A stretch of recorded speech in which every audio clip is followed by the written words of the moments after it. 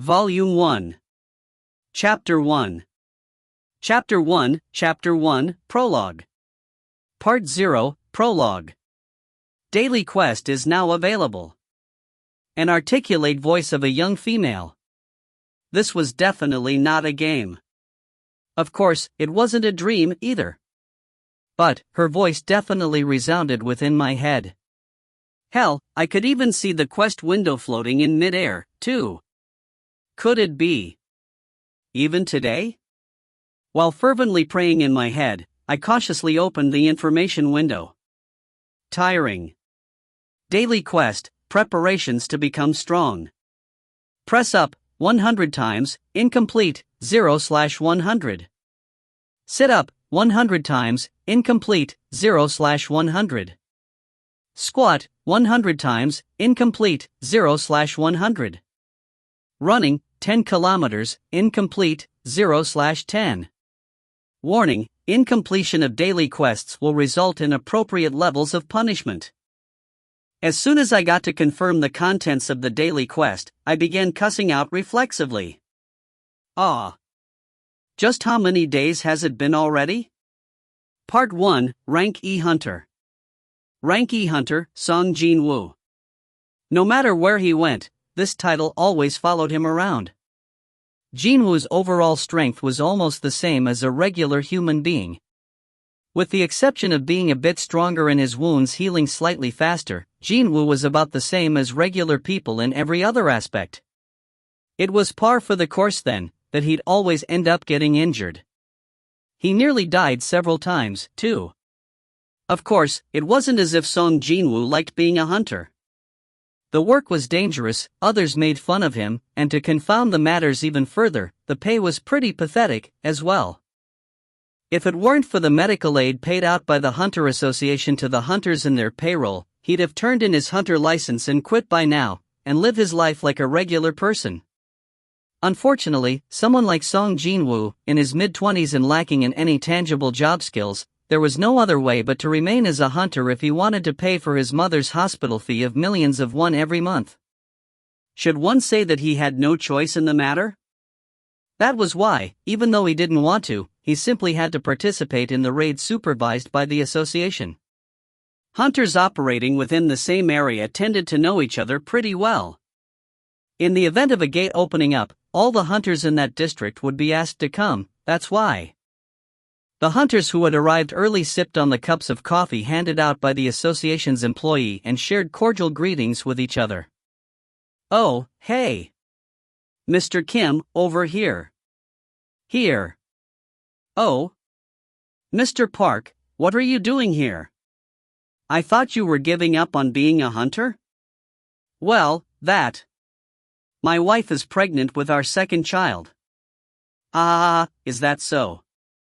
"Yeah, for a hunter to earn big in one go, participating in a raid is the best, isn't it?" Mr. Kim jovially burst out in laughter.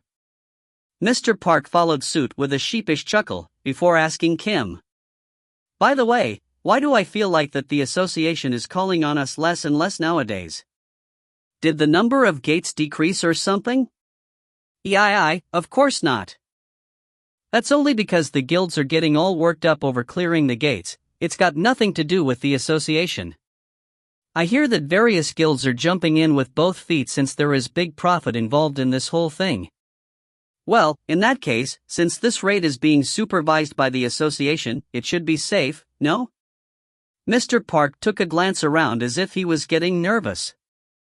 If a guild was not involved today, that meant there wasn't enough profit to be had, and if there wasn't enough profit to be had, then that could only mean that this particular gate's difficulty would be low. Of course, nothing in this world was 100% absolute. It wasn't just Mr. Park, other hunters were nervously glancing around as well. I wonder, Mr. Kim finished the rest of his coffee while avoiding answering his friend, before spotting a certain someone and raised his hand in happiness. He's here. Hey, Mr. Seong. Mr. Seong. Other hunters also displayed joy at discovering that young man. Hello. It was none other than Seong Jin-Woo.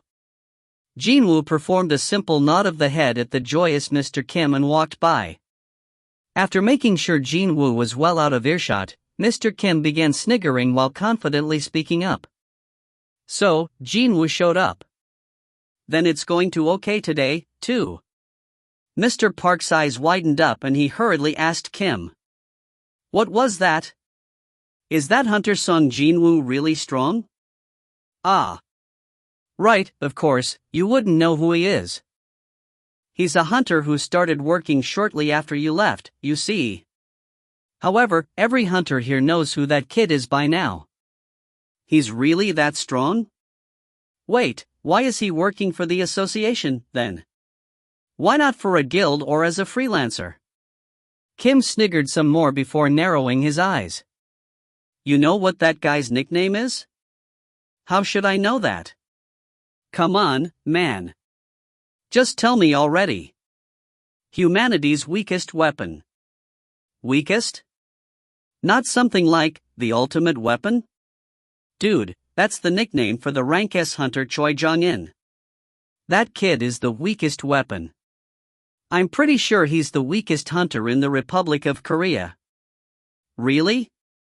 Park began frowning deeply.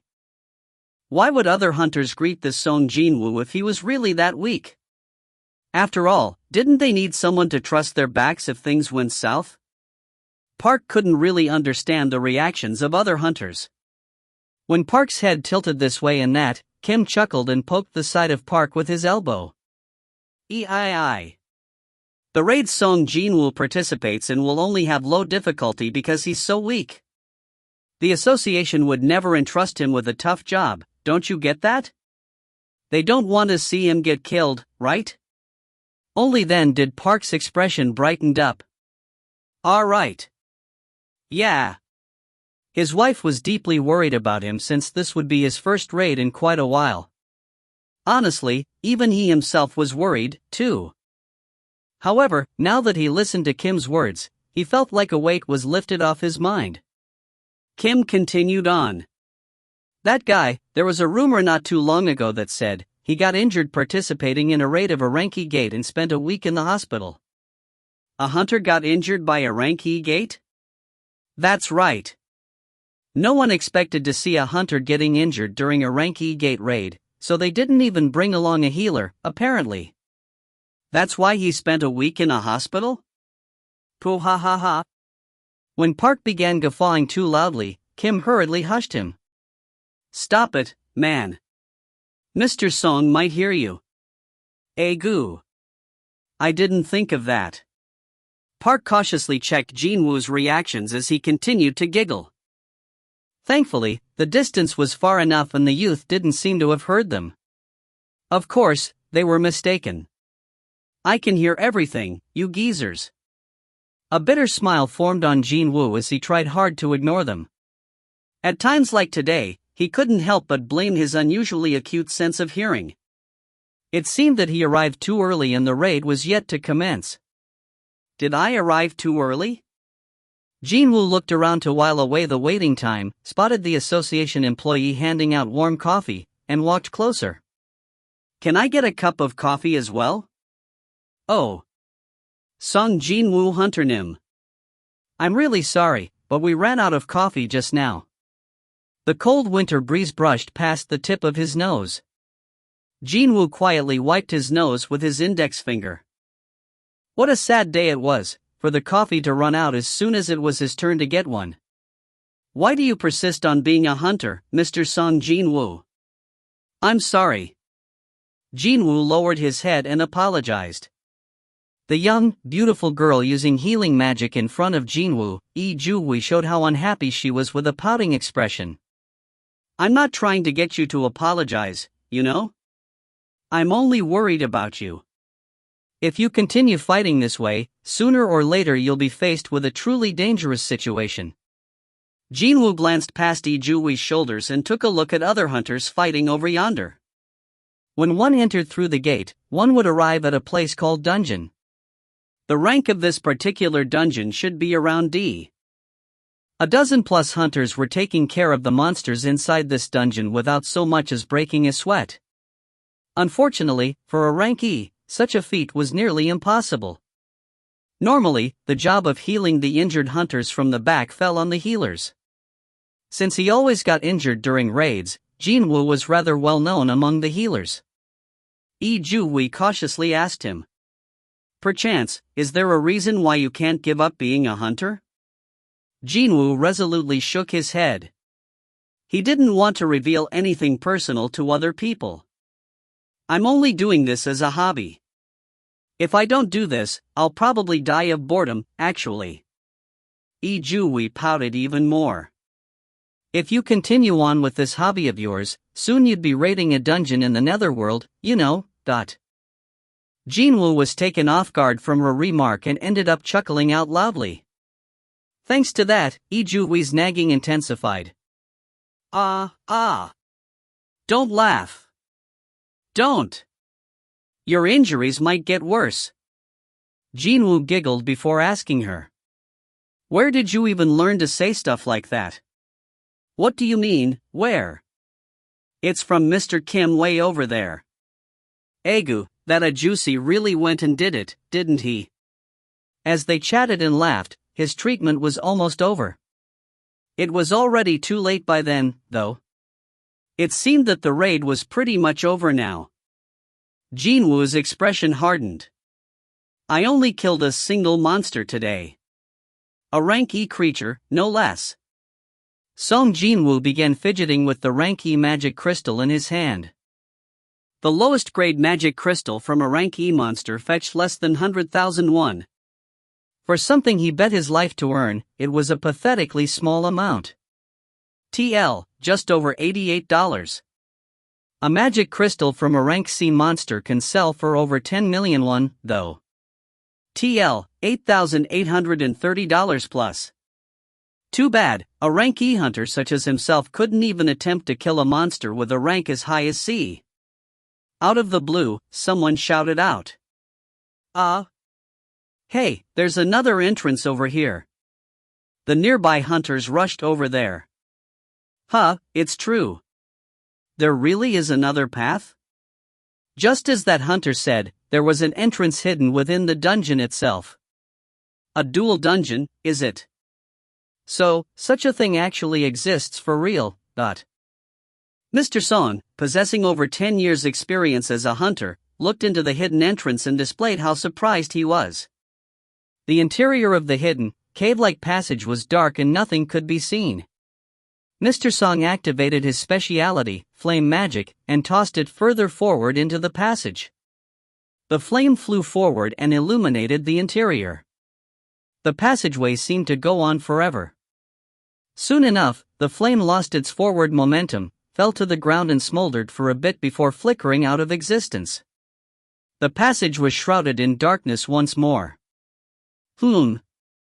Everyone, gather around. Let's have a meeting." The unspoken leader of this raid, Mr. Song, called for other hunters to gather around. Jin-Woo's treatment was over by then, so he and Ju-Wee also joined in. Song spoke up while sweeping his gaze over the gathered hunters. "As you know very well, a gate will not close unless the dungeon's boss is killed. Since the gate itself is still intact even though we took care of all the monsters here, that can only mean that the boss is beyond that passageway." Song pointed towards the hidden entrance. Hunters exchanged meaningful glances and nodded their heads. No one could disagree with that notion. Song continued on. "Now normally, we're supposed to relay this information back to the association and wait for their decision first, but if we do that, we might end up handing over the task of killing the boss to other hunters, and our takings for today's raid would decrease by a lot." The expressions of the hunters crumpled. Park's face hardened more than anyone else since he needed a lot of cash for his wife's pregnancy. Postnatal care eats up so much cash nowadays, you know. At this rate, there'd be no meaning behind him risking his life to participate in this raid. That's why I'd prefer if we took care of the boss before leaving this dungeon. So, what do you all think? Hunters fell into a deep contemplation. The truth was, no one here could figure out the current situation and so, their safety could not be guaranteed. However, the difficulty of this particular dungeon proved to be very low. So, the hidden dungeon within it couldn't have been that difficult, either. Seong coughed to draw everyone's attention to himself. Since we have 17 people here, let's put this to a vote, shall we?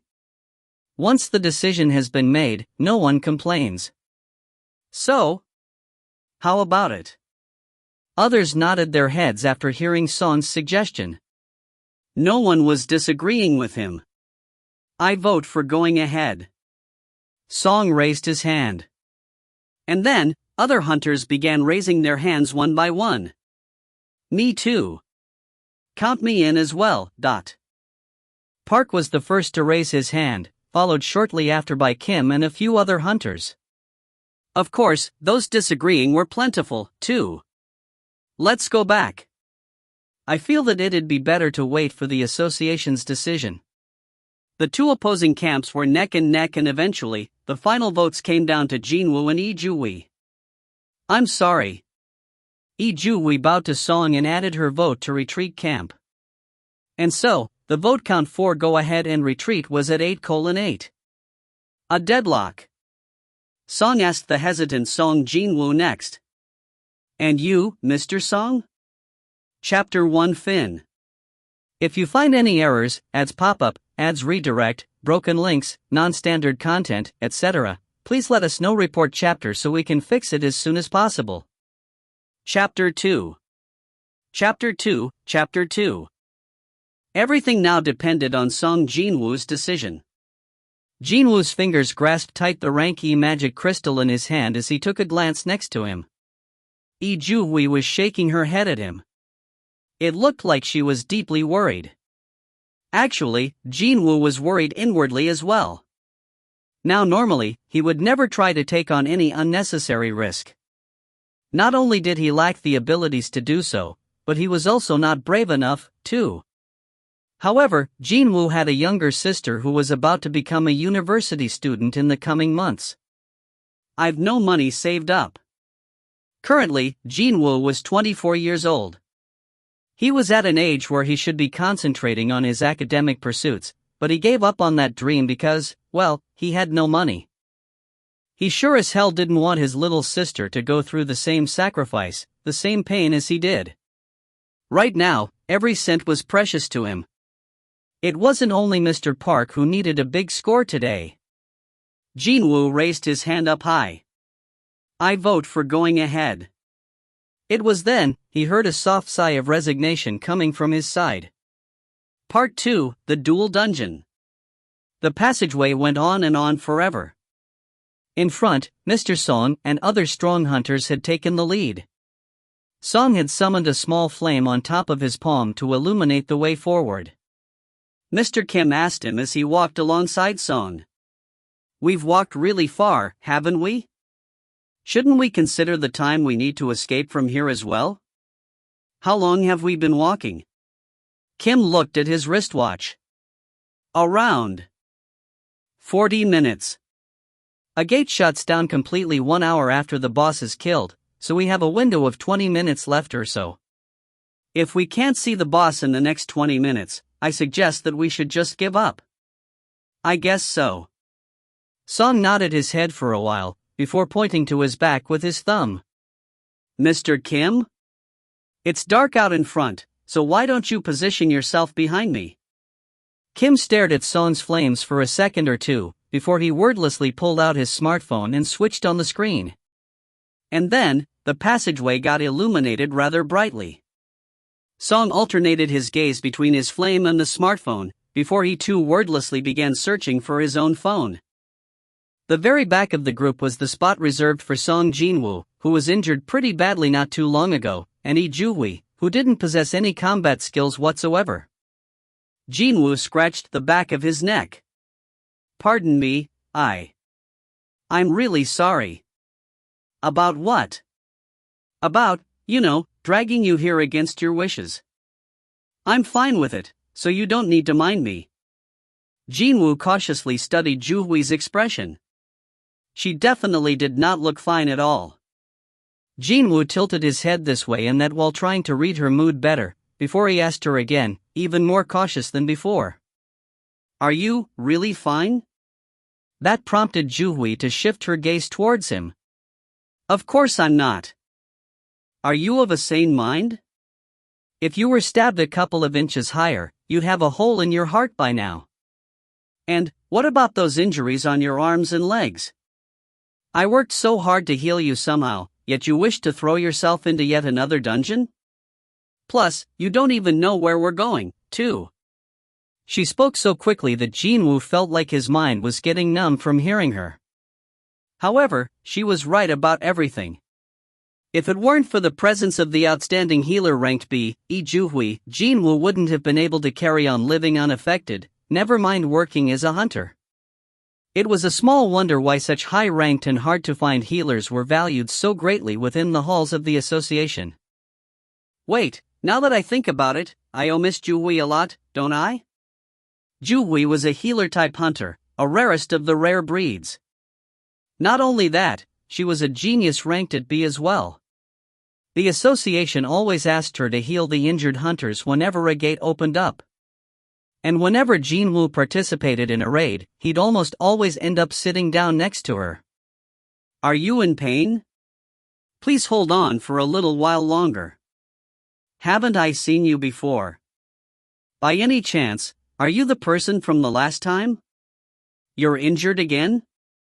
It's like we're running into each other quite often nowadays, isn't it? You said that your name is Mr. Jin-Woo? Well, that. Is it going to be alright? Maybe, this life of a hunter doesn't really suit you. You're here again, dot. Show me your arm. No, not that one. Use bandages on that arm. I meant the other one with the bone fracture. At the moment, it was way past the point of Jin-Woo feeling grateful for everything she had done, and firmly into the territory of him being apologetic for inconveniencing her. When Jin-Woo looked dispirited, Ju-Hui also felt a bit bad about scolding him just now and her attitude softened up considerably. You're really sorry? Yes, I am. Ju-Hui fell into a deep contemplation for a bit, before she began gazing at him with the corner of her eyes and her lips slowly arched up. If you're really sorry, then how about you buy me dinner sometime? Now that was a totally unexpected offer. Jin-Woo looked at her with an expression of surprise and found a teasing smile etched on her face like a teenage girl. A teen girl, huh? The truth was, Ju-Hui was still a young girl who had barely entered her 20s. Didn't she say that she'd be 21 next year? If her long hair was replaced with something shorter, and her current attire was swapped out for a school uniform, she'd completely look like high school senior. His wandering mind pictured the image of Ju-Hui in a school uniform and his face reddened up somewhat. When Jin-Woo hesitated with his answer, Ju-Hui's cheeks began puffing up like a balloon. What the? You don't want to buy me dinner? It happened, right then. Suddenly, it became quite hectic out in front.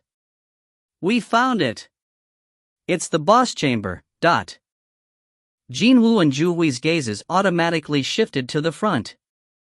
And they saw a huge stone door blocking the passage. Hunters immediately surrounded this door. What is this?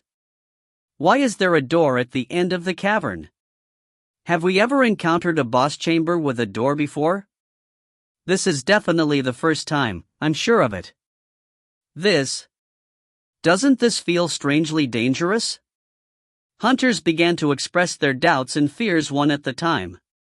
Since their own lives were on the line here, they had to be cautious and meticulous.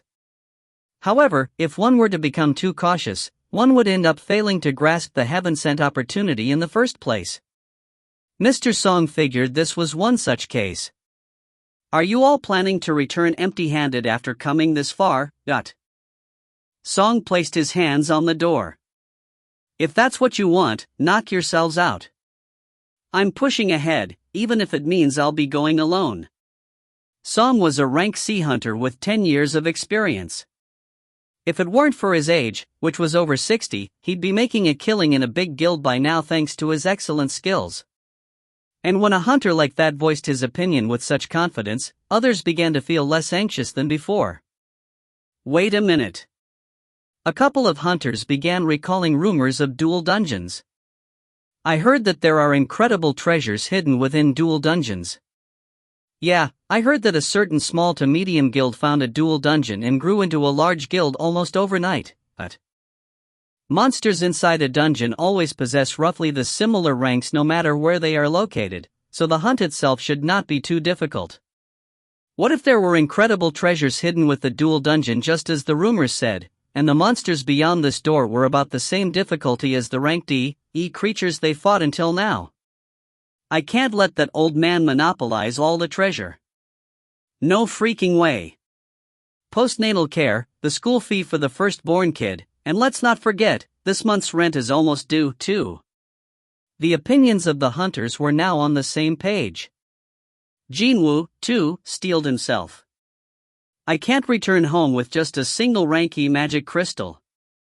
At a bare minimum, I gotta kill a rank D, no, one more rank E monster, but it didn't even have to be a monster, too. If it's treasure instead.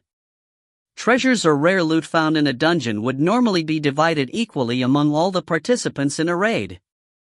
It was quite a different way of sharing the rewards where one could only take possession of magic crystals one procured by themselves. If we score big today, then things might improve at home for a while. Jin-Woo nervously swallowed down his saliva. Ju-Wei saw his determined expression and asked him, "Is that how the expression of someone who's a hunter as a hobby looks like?" Jin-Woo shrugged his shoulders. Who'd bet their lives in their main line of profession nowadays? Unless it's a hobby, obviously. Just as a dumbfounded expression formed on Ju-Wei's face, Song pushed the dungeon's door and it creaked open. There must have been some sort of mechanism installed on the heavy-looking door, since the physical strength of a 60-year-old man was enough to easily open it.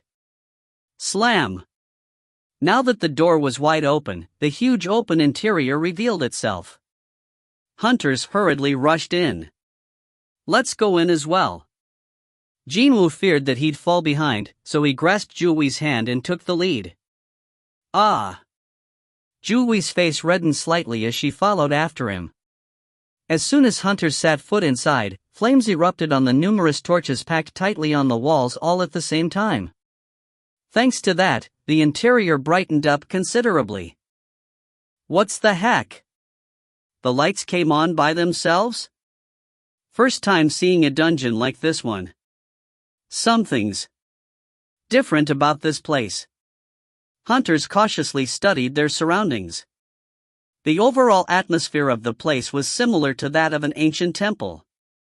Not only that, an old and somewhat decrepit temple, something that might be buried and hidden beneath the ground, moss and weed could be seen sporadically on the floor, walls, and the ceiling. Several hunters shrunk back and shuddered slightly. It's a bit creepy in here, isn't it? Doesn't it feel like we're being watched by someone? Leaving behind the scared hunters, the 3-4 strongest of the group went in deeper. TSK. Don't say something that might jinx us, will ya? Let's end this quickly and go home. The interior was nonsensically huge. The chamber was shaped like a giant dome. It was as large as several Olympic stadiums, the one found in Seoul, were put together. No, maybe it was even bigger than that. However, one couldn't help but feel that it was still inadequate. The reason for that was rather obvious. That thing over there. And no freaking way that thing's the boss, right? In the deepest part of the dome, something so logic-defyingly humongous sat on a throne just as big as itself. It was none other than a huge stone statue of a god. Oh, my god. Wow. Shocked gasps leaked out from the hunters. The first image popping up in Jin-Woo's head was of the Statue of Liberty in New York. If that statue sat down on a chair, wouldn't it be as big as that statue of the unknown god? Well, Liberty was a woman, while the one sitting on the throne was a dude, though. No, hang on. Maybe it's even bigger than that. Hunters began nervously swallowing their saliva near the foot of the god statue. The taut and heavy apprehension and anxiety were clear to see on their faces as they worried about this statue being the dungeon's boss. However, the statue did not budge an inch. What a fortunate thing that was! Phew! Even Seong spat out a sigh of relief. Okay, everyone. Spread out. Now that they found some leeway, hunters split among themselves and began searching around the vicinity. I don't think there's a single monster in here. You think so, too, Dot? Never mind a monster, I can't even see a single bug, too. The chamber of the stone god statue might have been massive, yet its actual inner structure was on the simpler side. On the walls, countless torches could be found there. And in front of these walls, more stone statues, slightly taller than a human being, stood tall and unmoving. There were lots of them here as well, found at a certain distance from one another. They are all rather beautiful, aren't they? It's like they are works of art, no? Objects held by each of the stone statues were varied and different. Some held weapons, there was one with a book, some carried musical instruments, and even torches. It's as if they are like statues of a holy temple or something. Seong finished what Kim wanted to say. Then, Seong found something beneath his feet. Isn't this a magic formation? He found a magic formation that he had never seen before located in the middle of this temple. It was then. Excuse me, Mr. Seong? Juicy, something's written here. Can you come over here and take a look? One of the hunters discovered a statue that was different from others and called out to Seong. Seong stopped studying the magic formation and got up from the floor. Other hunters all gathered around the statue Seong was headed off to. Only this statue featured a pair of wings and carried a stone slate. What the hunters focused on was the letters carved into the slate. Seong took a sweeping look at the slate and muttered to no one in particular. It's rune alphabet. The rune alphabet. Words that could not be found anywhere on Earth, and found only within dungeons. Only the hunters who had awakened the magic-related professions could decipher them. The laws of the Karutanon Temple. Seong read the very first verse. With a deeply nervous face, Jin-Woo listened to the contents of the slate, as read out by Mr. Seong. However, someone suddenly tugged at his arm. When he looked back, he spotted Ju-Hui and her deathly pale complexion. Chapter 2 Fin. If you find any errors, ads pop up, ads redirect, broken links, non-standard content, etc., please let us know. Report chapter so we can fix it as soon as possible. Chapter 3. Chapter 3. Ju-Hui's complexion was incredibly poor. Seong Jin-Woo was deeply taken aback by this sight. What's wrong? Are you ill somewhere? There. Over there. Jin-Woo's eyes followed Ju-Hui's trembling pointing finger. She was pointing at the giant god statue. More specifically, she was pointing at the god statue's face. Jin-Woo could only tilt his head in confusion because it looked pretty much the same as before. Ju-Hui stuttered some words out. The eyes. The eyes of the god statue moved towards us. Just now. Pardon me? Jin-Woo looked again several times, but nothing seemed to have changed. There was no visible change to the god statue. I'm sure you've made a mistake. However, it seemed like Ju-Hui didn't hear him. Her head stayed lowered, and as she held onto Jin-Woo's arm, her entire body trembled even harder. Hang on a sec here, Dot. Even Jin-Woo picked up on this strange but ominous sensation now. The world was eerily quiet. So much so, it felt just too bizarre. No sounds. Even the sounds of the flames burning on the torches could not be heard anymore. First law. In the meantime, Seong's voice continued on as he read the contents of the slate. Worship the god. Second law. Exalt the god. Third law. prove your piety. Those who do not keep to these laws shall not leave this place alive. It was then. Slam! Everyone was jolted back to their senses at the sudden explosion of noise. What was that? Where did that sudden noise come from? The first person to notice the change in the situation was none other than Jin-Woo. Because his senses were running at full tilt already, he could tell where the noise was coming from right away. The door. The door is closed. As soon as Jin-Woo shouted out, everyone shifted their gazes towards the doorway. The door they left open was now firmly shut close. God d*****m it. I can't stand this. The hunter who was the first to oppose the idea of continued exploration of the dungeon began spitting out cusses as he took large strides towards the door. I'm going home, so you all can have fun with a boss or treasures or whatever. That hunter glared at Seong with an expression that contained all of his dissatisfaction before he spun his head around and angrily grabbed the door handle. It happened, then. Seong's eyes grew extra large. No! Splash, dot.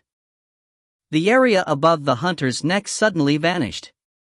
The headless body powerlessly collapsed to the ground. Hyachk? Yua? Yuwak! Hunters began screaming their heads off.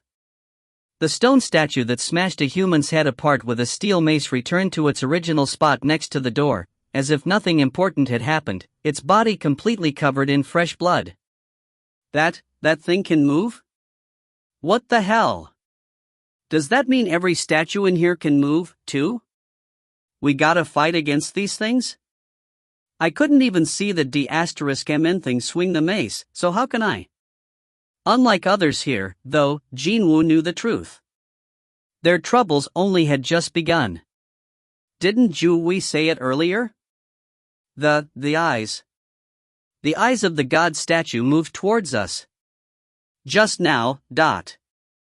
If what she said is true. A chill rapidly ran down his spine. Jin-Woo forced his stiff neck to turn around so he could look behind him. Oh, ***T. The stone statue of the god was looking down at him. Part 3, Commencement of the Attack. It was then, the god statue's two black eyes changed to red. Was this the instincts of a hunter? No, the instincts of a living being were sending out urgent warning signals. Something was coming. Something none of them could contend with. Jin-Woo turned towards the other hunters and cried out as loudly as he could. Get down! Almost at the same time, red beams of light shot out from the eyes of the god statue. Jin-Woo hugged Ju-Wee and threw their bodies to the floor. Buzz! The beam shot right by the spot Jin-Woo had been standing. 1/10 of a second. No, he survived by 1/100th of a second. That was definitely too close for comfort. Unfortunately, not everyone was as lucky as Jin-Woo. Yuwak? Yuahahak. Those who were swallowed up by the red light evaporated where they stood. Only the ashes of what used to be human hunters remained where the beam flew past. The screams came not from the dead hunters, but those who witnessed their final moments from the sidelines, actually. What the F***ck was that? You. How can such a thing even be? The remaining hunters began freaking out. Out of the 17 hunters, only 11 survived. Not one of them had ever experienced such a powerful attack before in their lives. I barely made it because he told me to get down, but if it wasn't for Mr. Seong's shouts. Hunters stared at Jin-Woo while nervously swallowing their saliva. Jin-Woo turned out to be their unlikely savior. Without his timely warning, they could only imagine what would have happened to them, and that thought sent chills down their spines. While still lying prostrate on the ground, Jin-Woo glared at the god statue. Its eyes were still glowing in red, but it did not attack again. Is the attack over? Jin-Woo looked underneath him. The scared silly Ju-Wee was trembling in his arms. This was the reason why she worked for the association and not for a big guild, and participated in simple raids like this one, even though she was nominally an excellent hunter with a rank as high as B. Jin-Woo's breathing was getting rougher by the second. He couldn't let her be like this. He had to do something. Jin-Woo was about to raise his body up, thinking that he gotta do something here, but then, someone grabbed his shoulders and pushed him back down, hard. "Don't get up." It was Mr. Seong, somehow next to the youth before anyone had noticed it. Jin-Woo was flustered, but still did as he was told. Seong then shouted at the other hunters. "Nobody move. Stay exactly where you are." Seong looked around before focusing on Jin-Woo. "Only those that moved got killed. Those who listened to you and got down survived. It seems that way." Seong tilted his head slightly. "I thought you warned us because you figured something out, but..." "No, well, I just felt something dangerous was coming, so..." A flash of light brushed past Seong's eyes just then. His instincts are pretty good, in other words. He's a rank E hunter? If only his abilities were a bit higher. Just as Seong stared at Jin-Woo with a rueful expression, Jin-Woo too found a little bit of leeway to check out the older hunter's condition. And the youth's eyes opened up wider after finding something pretty terrible. Juicy, your arm? This is nothing. I can still hold on. But, still. Jin-Woo swallowed down his saliva. Seong's other hand that wasn't pressing down on Jin-Woo's shoulder, his left arm, was gone. Seong studied Jin-Woo's conditions for a bit, before he took off the t-shirt he was wearing, and while not even showing the enormous amount of pain he must be feeling, he wrapped up what was left of his left arm. "Help me tie up the end, please? It's difficult to sew with only one hand." Jin-Woo could only nod his head then. They were able to somehow stop the bleeding for now. Rather than a scream or a pained moan, Seong let out a long sigh. It was a sigh containing 10 years' worth of experience as a hunter. Phew. Now that the first aid was over, Seong's gaze became a level sharper as he studied his surroundings. Although the god statue stopped attacking them, their situation hadn't improved in the slightest. And like so, seconds continued to tick by. Sob.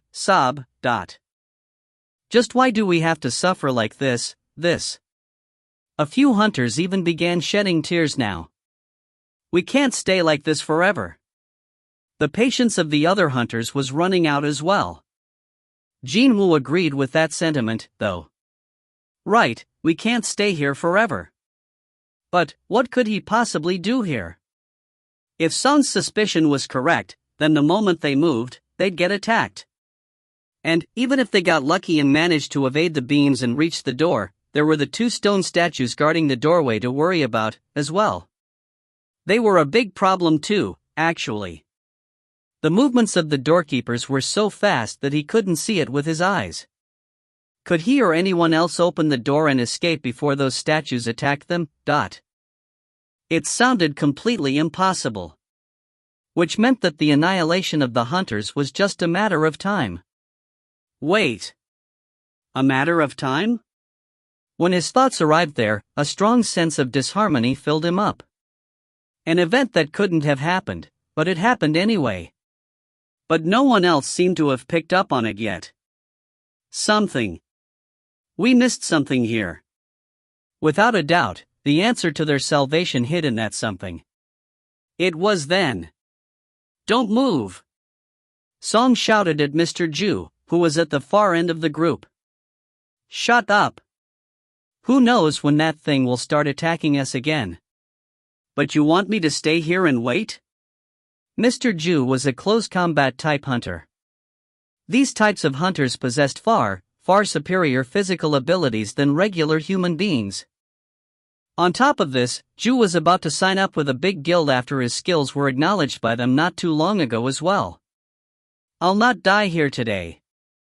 While keeping low to the ground, Ju put all his strength down to his legs. His aim was at the doorway. The muscles on his legs were swelling up fast. D*****. Song could only mutter out to himself. Right then, Ju kicked the ground and exploded forward. Meanwhile, Jin-Woo hurriedly turned his head to look at the god statue. Just as he suspected, the eyes of the statue were fixed on the back of Mr. Ju. And then, the chilling red ray shot out from those eyes. Buzz! The beam slammed on the back of Mr. Ju. Kaya hawk! The female hunter screamed at the top of her lungs. She must have developed a leak, because a puddle of yellow liquid formed where she was squatting on the ground. The expressions of the hunters froze hard. Oh my God! Mr. Ju no longer stood where the red beam flew past. Only the pair of ownerless ankles could be seen now. One of the men with a weaker constitution began emptying the contents of his stomach. Be blurg. Jin-Woo's expression also crumpled as well. As expected, the god statue could easily finish them off if it felt like it.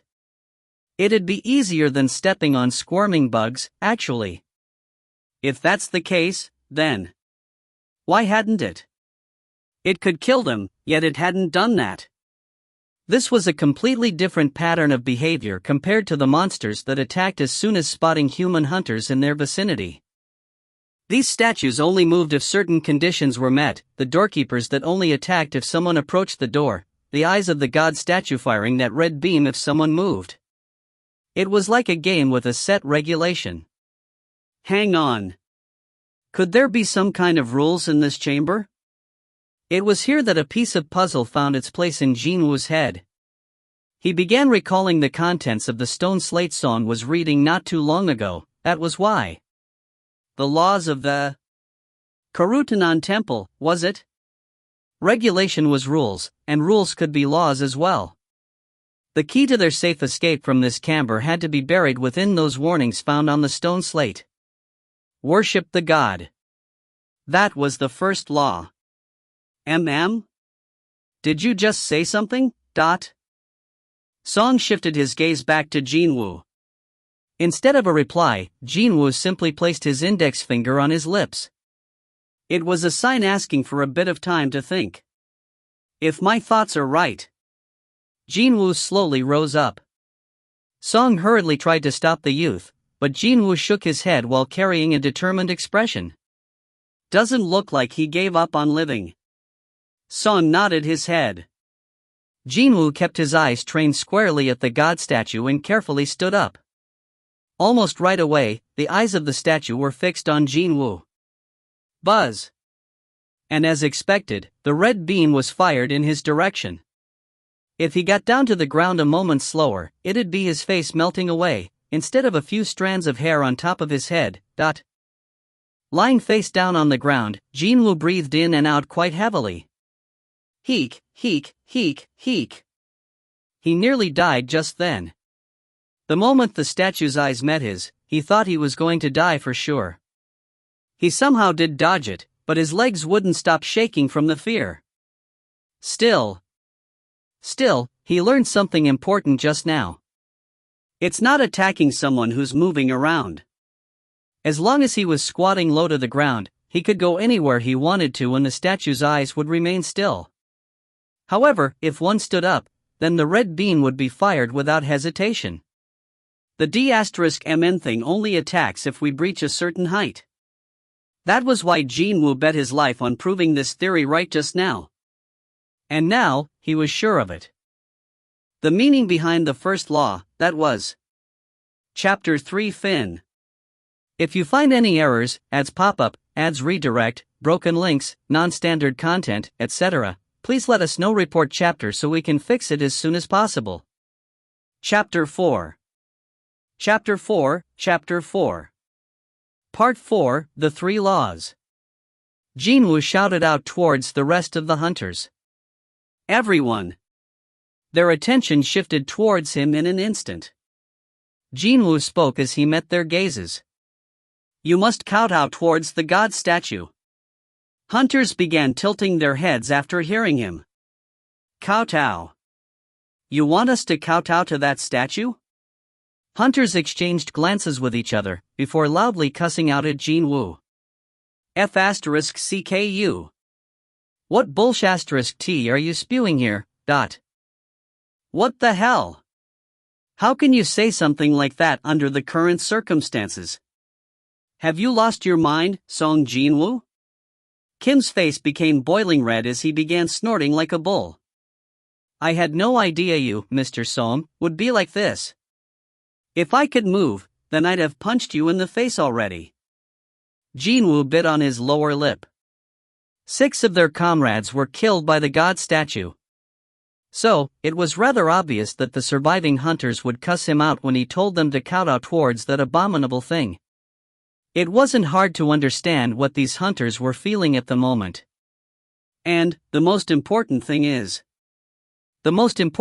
was, he had no logical evidence to back his theory up. He only had his gut feelings.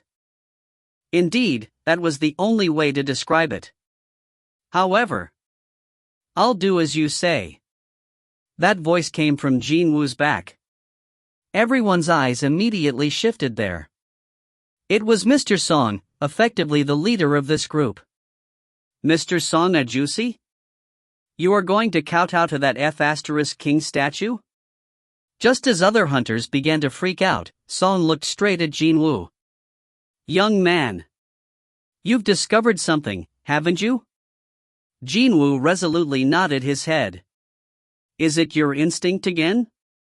Yes. For the time being. I see. Just now, 11 people survived thanks to Jin-Woo's instincts. Well, with the death of Mr. Ju, there were 10 now, but still, if it was Jin-Woo's instincts, then wouldn't it be worth believing it at least once more? That's what Seong thought. When Seong knelt down and kowtowed towards the god statue, the mood had become solemn and silent. He's really doing it. Seizing upon this opportunity, Jin-Woo shouted out once more. Everyone, I beg of you. Please kneel before the god statue. We might be able to get out of here alive. Might live. Might be able to get out alive. The impact those simple words carried was quite explosive. We might live? We can get out of here? With just one kowtow? The hesitant hunters began to plop down to the ground, as if they were really kowtowing. The number of them performing the act gradually increased. In the end, even the complaining Kim bowed his head towards the statue.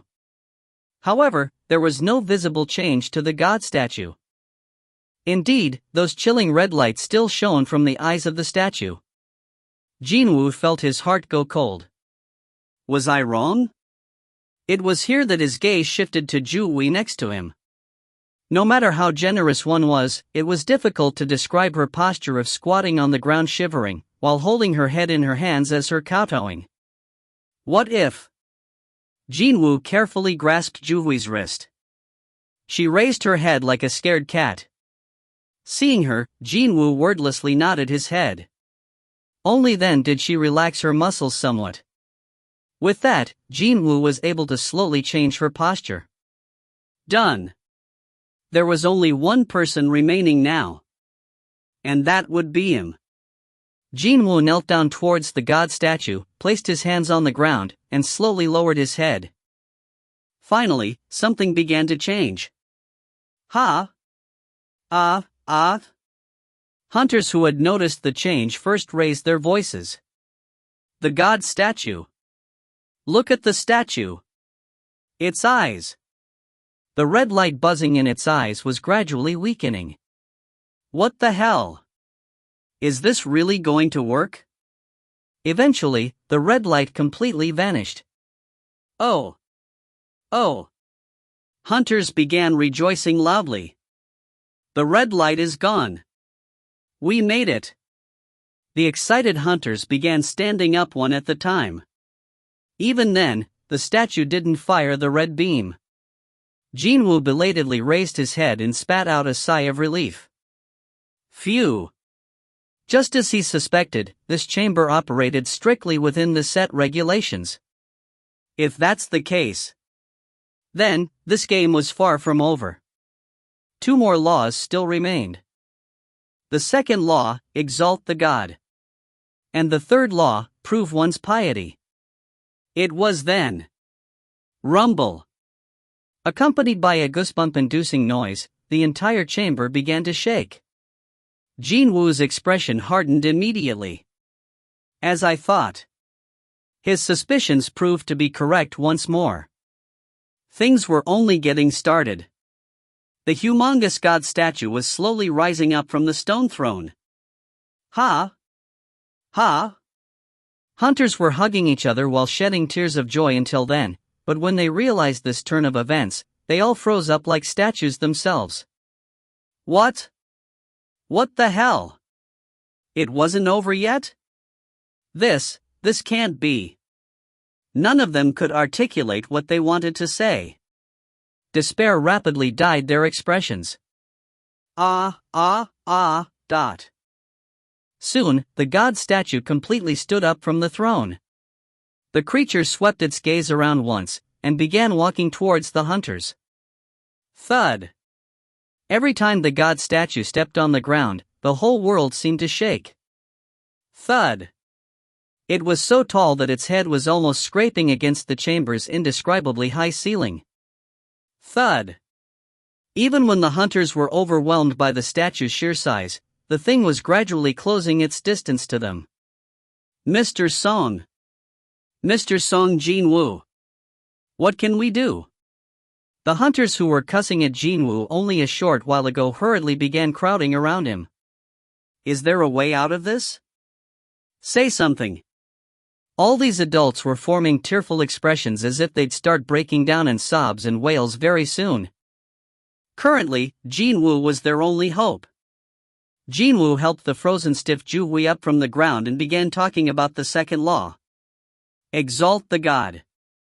That's the key. Wait, isn't that?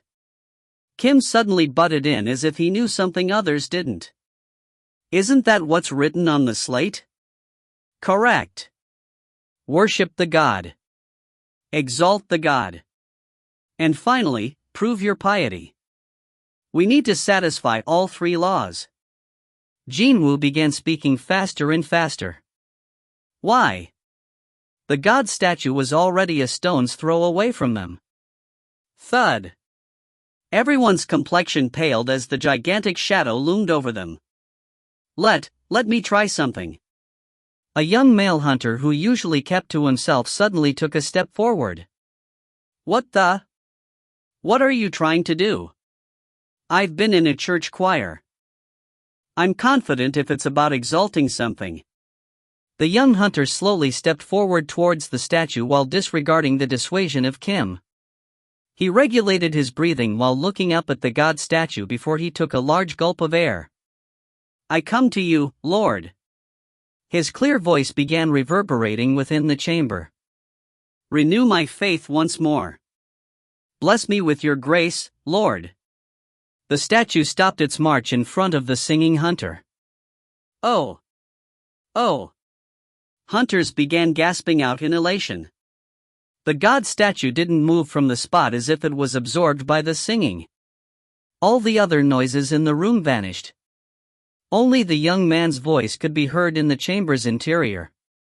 The young hunter was encouraged by this and carried on. All the weakness found in me. Through your love, I shall overcome. Among the hunters, only Jin-Woo was shuddering from this ominous sensation filling him up. This is wrong. Jin-Woo swallowed up his words several times. The chamber featured its own set of rules. But the young hunter was exalting the god statue with the rule of Christianity, not with the rules of this chamber. Thankfully, the statue wasn't moving, but could singing let him qualify as upholding the rules? Jin-Woo shook his head. The only reason why he didn't say anything was solely because he couldn't think of a better way to stop the god statue himself. It was right then. Thud. The weighty noise reverberated throughout the chamber. Kikiyahak. The female hunter screamed at the top of her lungs. When the stone statue lifted its leg up, bloody mess of what used to be the young hunter could be found on the ground as well as on the bottom of its foot. Other hunters began screaming in panic and shock, too. You walk. The face of the statue, emotionless until then, was now crumpled in pure rage. It's angry. Run away. Hunters dispersed away from the statue in a hurry. Unfortunately for the female hunter, she lost her reasoning and stood on the spot while screaming loudly after personally witnessing the death of the young male hunter. Kayach. D***MN. Jin-Woo was running away while carrying Ju-Wei in his arms, but he turned around so he could go and help that woman out. But then, Seong stopped the youth. But, juicy. It's too late. As if slapping a fly down, the god statue slammed its palm down at the female hunter. Slam. Cook. Jin-Woo inadvertently shifted his gaze away. It was a truly gruesome sight and he couldn't bear to watch it unfold. There is no time to waste like this. Are you planning to let this girl die, too? Seong's words sobered Jin-Woo up in an instant. It was as he said. Thud. You walk. Thud. Thud. Help me. The statue was not walking around anymore. No, it was actually running around and stepping on the humans it found nearby. Whenever the thing stepped on the ground, the entire chamber shook around, hard. Thud. Thud. Jin-Woo gritted his teeth and began running again. Ju-Wei squeezed her eyes shut and held onto him for her dear life. Let's split up. Yes. Thinking that moving around together was dangerous, Jin-Woo and Seong ran in separate directions. Jin-Woo made sure to run towards the furthest corner from the frenzied god statue. However, there was another hunter who had arrived there before he did. It was Mr. Park. Park was running with everything he had. Tears formed on the edges of his eyes when he recalled his family. Sob. Back home, a son who resembled him so much and a wife pregnant with their second child was waiting for him. He couldn't die here, not like this. Perhaps because he ran with everything he had, he was able to run the furthest away from the statue out of everyone here. Pant. As Park tried to control his heavy breathing in the corner, his friend Kim urgently shouted at him. Mr. Park. Park raised his head after hearing the familiar voice. Yeah? Kim pointed at the spot behind Park and cried out. You're back. Look behind you. It was then, something sharp gleamed coldly behind Mr. Park. Slice. Park was sliced in half from the top of his head right down to his groin. His cleanly cut 2 halves fell to the ground. Park. The stone statue that killed Park with its greatsword returned to its position as if nothing had happened, exactly like how the doorkeeper did before. Kim began tearing up after witnessing this scene. You sons of cheese. Thud. Thud. Behind him, the humongous god statue was stepping on and killing humans one at the time, and if you ran towards the corner in order to avoid it, then the stone statues located there would start attacking you. My arm. My arm. The interior of the chamber swiftly fell into chaos. Heek. Cold sweat dripped down from Jin-Woo's forehead. His legs were getting heavier. His breathing was getting rougher and rougher. However, his head was filled with only one chain of thought. Exalt the god. Exalt the god. Exalt the god. The words of the second law circulated in his brain nonstop. The key to unraveling this mystery definitely existed within this chamber. Something within this chamber that they could use. However, when the hunters first entered this place, they had searched every nook and cranny, but didn't find a single contraption nor things that might be some kind of tools. No, back then or now, the only things here that can move are the stone statues. It was then. A thought raced past Jin-Woo's brain just then. Only things moving in here are the statues? D***MN it. Jin-Woo's eyes widened. Why haven't I thought of that before? If the only things that could move were the stone statues, then the only thing he could use had to be them, too. These statues activated when humans got near them, meaning he had to take advantage of this rule. What if? Even though he was running short of breath, Jin-Woo roared out loud enough to shake the entire chamber. Run towards the statues holding musical instruments. Chapter 4 Fin. If you find any errors, ads pop up, ads redirect, broken links, non-standard content, etc., please let us know. Report chapter so we can fix it as soon as possible. Chapter 5. Chapter 5. Chapter 5. All the hunters still alive heard Jin-Woo's voice. Instruments? A ray of hope found its way into the eyes of the hunters. Quite different to back when he told them to kowtow, everyone moved unbelievably quickly. If Jin-Woo was wrong about this, then as soon as arriving near one, they would be killed by the stone statues holding the musical instruments. However, no one here questioned Jin-Woo's words. Som was the first one to arrive in front of a statue carrying a musical instrument. Som controlled his heavy breathing and raised his head to look at the statue. And as if it was a lie, the fingers of the statue moved and strummed on the harp. Cling, clang. A beautiful melody flowed out. It's working. Hurry to the statues with instruments. Hunters ran towards the nearest correct statues in hurried footsteps. The statue with a trumpet began blowing it triumphantly, one with a flute began playing with it, the one holding the lyre strummed on its strings. Heek, heek, heek. While sensing the approach of his physical limit, Kim somehow arrived in front of the statue that held a bazooka and plopped down to the ground. TL, I don't know what this bazooka could be. TL, this is from the raw. ED, probably either a bazooka or a bouzouki, both from the 1900s. Tiring, tring. As soon as the statue began playing the instrument, the god statue stopped chasing after Kim. He must have been overcome with emotions, because Kim then began shedding tears while he stayed down on his knees. Sob. Sob. Meanwhile, the god statue turned around. The creature searched around and soon enough, found its next prey. God D***MN it. Jin-Woo spat out a cuss as his gaze met the god statues. He then began running hard, so hard that his heart might explode. His back was already soaked through in sweat. Why? Why isn't it working?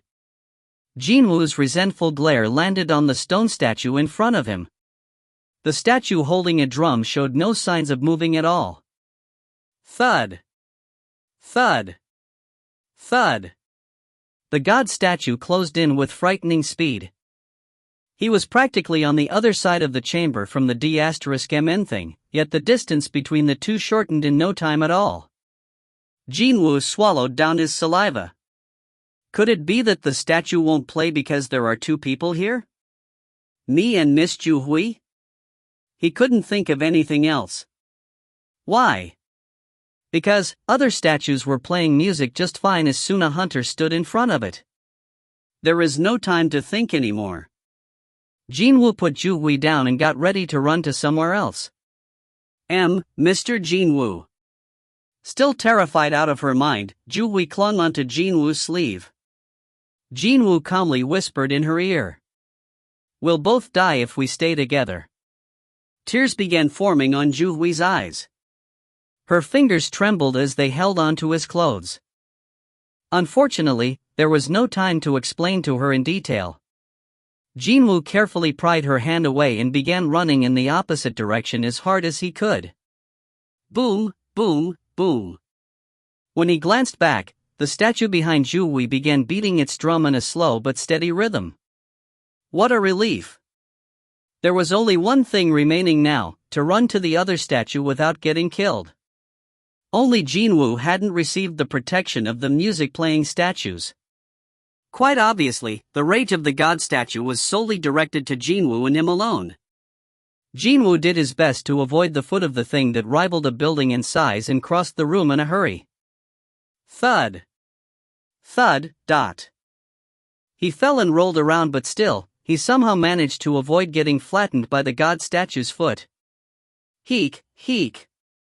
He might only have been a rank E, but he was still a close combat type hunter, so his physique came in handy in situations like this. Just a little bit further.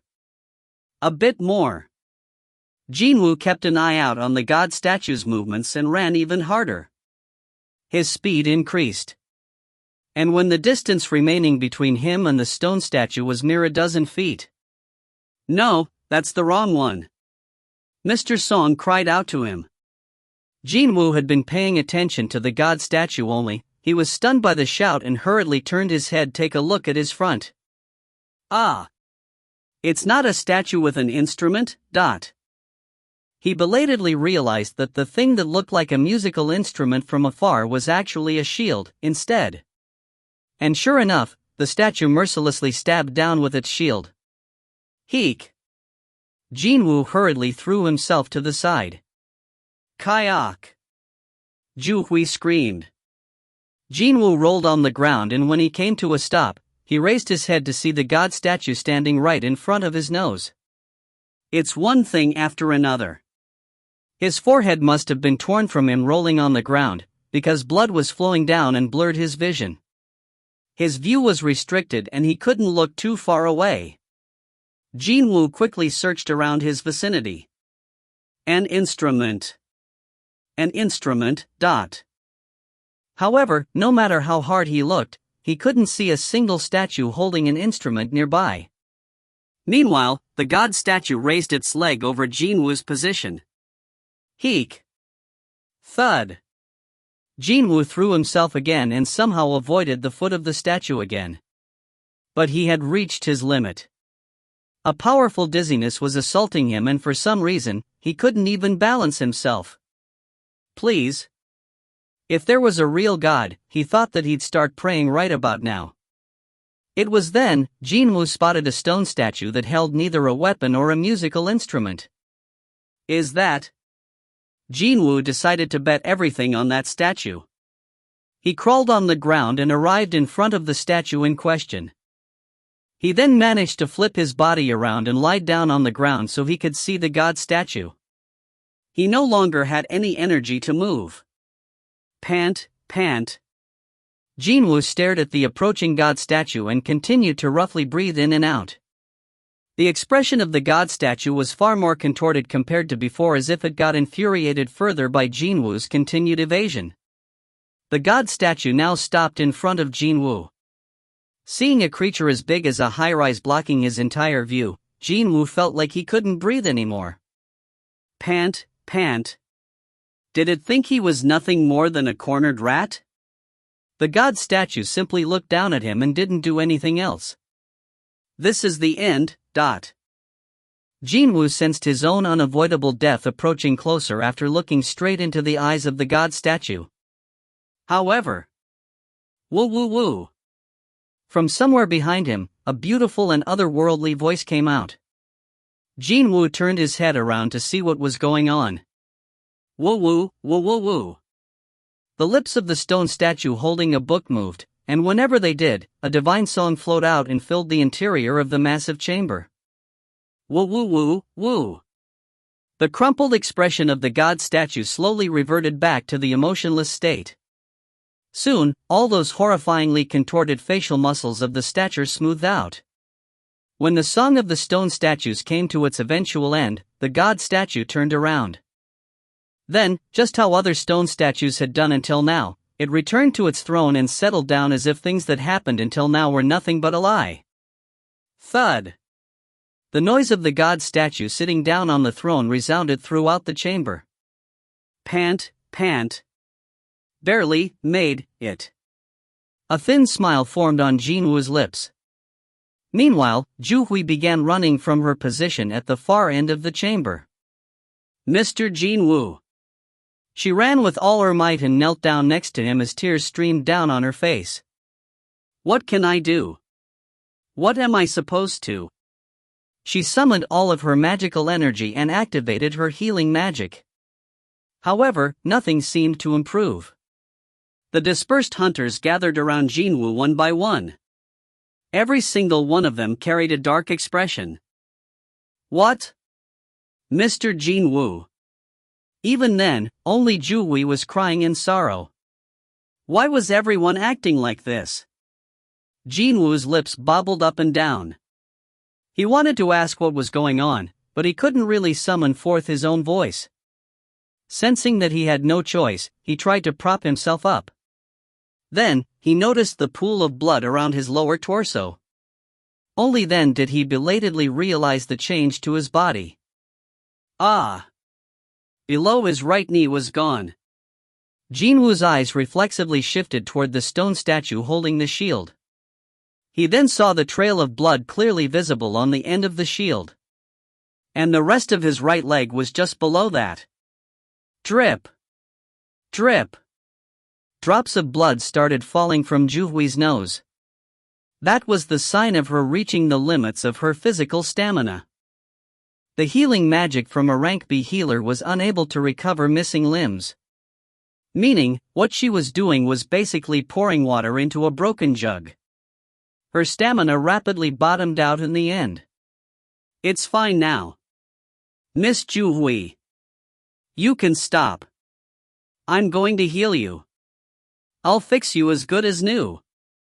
Hunters stared at the two of them while forming miserable expressions. Out of the 17 who initially entered this chamber, only 6 remained now. And from this group of 6, 2 of them had suffered horrible, grievous wounds. Seong had lost his arm, while Jin-Woo lost his leg. They might have survived, but none of them felt like rejoicing at the moment. It was then, yet another strange noise rocked the chamber. Rumble. The middle of the temple, where that strange magic formation could be found, suddenly rose up above the ground. Jin-Woo inwardly thought that it had finally come. Prove your piety, is it? He already had a rough idea as to what those words could mean. Part 5, Final Trial. The circular magic formation in the center of the temple began rising up noisily and only stopped after reaching the height of a couple of steps. An altar. Hunters displayed alert reactions as soon as Jin-Woo muttered out. An altar. He just said it's an altar. The person who had rescued them from the 2 preceding crises was not some high-ranked hunter, but Ranky Jin-Woo, who used to be the butt of their jokes most of the time. If it weren't for Mr. Seong, all of us would have been. Hunters were thinking this exact same thought. Under the current circumstances, Jin-Woo's words were their lifeline. And now, that Jin-Woo had muttered out a word altar. Kim always was quick on the uptake, and so, he caught on to the meaning first before anyone else had the chance to do so. I get it now. I see how it is. Kim then unsheathed the sword hanging on his hips. Now originally, this weapon would be used to cut various monsters down. But for now, it'd have to be utilized for a different purpose altogether. Even if I'm a dumb B***starred, I can more or less get what you're trying to say here. Hunters nervously swallowed their saliva while looking at the sharp, coldly gleaming blade. Oh aye, Mr. Kim. Why are you pulling your sword out like that? Why don't we talk about this first? Let's talk first. The highest-ranked member among the group, Rank C Hunter Seong, was heavily injured, meaning there was no one here that could potentially stop Kim, who boasted a pretty powerful set of skills himself even within the D rank. Kim pointed towards the altar with his sword. The final law, prove your piety. And there's an altar appearing out of nowhere in the middle of this place. Kim's gaze then shifted to Jin-Woo. So, aren't we supposed to offer up a sacrifice? Mr. Seong? Jin-Woo slowly nodded his head. That was what the youth thought as well. One of the surviving 6 had to act as a sacrifice. That's what the last law probably meant. Jin-Woo came to this conclusion. He sensed more disturbance and raised his head, and realized that the eyes of Mr. Kim as he approached closer did not look friendly at all. A long sweat drop glided down Jin-Woo's forehead. Juicy. What? You, young man, don't say anything and be still.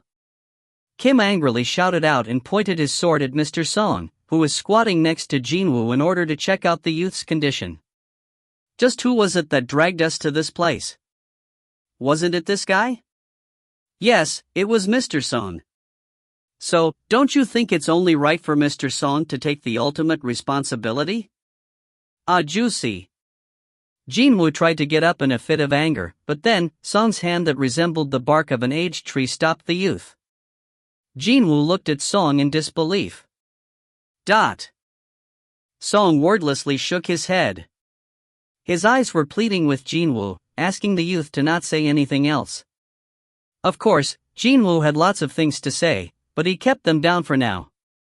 Seong slowly raised his body up. What Mr. Kim said is right. I should take the blame for today. Old man, I guess we are now finally on the same page. Kim used the tip of his sword to point towards the altar. If you get it now, then let's get going already. Over 10 people died here because of you, old man. Chapter 5 Fin. If you find any errors, ads pop up, ads redirect, broken links, non-standard content, etc., please let us know. Report chapter so we can fix it as soon as possible. Chapter 6. Chapter 6. One of the dead hunters today happened to be Mr. Park, a personal friend to Mr. Kim. Exploring the dual dungeon was decided with the vote involving everyone, but Kim had already erased that memory off his head after losing much of his reasoning. Mr. Seong spoke to Kim. I'd like to walk on my own volition, so can you put the sword away? Of course, Kim refused right away. How can I trust you, old man? Stop wasting time and start moving already. Seong sighed softly under his breath and walked towards the altar. Kim pointed his sword at the older man's back and followed on afterwards. Jin-Woo bit his lower lip while watching the two men walk away. This isn't the fault of Mr. Seong. More than half of the group agreed to do it together. Just because things had gone south, blaming Seong for everything was simply too cowardly, he thought. But, Jin-Woo unfortunately did not possess enough strength to stop Kim here. Kim, thought to be one of the best among the rank D, and Seong Jin-Woo, easily the worst of the rank E. The difference in their strengths was all too clear for him to see.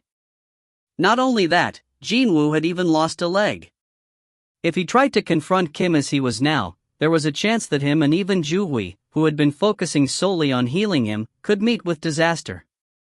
D***MN. Jin-Woo squeezed his eyes shut.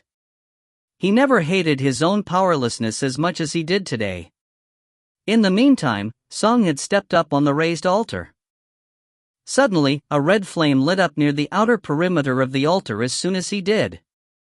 Everyone nervously swallowed their saliva and observed the unfolding situation carefully. However, nothing else happened. Just a single flame came to life, and that was it. They waited for a while, but there was no visible change at all. Not only Kim, but everyone else got flustered by this situation. Kim quickly turned his head and spoke to Jin-Woo. Look here, Mr. Seong. This wasn't it? Jin-Woo also shook his head. Even I. He too thought that once a person chosen as the sacrifice stepped up on the altar, the third law of prove one's piety would be completed. It's not about offering up a sacrifice? If so, then it was not necessarily bad news. If the law was not about sacrifices, then it meant Mr. Seong could still saved. Jin-Woo's expression brightened somewhat. He sweated bucket loads as he tried to stand up, and two hunters nearby quickly lent their assistance. Please take me closer to the altar so I can study it. Mr. Jin-Woo, your injuries are. Ju-Hui also got up from her spot to follow after Jin-Woo. Her complexion was rather pale after expending too much of her magical energy. But because she had worked so hard, Jin-Woo's blood loss had been temporarily halted and the pain he felt was reduced to a barely noticeable degree. I gotta hurry up. The current condition of Ju-Hui, Kim's boiling rage, Seong's injuries, and the frightened hunters, he didn't have a lot of time here. Jin-Woo eventually arrived at the altar with the help from other hunters. Let's climb up on the altar. The two hunters flinched from his statement, but they trusted Jin-Woo and stepped up. Then, 3 more flames lit up. Right away, Jin-Woo's eyes gleamed brightly. It's the same number as the people on the altar. Mr. Seong and Jin-Woo, plus 2 others who helped the youth. Indeed, the flames lit up to match the number of people standing on the altar. And it kind of looked like that these 4 flames were drawing a circle outside the altar. If I take into consideration the space between the flames, 2 more will complete the circle. It seemed that all the remaining people had to climb up on the altar for something, anything, to get started. Jin-Woo turned his head to ask Seong. If we wait here, do you think other hunters will come to rescue us? Seong shook his head. Today is the 7th day since the gate showed up. These things will start moving first before the help arrives. Because it's a gate ranked D, I see that it's been left alone for far too long. Well, that's how the association operates, isn't it? A gate would open up fully after the 7th day. The real meaning of a raid was to kill the dungeon's boss monster and therefore close the gate before that happened. When failing to do so, the monsters trapped in the dungeons would be set free from the dungeon and they would be able to roam the outside world. Jin-Woo looked behind him. The giant god statue was still looking down on them with an overbearing, arrogant expression from its throne. If that thing manages to go outside, then the ensuing chaos would be unimaginable. Of course, before that happened, hunters coming to this chamber to rescue them would all be killed by the statues first. He was now sure of the fact that they could not wait here forever. Jin-Woo called out to Ju-Wei and Kim. Both of you, climb up. Ju-Wei stepped up on the altar first. The hesitant Kim also followed suit soon afterwards. 2 more flames lit up and the circle was now complete. And then, hunters were grandly stunned by what happened next. What the hell? What's going on here? As Jin-Woo had suspected, yet another change took place. It's coming. From the outermost edge of the altar, small blue flames floated upwards and began drawing a circle of their own as well. There looked to be at least 30 of these blue flames, placed real tightly next to each other. 34. 35, 36. Jin-Woo quickly counted them all as the blue flames completed the circle and he realized that there were 36 of them. The 6 red flames that lit up to match the number of people. And the 36 blue flames that appeared outside them. What could be the significance behind that number? It was then. Clang! Without a warning, the resolutely shut door suddenly opened up wide. Hunters reflexively flinched. Yuk. They all wanted so bad to run towards the wide open doorway, but having seen the final moments of the choirboy hunter, they found it hard to take the first step. If one tried to be the first, just who knew what might happen to them? Everyone's gaze fixed on Jin-Woo as if to demand an answer from him. However, Jin-Woo's lips remained tightly shut. He couldn't come up with a guess at the moment. He didn't know whether the open door was a trap, or they were now allowed to go out after they upheld the final law successfully. Too bad for him. Just as everyone was looking at Jin-Woo, a horrifying noise filled up the entire chamber. Creak. Cree-yuck. The heads of all 6 hunters quickly snapped around to look. What was that? It's coming closer. Those D***MN things are all moving now. Hunter's breathing quickened in an instant. The stone statues that had only moved when a person got near were now several steps closer to the group. Jin-Woo only needed a short moment to figure out what happened, of course. No, the statues didn't move. It's the plinths below them that moved. That horrifying screech from earlier on most likely came from the plinths beneath the statues grating against the stone floor. They are not moving anymore? Kim wiped the droplets of sweat on his forehead as he spoke. While everyone was still staring at the statues, Jin-Woo's focus was on the blue flames. They had been going out one by one, and 3 of them had flickered out of existence already. Kree-yuck. Hearing that screech, someone cried out. Well, what was that? Where did it come from? Jin-Woo quickly raised his head. The noise had come from his general direction. The stone statues facing him had moved a little bit closer. Why only my side? Was it because he looked at somewhere else briefly? In order to confirm, Jin-Woo closed his eyes. The noise resounded out again. Kriya-ak. As soon as he opened his eyes, the noise stopped. What the F***ck is going on here? What are we supposed to do about this? Jin-Woo quickly shouted at others. Don't take your eyes off the statues, no matter what. When he thought about it, he realized that the statues first began moving closer to the group when others were busy looking at him. They creep closer when we are not looking at them. It was right then, another blue flame disappeared. However, there was still no discernible change to either the group or the statues. Could it be? Cautiously raising his arm, Jin-Woo did his best not to take his eyes off the statues while checking the time with his wristwatch. As I thought. At an interval of 1 minute, a blue flame was being extinguished. The blue flames are the timer. It was quite likely that one of the main points of the third law was to stay within the altar until all 36 blue flames died out. In other words, as long as everyone was keeping close watch on the statues, they'd be safe. It was quite possible that no one had to die at this final huddle. Wanting to be more accurate about the remaining time, Jin-Woo began recounting the number of blue flames once more. There are 30 remaining. They only needed to endure 30 more minutes. Unfortunately, Jin-Woo made a huge mistake, just then. While he was counting the number of blue flames, his eyes wandered away for a brief moment, and that resulted in the statues creeping closer. Kree-kak. You-wawa. The man standing on the opposite side screamed and ran towards the door. He simply couldn't hold on any longer as the horrifying screeching noise coming from his back frightened him so much. As soon as he left the altar, one of the red flames disappeared.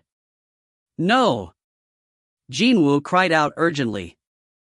However, the man running as if he had gone crazy escaped through the open doorway without meeting a grisly fate, which took everyone by surprise. What the hell? Mr. Seong. What's going on? That guy made it out alive. Kim shouted out, flustered. Jin-Woo was standing with his back to the doorway so he couldn't really tell what was going on. Did something change? The door. The door has closed just a little. The door's closing? No. After that guy left, the door moved a little bit, but then stopped. Jin-Woo then recalled one of the red flames disappearing as soon as that man left the altar. God d*******. He immediately felt his heart go cold. One of the questions that he couldn't quite figure out until now as he stood on top of this altar finally had an answer. How could standing on an altar be a proof of one's piety? Indeed, he now had the answer to this quandary. And that answer was probably the worst one for Jin-Woo, who had only one leg now and needed others' help just to keep his balance. That open doorway was a trap. A false hope right in front of one's eyes. If people saw the open door and climbed off the altar at the same time, the red flames would have gone out and the doorway would be closed shut again. And then, the banquet of raining blood and screams would inevitably follow next. On the other hand, the altar was the proverbial promised land. If each one did what they had to do in their positions until the timer ran out, then their survival would be guaranteed. So, it was between the false hope right in front of one's eyes, or the unseen promise of salvation. The third law was a test to see if one could defend one's position without falling into the sweet temptation over yonder while constantly being under the encroaching threat of death. However, two flies in the ointment happened in this situation. The first one was Jin-Woo. Originally, the remaining group of people would have ran straight for the open door, but they stopped first to listen to what Jin-Woo had to say, and that helped them avoid the trap being sprung in the first place. We got lucky there. Indeed, that had to be the only explanation. Such a thing was only possible because Jin-Woo managed to figure out the first two laws all by himself and earned the trust of others. Unfortunately for him, the second fly also happened, something he didn't foresee. A deserter had appeared among their midst. How would human beings react when there was a hope of survival right in front of their eyes? It was way too obvious. The man helping Jin-Woo up abandoned the youth and bolted as well. Seong hurriedly reached out and propped Jin-Woo up from his back. Poof! When that man left the altar, yet another red flame disappeared and as expected, the door closed a little bit more. Creak! Ha! Ah! Kim dazedly pointed at the second deserter, but just like the first person to abandon them, he too safely escaped past the doorway. Jin-Woo confirmed the number of remaining red flames and shouted out. We must not move. Any more than this, then it'll be the end. Chapter 6 Fin. If you find any errors, ads pop up, ads redirect, broken links, non-standard content, etc., please let us know. Report chapter so we can fix it as soon as possible. Chapter 7. Chapter 7, Chapter 7. Front, back, left, and right. In order to secure all four directions, 4 people were the bare minimum required. Jin-Woo himself, Ju-Wee, Mr. Seong and finally, Mr. Kim. A single person leaving now would result in a gap within the field of vision. Kim wiped the sweat off his forehead and asked urgently. Mr. Seong, just what is going on here? Explain it to me properly. We'll make it as long as we wait here. Only until all the blue flames are extinguished. Jin-Woo spat out everything he had deduced so far. Kim nodded his head as his ears perked up. Jin-Woo quickly ended his explanation and added one more thing at the end. Remember, everyone here can get out of here alive. The laws of this chamber always left open a path for one's survival. The final law would not deviate from that. Jin-Woo was certain of no one else needing to die as long as the remaining people trusted each other. Too bad, Kim's thoughts were quite different from the youth's. The older hunter asked hesitantly. Look here, Mr. Seong, you could be right on this one, but could the door close shut instead when the timer runs out? Jin-Woo couldn't answer that one. He came to his conclusion after considering several variables, but until the result was in, he couldn't be 100% certain of anything. However, what Kim wanted was a definite assurance. Rather than an uncertain promise of everyone's survival, the definite survival of his own self had proved to be far more alluring in the end. I'm sorry about this, but I don't think I can stay here anymore. Juicy. Sorry. With that parting word, Kim stepped down from the altar. He then ignored Jin-Woo's urgent calling and ran towards the door. He stopped and looked for a brief moment just outside the door, but Kim did not step back inside the chamber again. Grit. Jin-Woo gritted his teeth. God ********. He had saved the lives of others, but what he got in return was definitely not something like gratefulness or friendship. His entire body shuddered from the pain of betrayal. Just as he suspected, as soon as Kim had abandoned them, a gap within the surveillance had been created. It was impossible for 3 people to guard all 4 directions. And so, the statues positioned in the blind spots began creeping closer to the altar. Kree-kuk. Kree-hak. The encirclement of the stone statue was gradually tightening. Seong took a look around and then spoke to Jin-Woo and Ju-Wee. Both of you, you should leave now. His voice was full of resignation. Jin-Woo looked at the old man. But, juicy. Just as Kim had said, I was the one who dragged us all in here. If someone has to remain behind, then it'd be only right that I'm the one. But, still. You two with a better future ahead of you should be the ones to survive today. Seong began smiling, then. He was thinking of these 2 young people's hearts as they would have to abandon him here. Jin-Woo helplessly nodded his head.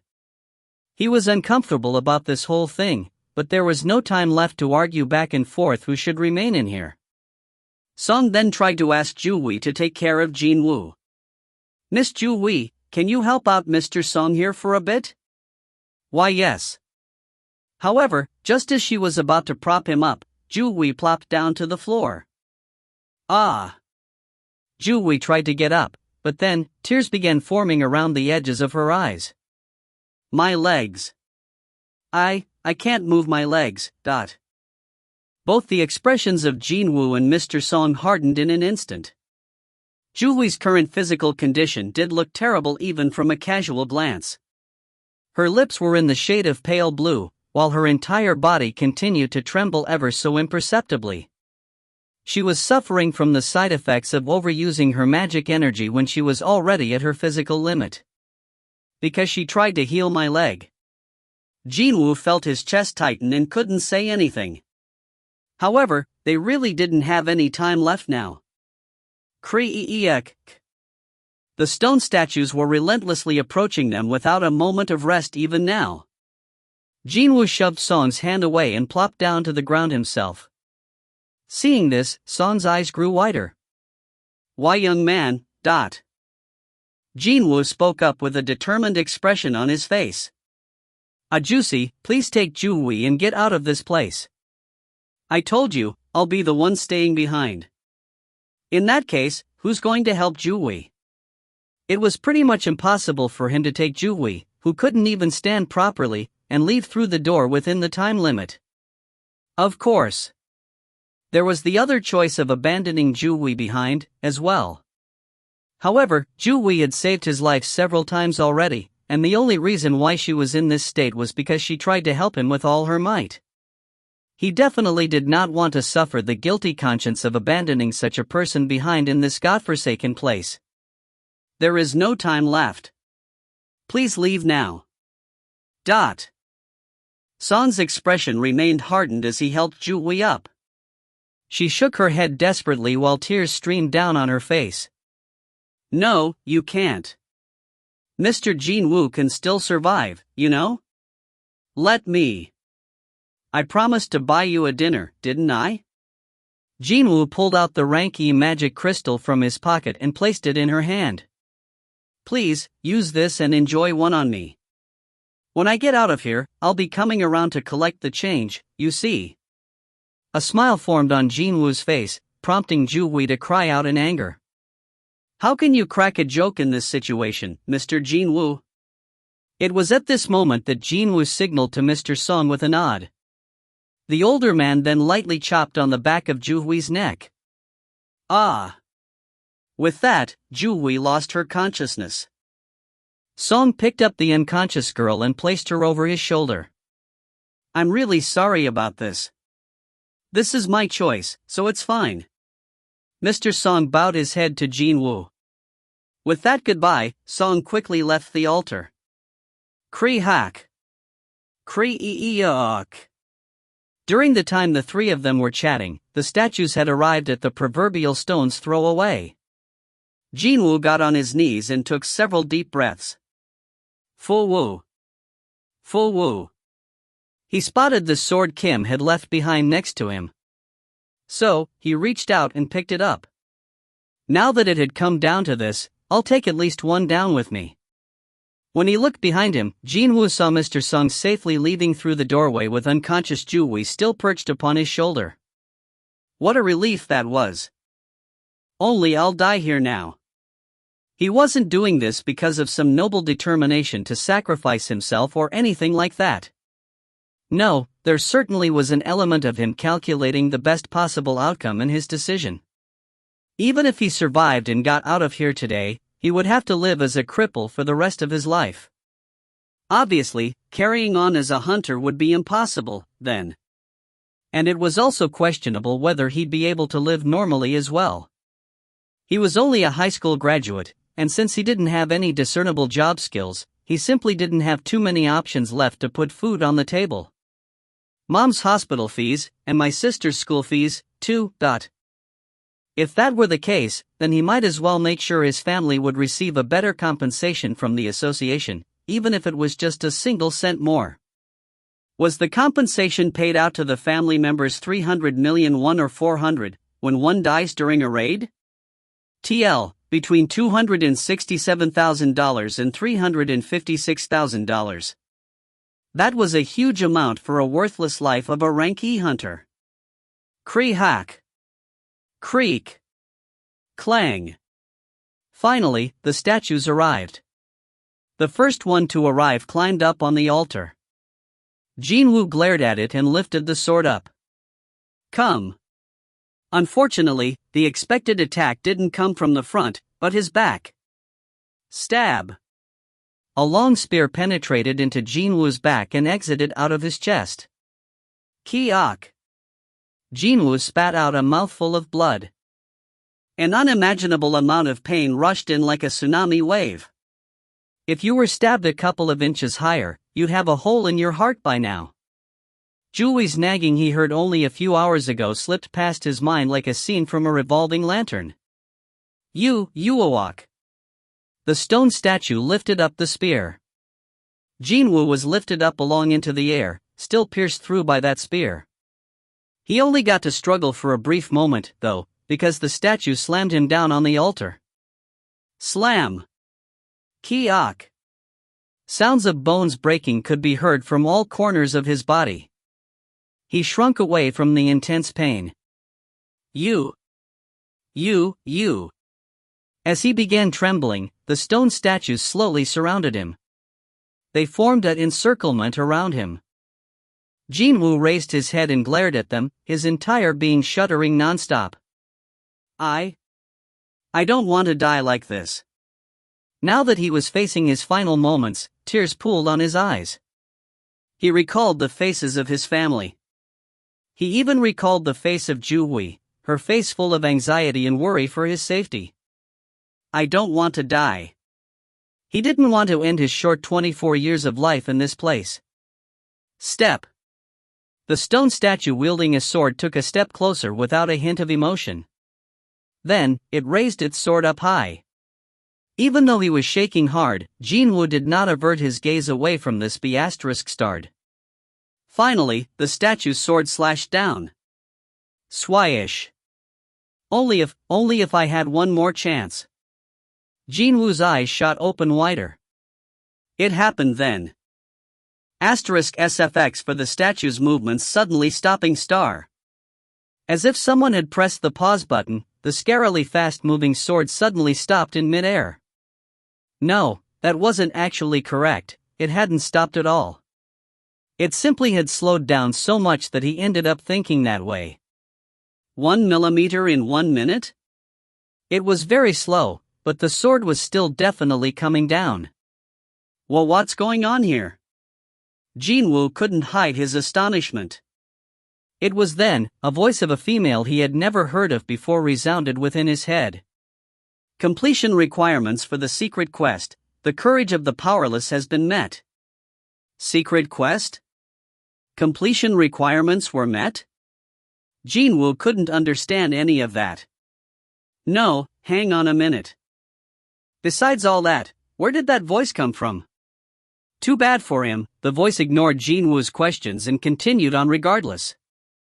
You have acquired the rights to become a player. Will you accept? He had acquired a right? Accept what, exactly? Sounds like I'll be given something. He grew up dirt poor since his childhood, so he had never refused freebies until now. However, that was a story for when he was still alive. What use was there for free stuff when he was dead? When Jin-Woo hesitated and didn't answer, the voice in his head asked again as if to urge him on. There is not enough time left for you to make your decision. Your heart will cease functioning precisely 0.02 seconds after you refuse to accept.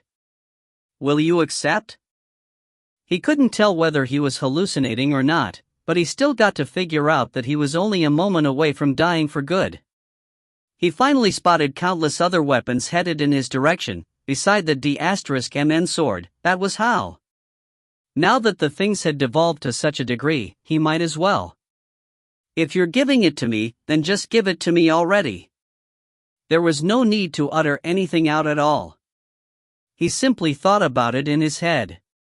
Even then, the voice of the female replied to him immediately. Congratulations on becoming a player. Flash. A blinding light suddenly wrapped around Jin-Woo's body, and at the same time, he lost his consciousness. Part 6, Penalty. He opened his eyes. He saw a white ceiling, and his nose stung from the odor of disinfectants. He also felt the sensation of a hard mattress against his back. Jin-Woo immediately recognized where he was. A hospital? Ever since he met the rank B healer, Ju-Wei, the frequency of him staying in one had decreased somewhat, but still, hospitals were familiar places for Jin-Woo, just as he'd be with a local convenience store. So much so that, he even heard a rumor of there being a special seat reserved for himself at the Hunter's Hospital, too. Jin-Woo raised his upper torso up. He then placed his hand on his chest and felt the vibrations coming from there. His heart was beating without a problem. I survived? It wasn't only that, though. Unlike before, his entire being felt light and airy. He'd be feeling heavy-headed and fatigued whenever he woke up from a hospital bed. But it was a different story now. No, it was as if he had woken up in his own bed after a night of a good rest. What's going on?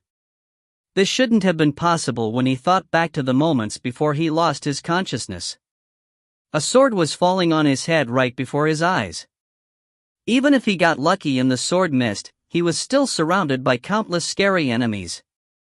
Those D*MN things were strong enough to give the assault team formed solely from the rank S hunters a genuinely hard time. But, I came out of that situation alive? Was he dreaming things, then? Fortunately, there was a good way of confirming it for himself. Jin-Woo pulled away the blanket covering him. If that situation had been real, then his leg would still be gone, and if he had been dreaming, then his leg would be. You've finally woken up. Chapter 7 Fin.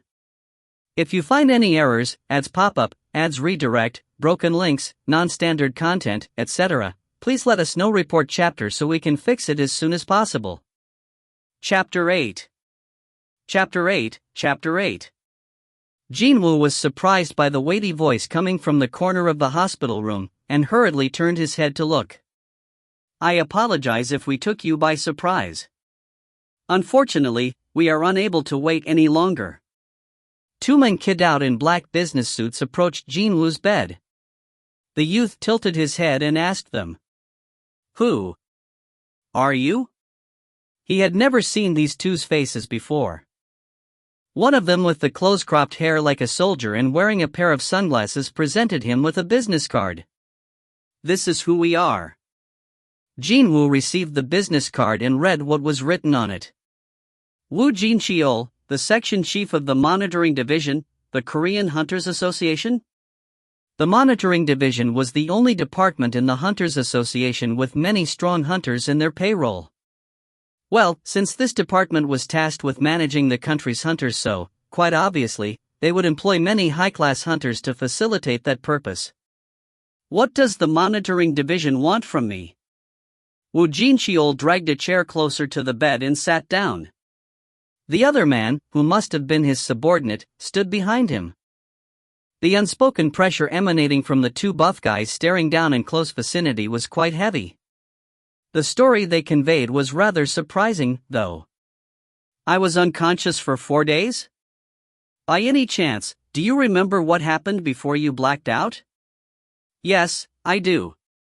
Please tell us everything you can remember. Jin-Woo told them everything truthfully, minus the strange hallucinatory words he heard before he lost his consciousness. And that's when you lost your consciousness. Is that all? Yes. I opened my eyes next, and I'm in a hospital. Woo Jin-Cheol and his lackey exchanged meaningful glances. For some reason, they seemed to be troubled by Jin-Woo's lack of knowledge. Actually, Jin-Woo was the one who wanted to find out what happened the most in this room. Just how did I get to this hospital? Did a large guild participate and kill those D*MN things? Well, actually. Woo Jin-Cheol awkwardly opened his mouth. By the time the agents of the Monitoring Division and the White Tiger Guild arrived at the scene after being briefed by the survivors. The White Tiger Guild was a supermassive guild and also one of the top 5 in the country. The association had recognized the danger, hence they requested the aid of such a huge guild as the White Tiger Guild in the first place. Just what did happen back there? Jin-Woo nervously swallowed a dry spit. By the time everything was gone, the only thing to be found within that open space was you, Mr. Seong Jin-Woo. There was not one trace of the god statue nor the stone statues. Come again? Jin-Woo displayed a shocked, disbelieving face. It's hard for us to believe it as well. If there had been any inconsistencies in the testimonies of the survivors, or if we had failed to find the remains of the victims in the chamber, we might have suspected something fishy was going on. Woo Jin-Cheol scratched his chin. It had been 6 years since he got ranked as an A and started working for the Monitoring Division. He could confidently say that he had witnessed and experienced pretty much everything during his tenure. However, this kind of situation was a first even for him. He had asked other guilds as well as the associations in other countries, but the end result was nothing worthy to speak about. That was why. So, this is what we've been thinking. Woo Jin-Cheol carefully opened his mouth. There were powerful creatures in that chamber, without a doubt. But, they were taken care of by an unknown group, or an unknown person. Because no other worldly beings escaped from the gate before it was closed, you see. They had to consider all the possibilities. Even if the odds were low, they had to confirm them all. The head honchos of the association deliberated, and then deliberated for some more, and finally came up with a theory. Woo Jin-Cheol carefully studied Jin-Woo's reactions as he continued on. We suspect that Hunter Seong Jin-Woo might have gone through another awakening. Another awakening? Jin-Woo's eyes shot open wide. Although extremely rare, there had been instances of a human who had awakened his or her abilities as a hunter going through yet another awakening. Often referred to as reawakening, those who undergo this process would normally become extremely powerful compared to before. Originally, once a hunter's rank was assigned at the beginning, it rarely changed. A hunter's abilities were determined the moment one went through an awakening, that was why. However, it was a different story for those going through the reawakening process. Jumping past their own limitations to rise up from, say, rank C to A, or even from B to S, such things had happened before. Woo Jin-Cheol nervously swallowed his saliva. Seong Jin-Woo. If he went through a reawakening and became a rank S, no, maybe even exceeding that, then it's possible for him to kill those monsters all by himself. The god statue was said to have melted rank C hunters with nothing but its eyes, according to the survivors. If one were able to kill such a creature even while unconscious, just how powerful one could possibly be? To prepare for this unlikeliest possibility, Woo Jin-Cheol labeled this incident as top secret and made sure everyone involved would keep their mouths shut. This was also the reason why Seong Jin-Woo found himself in a hospital room all alone, as well as being looked after by some of the finest medical practitioners in the nation. Woo Jin-Cheol's chest began beating real fast. Could Korea finally have a hunter on the level of an international powerhouse? There were less than 10 people in the entire world that could truly be described as a global powerhouse.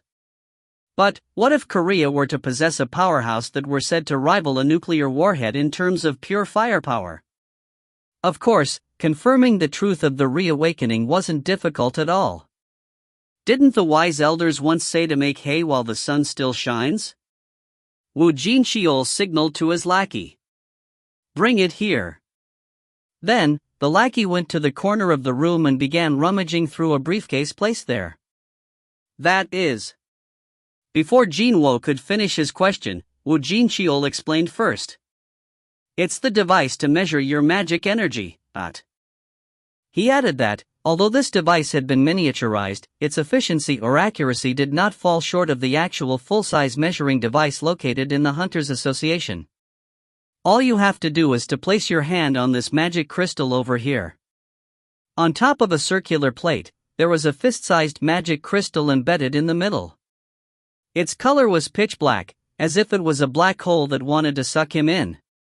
It was one of the highest quality magic crystals that cost as much as 1 billion won, not to mention that could only be found in monsters ranked A or higher. TL, almost $900,000. When Jin-Woo stared at the magic crystal without saying anything, Woo Jin-cheol formed a dignified, serious expression and spoke up. "This is a necessary step during our investigation, so please, cooperate with us." Jin-Woo nodded his head. If he indeed had undergone a reawakening, then his life would do a 180 in an instant. And they were going to test it out for him for free, so who was he to refuse? Jin-Woo placed his hand on top of the black crystal and soon enough, warm rays of light oozed out from it. Cold sweat drops formed on the foreheads of Woo Jin-cheol and his lackey. SFX for a beam of light dissipating. Not too long after then, the light surrounding the crystal dissipated. Woo Jin-cheol hurriedly took off his sunglasses and confirmed the numbers. Right away, a small earthquake rocked Woo Jin-cheol's eyes.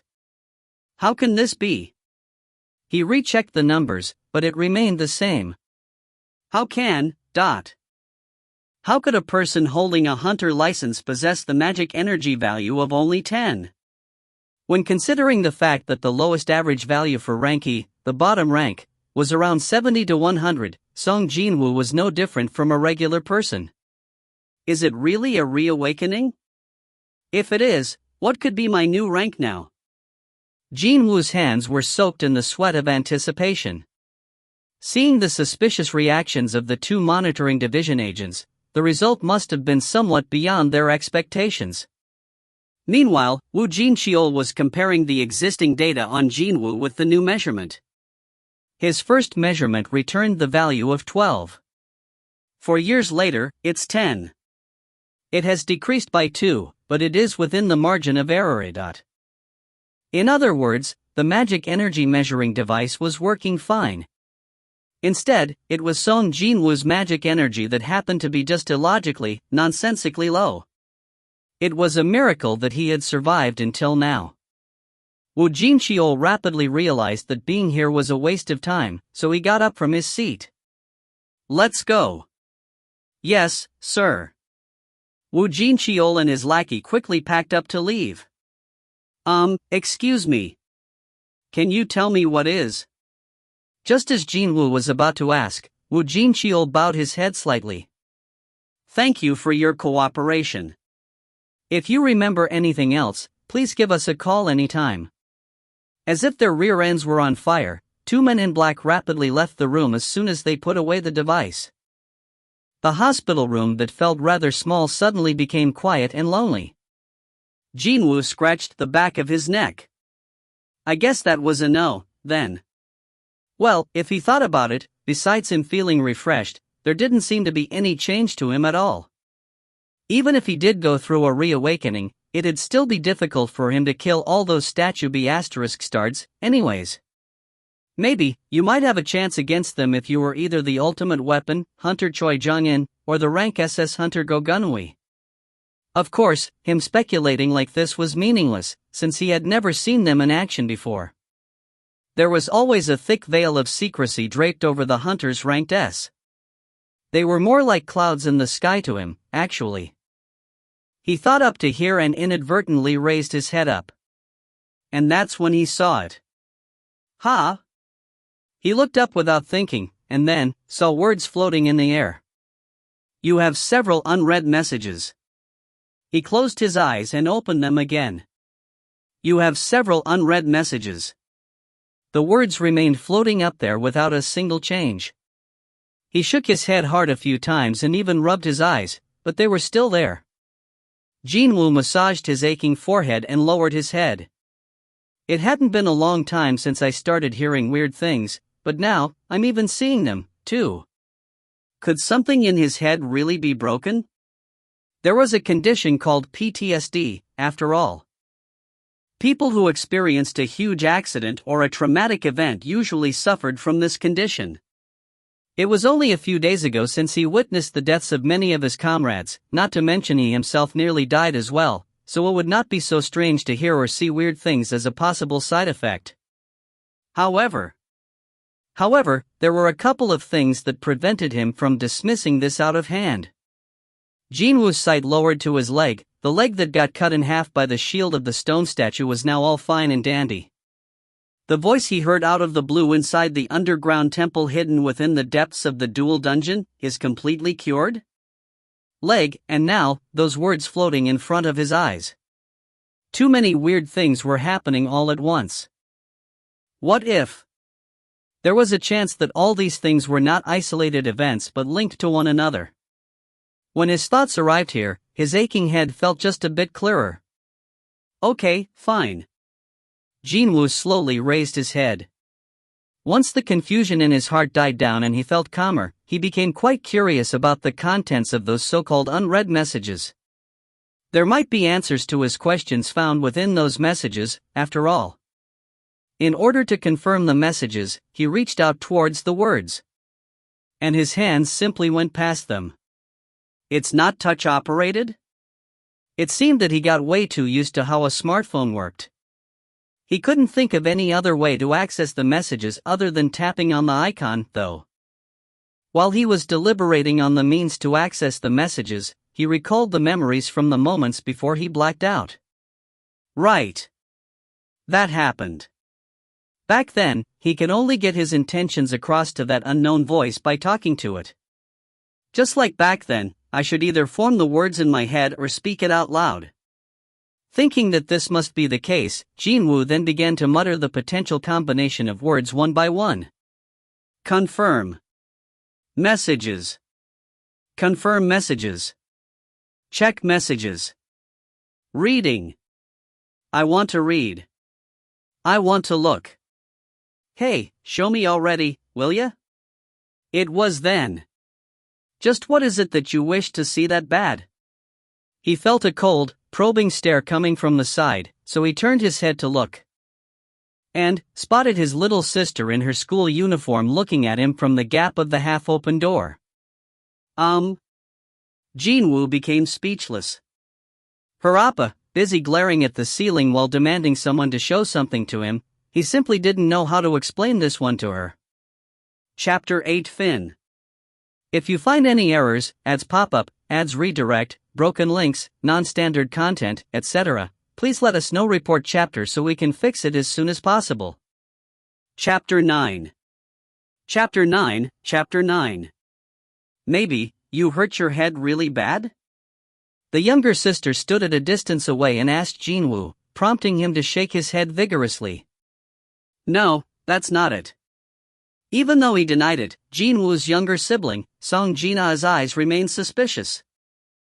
Are you really okay? Yes, I'm telling you the truth. Jin-Woo blankly swept her gaze all over Jin-Woo, before she came closer while her breathing became uneven, angry. And then, as soon as Jin-Woo assumed a defensive posture, she began punching him in all the unguarded parts. I told you to stop getting hurt. You have any idea how worried I was? I'm sorry. Other people walk away fine, but how come it's only you who gets hurt all the time? Sorry. The strength behind Jin-Woo's punches gradually seeped away. She soon stopped, and as her head fell, began crying. Jin-Woo slowly patted the back of his sobbing sister. His own nostrils stung quite a bit then. I was thinking of leaving behind this kid alone and dying, wasn't I? What a relief that he made it out alive. When he looked back, there had been way too many brushes with death for comfort back then. It was as if he had experienced one hell of a terrifying nightmare. Jin-Woo's gaze shifted ever so slightly towards the words floating in the air. You have several unread messages. It still feels like I haven't completely woken up from that nightmare just yet, doesn't it? There were so many things he couldn't understand. But, so what? The most important thing was that he came back alive, and he got to see his little sister again. Sniff. Thankfully, his strong old sister stopped crying after a short while. Unfortunately for him, though, her nagging continued on for over 1 hour afterwards. Do you hear me? If you get hurt one more time, I'm going to give up on studying, find a job, and make sure you don't work as a hunter ever again. Jin-A's sharp glare didn't really suit her pretty face, but that was a biological trait she had shared with her older brother. Okay. I hear you. Jin-Woo nodded his head as if he'd given up. Only after she was able to extract his assurance several times more did she display a hint of satisfaction, and stood up from the seat. You going somewhere? Yeah. To school. I got permission to leave so I could check up on you. So I gotta go back. Jin-Woo nodded his head. Right, the university entrance exams are next year, but she might never have received a private tutoring, nor did she ever attend extra classes, but she always got ranked within the top 10 in her school until now. Jin-Ah dreamed of becoming a doctor. Only until a few years ago, she just loved to waste time on video games and stuff like that, but then, after their mother fell ill, she swore to become a doctor and never stopped studying since.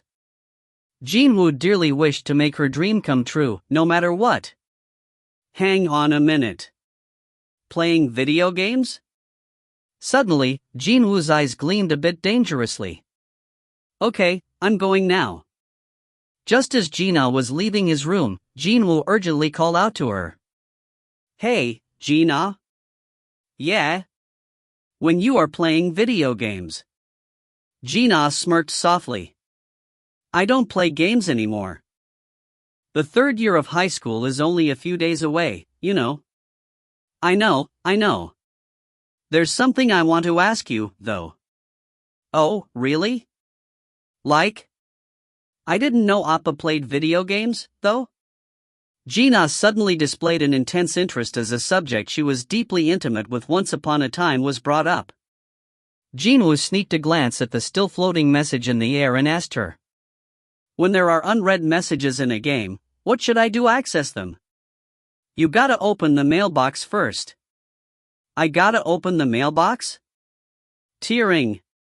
As soon as Jin-Woo said the word open, a clear beep entered his head and the hidden messages revealed themselves. There are 2 unread messages. Congratulations on becoming a player, unread. Daily quest, preparations to become strong, is now available. Unread. Jin-Woo smiled brightly. Finally. Seeing her older brother's complexion suddenly brighten like that, Jin-Ah felt something was wrong and quickly asked him. What's up? What game is it? You need my help? Jin-Woo firmly shook his head. Nope, no need. I'll do it alone. How would his younger sibling react if he told her what had been happening to him right now? I really don't want to be labeled as a loon by her. Jin-Woo swallowed back the things he wanted to say for the time being. While pretending to see her out, Jin-Woo confirmed her getting on the elevator, and quickly returned to his room. I can't repeat the same mistake again. Click. To prevent eyewitnesses intruding on him, he even locked the door. Finishing with his preparations, Jin-Woo sat on the bed and read the titles of the messages available to read. Congratulations on becoming a player, unread. Daily quest, preparations to become strong, is now available. Unread. He thought that the first message sounded familiar, as if he heard it before from somewhere. Where have I heard it from? I know I have. So, the first message, then. Congratulations on becoming a player, unread. Confirm. Tiering. This system will support the growth of the player. Failing to comply with the system's instructions will result in potential penalties. Your rewards have been delivered. Ah. He belatedly remembered this. He heard those words just before he lost his consciousness. Back then, it was talking about a player this and that, no? Of course, back then or even now, he still couldn't really understand what on earth was going here. The system, growth, penalties, and finally, rewards. The words with unknown meanings fell on his lap one after the other. Just what will it help grow, and what will it reward me with? Seeing the words that could only be found in a video game appearing before his eyes without any prior explanations only served to confound him even further. He decided to worry about the confusing words later and calmly opened the next message. Daily quest, preparations to become strong, is now available. Unread. Gulp. Jin-Woo unconsciously swallowed his saliva after reading that rather suggestive title. His heart began to beat faster in anticipation. Confirm. T-ring. Daily quest, preparations to become stronger. Press up, 100 times, incomplete, 0/100. Sit up, 100 times, incomplete, 0/100. Squat, 100 times, incomplete, 0/100. Running, 10 kilometers, incomplete, 0/10. Warning, incompletion of daily quests will result in appropriate levels of punishment. Jin-Woo reflexively spat out a dumbfounded chuckle after confirming the contents of the message. Ha, ha, ha. Seriously, man. Should this be the feelings of disappointment? To think, what the grand-sounding daily quest, the one titled Preparations to Become Strong, was nothing more than a list of physical exercises to train his body. Well, for sure, if he did as the quest said, then his body might get a bit tougher. Was this what that growth and reward thing the system was talking about? Now that I think about it. He recalled reading a quote of a person with an inner problem should pay attention to the inner voice from some book in the past. In other words, one would see what they wanted to see, eventually. Just how desperately did he want to become stronger that he ended up seeing this stupid hallucination? Although it was funny, he also felt a bit lonely inside. If anyone could become stronger by doing these exercises, who would be willing to go through that much hardship, then? Jin-Woo shook his head. He suddenly thought that he was a fool for searching for answers to as many questions from a D*MN hallucination. Ugh. I don't care anymore. Jin-Woo lied down spread-eagled on the bed. He wordlessly stared at the ceiling. He wasn't doing anything important, yet the time continued to tick by. Just as he began to feel the weight of the stillness filling up his hospital room, Jin-Woo abruptly raised his torso off the bed. But, what if? What if something could change? As his thoughts were filled half with the uncertain expectation and the other half by unconvinced curiosity, he began wondering whether he should at least give it a shot. Well, I've got nothing to lose, anyways, There would be no reason not to try it out, if he treated it as a light workout to stretch his muscles or something, no? He made up his mind. Fine. Let's try it. Jin-Woo climbed off the bed and stretched himself for a bit, before leaning against the corner of the bed and slowly performed the press-up. 1, 2, 3. The count started from 1 and quickly climbed upwards. 97, 98, 99, 100. Since he started this thing, he decided to do all 100, but quite different from his expectation, nothing happened when he was finished. Other than his arms aching just a little, that was. Just what the hell am I doing? Jin-Woo smirked helplessly and stood straight up.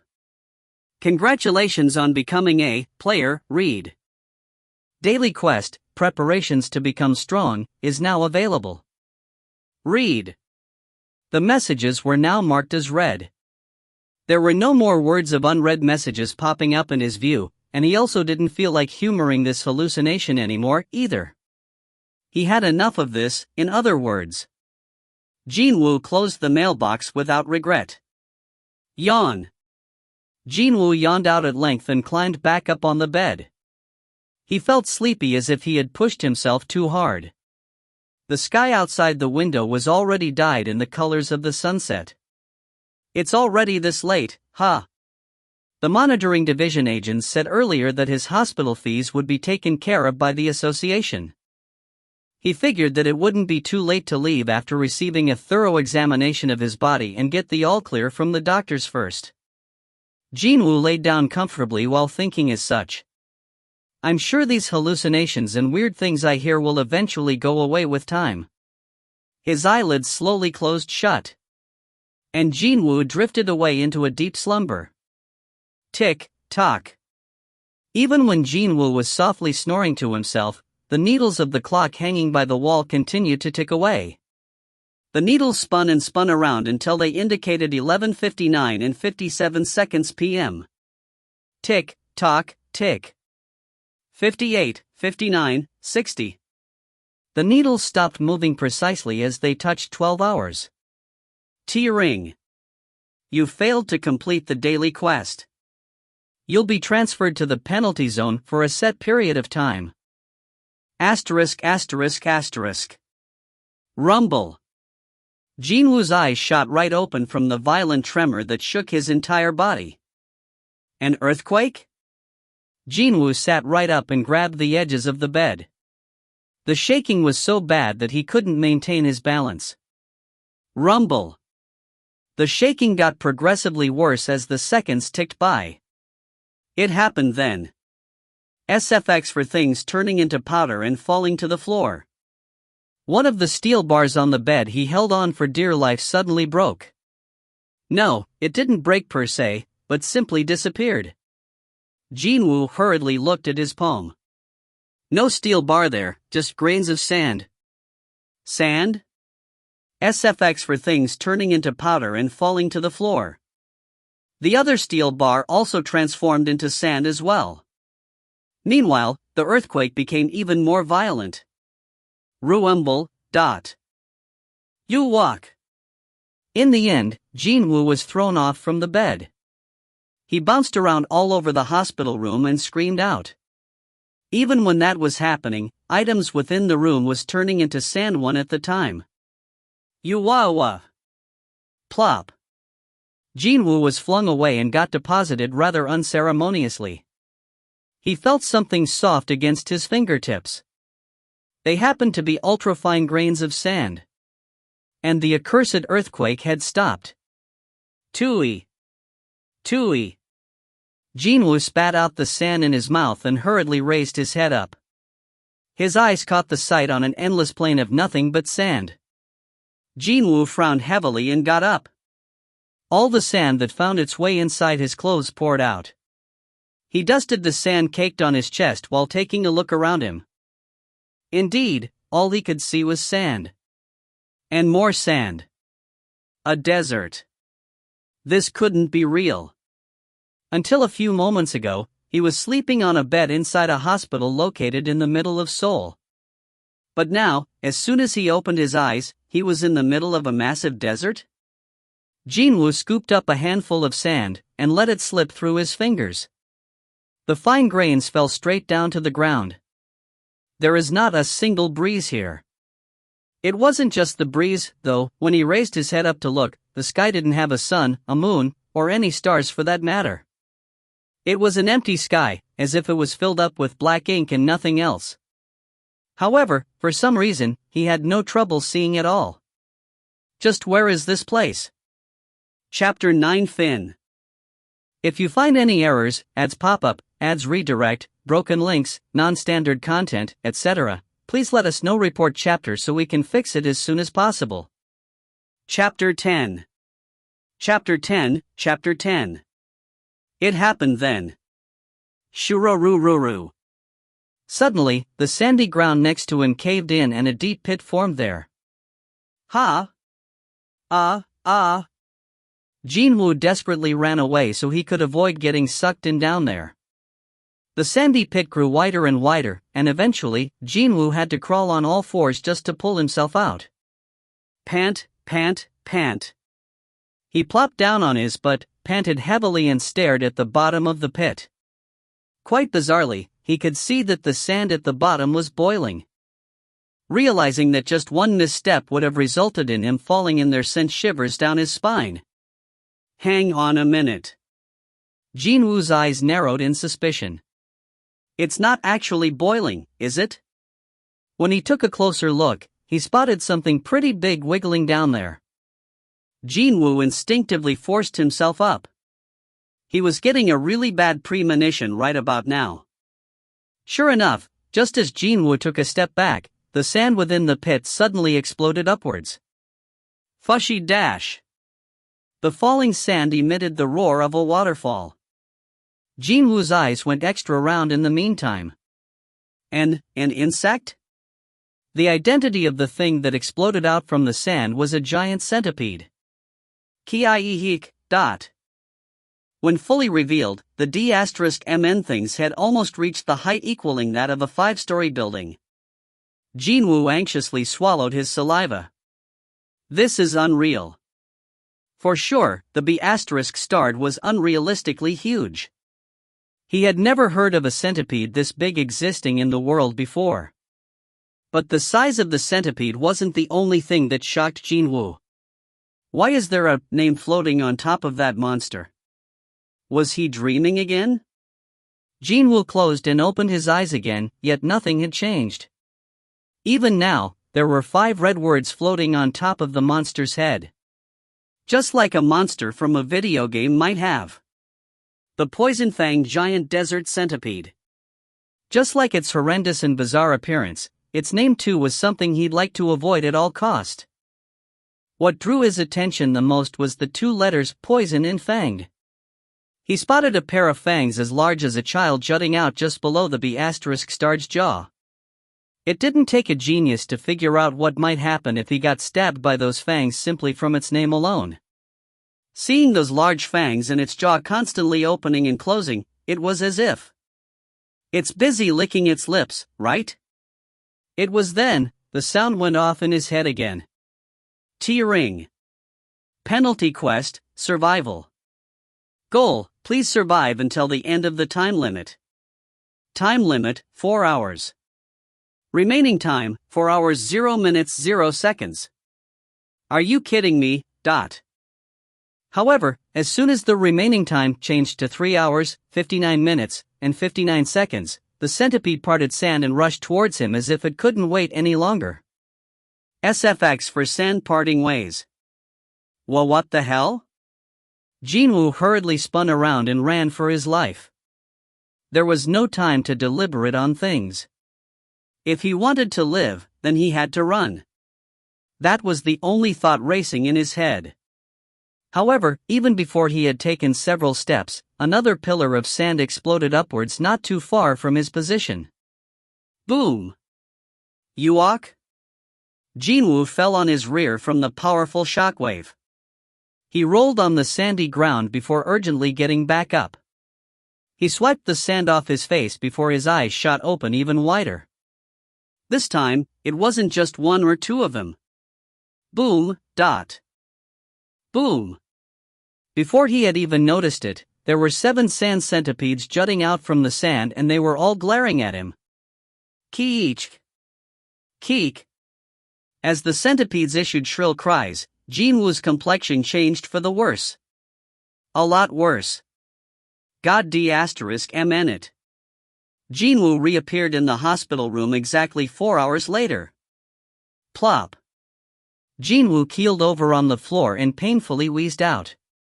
Cough, cough. Tui, tui. His mouth felt full with this coarse, grainy taste.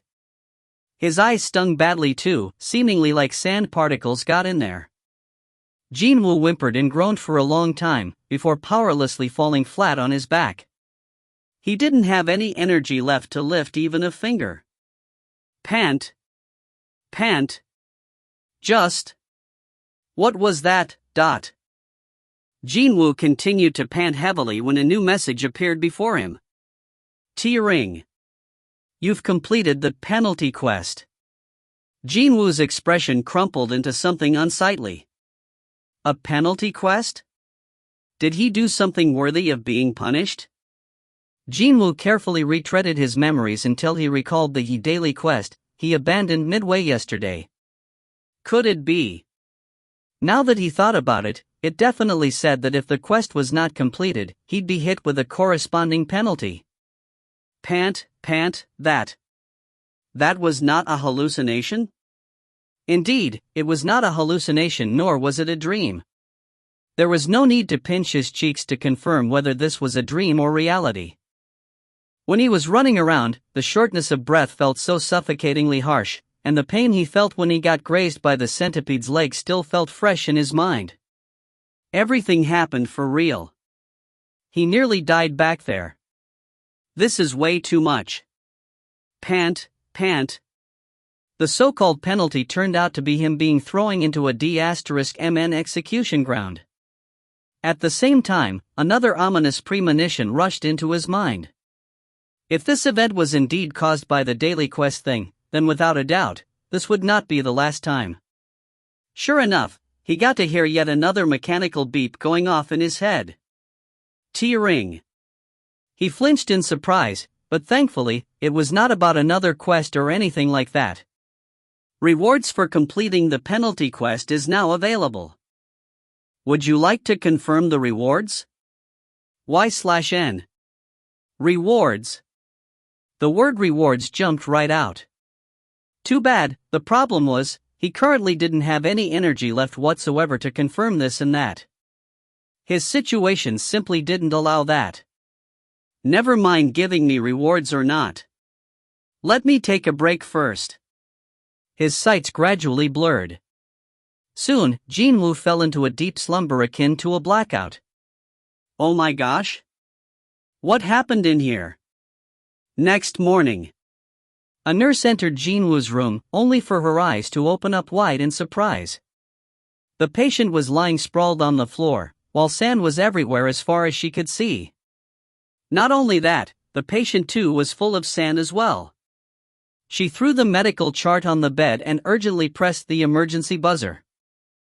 Please, someone get over here right away. Soon, the doctor in charge rushed into the room. What happened? What's the matter with Mr. Seong Jin-Woo? I don't know. Everything was fine until last night, yet this morning. For now, let's relocate him back on the bed. 1, 2. Two people lifted Jin-Woo off the floor and placed him back on the bed. During the process, the back of Jin-Woo's hand got scratched by the edge of the medical chart left on the bed and his skin tore just a little, but no one noticed that. Let's take a look. The doctor then carefully examined Jin-Woo's condition. However, he couldn't find anything wrong with the youth. What the heck? Isn't he just in a deep sleep? The doctor spat out a sigh of relief. The Hunters Association had requested the hospital to pay a special attention to this particular patient. Understandably, the doctor was scared almost out of his wits while thinking that something bad had happened here. For now, let's let him be. Looks like he's in a really deep slumber at the moment. The doctor in charge spoke to the nurse and was about to leave, but then, he took a look around the room and scratched the side of his head. By the way, this room might need a thorough cleaning. Miss Yura, please take care of tidying this place up. Yes. I shall, doctor. The doctor left the room and the nurse, Choi Yura, patted her chest down. What a relief that it turned out to be nothing to worry about. Sure, they might not be the patient or the relatives of one themselves, but you wouldn't find a doctor or a nurse who wished ill on those they were in charge of. The Hunters Hospital especially saw many heavily injured patients every day. At the bare minimum, she'd like to never see another one of patients she was looking after get worse under her care. Phew. She had calmed down a little now, and began worrying about where should she start tidying this room up, but then, her eyes spotted drops of blood on the floor. Oh my! The blood droplets were coming from the tip of patient's hand that fell outside the bed. She got stunned by this and hurriedly searched for the wound on Jin-Woo's hand, before flipping it around. What's going on here, Dot? There definitely was a trace of flowing blood, but she could not find a single wound. She wiped the blood clean, yet the expected wound was not there. Wait. Could his injury heal in that short time? Yura's heart began beating faster as she cautiously studied Jin-Woo's complexion. He was still submerged in a deep, deep sleep even now. Part 7, Daily Quest. T-Ring. Daily Quest is now available. Jin-Woo's eyes shot right open. He quickly raised himself up and the first thing he did was to check the time. The needles of the clock just went past 16:30. Meaning, there was the leeway of 7 hours and 30 minutes before midnight. Good. Jin-Woo opened the mailbox. Ring. Daily quest, preparations to become strong.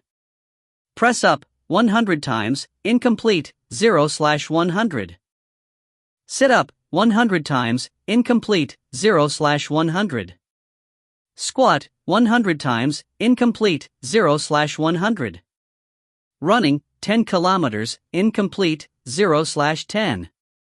Warning, incompletion of daily quests will result in appropriate levels of punishment.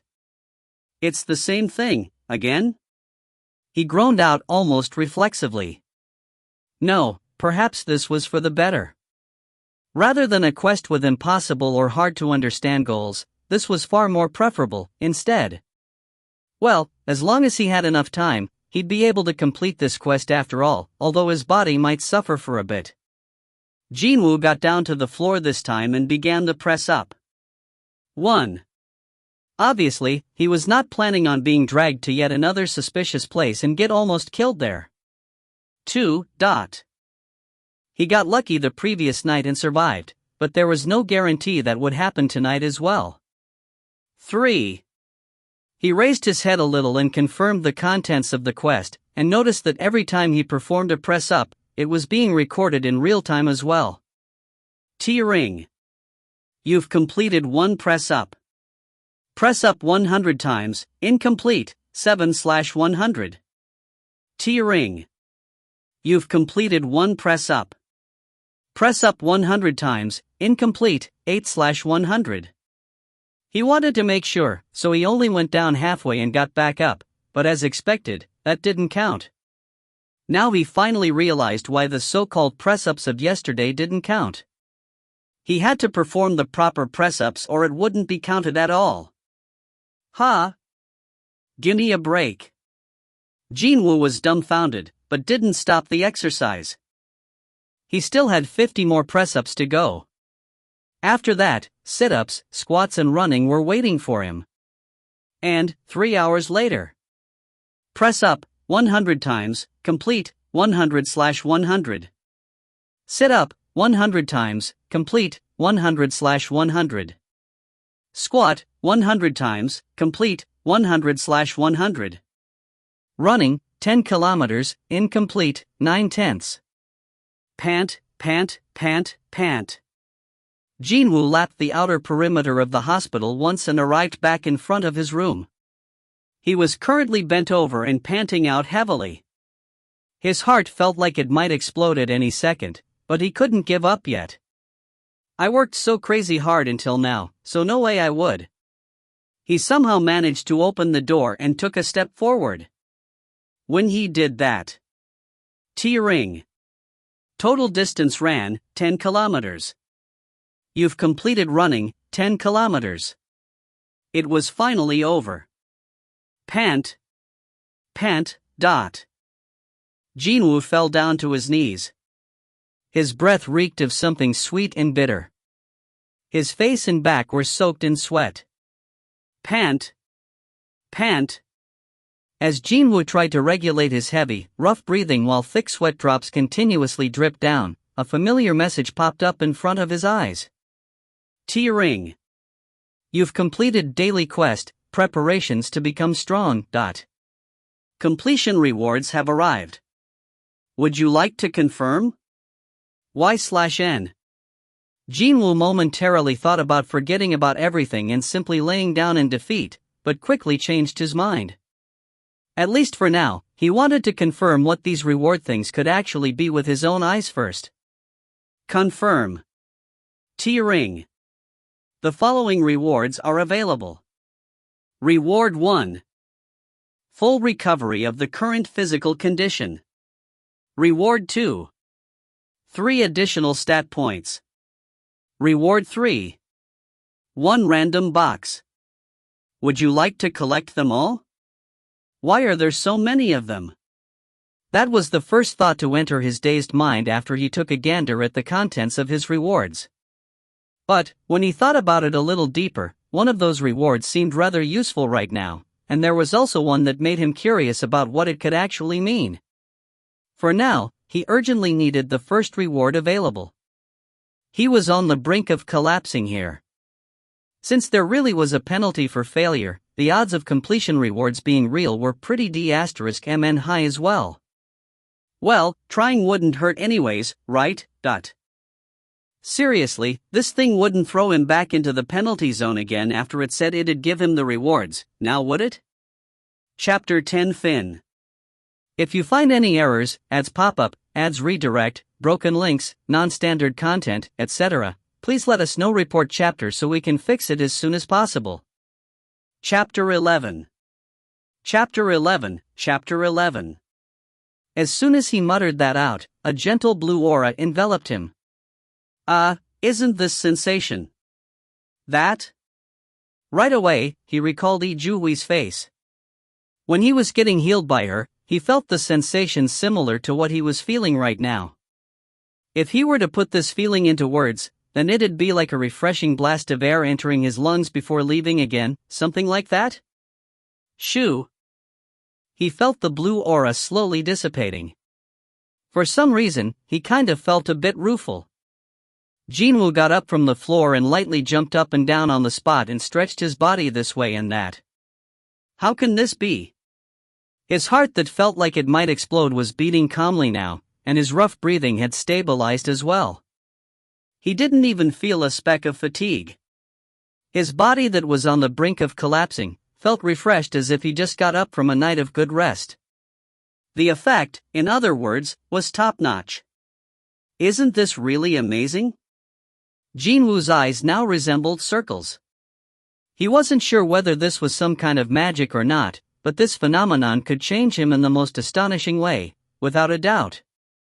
In that case, would those stat points be the same? When Jin-Woo shifted his gaze around, he spotted a small box resting on top of the bed as well as his own stat window floating in the air. I guess that thing over there is the random box. The important thing was his stat window, though. This window displayed simple information about himself. Name, Seong Jin-Woo. Level, 1. Class, None. Title, None. HP, 100. MP, 10. Tiredness, 0. Stat. Strength, 10. Stamina, 10. Agility, 10. Intelligence, 10. Perception, 10. Available points to distribute, 3. Skills. Passive skills. Unknown, LV, max. Tenacity, LV, 1. Active skills. -LV, 1. The stat he saw was quite similar to a starting character from an online game he used to play many moons ago. Is this my current stat value? His current level was 1. All of his stats were also at the bottom of the heap, too.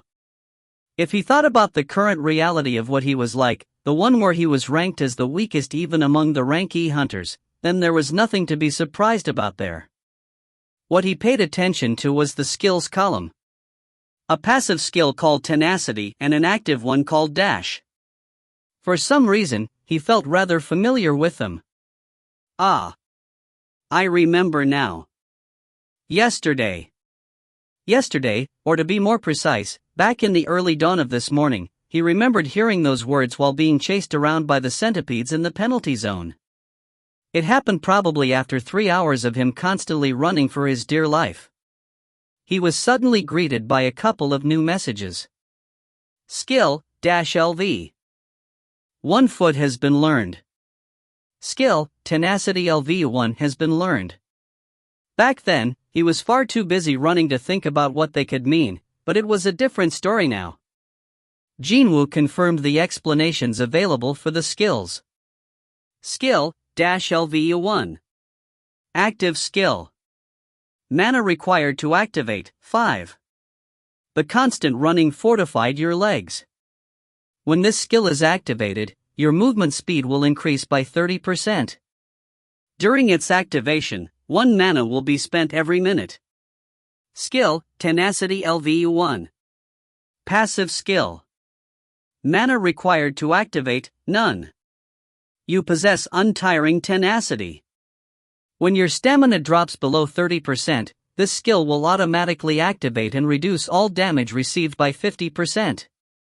Did I learn dash and tenacity because I stubbornly ran around like there's no tomorrow? That seemed to be about right. In other words, if he kept on repeating a certain action over and over again, and happened to meet the requirement conditions, he would be able to learn new skills. Holy cow! Wasn't this an incredible advantage? The thing was, the skills individual hunters used were acquired when they went through the awakening process, or learned through the items called rune stones that dropped very rarely from monsters ranked A and above. Understandably, the prices of these runestones would start from the lowest of several 100,000 won to dozens of billion wons at the top end. At the last auction, the most expensive runestone was sold for around 70 billion Korean wons. TL, over $62 million. Apparently, this runestone contained a skill that could revert many injured people back to their original conditions in one go, and it was snapped up by an anonymous overseas rank S healer who had reputedly emptied out his entire life savings. Jin-Woo's heart began beating faster. A skill that increased his movement speed, as well as another that decreased the amount of damage received. Sure, they weren't as good as those skills that sold for billions of won, but they were still amazing to him regardless. And he got to learn those for free, too. His overall magic energy value was too low, so it'd be hard to use them properly, but still, it was better than not knowing them, wasn't it? Besides, the tenacity skill doesn't even need mana to activate, too.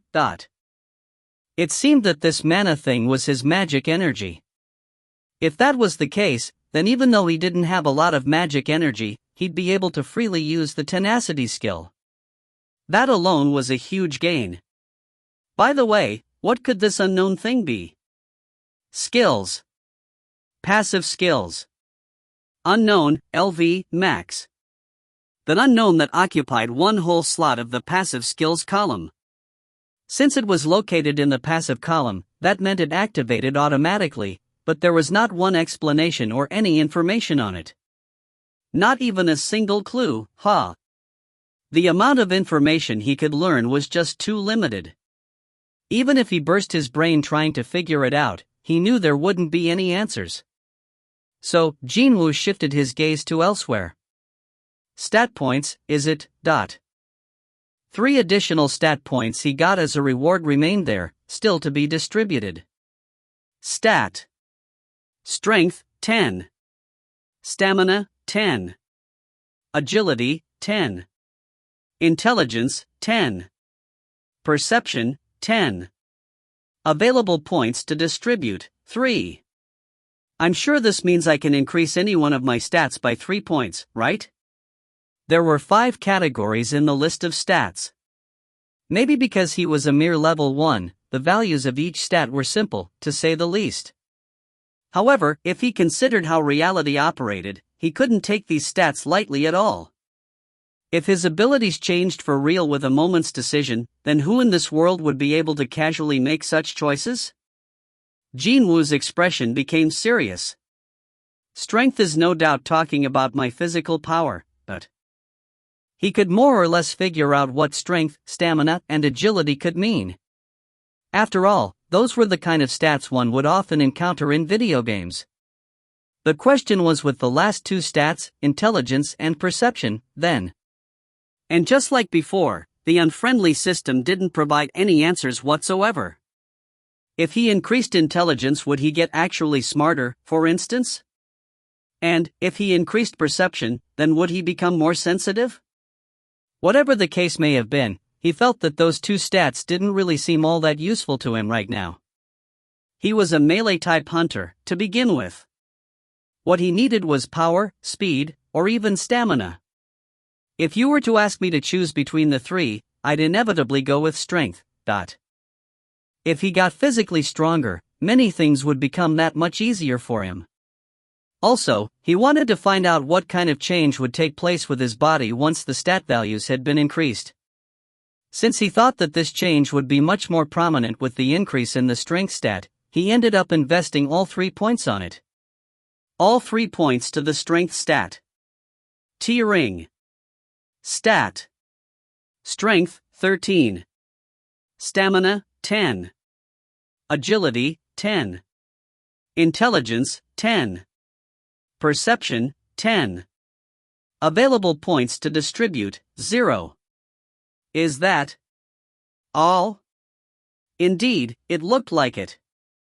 The only change he could tell was the strength stat value floating in front of his eyes like hologram projection, changing from 10 to 13. Unlike how it was in cartoons or movies, his body didn't feel like it was overflowing with uncontrollable power or anything like that. Did anything actually change or not? He decided to use his muscles to find out. Jin-Woo stood next to the bed and lifted it. He felt a bit of weight, but he was able to pick it up easier than he thought. However, he found it impossible to tell whether this was because of the bed being light, or his strength having been improved. I should have lifted the bed first before spending the D*MN points. Since he had already spent all the points before confirming, it was hard to tell the difference between before and after. Only if I had some more points to spend. Jin-Woo licked his lips in regret, only for a certain memory to jump out at him. The rewards from the penalty quest. Today wasn't the only time he got to complete the daily quests. He might have nearly died, but he sure as hell did complete the penalty quest, and he remembered seeing the message about the rewards being available as well. Jin-Woo hurriedly opened the mailbox. Rewards for completing the penalty quest is now available. Would you like to confirm the rewards? Y/N. I knew it. Jin-Woo clenched his fists tightly. Of course, it's a resounding yes. The following rewards are available. Reward 1. 3 additional stat points. Reward 2. 1 random box. Would you like to collect them all? Unlike the daily quest rewards, the option of the full status recovery was absent, but well, what he needed right now was the additional stat points anyways.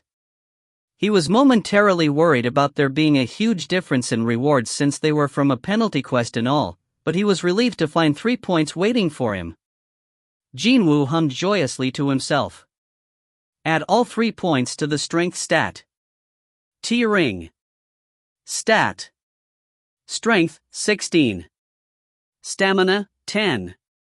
Agility, 10. Intelligence, 10. Perception, 10. Available points to distribute, 0. His strength jumped up from 13 to 16. Jin-Woo stood next to the bed again and put some strength in his arms. And he was able to lift up the bed a lot easier than before. He could definitely tell the difference now. It's for real. His physical strength had really improved. If he were to consider the change purely through the stats alone, then the starting value of 10 had increased by 60%, so how could he fail to notice the improvement? Now feeling completely elated, he went around the room and began picking up not just the bed, but everything he could lay his hands on, and generally made a mess of things inside. Only after the chief nurse passing by heard the commotion and scolded him did he stop his tomfoolery. I'm very sorry. As soon as the chief nurse left his room, Jin-Woo spat out a sigh of relief. Phew. However, he couldn't calm down at all. His heart was beating like crazy. Thud, thud. Thud, thud. As a matter of fact, his chest actually hurt. The daily quest that would continue to show up every day, and the stat points as the reward. As long as this unexplainable phenomenon didn't come to a sudden end, he'd be able to live a completely different life to the one he'd been leading until now. This was an unbelievable opportunity for him. Besides that, the stat window also showed his level. Does this mean I can also increase my level, too? Eventually, though, Jin-Woo shook his head. There's no way. Now that would be too good to be true. He wasn't hoping that far, anyway. The rewards from the quests alone were plenty enough for him. He'd use the stat points to increase his abilities. Every day he'd grow to be stronger. Compared to yesterday, he'd be stronger today. Compared to today, he'd be stronger tomorrow. Me, getting stronger? The rank E hunter, and also, always mocked as the weakest weapon? He didn't even think about climbing up as far as the rank S or A. Even the notion of getting to rank C or D, like those hunters he'd been working with, would surely be seen as a laughable one. Indeed, they'd disparagingly point their fingers at him and guffaw their heads off. Seong Jin-Woo was getting stronger? That Seong Jin-Woo, the one and only on this planet? However, he didn't care if they laughed at him. No, he was already used to being the butt of many jokes. He was just happy that an opportunity had fallen on his lap, that was all. Suddenly, a question mark floated over his head. Could this be the process of my reawakening?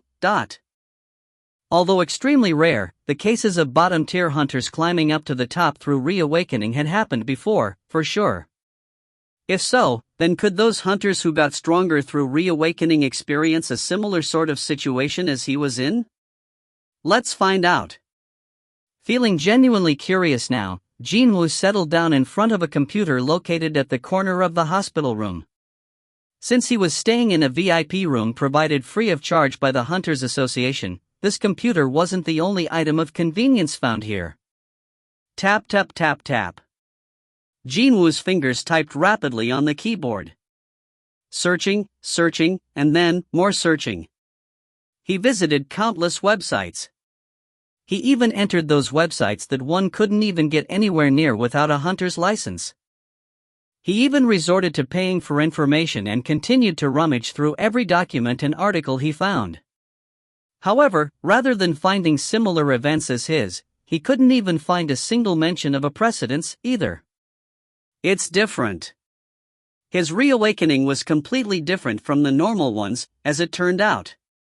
Most other hunters who underwent reawakening process gained their newfound strength through roughly the similar process as their first awakening as a hunter. Not one of them had experienced hearing weird voices at the brink of death, nor did they get to increase their strength through stat values and such. Chapter 11 Fin. If you find any errors, ads pop up, ads redirect, broken links, non-standard content, etc., please let us know. Report chapter so we can fix it as soon as possible. Chapter 12. Chapter 12, Chapter 12. Still, I can't be certain, so. To be 100% sure, Seong Jin-Woo anonymously opened a thread on the internet forum exclusive to licensed hunters. Title: Something weird has happened to me. Description: I can suddenly see my stats and numbers like in a video game, and I can even increase their values, too. Is there anyone who has experienced something similar to me? Below that OG post, comments figuratively exploded forth. Anon, lol, why don't you stop F***king around, dude? Anon, isn't he just a loon? Anon, lost his D***mn mind. Anon, maybe you've played too many games. Anon, by any chance, are you a cartoonist? Anon, go visit the nearest hospital, K. Anon, I'd like to hear the details first. Anon, stop accepting all sorts of trash just because they hold the hunter license. This forum needs to go through a cleansing, seriously now. TL, I removed all the pure Korean internet slang / emojis from the raw. Learned my lesson from my previous novel.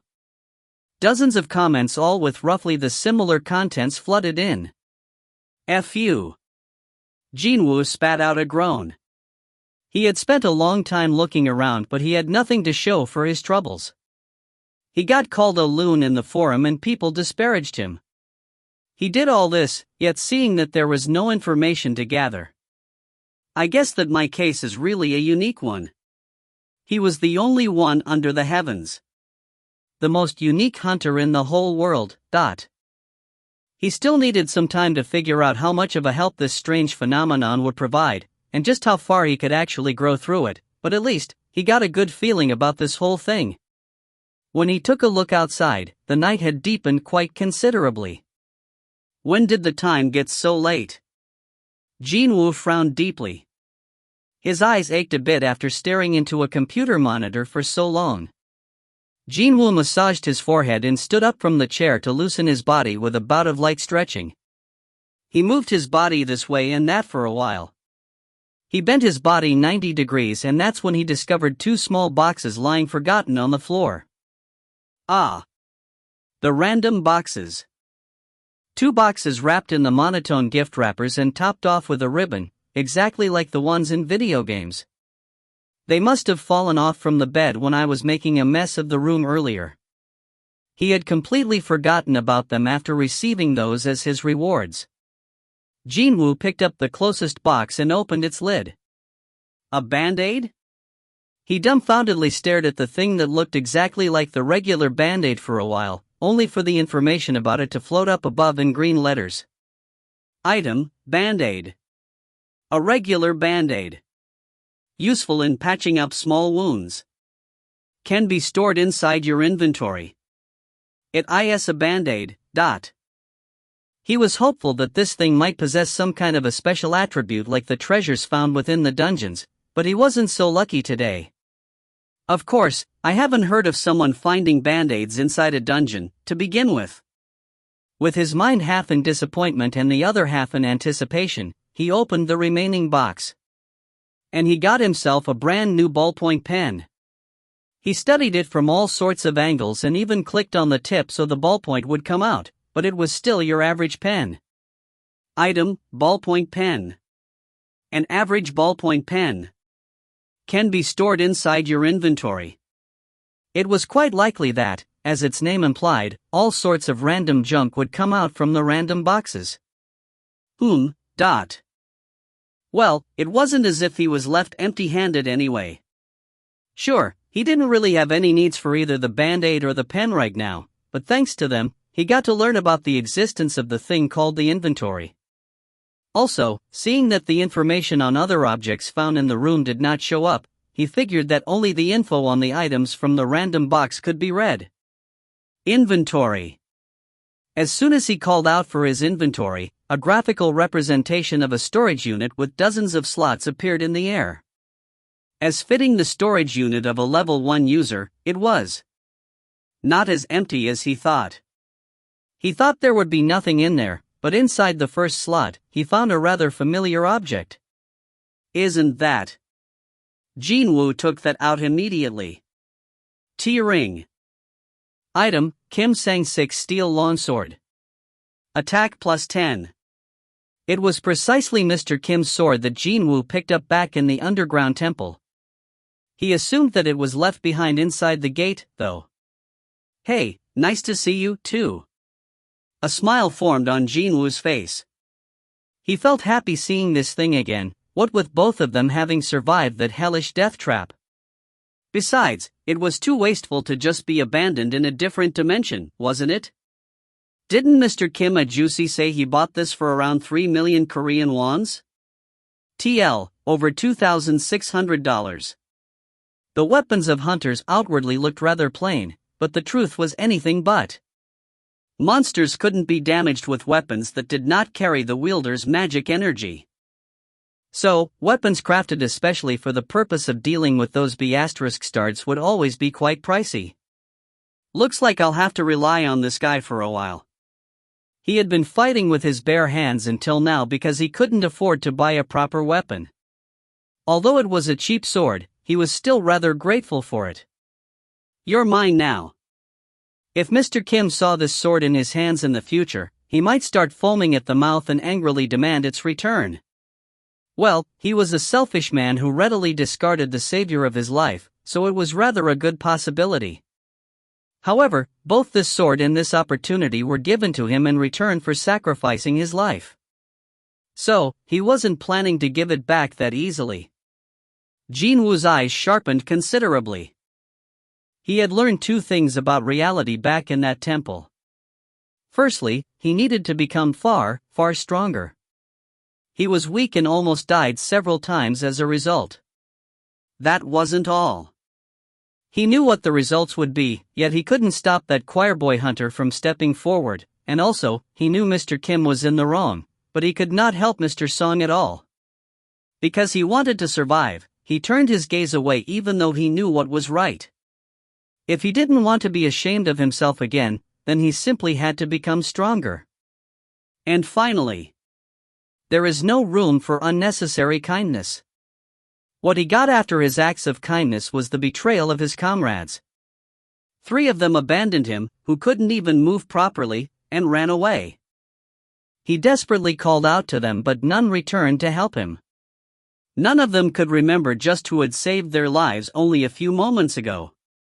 Give and take. He swore not to take on any unnecessary risk out of some unconditional act of kindness. The most important thing at the end of the day was his own life, after all. Those were 2 important life lessons Jin-Woo got to engrave in his heart after experiencing a near-death event. To become stronger than before, and to become more selfish than before. I can do this. Jin-Woo was one of those types of people who would never forget what he had been taught. Inside a certain pojangmaka. TL, the Korean-style covered street stall. The nurse Choi Yura was busy chatting to a friend she hadn't seen in a long time as the night wore on. Ah, I almost forgot. Yura belatedly recalled that her friend was an employee of the Hunters Association. The reason for her finding work in the Hunters Hospital was in no small part due to this friend. You know a lot about hunters, right? Well, more than most people, sure. What's up? Is there a hunter with an ability to heal their own wounds really quickly? Aren't those healer-type hunters? 1 healing spell later, every wound goes bye-bye. No, not like magic and stuff. I mean, like, unconsciously.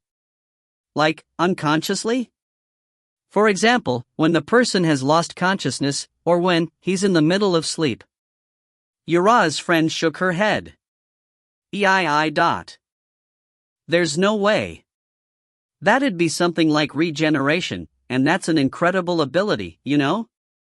That's a unique trait only the rarest of all top-tier monsters exceeding the ranks of a possess. There's no human who possesses it, though? I've never heard of a hunter who has such an ability. Really? Could she have made a mistake, then? Yura slowly nodded her head. It was at this point that her friend spoke again. But, then again, I don't know. Maybe it's possible if you're talking about S-ranked hunters. Hearing her friend's words, Yura raised her head. S-ranks, There are plenty of freakish monsters within the S-ranked hunters, and also, not much is known about them, right? What were they saying? Right, the hunter Baek Yunho from the White Tiger Guild can apparently morph into a real monster. However, Seong Jin-Woo was supposedly a hunter ranked E. The ranks of the hunters were publicly viewable on the association's website, so if anyone were interested, they could take a look. Yura became curious from the morning's incident and she searched for Seong Jin-Woo's information. His rank is too low for him to possess such a unique ABI. The reawakening of a hunter. She then remembered hearing hushed whispers of reawakening coming from Jin-Woo's room when she was walking past it yesterday. Could it be that he had gone through a reawakening? For most regular people, it was truly impossible to befriend an S-ranked hunter, never mind encountering one. Not only were there too few of them, but they also happened to be crazy busy most of the time as well. So, just what kind of a situation was this? Someone as amazing as that was a patient she was looking after. A guy who just entered the S rank having moved up from the lowly E. If there are only a few people who realize his true value, then if she scored some points with him now, wouldn't it be more likely that she'd be awarded more opportunities later down the line?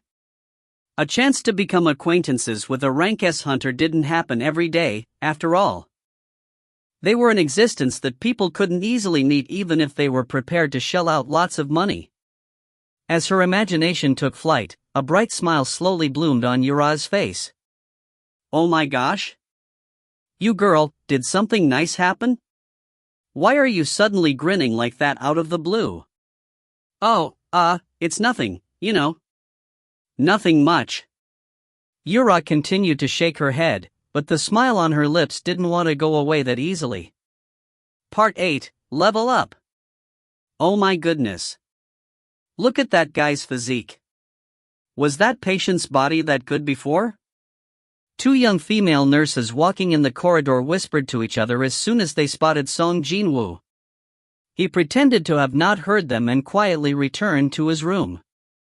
It had been a week since he started taking on the daily quests. Several changes took place during this time. One of them happened to be the transformation of his body. Jin-Woo stood before the mirror mounted on the hospital room's wall by the corner. He checked out his entire body in front of this full-length mirror. He got a bit embarrassed by doing something that a female university student would more likely end up doing, and only after clearing his throat twice was he able to stare straight at the mirror. The thing was, though, he had definitely changed. His body was in the middle of a transformation. I've got muscles now. The most eye-catching change was the drastic increase of his muscles. The normal-looking flabby flesh was gradually disappearing, only to be replaced by hard muscles. Thanks to that, his shoulders had widened more and his overall frame had grown bigger as well. Even then, doesn't seem heavy and slow. Only the necessary amount of muscles in the necessary places. If he were to describe the overall impression his body gave off, then would it be kinda like looking swift and athletic? He was a guy and even he found this rather appealing, so it wasn't such a strange thing for young nurses to whisper about him. And it's all due to this guy over here. Jin-Woo summoned his stat window. T-ring. Name, Seong Jin-Woo. Level, 1. Class, None. Title, None. HP, 100. MP, 10. Tiredness, 0. Stat. Strength, 31. Stamina, 10. Agility, 10. Intelligence, 10. Perception, 10. Available points to distribute, 0. Skills. Passive skills. Unknown, LV, max. Tenacity, LV, 1. Active skills. Dash LV, 1. His strength stat had gone past 30 already. Since he thought that it'd be hard to tell the kind of effects the increases in other stats would bring, he ended up investing all the points he earned on the strength stat, which seemed to be the easiest way to feel the change taking place within. Besides, strength played a key role when fighting monsters, so that was like killing two birds with one stone.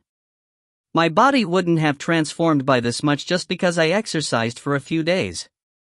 In that case, there could be only one explanation.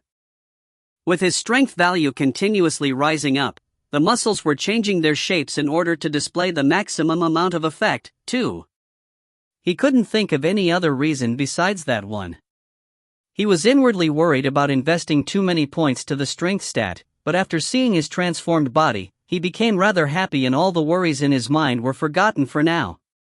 However, it is way too eye-catching, isn't it? The number of times he was mentioned by the nurses was constantly on the rise. It was quite likely that, since their job involved looking after human bodies, their levels of discernment could have been higher than most. Jin-Woo possessed quite a keen sense of hearing, so whenever his name was mentioned in the vicinity, he took note of it. I guess it's time for me to leave this hospital, no? Chapter 12 Fin. If you find any errors, ads pop up, ads redirect, broken links, non-standard content, etc., please let us know. Report chapter so we can fix it as soon as possible. Chapter 13. Chapter 13, Chapter 13. It was not good to be the center of attention. Not only would he feel uncomfortable being placed under the spotlight, but he also didn't want to let others know of this strange phenomenon. Didn't the old saying go something like, scratching unnecessarily results in more flakes to clean up, or something like that? He wanted to increase his stat points as quietly as possible. And it shouldn't be a problem for me to leave the hospital now, too. Thankfully, tests had shown that he was normal and healthy. Meaning, he could leave at any time he wanted. No, hang on a minute, it kinda felt like that both the hospital and the association wanted him to leave in the first place. Well, it'd be a waste to spend that much money as hospital fee on a measly rank E like him.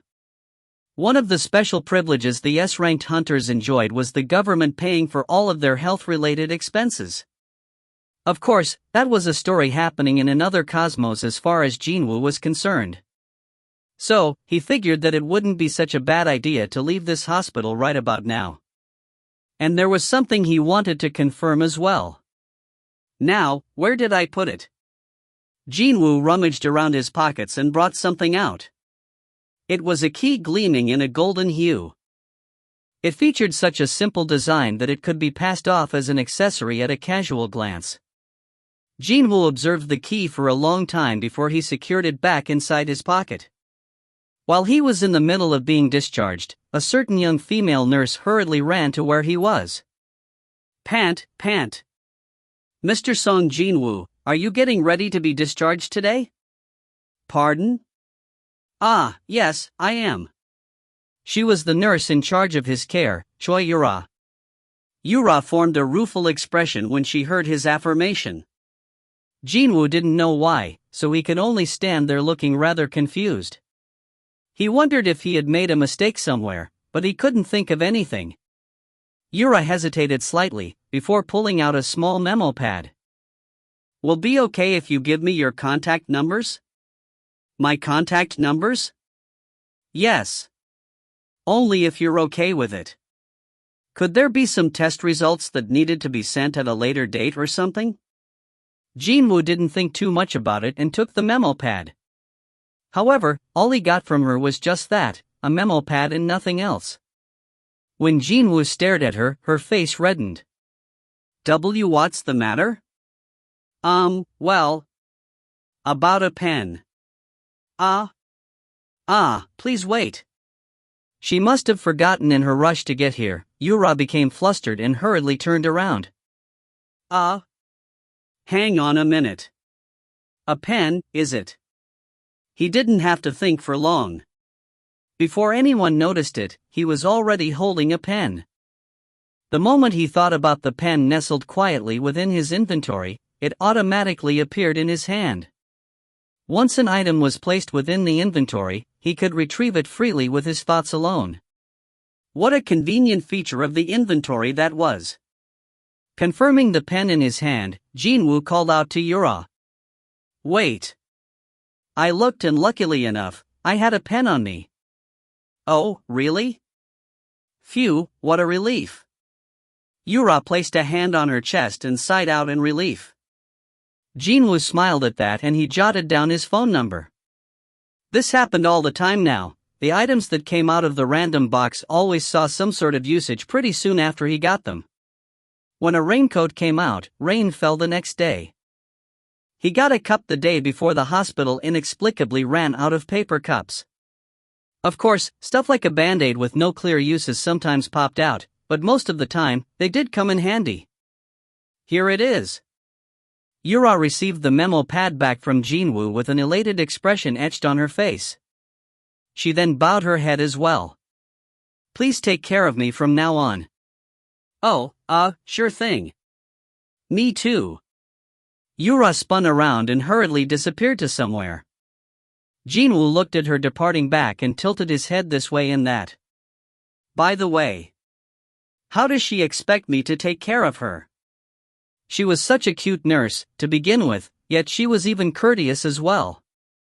Jin-Woo thought as such and left the hospital with a refreshed, airy mind. The first place he visited was the HQ of the Hunters Association, located in the district of Guro in Seoul.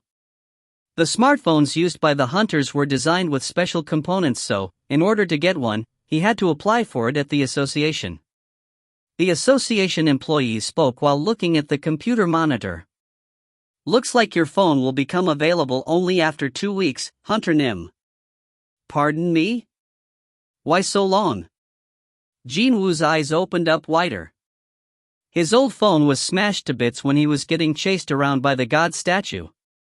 However, he now had to wait for 2 weeks for a new phone to arrive? If you need a phone right away, we can loan you one on a temporary basis, but the fee for each usage is 50,000 Korean wons. TL, just over $44.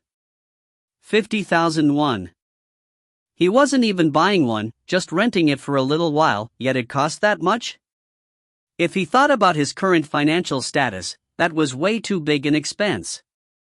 Well, it's not like someone will contact me, anyway. If the association failed to get a hold of someone on his or her smartphone, they'd call the house, instead.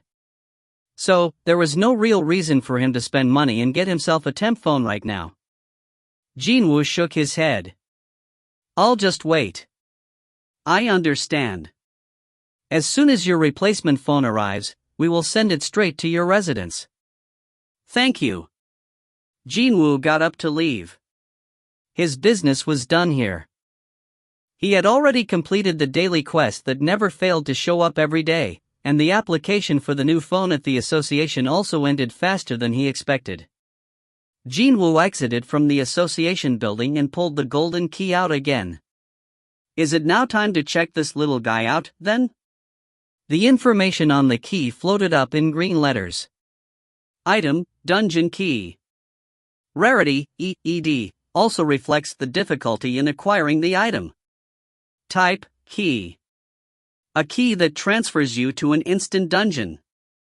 Can be used at the third exit of the Hapjeong subway station. He found this key inside one of the random boxes he got as the daily quest rewards. At first, he wondered why a key would come out from there, but once he saw the rarity category, he immediately realized that this was no ordinary item. This was one of the reasons prompting him to get discharged from the hospital as well. An entrance key to the instant dungeon, huh? Whether it was called instant or not, a dungeon was a dungeon. If it was about dungeons, then he had plenty of painful memories regarding those. This one time, he participated in a raid ranked E and ended up getting wounded so badly that he had to stay in the hospital for over a week.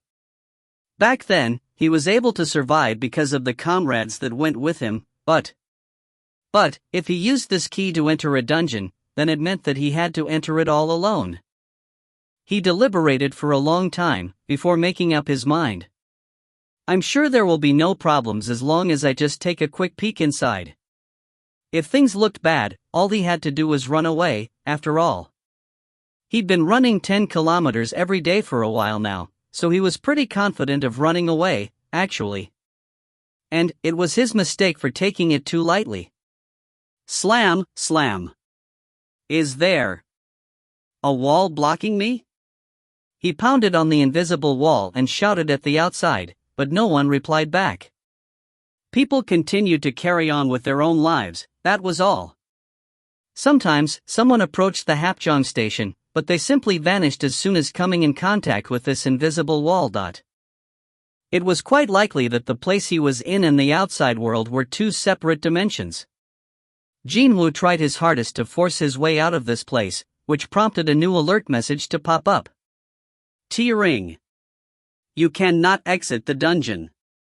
Please defeat the boss first or find the return crystal. It was the same message as before.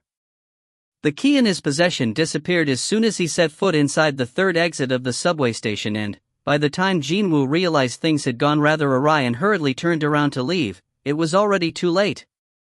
He was thinking of finding a hidden gate or some kind of a doorway within the third exit that would transport him to a dungeon, but his expectation was completely off the mark. And quite different from the regular dungeons, he couldn't even leave as he pleased, too. It's different from other dungeons. Jin-Woo spat out a long groan and looked behind him. What he could see now was the interior of the subway station that had transformed into a jungle. Walls were thick with twisting vines, and rancid odor akin to rotting corpses assaulted his senses. Hell, he even heard the cries of what sounded like wild beasts from afar every now and then, too. It wasn't that there was a hidden entrance somewhere near the entrance of the Hapjeong station, but the entire station had become a dungeon, instead. Jin-Woo pulled the steel longsword out from his inventory. T-ring. Item, Kim Sang-6 steel longsword. Attack plus 10. His back was blocked off, and he had no method of contacting outside, so the only option left was to go forward. Jin-Woo nervously swallowed his saliva and slowly descended the steps. He held his breath and surveyed his surroundings, but he couldn't sense anything particular. However, it was truly forbidden to underestimate the dangers in a dungeon. Among the low-ranked monsters, there were quite a few that knew how to mask and hide their presence very well. No, maybe because they were so low-ranked that they had no choice but to hide and wait to ambush their prey. Past the toilets, he entered deeper and encountered the underground shopping center. Shops were worn down and in complete disarray, looking more like a ruin than anything else. Seeing the humanless ruined shells of the shops dimly illuminated by the flickering overhead lamps, something felt rather ominously creepy and sinister. Flicker, flicker.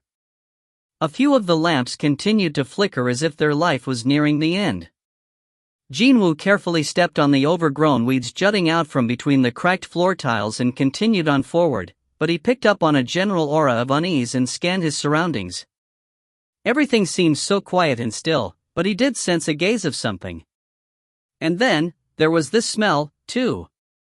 A seriously rotten odor of an animal carcass with flies buzzing around was coming from somewhere. For Jin-Woo, who had frequently entered dungeons, this was a rather familiar smell. This smell.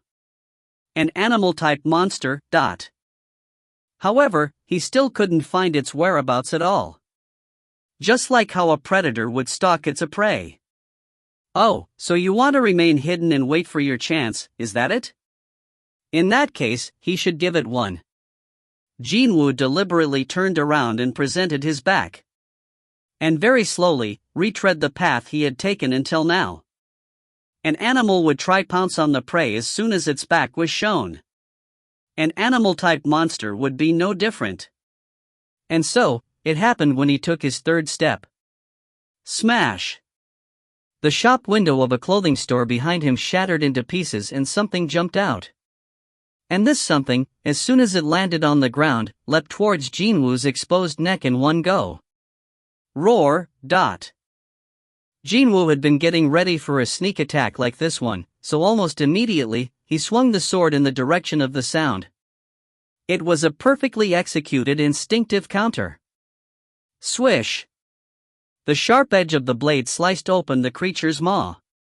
The monster spat out a pained cry as it flew away from Jin-Woo and crashed on the ground, rolling around in a heap. SFX for a dog-type whimpering, repeated. It was a huge wolf with a reddish coat of fur.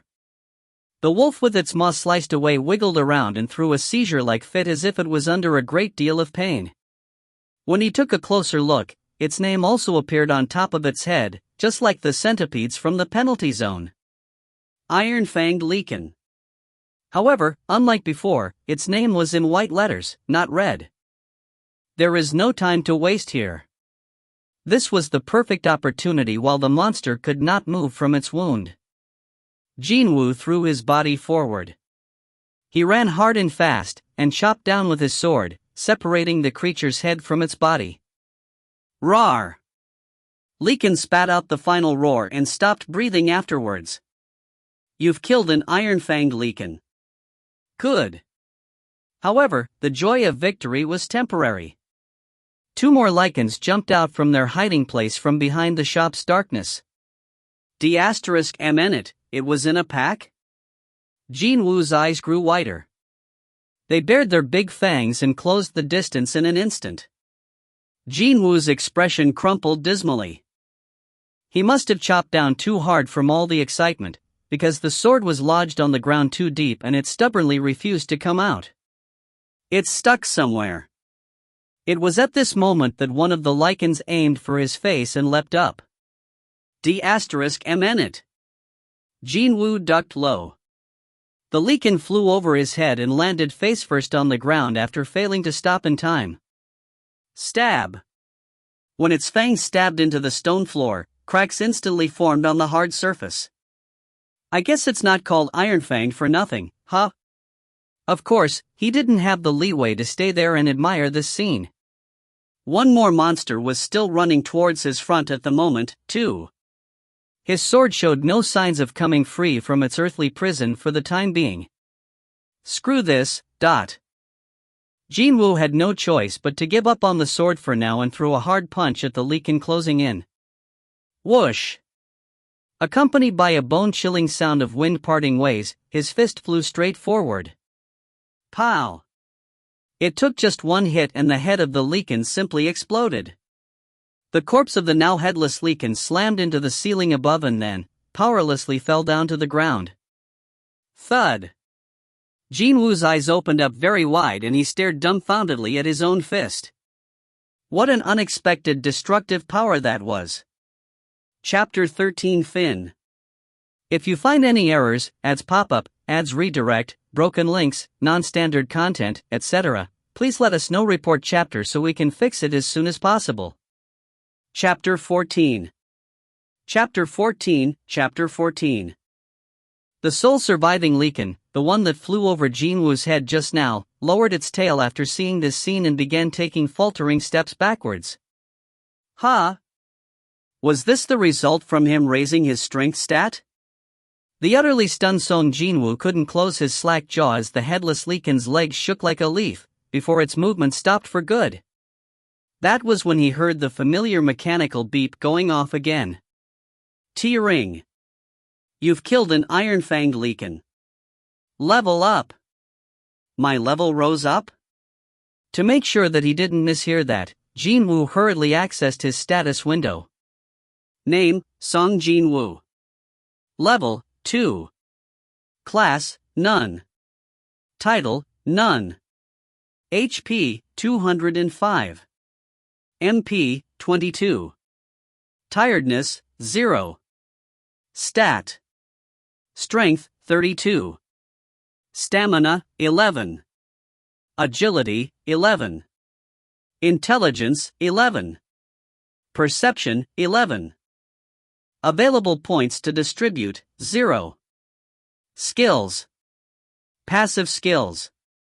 Unknown, LV, max. Tenacity, LV, 1.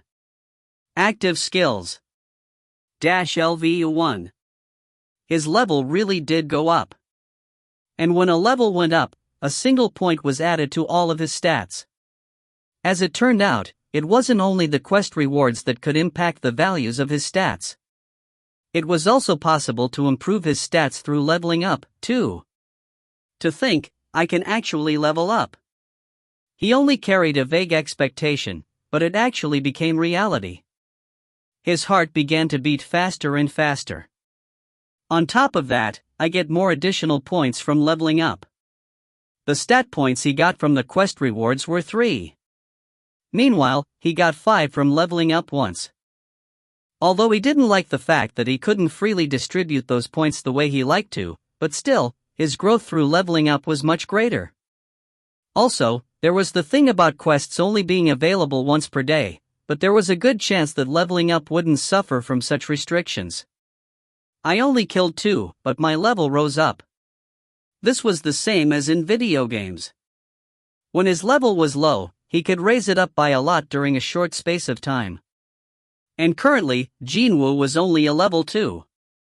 It was not an exaggeration to say that he was right at the bottom of the pile. However, he was not what one would call a normal low-level player either. His strength stat already exceeded 30. If the strength stat rose up by 1 point every time one leveled up, then the stat value of Jin-Woo's strength was equivalent to level 20 or higher. What if a user possessing level 20's worth of strength stat hunted in the level 1 beginner's hunting area? In other words, explosive leveling up. As if to prove his guess, the destructive might behind that punch easily exceeded his own expectations. The strength stat might have been multiplied by just over 3 times, but the difference in actual, physical strength was well beyond that. Jin-Woo's original strength value was 10. There was the difference of 3 times the value between the strength stat of 10 and 30, but the difference between the actual forces produced was well beyond that. Could it be, What if, as the stat's value rose up, the weight was also added as well? If that was the case, then such a destructive power output could easily be explained away. Besides that, his movement speed had increased as well.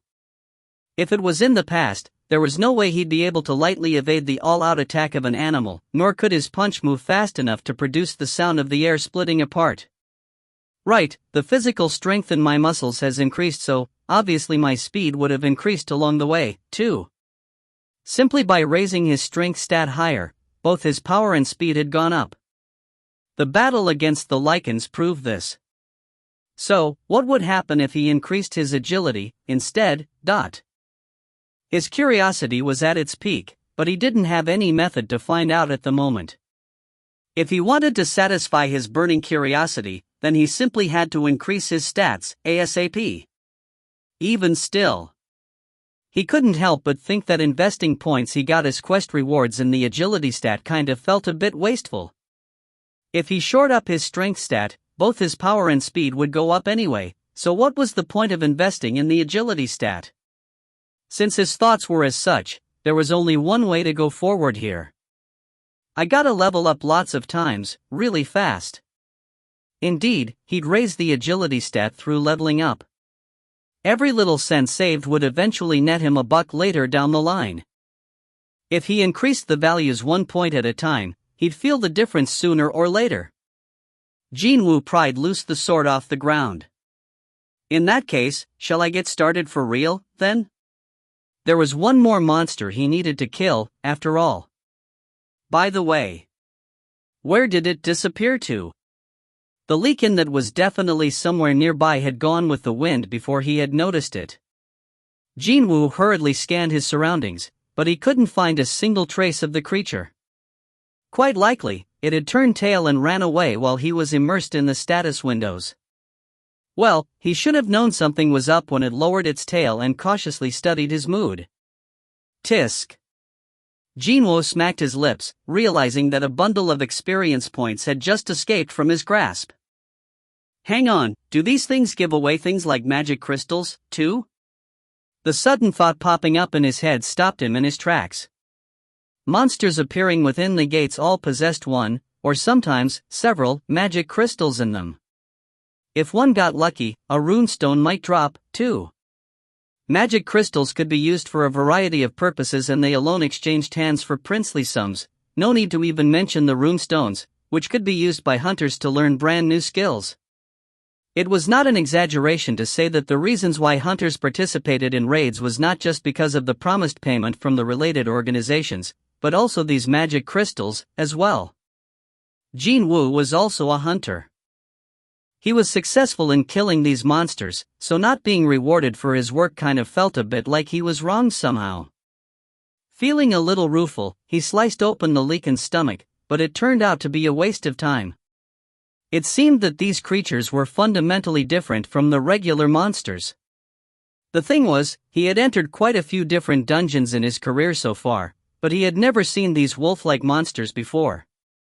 Jin-Woo dusted his hands and was about to stand back up, but then... He spotted something glittering within the dead lichen's mouth. So, he opened the creature's maws. One of the lichen's fangs was emitting a beam of light. When Jin-Woo reached out, a new message popped up before him. You found the item, the canine of a lichen. Take it? Sure thing. Item, the canine of a lichen. Rarity, none. Type, miscellaneous. A large and sharp canine of a lichen. Can be stored in the inventory or can be sold at the store. Jin-Woo got flustered a bit while staring at the canine tooth. There was a store, too. Where would you find a system less friendly than the one he was saddled with? To think, it was designed in such a way that the end user had to personally experience it with his own body before learning about any of its functions. Hell, he wasn't given much of an explanation during the penalty quest and he almost died as a result back then. Jin-Woo gnashed his teeth and tried to summon this store thing. Store. He couldn't help but feel his anticipation build up, wondering if a shop with a signboard declaring store and manned by an NPC merchant, kinda like from video games, might really appear before him. However, what appeared instead was a bunch of green letters floating in the air like hologram projections, just like when he accessed his mailbox. And there were only 2 words there, too. buy and sell. What a simple-tastic store this was. Jin-Woo selected buy. He didn't have a single cent in his pockets, but he was still curious about the stuff available within the store. Unfortunately for him, the store turned out to be one cold customer. Your level is too low to access the buy function. He was already familiar with the cold shoulder treatment from the places that required him to pay up, so this was fine. Sure. Jin-Woo didn't think too much about it and shifted his gaze away to sell.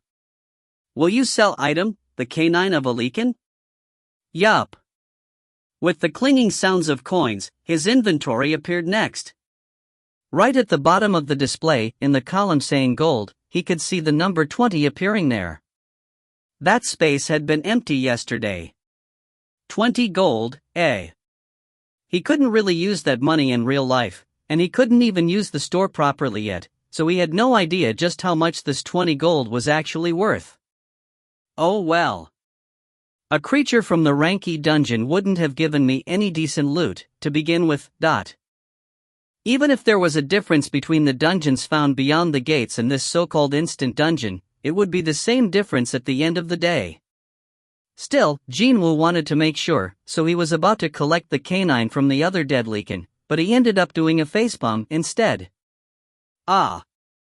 I blew away its entire head, didn't I?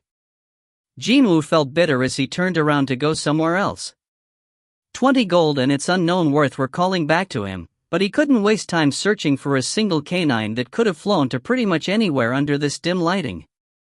However, as soon as he turned around, the feelings of bitterness dissipated in an instant. Growl. Grr. Growl. Grr. Well now, the Leakin he thought had ran away actually came back with a bunch of its friends. A wonderfully bright smile bloomed on Jin-Woo's face. Even at a casual glance, there must be over 20 of them here. Eureka! Hang on a minute, was that the right word to use in this sort of situation? Whatever. It was definitely a word to express one's joy, anyway. Jin-Woo tightly grasped the sword and spoke up. With the exception of your canines, I'm gonna massacre all of you. When the chilling glare of a man who was obsessed about making money landed on the Lycans, they became intimidated and shuddered slightly. It was at this point that Jin-Woo pounced on them without mercy. Level up! Level up! Level up! As he expected, his levels rose up quite quickly. Simply from searching every nook and cranny of the first floor and killing all the Lycans he could find, Jin-Woo's level shot right up to 7. He had jumped up 5 flights of stairs, in other words. Whimper. When he caught up and killed the very last monster running desperately away from him, a strange message popped up into his view. T-ring. You have acquired the title, Slaughterer of Wolves. A title? Title, Slaughterer of Wolves. A title given to a hunter skilled in hunting wolves. When facing animal-type monsters, all of your stats will increase by 40%. TL, the hunter is a lower case here, because that's what's in the raw. The hunters until now had been written in English, actually. When he opened his status window to take a look, the title column indeed had been updated. Name, Seong Jin-Woo. Level, 7. Class, None. Title, Slaughterer of Wolves. HP, 766. MP, 81. Tiredness, 3. Stat. Strength, 37. Stamina, 16. Agility, 16. Intelligence, 16. Perception, 16. Available points to distribute, 0. Skills. Passive skills. Unknown, LV, max. Tenacity, LV, 1. Active skills. Dash LV, 1. A bonus boost to his stats when fighting against animal-type monsters. Although the effect was a bit restricted, still, having his stats increase by 40%, now that didn't sound too bad at all. There are plenty of animal-type monsters out there, so would this apply to them as well? TL, the author had been using the Hanja word for monsters to describe those found in the Gates dungeons until now, but the creatures found in the instant dungeon are written in the English word, monster. That's why we get this line. If that was the case, then he'd be able to easily kill monsters when participating in the future raids.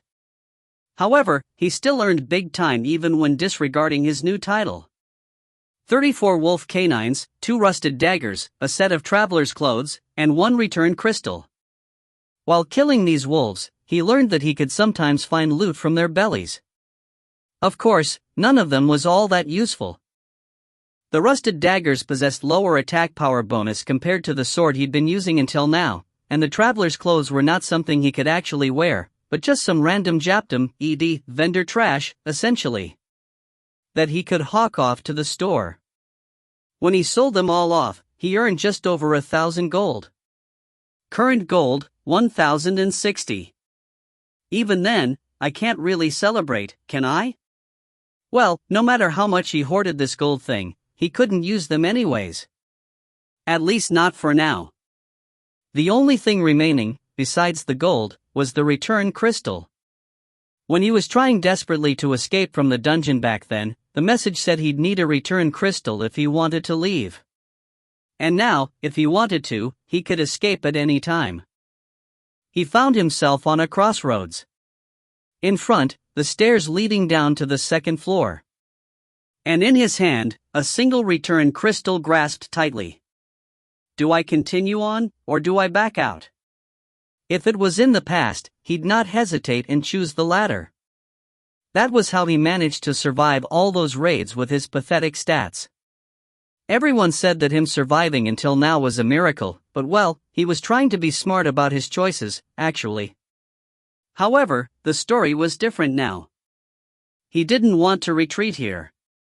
He felt that, if he turned away to leave now, then he'd never be able to take another step forward in his life. I've retreated enough times already, right?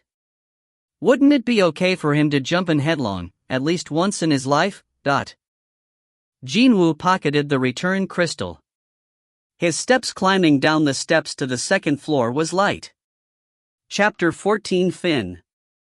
If you find any errors, ads pop-up, ads redirect, broken links, non-standard content, etc., please let us know. Report chapter so we can fix it as soon as possible.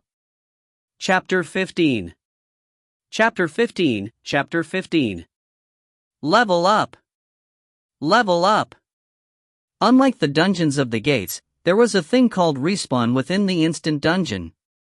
While he was sweeping away every single monster found on the second floor, all the monsters on the first respawned. While he went back upstairs to deal with them, monsters on the second floor respawned. So on and so forth. Level up. Level up. Jin-Woo hopped between the first and second floor and killed monsters until his level no longer rose up.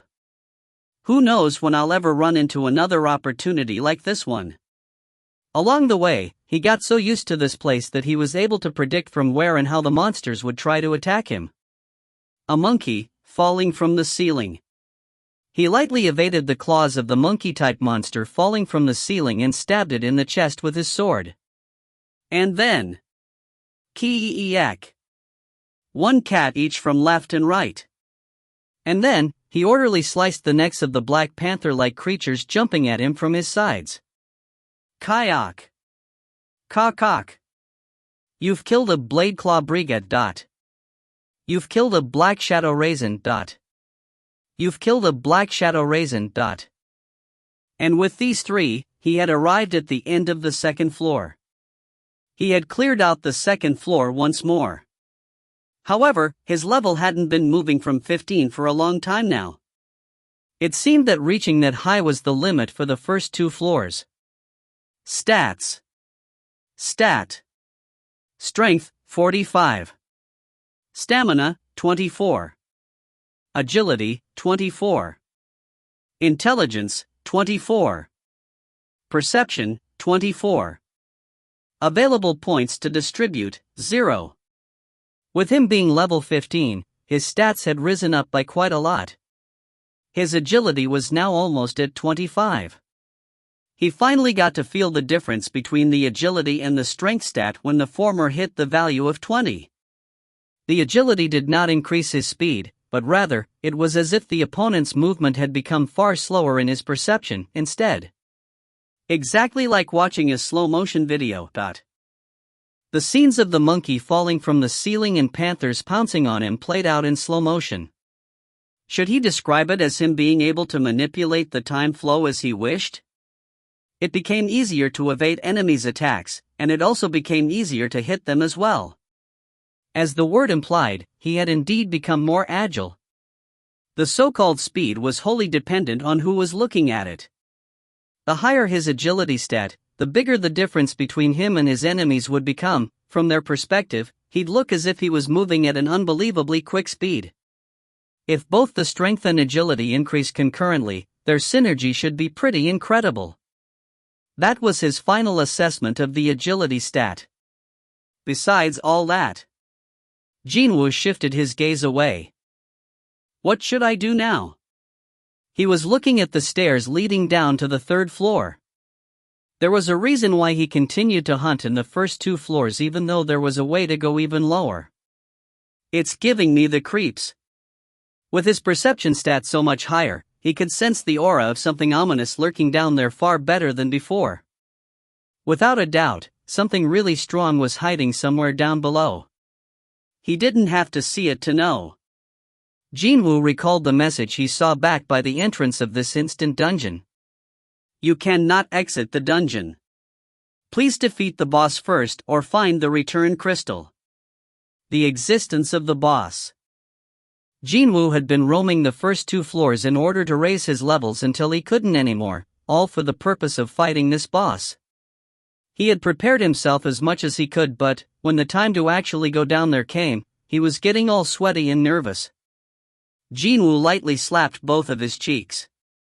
I mean, I've entered a dungeon, so I can't just leave without taking a look at what this boss looks like, now can I? A certain amount of tension was a must in order to maintain the peak condition. And this amount was just about right for him. Jin-Woo gripped the sword tightly with both of his hands, slowly descended the steps. Could he have been mistaken when the steps felt unusually longer than before? He swallowed dried saliva down. The lighting was worse than the first 2 floors, but there was no problem with seeing where he was going. Is it because of my perception stat? He couldn't help but feel that his eyesight had improved greatly. He cautiously climbed lower until eventually spotting the railway tunnel used by the subway trains. No, he saw where the railway used to be. The tunnel that should have been used by trains was now filled with jet black liquid, instead. What is this? Rather than a subway tunnel, it was more like a lake or a river now. Just as Jin-Woo took one more step forward to take a closer look, a long log-like object shot out from the surface of the black water. Swish! It's fast. The thing that arrived in front of his nose in the blink of an eye was not a log, but a snake with the thickness rivaling one, actually. Heap! Taken by surprise, Jin-Woo could only swing the sword and strike the head of the snake away from him. Clang! Jin-Woo's eyes opened wider. What the hell? He did succeed in deviating that direction of the lunging snake, but his trusty steel longsword ended up breaking apart from the impact. Jin-Woo looked back in surprise. The snake must have been surprised by his counterattack as well, because it didn't try to follow up right away, but instead chose to simply glare at him while coiling itself up a distance away. The ruler of the swamp, poison-fanged blue Kasaka. Jin-Woo could clearly see the orange-colored name of the monster. It was a creature incomparably faster and hardier than those with their names written in white. Even then, for a sword reinforced with magic energy to break like that.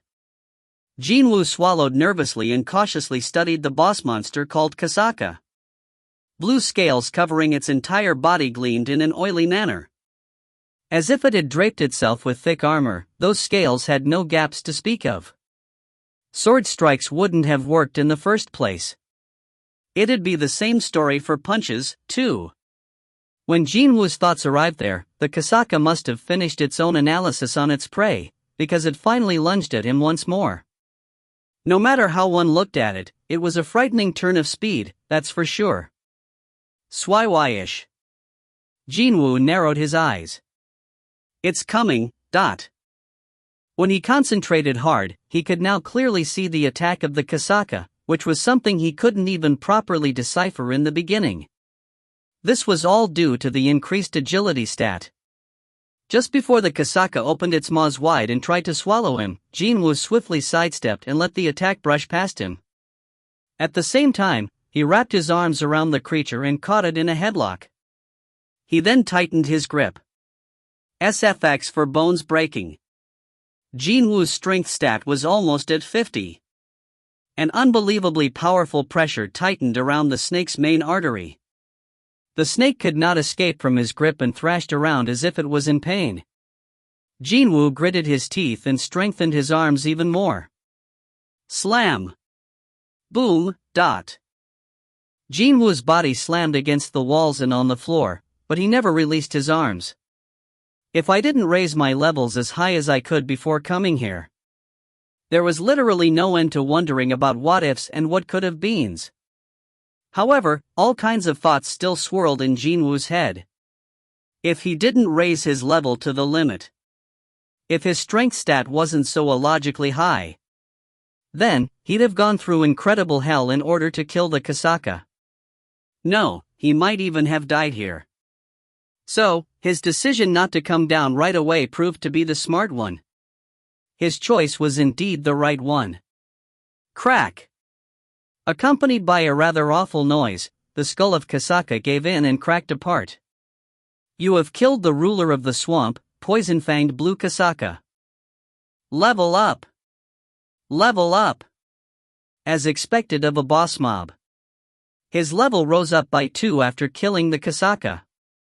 Jin-Woo tightly clenched his fists. The level that had been stagnating at 15 had jumped up to 17. In just a single day, he crazily raised his level from 1 all the way up to 17. However, no one hunted boss mobs for experience points. Indeed, if it was a boss mob, then it'd be all about the loot drops. When he started checking out the dead snake, 2 spots of light began gleaming from somewhere within its limp body. 2 items, because it was a boss? His expression one of elation, Jin-Woo reached out towards the spots of light. T-ring. You have discovered item, poison fawn of Kasaka. Take it? You have discovered item, poison sac of Kasaka. Take it? Take them all. As soon as he said those words, a dagger made out of a bone and a small pouch with liquid in it appeared on his palms. Item, poison fawn of Kasaka. Rarity, C. Type, dagger. Attack plus 25. A dagger fashioned from the poison fawn of the Kasaka. There are traces of the Kasaka's poison on it, so when attacking, it will cause paralysis and bleeding status effects. Can be stored in the inventory, or can be sold at the store. Status effect paralysis, the target will be unable to move. Success rate is fixed. Status effect bleeding, the target's stamina will be reduced by 1% per second. Jin-Woo nodded his head. A dagger made not out of bone, but from the fawn, huh? It's not a bad item with those options, yeah? Next up was the pouch. Item, poison sac of Kasaka. Rarity, A. Type, medicine. A pouch containing the refined poison of the Kasaka. Can be found very rarely when hunting Kasakas.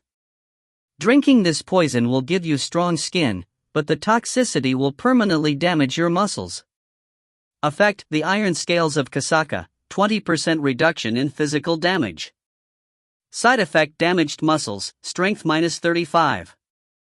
Jin-Woo's expression alternated between joy and anguish. The poison fang of Kasaka was a good weapon to replace the broken longsword. Not only did it possess over twice the attack power, but he really liked the 2 status effects of paralysis and bleeding, too.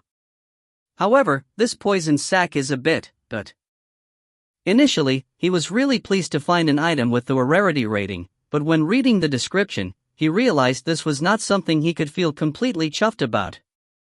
Of course, that effect of reducing all physical damage taken by 20% was a great option befitting an A-rank item. However, it also carried a fatal penalty of decreasing his strength stat by 35.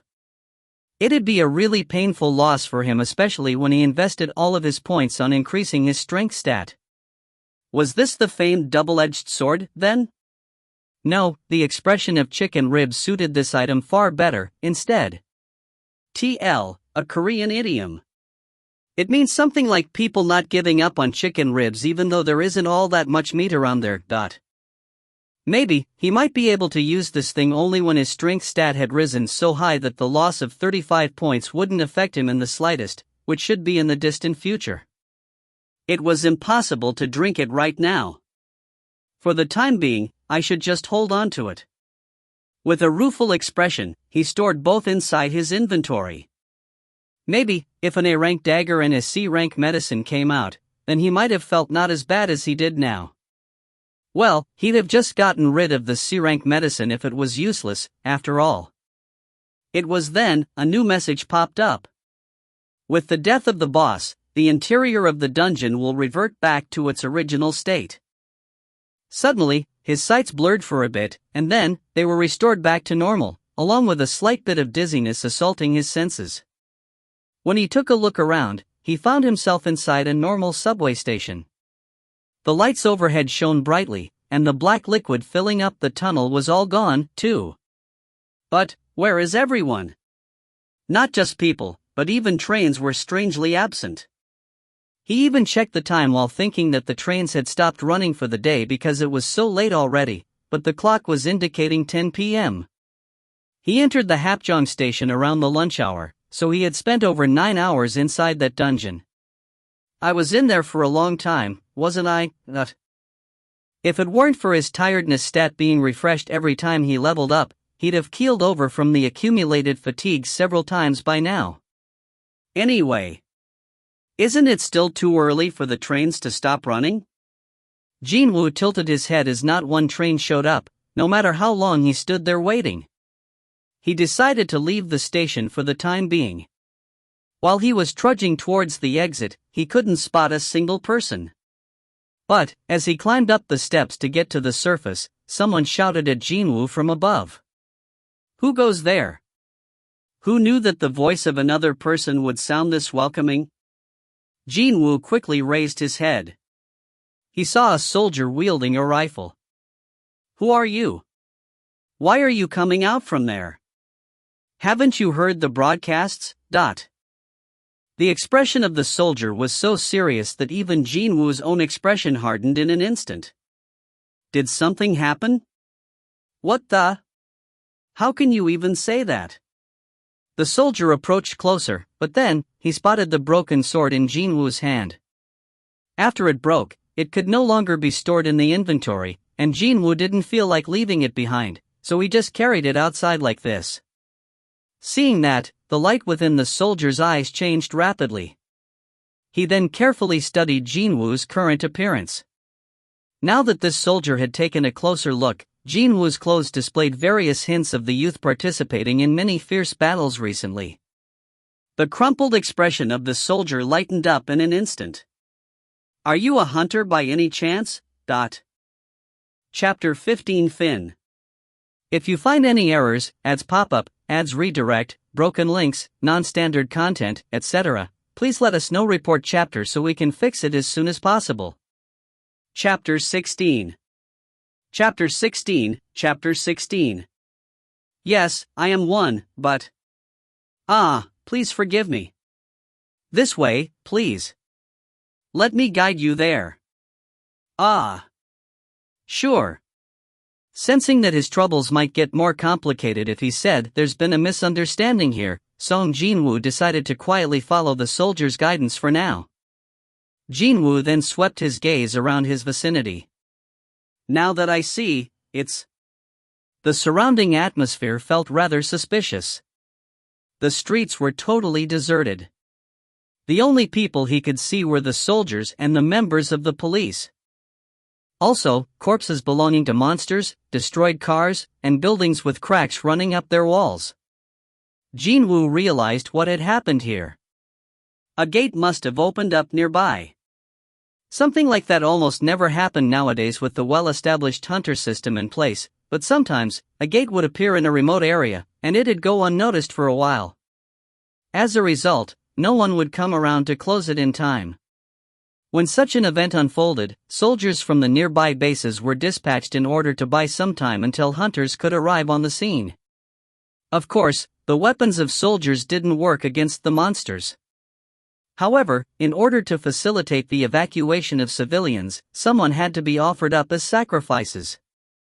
In other words, they were to become cannon fodder. A role someone had no choice but to perform had been saddled on the shoulders of this nation's youths. "Thank you." The soldier walking up ahead thanked Jin-Woo out of the blue. "Pardon me?" "Well, because hunters such as yourself fight hard, we are able to go home at the end of the day, you see." "Oh, He said thanks. That was something Jin-Woo wanted to say to the soldier, instead. Soldiers to the hunters, and hunters to soldiers. As befitting those fighting to protect someone, or even something, they were expressing their gratitude against each other. Beep. The soldier's expression brightened after he received the radio transmission. "I've received a word that the monsters in the vicinity have been dealt with, and only the biggest one remains." Jin-Woo nodded his head. He didn't need to hear the soldier's explanation to know. He could actually sense the presence of a powerful life form nearby. And he could even sense several auras of hunters surrounding it, too. The enhanced perception stat was transmitting crucial information in the form of sensations and feelings. And that's how Jin-Woo got to figure it out almost immediately. That thing is the boss. Soon enough, the creature could be seen in the distance.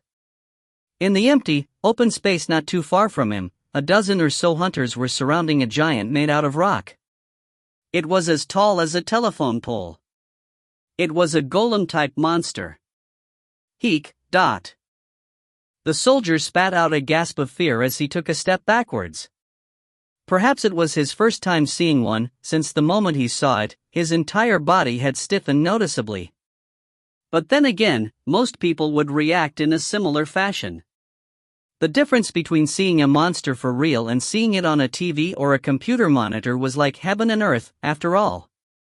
Unlike him, Jin-Woo remained calm and observed the unfolding situation. "Healers, concentrate your healing on the tanker. We're also doing our best. Why isn't it dying already? What are the damage dealers doing? It's not even remotely close enough to dying, is it? The monster's defenses are too strong. And we just don't have enough magic-type hunters in our group, Because they had been summoned out here in haste, none of them seemed to be high-ranked hunters. Both their defenses and attacks didn't look that effective at all. Because of that, hunters couldn't avoid being embroiled in the protracted battle of attrition. Boom! When the golem slammed its massive stone fist downward, the hunter acting as the tanker had no choice but to kneel down just for a brief second. Heek. The tanker vomited out a mouthful of blood. And no. The tanker might die at this rate. What do you want me to do? My magic energy reserve is completely empty, you know. Hasn't the support from high-ranked hunters arrived yet? These hunters looked like they had reached their limit. Jin-Woo's gaze, as he took all of these in, gleamed quite sharply. If it's only that much, I can do this. Jin-Woo slowly took several steps back. This golem-type boss might possess the high defense, but its rank was probably lower than its scary outer appearance might suggest. Just from the aura it emitted, it was definitely weaker than the boss of the instant dungeon, the poison-fanged blue whatever. So, if I could just render its high defenses to nothing. What's needed right now was a powerful strike that could penetrate past the dumb rock giant's defenses. Jin-Woo got to enough distance away and took a position of throwing something. The muscles in the arm holding the broken sword began swelling up quite violently out of the blue. Thick, pulsing veins even popped up on the back of his hand, too. All of his physical strength was concentrated in his right arm. A short while after that, the arm pulled back taut like the string of a bow was shot forward at the speed of sound. Go! The view of the rank D hunter, Lee Han-soo, was turning dark. He couldn't continue on anymore. His prized shield had begun developing cracks as well. As if their magic energy had been depleted, the amount of healing magic hitting him from the healers had decreased quite noticeably. At this rate, every single one of them would die for sure. Lee Han-soo had to make a decision, now. The only feasible plan here was for him to buy enough time so the other hunters could safely escape from here. And at a later time, hunters with higher ranks show up to kill this golem.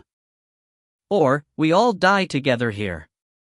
Cold sweat drops formed on Lee Han-soo's forehead. He finally firmed up his resolve. Lee Han-soo shouted out while looking back. "Leave this to me and you all gotta." It was at this moment that Lee Han-soo saw it. Something flew towards here as it gleamed coldly in the night air. Actually, he could only sense that he had seen something, but his eyes couldn't really pick up on anything tangible. It was that fast. Kwahang! That something slammed into the golem's head and it grandly exploded. What the hell? Lee Han-soo's eyes opened up super wide. The headless golem began tottering dangerously. The hunters began roaring out in elation only then. They focused their attacks once more. It's working! Our attacks are working, ... It's falling. A little bit more. Just a bit more and we'll win. It seemed that none of them had noticed the object flying in from somewhere, because they were too focused on attacking the monster. With the sole exception of Lee Han-soo standing right in front of the golem, that was Ruo-or-R.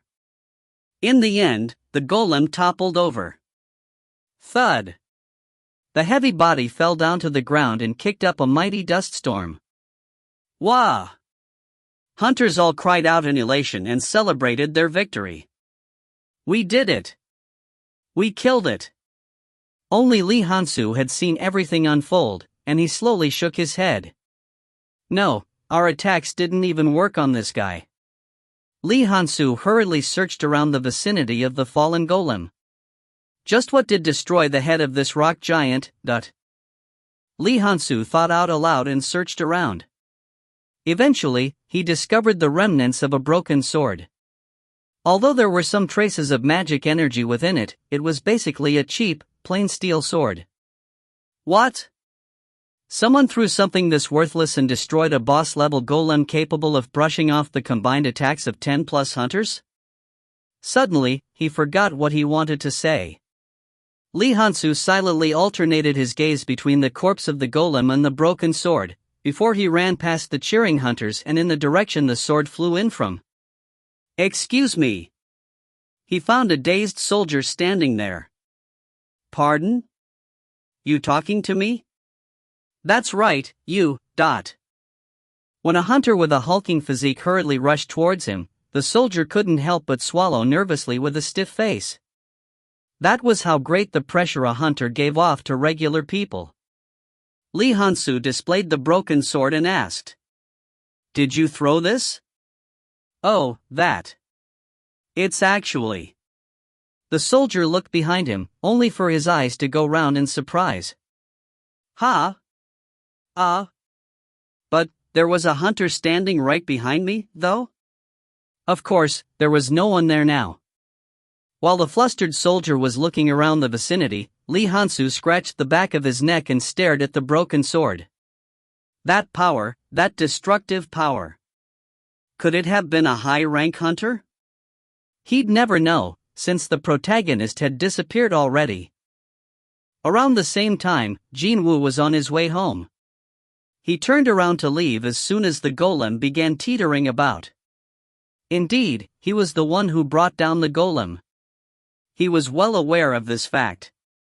Now originally, the loot and the profit arising from a dead monster belonged solely to the hunter who managed to kill it. If he wanted to, he could contest for the rights to the golem. However, it had become problematic when trying to prove that I am capable of bringing down a golem like that. Who would believe the notion of a giant golem crashing down because of an attack from a measly little rank E? He didn't even have a proper evidence to back him up, too. Jin-Woo figured that neither the broken sword or the soldier standing beside him would be of a great help in that endeavor. And that would not be all. More importantly, he'd have to reveal the reason how his abilities had increased by so much that he could fell a golem like that. The harder he thought about it, he had more to lose than to gain. The one and only ability in the entire world to level up. He couldn't afford to slip up and reveal the existence of this unprecedented ability just for the sake of claiming the remains of a single golem. It's a bit of a waste, but can't be helped. Still, it wasn't as if he walked away completely empty-handed, anyway. No, rather than that, he earned pretty big, actually. The message he heard the moment that giant golem fell down.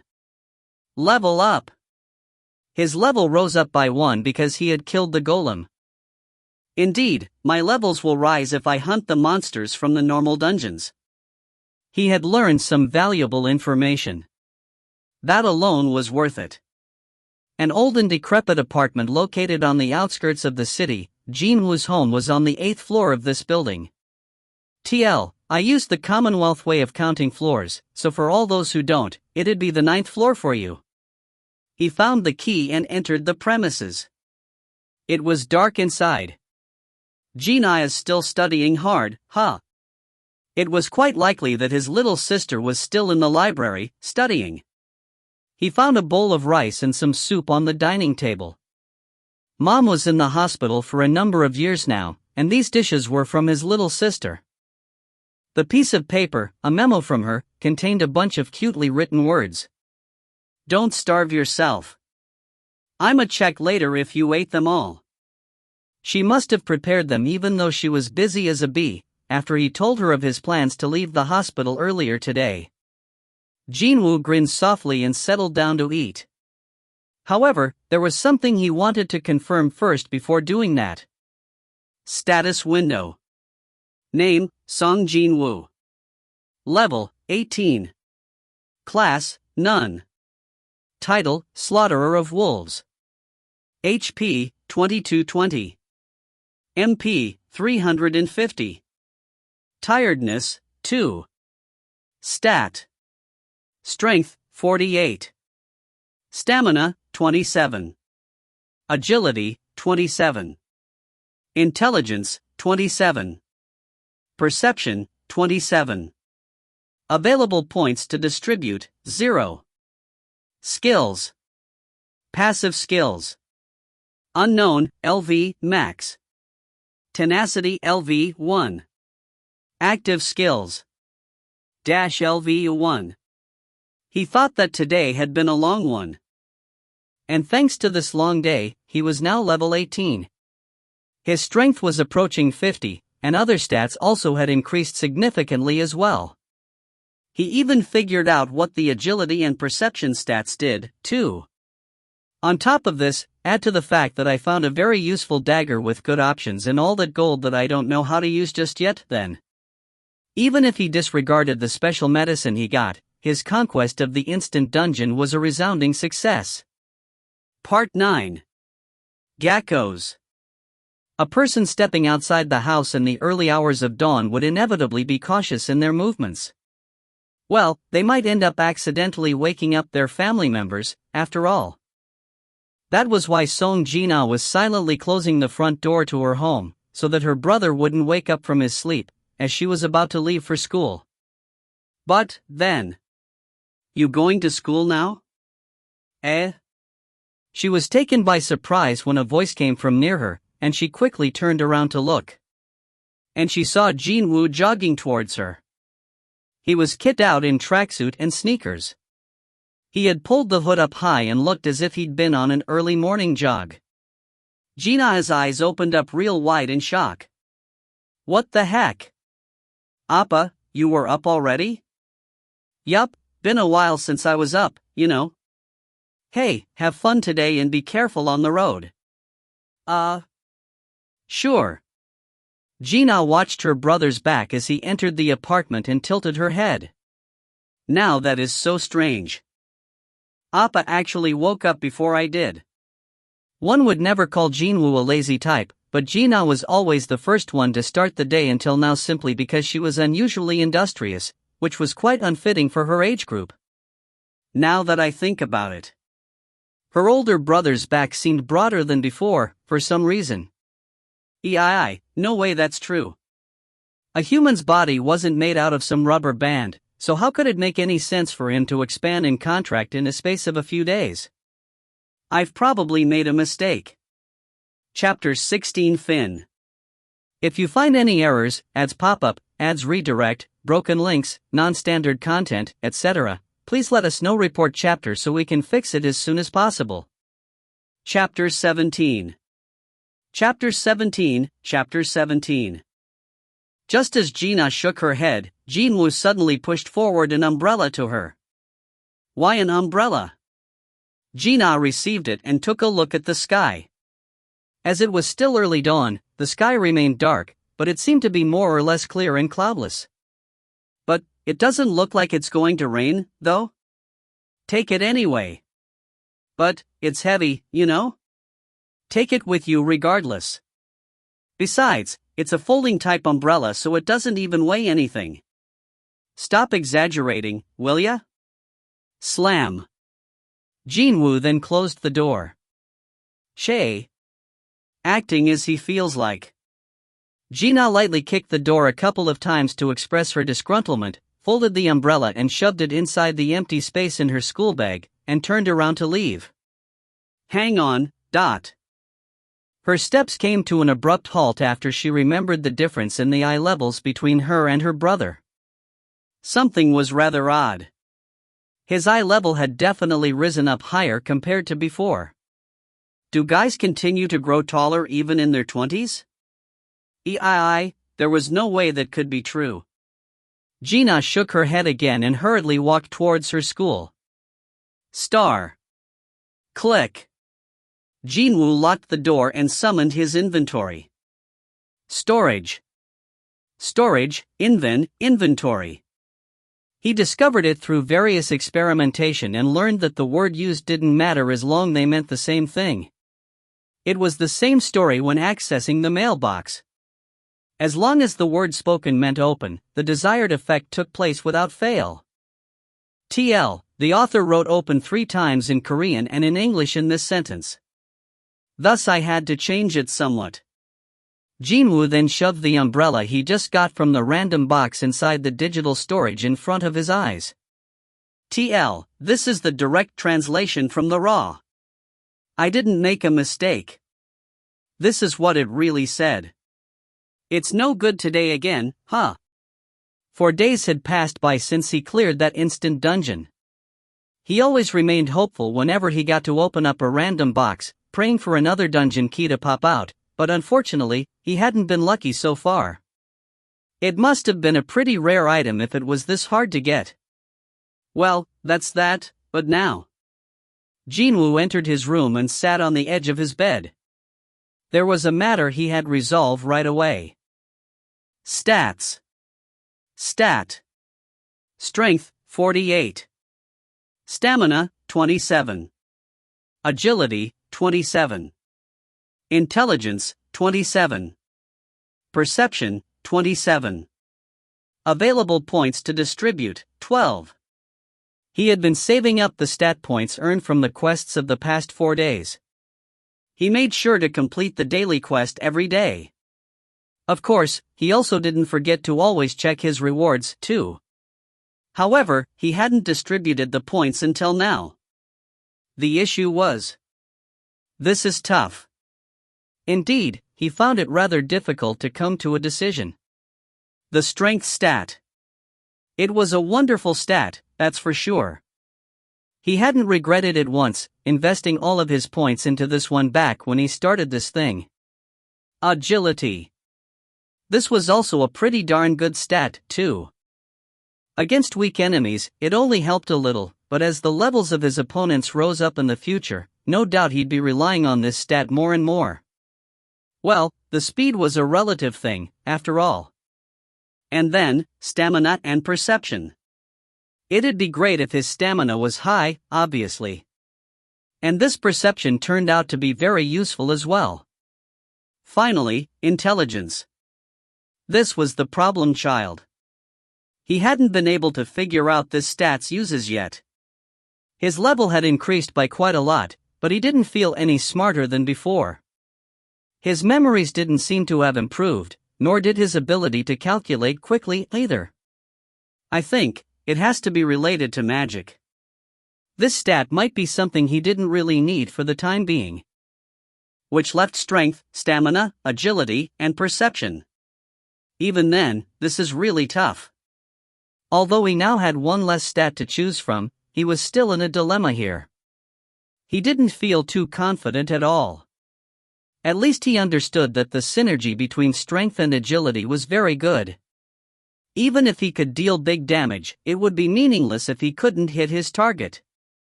On the flip side, even if he could hit accurately all the time, as long as he could not deal enough damage, it'd be a waste of time, too.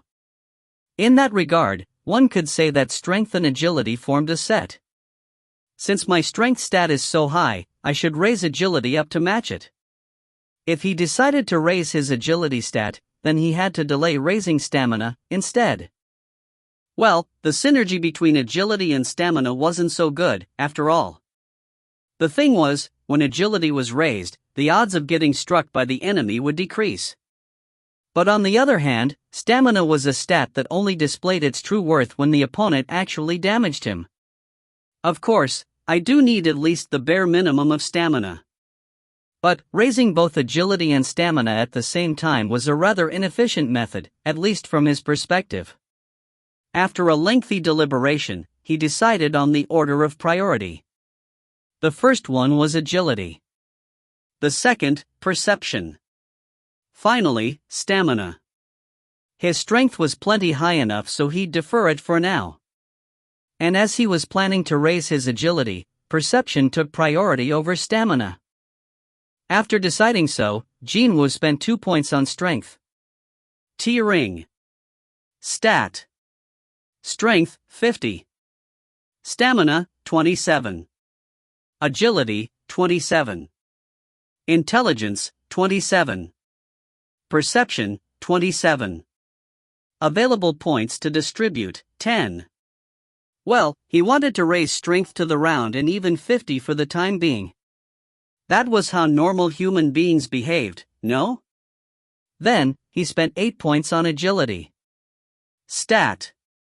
Strength, 50. Stamina, 27.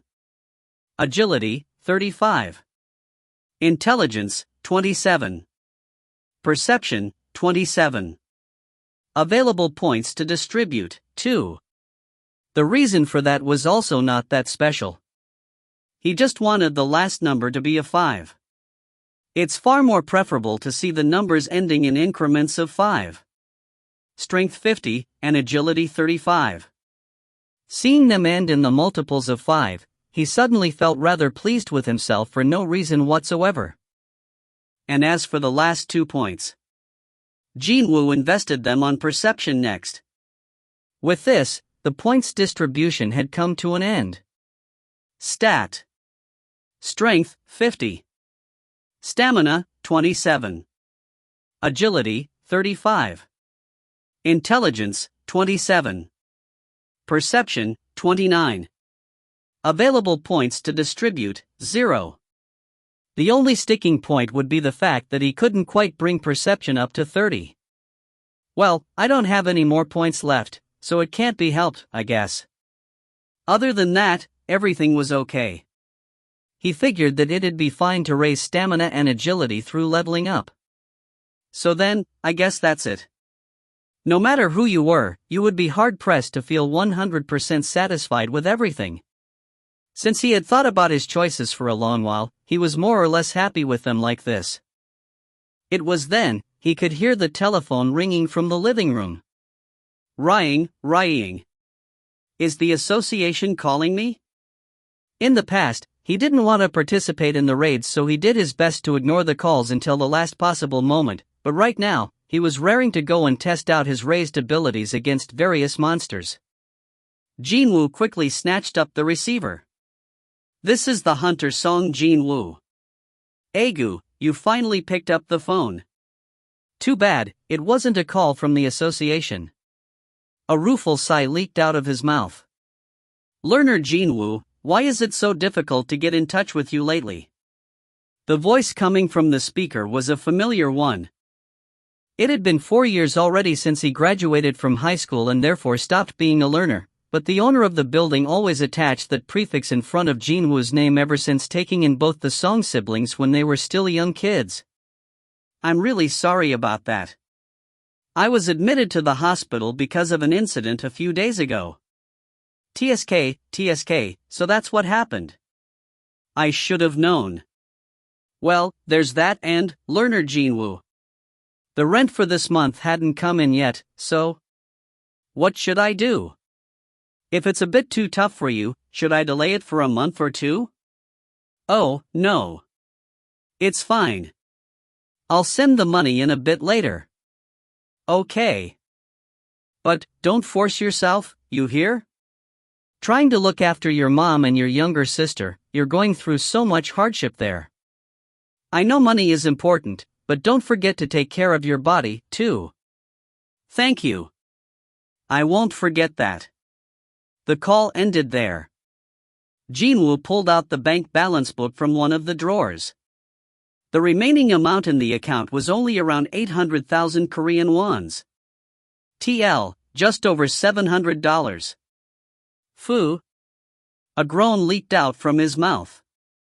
After paying the rent of 500,000 Korean wons, he'd have 300,000 Korean wons left for the month's living expenses. And the rent could be that low only because the apartment building was located on the remote outskirts of the city, as well as it being old and decrepit, plus the owner of the building taking into consideration Jin-Woo's troubles and not raising the amount for the last couple of years. There was no way anyone would be able to find an apartment to rent for 500 grand per month nowadays. And trying to survive on 300 grand for the whole month was even tougher. I gotta make some money first. Jin-Woo decided to take care of the urgent matters first. He was no longer the same guy from a few days ago who couldn't even kill a single E-ranked monster and shiver in fear. How did hunters make money? The best way was to kill monsters. Hunters ranked SRA could get sponsorships, shoot commercials, make appearances in TV shows and the like to hoover up a lot of money, as much as some chaebol made, but their number was exceedingly few. TL, chaebol equals owners of big corporations basically. Indeed, there were too few of them. Excluding those too few ones at the top, the majority of the hunters had to go to a dungeon in order to make money. The higher the rank, the greater the experience. The earnings would be decided by each individual's own capabilities. For someone like Jin-Woo, who was ranked E, worked only for the association, and had no experience in dungeons rated higher than C, such a condition was an incredibly tough one to overcome. Jin-Woo's expression scrunched up into something unsightly. Disregarding the conditions, for now, if I could just enter an assault team, now that would be great. He took a look at the job postings on the Hunter website's bulletin boards and called a few numbers, but all of them turned out to be a waste of time. No one wanted to work with a hunter ranked E. Those hunters seeking outside help via job postings were freelancers almost all of the time, which meant that they were responsible for preserving their own necks, so understandably, they paid close attention when forming a raid team or letting someone into theirs. These people didn't possess enough abilities to enter big guilds, but their ranks were too high to work for the association. They were all kind of stuck in between a rock and a hard place, but unable to go either way. Even then, these hunters still earn more than 10 million Korean wons a month, as far as I know. TL, around $8,830. It was the case of high risk, high reward. Since they put their lives on the line, the profit they earned was just as big at the end of the day. It wasn't for nothing that hunters were the targets of envy from the general populace.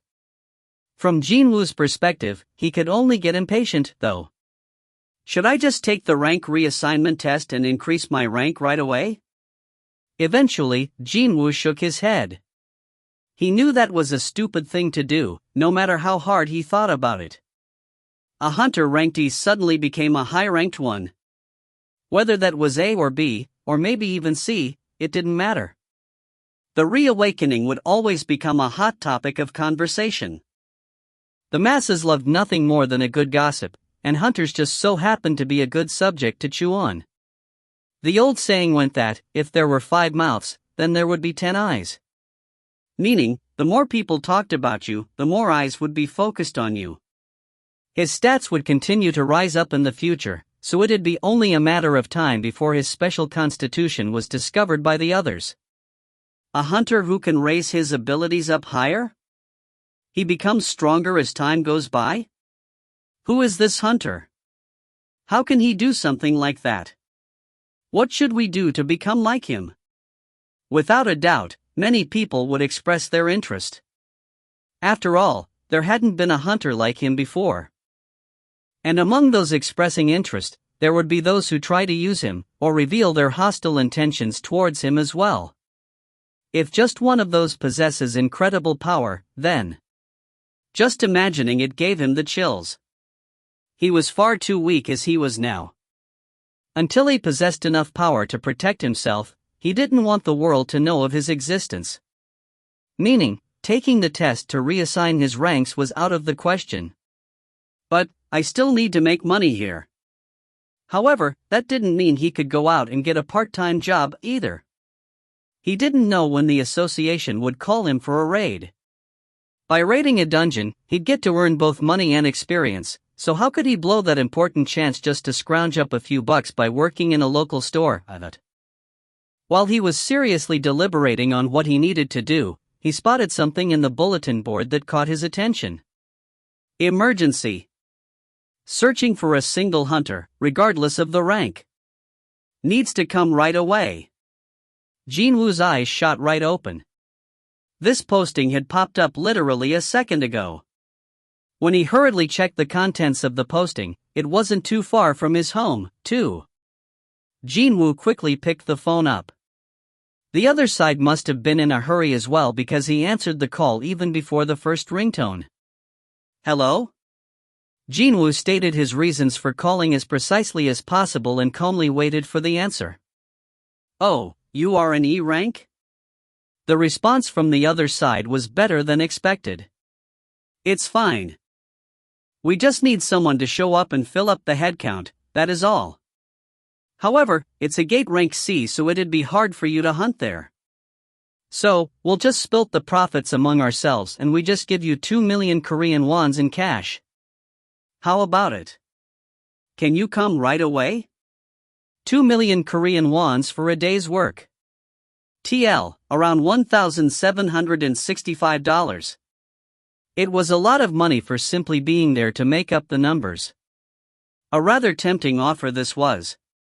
It was regrettable that he couldn't get to share the dungeon's loot, but he might end up losing out on making 2 million just by trying to be too greedy. For now, let's put out the urgent fires first. Such an opportunity wouldn't come around every day, after all. 2 million was enough for him and his sister's monthly living expenses. Jin-Woo said yes to the offer. I'll be there in less than 15 minutes. Chapter 17 Fin. If you find any errors, ads pop up, ads redirect, broken links, non-standard content, etc., please let us know. Report chapter so we can fix it as soon as possible. Chapter 18. Chapter 18. Jin-Woo only needed 1 minute to get ready, quickly grabbed himself a taxi, and headed off to the meeting point. 9 people were already there, waiting for his arrival. The man who looked like the leader of the group waved his hand at Jin-Woo. Hey! Over here. It was a bearded man with a fairly big physique. He smiled softly and walked closer while speaking to Jin-Woo. Are you Mr. Seong Jin-Woo? That's correct. Egu, it's a relief that you found the right place so quickly. I guess this is fate, so how about we greet each other before we get started? The bearded man briefly introduced the members of his team. The 8 of them, including himself, were regular teammates that worked together all the time, while the remaining guy was someone who also came here to make up the numbers, just like Jin-Woo. Jin-Woo greeted other team members and studied their countenance carefully. Thanks to his enhanced perception stat, he was able to more or less sense everyone's capabilities. 5 with a similar rank. 4 with a slightly lower rank than them. 5 rank CS and around 4 with D or lower. There was a regulation when attempting to clear a gate rated C. The minimum number of a party had to be 10 hunters, and more than half had to be at least rank C or higher.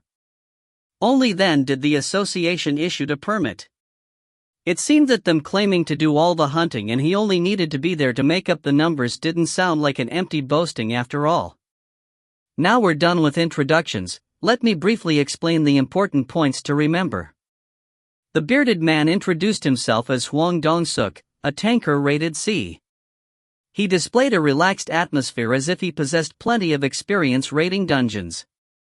As he began describing the situations one had to keep an eye out for in the middle of a raid, someone came closer to Jin-Woo. "Excuse me. Looks like we're both pieces of fluff in this party, huh? He was none other than the other hunter Hwang Dong-suk had brought along in order to fill up the numbers. He was a young man with a bright expression. However, unlike Jin-Woo, he was actually going to participate in battles. He was rank D, so he had the right to do so. His name was Yoo Jin-ho, age 22. Jin-Woo lightly nodded his head as Yoo Jin-ho greeted him, before shifting his gaze away. Yoo Jin-ho seemingly wanted to carry on with the conversation, but ended up scratching the back of his head awkwardly. He soon returned to his spot. "Hyungnim, let's stop here and go in already." TL, Hyungnim equals big brother, or a male addressing an older male. Used more as an honorific by gangsters to address someone higher up in the hierarchy. Most of the time, anyways. We'll be the ones to kill them all, so what's the point of explaining it in detail like that? Right, my ears might get blocked up with wax at this rate. When the original team members all raised their voices, Hwang Dong-suk laughed jovially and clapped his hands. "Alright, then. Enough with the explanations, let's get going." Everyone got ready to enter the gate. Before we enter, you two, take a look at these. Hwang Dong-suk pushed forward a page of a document to Jin-Woo and Yoo Jin-ho each. It turned out to be a simple contract. Write your names on the bottom and sign it, and we're good to go. The contents said, he'd not participate in any hunting, he'd not participate in sharing of the loot, and when the raid was over, he'd be paid 2 million won right away. The terms were the same as what he heard over the phone. However, they were not the ones to catch his attention. I have to promise not to question them regardless of whatever incident happens inside the dungeon. Unlike the raids organized by the association, one would not be able to claim for compensation if something happened during a raid organized by the freelancers. One of the reasons why hunters couldn't get a life insurance, either. One had to look after one's own neck, in other words. Only now did it feel real that Jin-Woo had entered an assault team. While confirming the clauses, Jin-Woo sneaked a glance at Yoo Jin-ho's contract. As expected, his was different. Besides the promised 2 million, he was also going to share in the loot, as well. Before signing the document, Jin-Woo asked Hwang Dong-suk, "What am I supposed to do when we're inside?" "Nothing too particular. Just follow us and help us carry the luggage, that's all." "Your luggage." Hwang Dong-suk pointed at the huge backpack one of his dongsangs pulled out from the minivan. TL, a dongsang is a gender-neutral term to denote a younger sibling. Can also be used as an honorific to denote a younger person. You'll be carrying around lunchboxes to eat when inside, several sets of clothing and equipment, first aid kits, and some other stuff. Wait, first aid kits when entering a dungeon? Jin-Woo couldn't help but question this. You are not entering with a healer. I'm sure you already know that it's not easy to hire a healer if you're running your own assault party. Well, we've been doing things this way until now, so it'll be fine. Hwang Dong-suk smiled awkwardly. To think, this team just barely met the required minimum number of hunters. One of the additional members mistook a raid as a blind date or something, and the composition of the assault team only happened to feature a tanker and damage dealers, and not one healer. Even after hearing that there was no healer present, that oblivious additional member didn't seem too bothered by the revelation. It was the sure proof that he was a newbie. Jin-Woo smirked inwardly. They are a bunch of wannabes. However, he still signed on the contract. Not because he needed that 2 million, but because he knew very well that he could protect himself now. Here it is. I'm done, too. Hwang Dong-suk confirmed the signatures of both men and shouted out in a loud voice as if he was feeling really pleased today. Okay. Let's get going, everyone. The party headed straight to the location of the gate. It was in the middle of the halted construction site for an apartment complex. The economy nowadays isn't so good, but still. Hwang Dong-suk clicked his tongue. Like large tombstones, unfinished apartment buildings stood still sporadically, imparting a certain sense of foreboding to all who looked at them. Could a cemetery of giants feel this way to observers? Did you know? Eugene-ho had walked closer to Jin-Woo and whispered softly.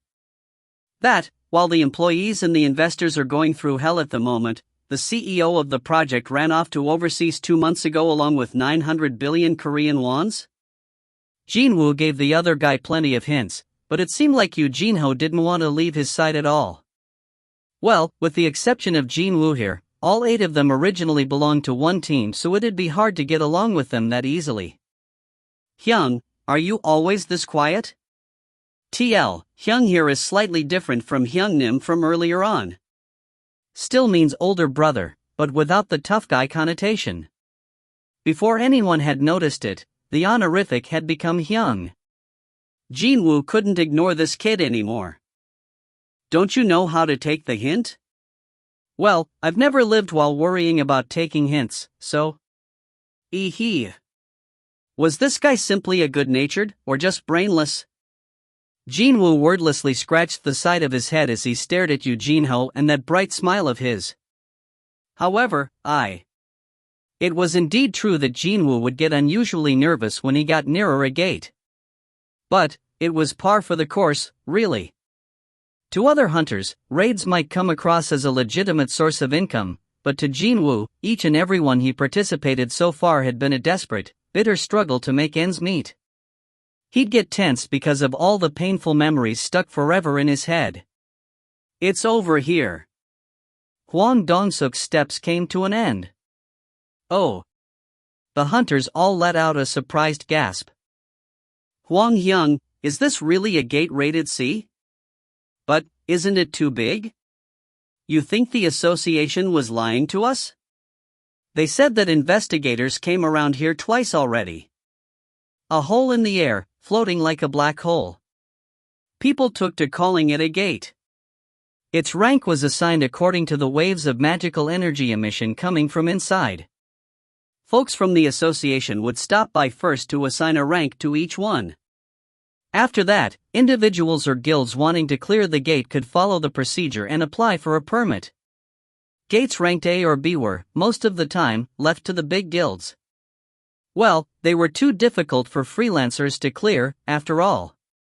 So, assault parties formed by freelancers took care of the gates rank lower than that. Which meant that a gate rank C was effectively the hardest one for hunters not affiliated with anyone to clear. Hwang Dong-suk stood in front of the gate and looked back at his team. I'll be entering first. Do your best to keep up, everyone. The tanker entered first, and the other hunters began entering one by one. You never know, so. Jin-Woo lightly stretched himself just in case. Next to him, Eugene-ho began pulling out his own equipment from his bag. The sword and the shield coming out from his bag gleamed attractively under the light. Even a casual glance could tell that they were very expensive. They were definitely not something a newbie hunter could organize on his own. Hang on, he said that he never had to take hints before, so does that mean he's from a well-to-do family? Jin-Woo formed a surprised expression. Perhaps sensing Jin-Woo's gaze on him, Jin-Woo confidently and bravely stood in front. Hyung, you said that you're ranked E, right? Don't worry, I'll protect you. Just stick close by me. Jin-Woo scratched the back of his head. Just who would protect who? Okay. Thanks for the sentiment. Let's go in as well. Regardless of how Jin-Woo felt, they still followed in afterwards and safely entered the gate. The interior of the dungeon was eerily quiet. Not only that, but it was also completely dark, too. Hwang Dong-suk issued his first order. Hey, Gyu-won? I need a light. Alright, dot. The magic-related hunter Jo Gyu-won created a ball of a light in mid-air. The surroundings became bright immediately. Hwang Song-suk lowered his shield and tilted his head slightly. What the hell? Where are all the monsters? I wonder. There is no light in here either. Now normally, there should have been luminous stones found here in their inside cave-like dungeons and emitted some light to illuminate the way forward. However, this dungeon didn't have those. Jin-ho whispered to Jin-Woo from the side. Hyung, could there be a dungeon without monsters in it? Shush. Jin-Woo gestured the younger man to keep quiet. Because Jin-Woo's ears were twitching. He could hear lots of footsteps coming from the distance. Jin-Woo spoke up. It's not that there aren't any, they just haven't arrived yet. Jin-ho swallowed nervously after hearing that. Rumble. Soon, the party could hear what Jin-Woo had heard earlier on. Only then did Hwang Dong-suk realize something was amiss here. A dungeon with no luminous stones could mean. What moves around in groups, lives in darkness, and rushes towards a source of light? Oh, crap. The complexions of Hwang Dong-suk and his Dongsangs became ashen all at the same time. It's bugs. Bugs are coming. F***ck it, man. Why the hell did it have to be god d***mn bugs? Hwang Dong-suk cried out. Get into your positions. They are coming. In front. From the other side of this lone passage, some things were madly rushing towards them in a large group. Wait, could this be an anthill? Don't say something that might jinx us, okay? Out of all the monster types, insects were the most troublesome to deal with. Their shells were quite hardy, they always moved around in large groups, and each individual possessed pretty high combat potential, as well.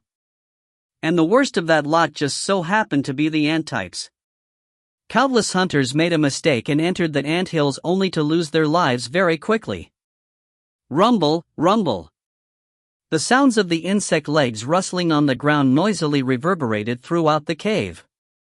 It meant that they had come pretty close now. Hwang Dong-suk raised his shield right up below his chin. However, they couldn't see any insects even then. His Dongsangs began raising a fuss from behind him. What's going on here? Why can't I see them?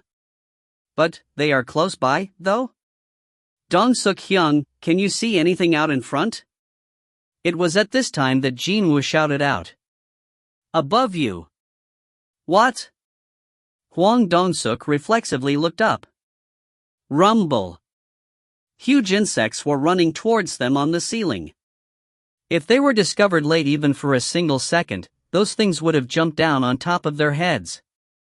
When fighting against monsters such as these insect types that formed large groups, the breaking down of the team's formation would mean death for everyone involved. If those were discovered too late, then Hwang Dong-suk felt a chill run down his spine. The silver lining here was that he couldn't spot a single ant-like creature among the various insects. He raised his voice and shouted out. Fire! Fire and bring them down. Once they are on the ground, I'll attract the aggro. Swish, pow. Boom. Ki heck. Kia. When a few monsters fell down after getting struck by the attacks of the hunters, the rest of them followed suit and landed back on the ground. Without a doubt, they were planning to engage the hunters. From here onwards, the capability of the tanker would prove to be crucial. Hwang Dong-suk activated his provocation skill to attract the gazes of all the monsters to himself. And as if they had a prior agreement, monsters all turned their heads to glare at Hwang Dong-suk at the same time. "I'm over here, you'd *MN bugs. Ki-ia." Dozens upon dozens of monsters rushed towards Hwang Dong-suk's position. Slam! Clang! Clanning! Cling! Clang! His shield managed to defend against the attacks of the bugs without fail. The strong jaws and claws couldn't tear the shield in half.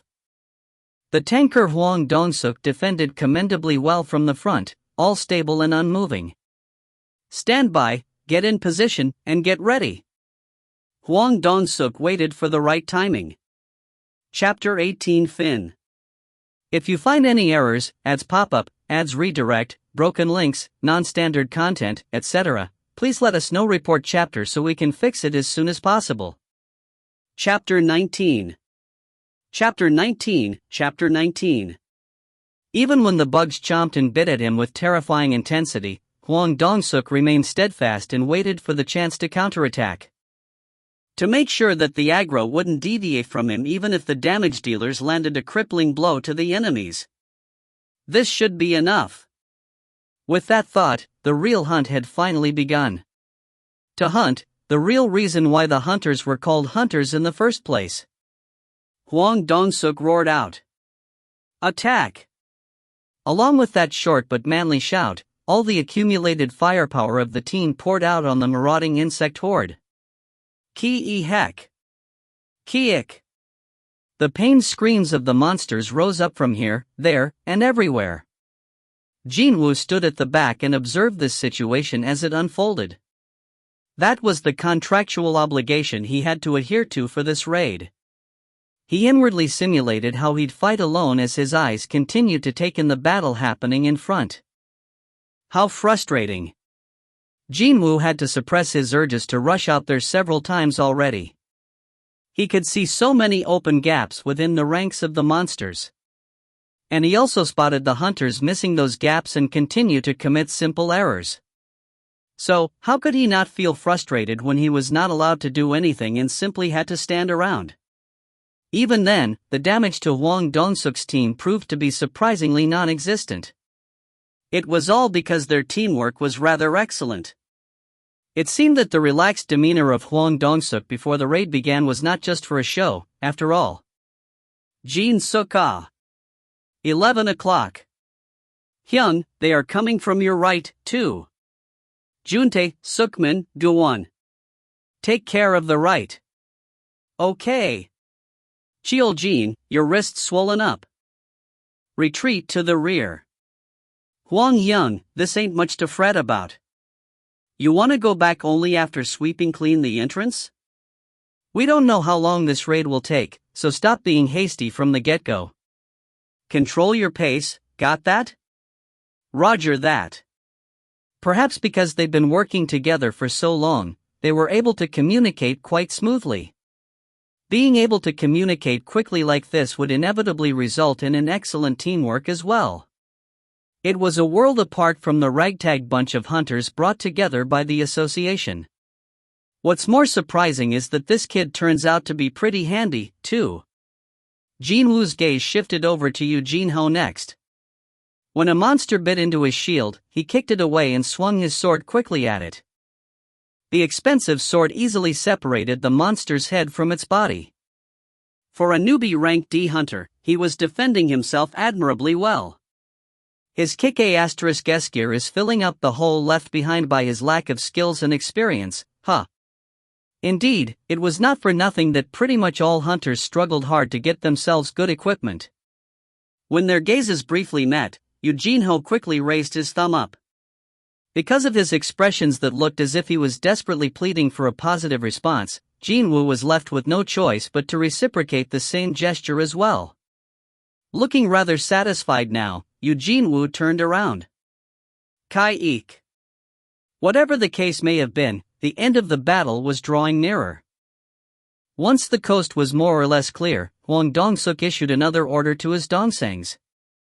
Don't forget the magic crystals. We split them exactly 9 ways. Yep. This is my favorite part of the raid. Me too. Hwang Dong-suk confirmed his giggling dongsangs collecting the loot and walked closer to Jin-Woo. Agu, we survived all thanks to you. Excuse me? Well, you were the first one to alert us about them monsters coming up from above, weren't you? How did you know, though? It was a gut feeling. Jin-Woo came up with a half-cooked story on the spot. Quite obviously, he couldn't come out and say that his perception stat was high, now could he? Oh, really? A gut feeling, huh? Well, we got lucky today. I don't even want to imagine what might have happened if we didn't discover them in time, Phew. Hwang Dong-suk patted his chest while speaking up. It was then. One of the hunters rummaging through the carcass of the insect gestured at Hwang Dong-suk to come closer. Hwang Hyung, please come over here for a sec. The dongsangs had all gathered in one spot. So, Hwang Dong-suk went there to join them as well. Something's a bit off about these crawlies. The hunters parted ways when Hwang Dong-suk arrived, allowing the bearded man to squat down and take a look at the surroundings. He couldn't spot anything out of the ordinary, though. No matter where he looked, all he could see was the dead insects. What's off about these? Hwang Dong-suk tilted his head. One of the dongsangs pointed at the leg of the insect monster closest to him. I'm pretty sure that wound didn't come from us. Hwang Dong-suk's expression crumpled slightly. He took a closer look before raising his voice. Looks like something took a big bite out of it, doesn't it? Right? That's not the only one with wounds like that, you see. Looky here. This one, that one over there, and over there, too. Looks like that one's missing a pair of wings as well. Could these creepy crawlies have been beaten down already before fighting us? Hwang Dong-suk's expression hardened even more. Now he realized why the battle went off so smoothly when compared to the number of the monsters they had to fight. Could it be that these things were fighting against something else? It was then. Although it had been for the briefest of all brief moments, Jin-Woo still sensed the gazes of the several members of this team landing on him. Their eyes shifted away as soon as Jin-Woo displayed a hint of sensing them. With this, he was certain now. As I thought. His initial suspicions proved to be correct. Seeing that their teamwork was so good, they must have been fighting together for a long time already. And without anyone dying, too. However, would such a thing be possible without a healer backing them up? No matter how good hunters were, they were still humans at the end of the day. Inevitably, they would slip up sooner or later. Well, only a short while ago, didn't their formation nearly break apart from the attacks of the bugs? A bigger picture finally formed inside Jin-Woo's head and a subtle smile formed on his lips. Maybe I can use them to my advantage. As long as they acted within his calculations, that was. Hwang Dong-suk smiled and stood back up. Well, now. Why don't we go in a little bit deeper? We might be able to clear this dungeon rather quickly if this keeps up. Hwang Dong-suk deliberately spoke up with a loud voice. He didn't do that for the sake of his dongsangs. Well, the original members of the team were already surrounding him, to begin with. In the meantime, Jin-Ho smiled brightly and approached closer to Jin-Woo. Hyung, did you see it? You saw it, right? With this, I kicked some serious monster A*S today, didn't I? Jin-Ho swung the sword around in the air. Seeing this, Jin-Woo quietly asked him. Hey, that sword and the shield, they are really expensive, right? Pardon? Ah, When I told my dad that I'd be participating in my first raid, he got them for me. Well, in that case, I think you should keep your wits about you, too. Jin-Woo lightly patted Eugene-ho on his shoulder and followed after the other hunters walking deeper inside the dungeon. What is he talking about now, out of the blue? Eugene-ho tilted his head in confusion before chasing after the departing group. Star. The cave seemed to go on forever. However, bizarrely enough, they hadn't come across a single monster as of yet. Since the dungeon was shaped like a long cavern, there was no way that they'd miss each other, too. Could it be that the crawlies at the entrance were everything? No way. Now that would be really strange. Still, there should be a boss at the end, right? Without one, why would a gate remain open, then? The opinions of the hunters were shared among themselves as they roamed the expansive but empty interior of this big dungeon. Hold it! Hwang Dong-suk in the lead suddenly stopped walking. He stopped so abruptly that people behind him ran into his back. The hunter whose nose had slammed into the head of the guy in front asked with a sullen expression. Ouch, what the heck? Hwang Hyung, what is it? Gu-hwan. I need a light over there. Jo Gyu-hwan controlled the ball of light floating up in the air and redirected it further up ahead, exactly where Hwang Dong-suk had been pointing at. Holy sh*t. All these. All the hunters spat out low groans. The torn wings, legs, torsos, and even heads of the bugs, remains of the various dead bugs, were strewn about everywhere as far as the light shone. The further into the cave the light got to, the greater the amount of the remains they could see. And also, a huge chamber located at the end of it all. That's the boss's room. Someone muttered out softly. Hwang Dong-suk nodded his head. Everyone, get your equipment ready. The hunters quickly armed themselves. Nervousness was evident on the expressions of everyone present. With Hwang Dong-suk leading them in, the rest of the hunters cautiously and silently entered the boss's room. However, their silence only lasted for a few seconds afterwards. J-jackpot! The hunter with a red nose cried out. He was none other than the guy whose nose slammed into someone's back of the head. Originally, it was forbidden to shout out too loudly inside a dungeon, because there was a possibility that a monster they didn't have to fight might hear the noise and run towards where the hunters were. However, none of the others scolded the red nose for his mistake. Wowzers! How much could all of these be? It is a real jackpot, innit? Everyone was way too busy gasping out in admiration and happiness, that was why. Wait a second. When Jo Gyu-won fixed the beam of light high up in the middle of the air, the situation within the room became clear for all to see, as well as the jewel-like stones jutting out from one of the walls of the cave. They are mana stones. The entire wall is made up of them. These mana stones reflected the light attractively and caused the eyes of the hunters to sparkle brightly in greed as well. Mana stones. They were one of the treasures that could be found inside dungeons. Although each stone possessed a lower amount of magic energy compared to a magic crystal extracted from a monster, they almost always were found in large quantity, so if one were able to mine them, one could earn a substantial profit. Besides, the mana stone deposit they had discovered was incredibly large. The entire wall of the huge cave was actually filled up with these stones. Let's do a quick calculation. A hunter with a mathematical brain began moving his fingers in a hurry. If we can mine them all, we could be earning as much as 1 billion Korean wons.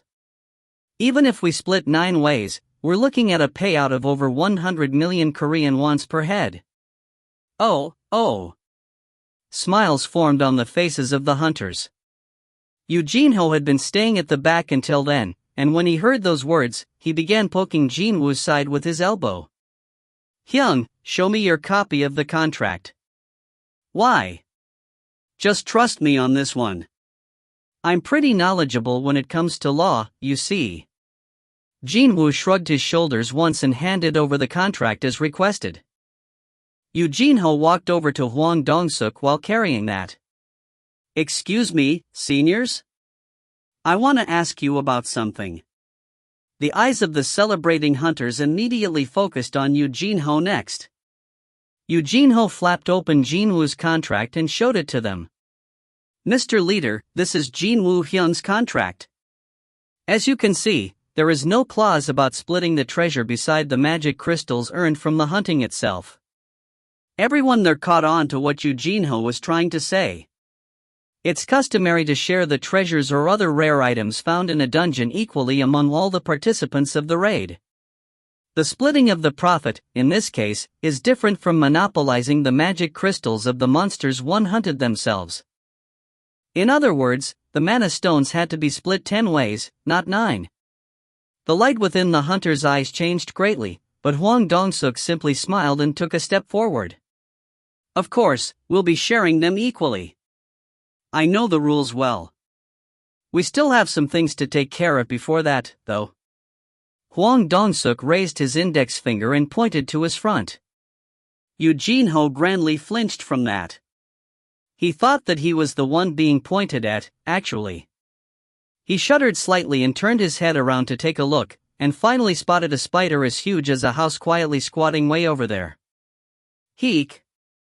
Yu Jin-ho began taking hurried steps backwards and covered his mouth after seeing the spider's appearance. As if it was fast asleep, the huge spider didn't even budge an inch from the spot. Around the creature, there were empty shells of the dead insects piled up as high as a mountain. A fair few of them were half-eaten, and there were bodily fluids mixed in among them as well, basically resembling a trash pit full of food waste. "That's the boss, huh? Did that thing eat the bugs inside the dungeon?" "Well, it sure did eat a lot, didn't it?"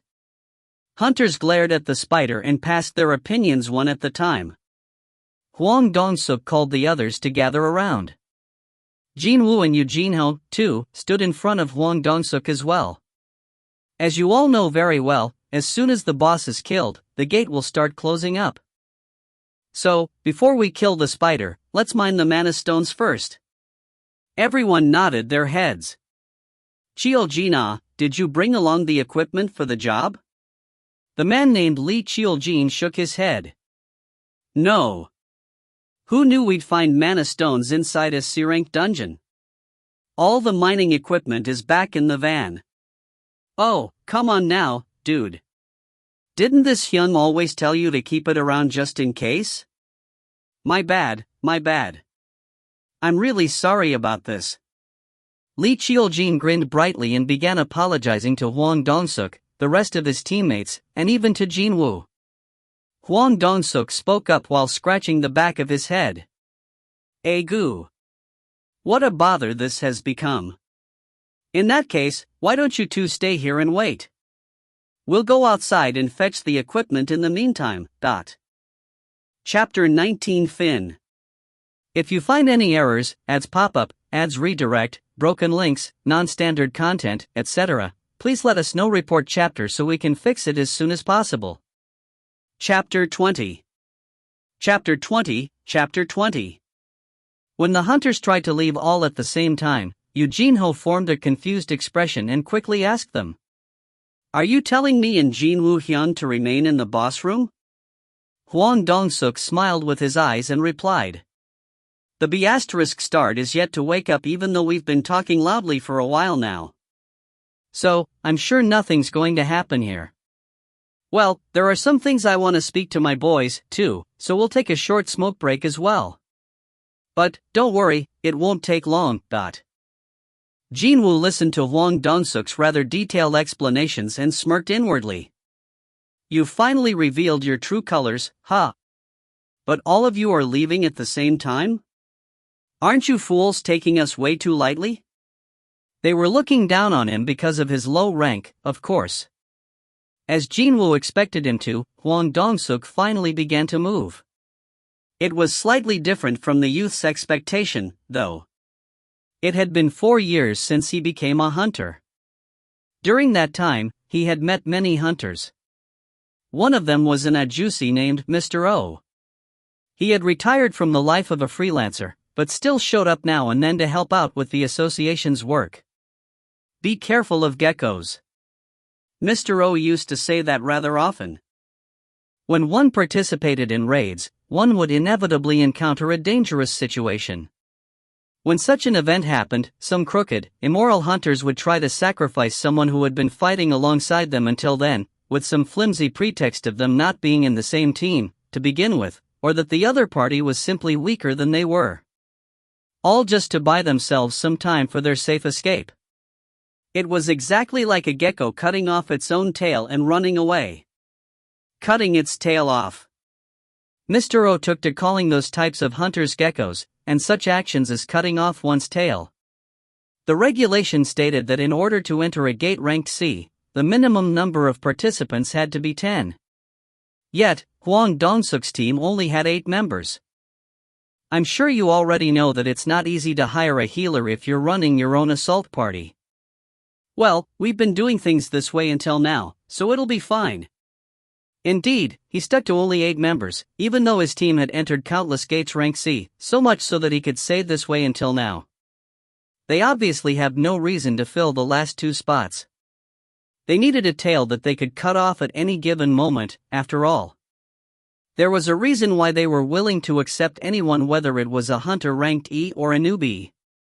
And now, Hwang Dong-suk had decided to abandon both Seong Jin-Woo and Yoo Jin-ho for a slightly different reason than usual. But, it's a good thing for me. Jin-Woo had figured out Hwang Dong-suk's intentions pretty early on, but chose to say nothing. This was what he wanted, actually. However, unlike Jin-Woo, who was full of confidence, Yoo Jin-ho was quite different, as he only started his work as a hunter today. Yoo Jin-ho spoke with a voice full of worries. No, wait a minute. That is just. Why don't we leave together? It was then Jin-Woo spotted one of the hunters at the back raise his hand towards his hips. So, he placed his hand on Yoo Jin-ho's shoulder and spoke. It'll be fine.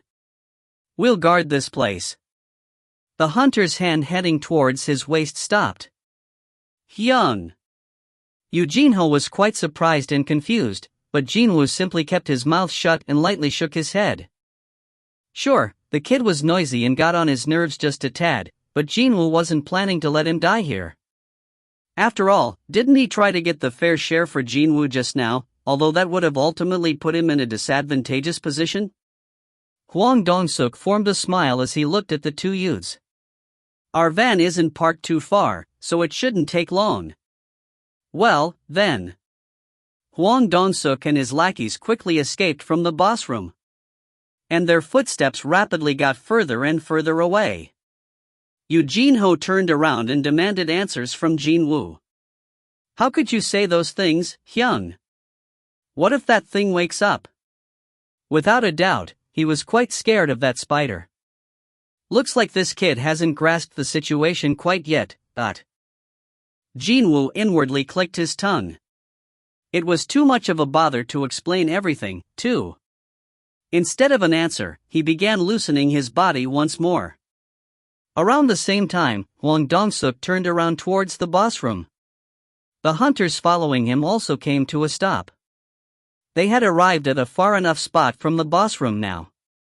At this sort of distance, there was no danger of being overheard. Hwang Dong-suk smiled deeply and signaled to Jo Gyo-won next to him with his chin. Hey, Gyo-won-ah. Block up the entrance to the boss room. Should I blow it up? That's right. But, don't block it up completely, okay? We gotta go in there a bit later, too. Lee Cheol-jin then asked him. Hwang Hyun, is there a reason to beat around the bush like this? Why don't we just kill them now and get started right away? Hwang Dong-suk's expression crumpled and glared at the other guy. There was no need for him to maintain the fake smile now. At least that was one less thing to worry about. My bad. Lee Cheol-jin averted his gaze in fear.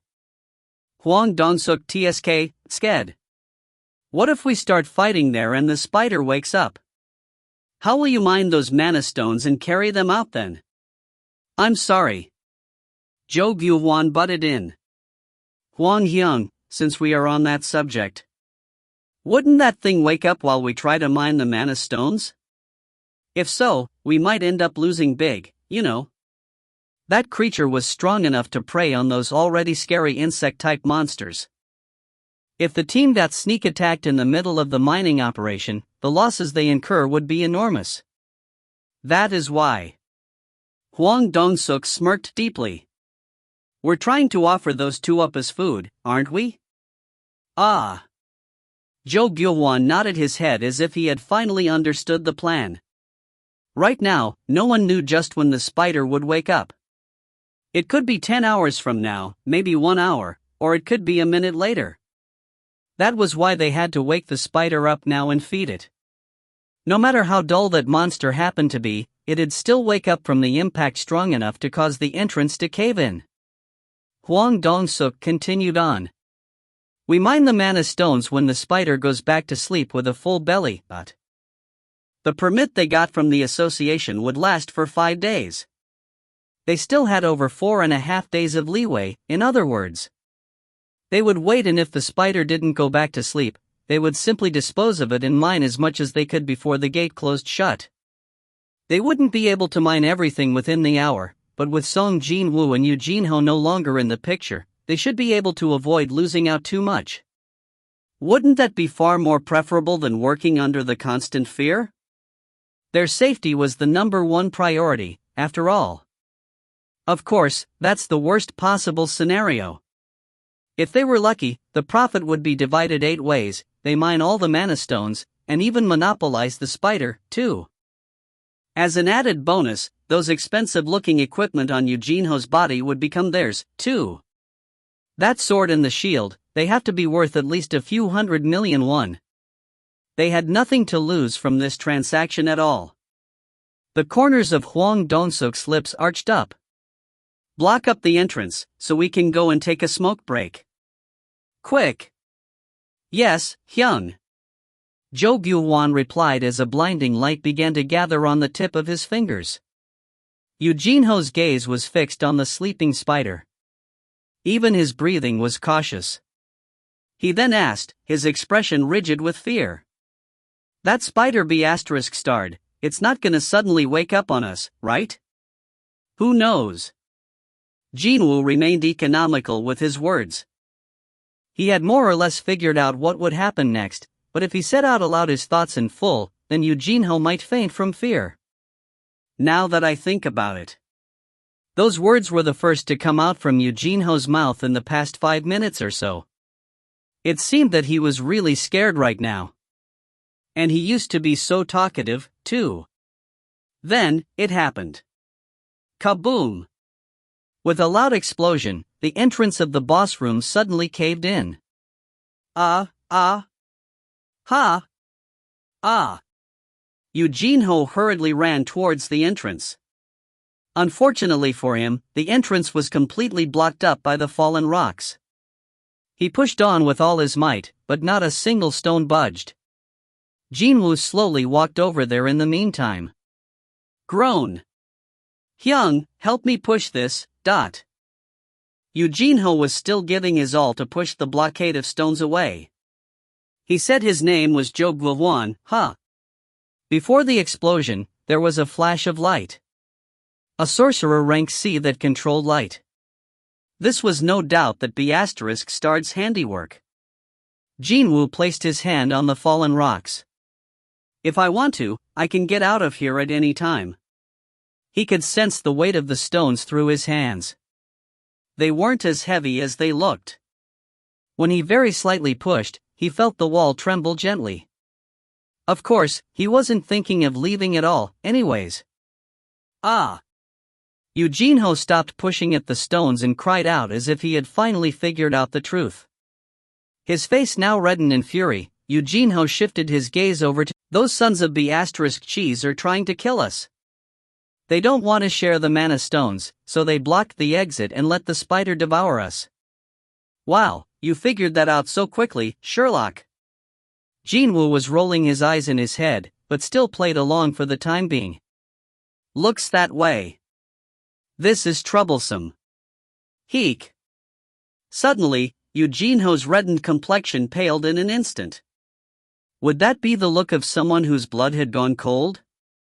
No need to ask him what happened there. The silhouette of the giant monster was oh so clearly reflected in Eugenio's eyes.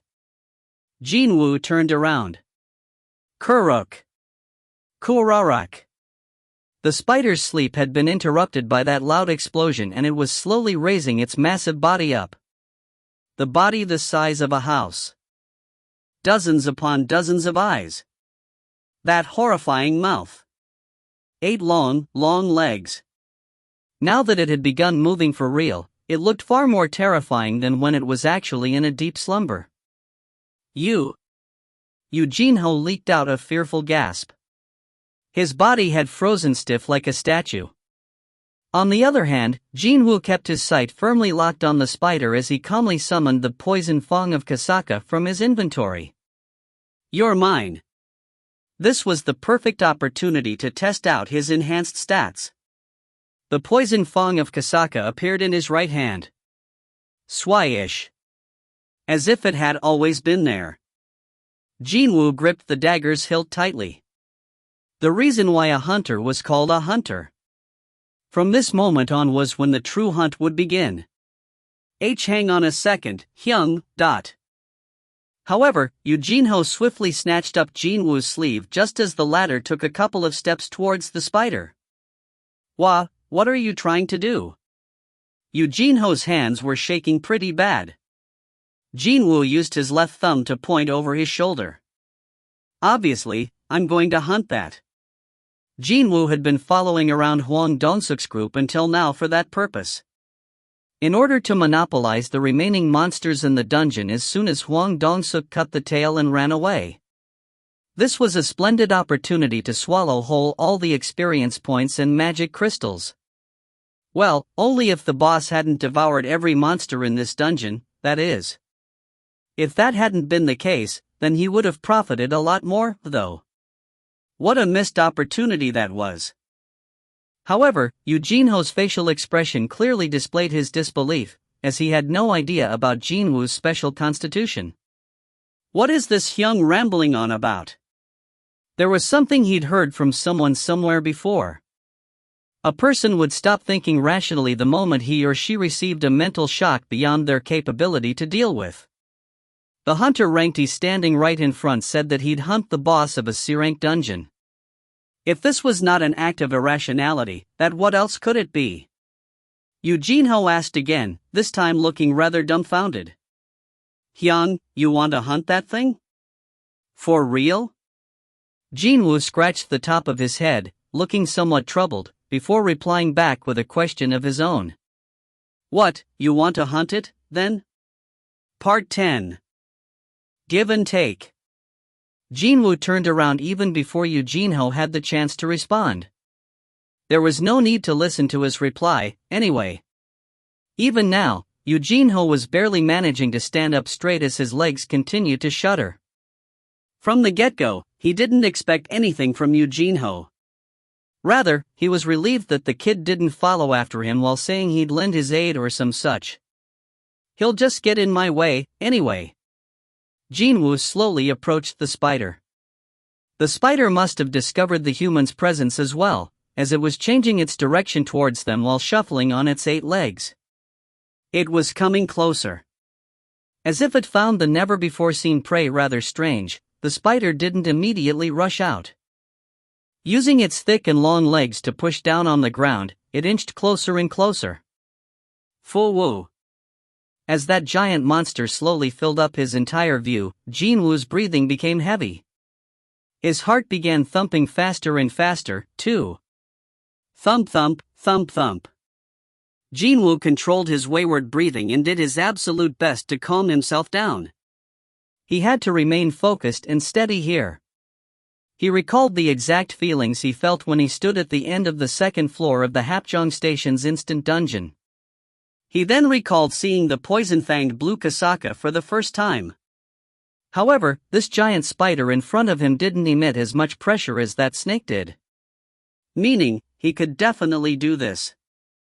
From the get-go, if he thought that this boss was impossible to clear alone, he wouldn't even have stayed here. Kururorak. They had gotten close enough that his face was now reflecting rather clearly on those smooth, jet-black eyes of the spider. Jin-Woo's own eyes narrowed to a slit. Chapter 20 Fin. If you find any errors, ads pop up, ads redirect, broken links, non-standard content, etc., please let us know. Report chapter so we can fix it as soon as possible. Chapter 21. Chapter 21, Chapter 21. Chapter 21. The exoskeleton looks pretty tough. Can my dagger even damage it? Quite obviously, a dagger would have a shorter reach than a steel longsword Jin-Woo used before. So, if he wanted to cause a deep wound, he needed to strengthen his attacks. Jin-Woo held the dagger in the reverse grip. He figured that it'd be easier to hurt the monster by holding the blade in this fashion. Korak. Finally, the spider stood before Jin-Woo. Then, it raised its two front legs up and bent them at an angle. What is it trying to do? His curiosity lasted only for a brief moment. Jin-Woo's eyes shot open wide next. Slam! If he didn't instinctively tilt his body out of the way, the spider's legs would have penetrated his chest just now.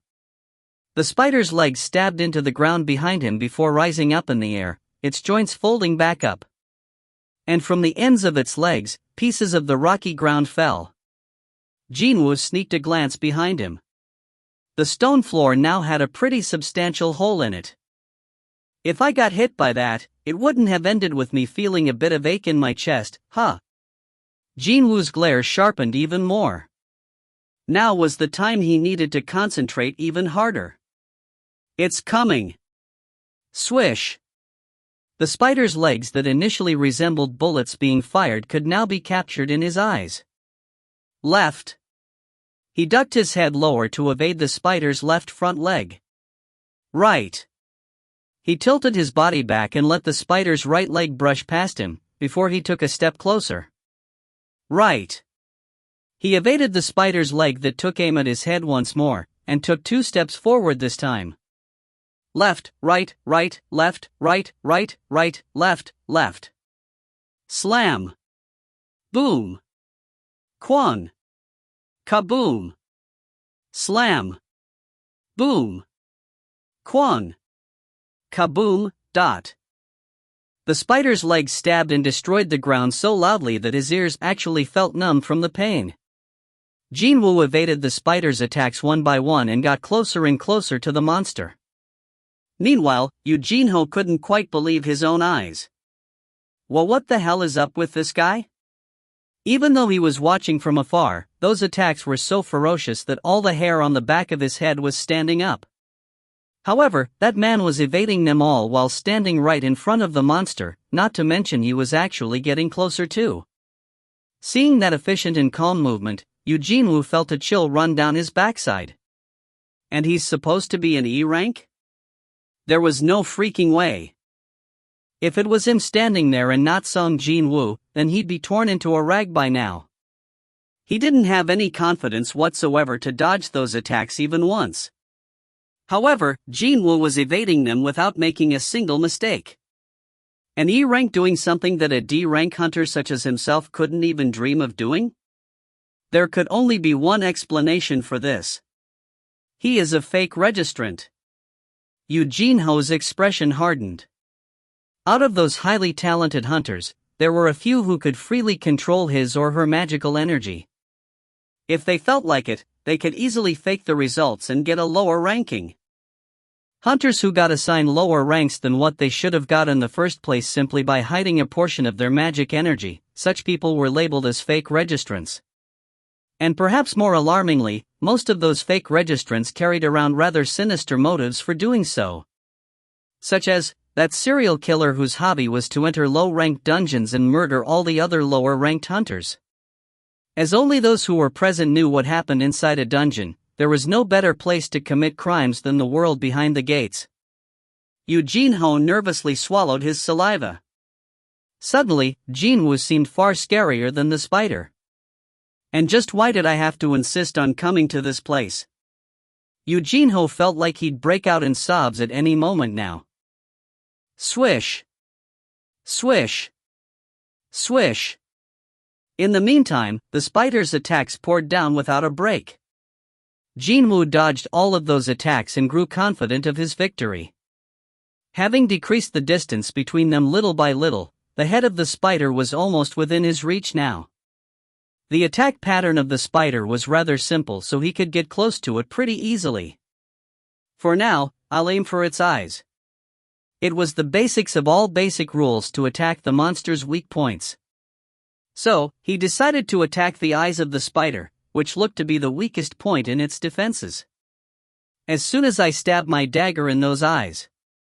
Just as Jin-Woo made up his mind, he suddenly sensed that the spider's attacks had slowed down for some reason. Swish! Swish! Dot! Was it because his eyes had adjusted fully to the speed of its attacks? Boom! Slam! No, that wasn't it. His eyes might have been misled, but his hearing could not be fooled. The loud noises coming from the exploding ground came to him a beat slower than before, since a few seconds ago. Jin-Woo was already pretty confident of his rather excellent sense of hearing, so he could feel this subtle change. It was then, a certain ominous premonition flickered past in his brain.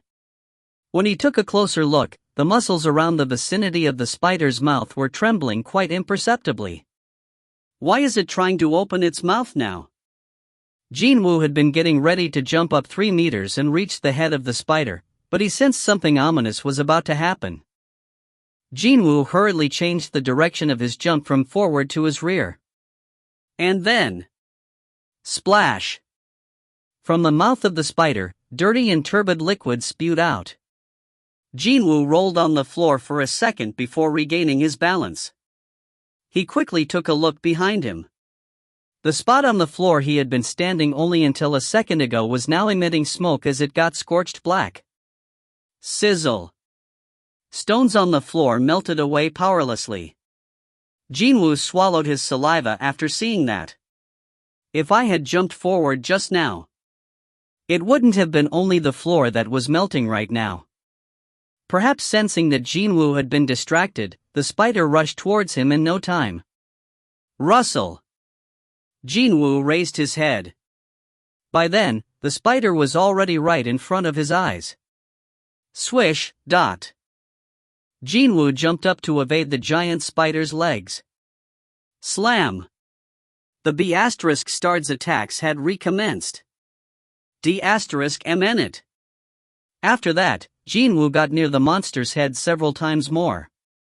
Every time he did that, though, he had no choice but to retreat in order to evade that disgusting digestive juice. When the spider's attack pattern had become 2, it became that much harder to deal with it. If he got closer after evading all those snapping legs, the digestive juice spewed out. Its legs attacked again once he had to retreat to a distance because of the juices. ***T. Feeling frustrated now, he decided to attack the legs with his dagger. Unfortunately, the legs were also covered in that thick exoskeleton, and no matter how many times he cut it, he couldn't even nick it once. Jin-Woo bit his lower lip. This isn't going to work. The spider only needed its 2 front legs to attack him, but on the other hand, he needed to use his entire body to evade them. It was obvious who would tire out first here. Tiredness. Tiredness, 57. As he thought, his tiredness stat was rapidly rising up. When this stat hit 70, his speed would decrease, and when it reaches 90, his breathing would become too heavy and it'd become that much harder to freely move about. He was running out of time. If I want to get closer to it, then speed. His speed was the issue. Boom! Boom! Boom! Boom! Wait. Speed, is it? As Jin-Woo continued to barely evade each of the legs raining down, a thought entered his head. Yeah, I had that, didn't I? He indeed possessed a single active skill. He had forgotten all about it because there was no need for him to use it, until now. Dash. You've activated skill, dash dot. Your movement speed has increased by 30%. 1 mana will be spent every minute during its activation. Along with those messages, Jin-Woo's body became even faster as if a booster had been activated. Evading the spider's legs had become even easier as a result. Swish. Swish. Swish. Boom. Boom. Boom. He swiftly evaded the spider legs, slamming down like lightning bolts, and in the blink of an eye, arrived before the monster. Taken by surprise, the spider hurriedly spewed out its digestive juice. However, thanks to the increase in his speed, his movement had now this certain composure to it. Jin-Woo easily evaded the digestive juice and pounced towards the spider's head. Slash! His dagger slashed at the spider's eyes. Effect: paralysis has been activated. The effect has been cancelled due to the high resistance of the target. Effect: bleeding has been activated. The target's stamina will decrease by 1% per second. Yes. One of the two special effects the poison fang of Kasaka possessed had activated successfully. Ruaware! The spider roared out and staggered about. Jin-Woo didn't miss this opening. The moment his 2 feet landed back on the ground, he jumped up again and climbed on the spider's body to get to the top of its head. The spider went crazy and swung its legs all over the place, but Jin-Woo wasn't going to let those blind attacks land on him. Slam! Boom! Kaboom! Holes continued to appear on the poor, blameless ground instead. Now standing on top of the spider's head, Jin-Woo began stabbing the eyes of the spider with his dagger. Stab! Stab! Stab! Roar! Stab! Stab! Roar! The spider rampaged around this way and that, but Jin-Woo endured till the end and continued to shove his dagger into the head of the spider. Koar Yuruk! The spider began tottering about dangerously. It was obviously getting damaged now. Seeing this, Jin-Woo's hands picked up speed. And eventually, the huge body of the spider finally tilted to the side. Thud! However, Jin-Woo didn't stay his hand. No, he kept going at it, until the spider was dead for sure. Stab! Stab! Stab! Koruk! Kororuru! Along with the final gasps from the spider, several messages popped up in his view. You've killed the owner of this dungeon. Level up! Level up! Level up! I did it! While covered from head to toe in the spider blood, Jin-Woo raised his hands up high. Maybe because it was a boss monster, his level jumped up by 3. Status window. Name: Seong Jin-Woo. Level: 21. Class: None. Title: None.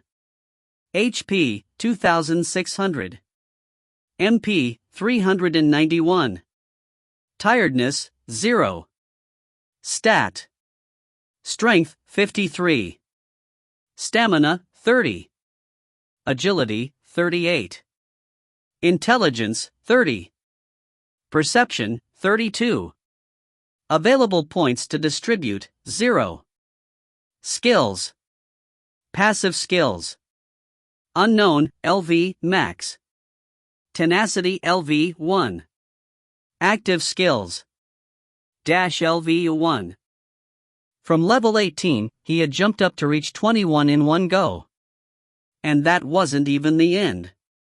Besides the level up messages, something else also popped up as well. T-Ring.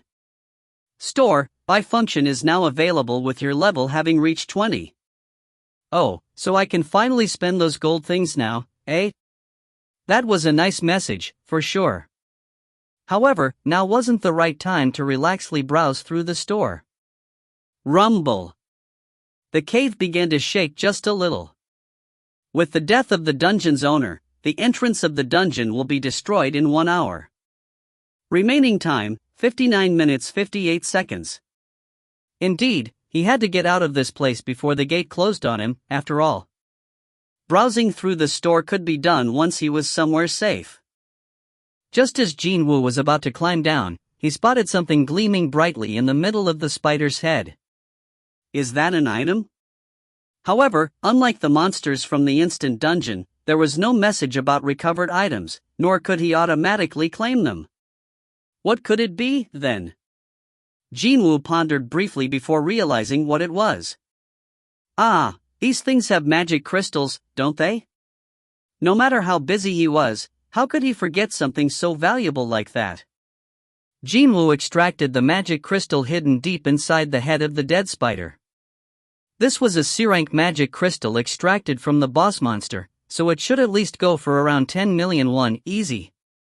As the trophy for his glamorous victory, this would do very nicely. Jin-Woo lightly jumped down from the dead spider's head. Tap. He landed lightly on the ground and turned around, and well, he discovered more gleaming lights, this time coming from the spider's belly. Not only that, but several of them, even. Jin-Woo was now feeling rather surprised. He heard stories of some monsters possessing 2-3 magic crystals, but there were simply too many lights to say those could all be magic crystals. What could they be, then? He used the dagger to slice open the belly and continued on to its stomach, which resulted in half-digested remains of the insect-type monsters to pour out to the ground. And the lights were coming from those. No way. Jin-Woo rummaged through the dead insects one at a time. And just as he suspected, they all possessed their magic crystals. Sure, a few of them had melted down and become smaller than before, but quite a lot of them had survived and remained as good as new. When he collected the intact ones, he counted over 10. I really hit the jackpot this time. He came to earn this month's rent, but at this rate, he'd be earning way more than that. Hyung-nim. When Jin-Woo looked back, he saw Eugene-ho there. Please, put them in here. Eugene-ho then proceeded to carefully tuck in the magic crystals belonging to Jin-Woo inside his equipment bag. Next, he reached inside the corner of the same bag and pulled out a thermos, before pouring the flask's content on its lid. Hyung-nim, you must be feeling thirsty. Please, drink this. It's water. Indeed, it was a cold, refreshing cup of water, filled right up to the edge. Why is this kid doing something no one asked him to? Chapter 21 Fin. If you find any errors, ads pop up, ads redirect, broken links, non-standard content, etc., please let us know. Report chapter so we can fix it as soon as possible. Chapter 22. Chapter 22. Chapter 22. Since Jin-Woo was feeling thirsty anyway, he took the thermos lid to drink the water. But his head never stopped tilting in the meantime. Gulp, gulp. The water slid down his throat and refreshed him quite nicely. Hyung-nim, did you enjoy it? Before he had noticed it, the honorific had changed to Hyung-nim, too. Yeah, it's refreshing. Jin-Woo spoke his earnest opinion and handed the lid over to Eugene-ho. And, the things you saw in here.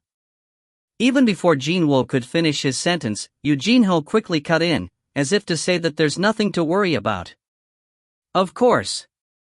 I won't say anything to anyone and take this secret with me to my grave. No, hang on. No need to take it to your grave.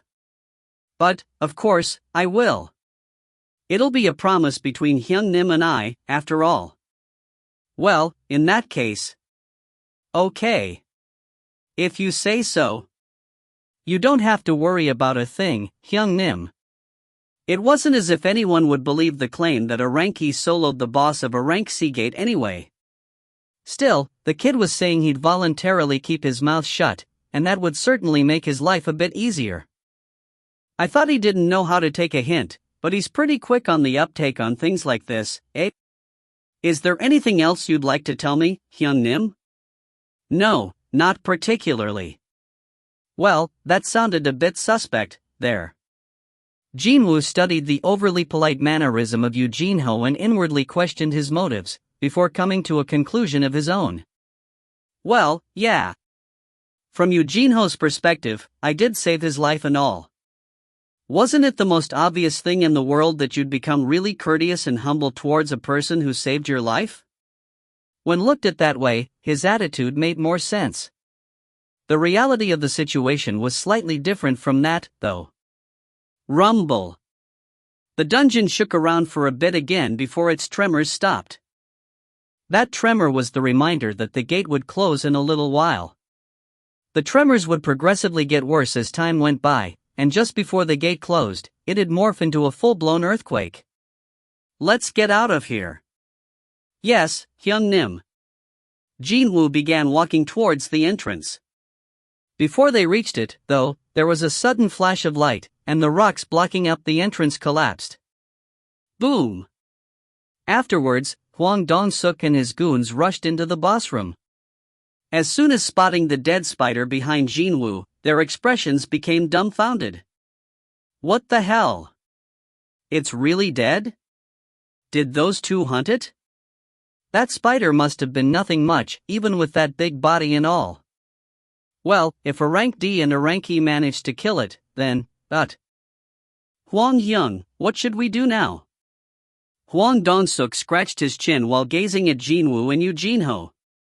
With the spider dead, the gate would soon close. It'd be too late to start mining the mana stones now. They hadn't even finished getting ready, yet the remaining time was now less than an hour. It was time for the plan B. So, he loudly called out to Eugene-ho. Eugene-ho. Eugene-ho flinched and took a step back. His face was full of nervous tension. An oily smile floated up on Hwang Dong-suk's face. I thought your gear looked real eye-catching, so we did a background check on you, and it turns out that you're a son of a real big shot. The son of the Eugene Constructions owner, Yu Myung-han, no less. So what? We'll give you a chance. I've got some stuff to discuss with your old man, you see?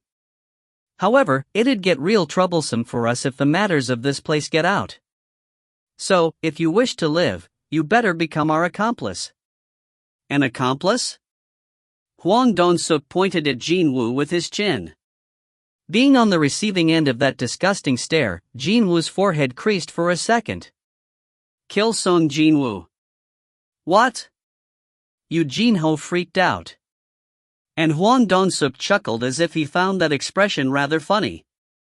The thing was, he used his phone to do an online search and found out that Eugene-ho's father was the owner of the top construction company in the country. Seeing that, a sinister scheme formed in his head. He'd filmed the scene of Eugene-ho killing Seong Jin-Woo and then, under the pretext of keeping his mouth shut, blackmail Yu Myung-han. The known wealth of Yu Myung-han is supposedly around 10 trillion won, wasn't it? TL, almost $9 billion. He might be able to reel in several times more money than mining these mana stones if he played his cards right. That's the only way you'll leave this place alive. As long as you kill Seong Jin-Woo with your own hands, we'll let you live. If not, we kill both of you. Hwang Dong-suk's eyes became very hostile right away. What are you hesitating for? No one will know what happens inside a dungeon, anyway. Wait, could it be that you're scared of a rank E, even though you're a rank D? Eugene-ho turned his head to his side. Jin-Woo shrugged his shoulders as his answer. He was implying that Eugene-ho should do whatever he felt like. With a determined expression, Eugene-ho unsheathed the sword on his hips. Finally, he made up his mind, A smile formed on Hwang Dong-suk's mouth. Unfortunately for him, his expectation was not met. Still holding that sword, Eugene-ho stood alongside Jin-Woo. Ho-oh? So, you want to team up with that guy and fight us, is that right? Hwang Dong-suk muttered softly. A scion of a well-to-do family got lucky and killed a rank C boss, and it looked like his ego had become bloated somewhat as a result. Jo Gu-won whispered from the side. Hyung, what should we do now? Hwang Dong-suk lowered his voice so both Jin-Woo and Eugene-ho wouldn't be able to hear him. For now, take care of Seong Jin-Woo first. We gotta hold on to that potential money bag. Our losses today are pretty substantial after all. Okay, will do. Zhou Gaiwan's hands began emitting bright light next. Seeing this, Jin-Woo's eyes narrowed to a slit.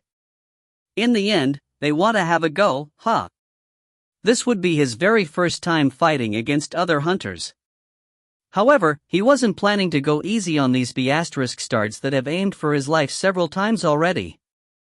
But then, this happened. T-ring. There was that mechanical beep again. An emergency quest has been generated. An emergency quest? Jin-Woo raised his head. He didn't even say anything about wanting to look at the contents, yet the quest window spread out before his eyes without his consent. Now that was a first. Emergency quest, kill all the enemies. There are life forms holding murderous intentions towards the player.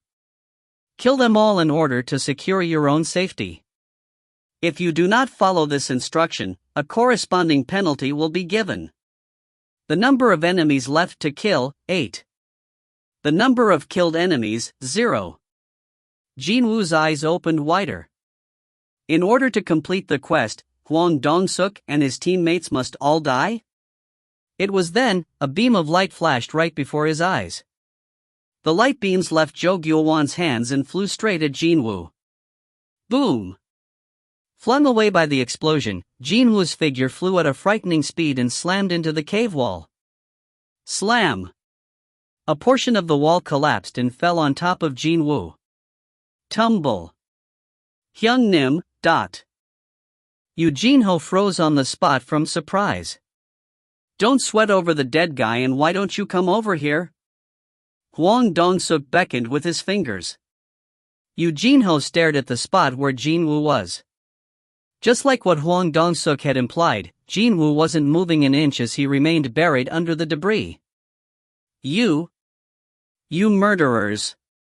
Tears pooled around Eugene-ho's eyes. Hwang Dong-suk and his Dongsang simply giggled at the label of murderers thrown at their way.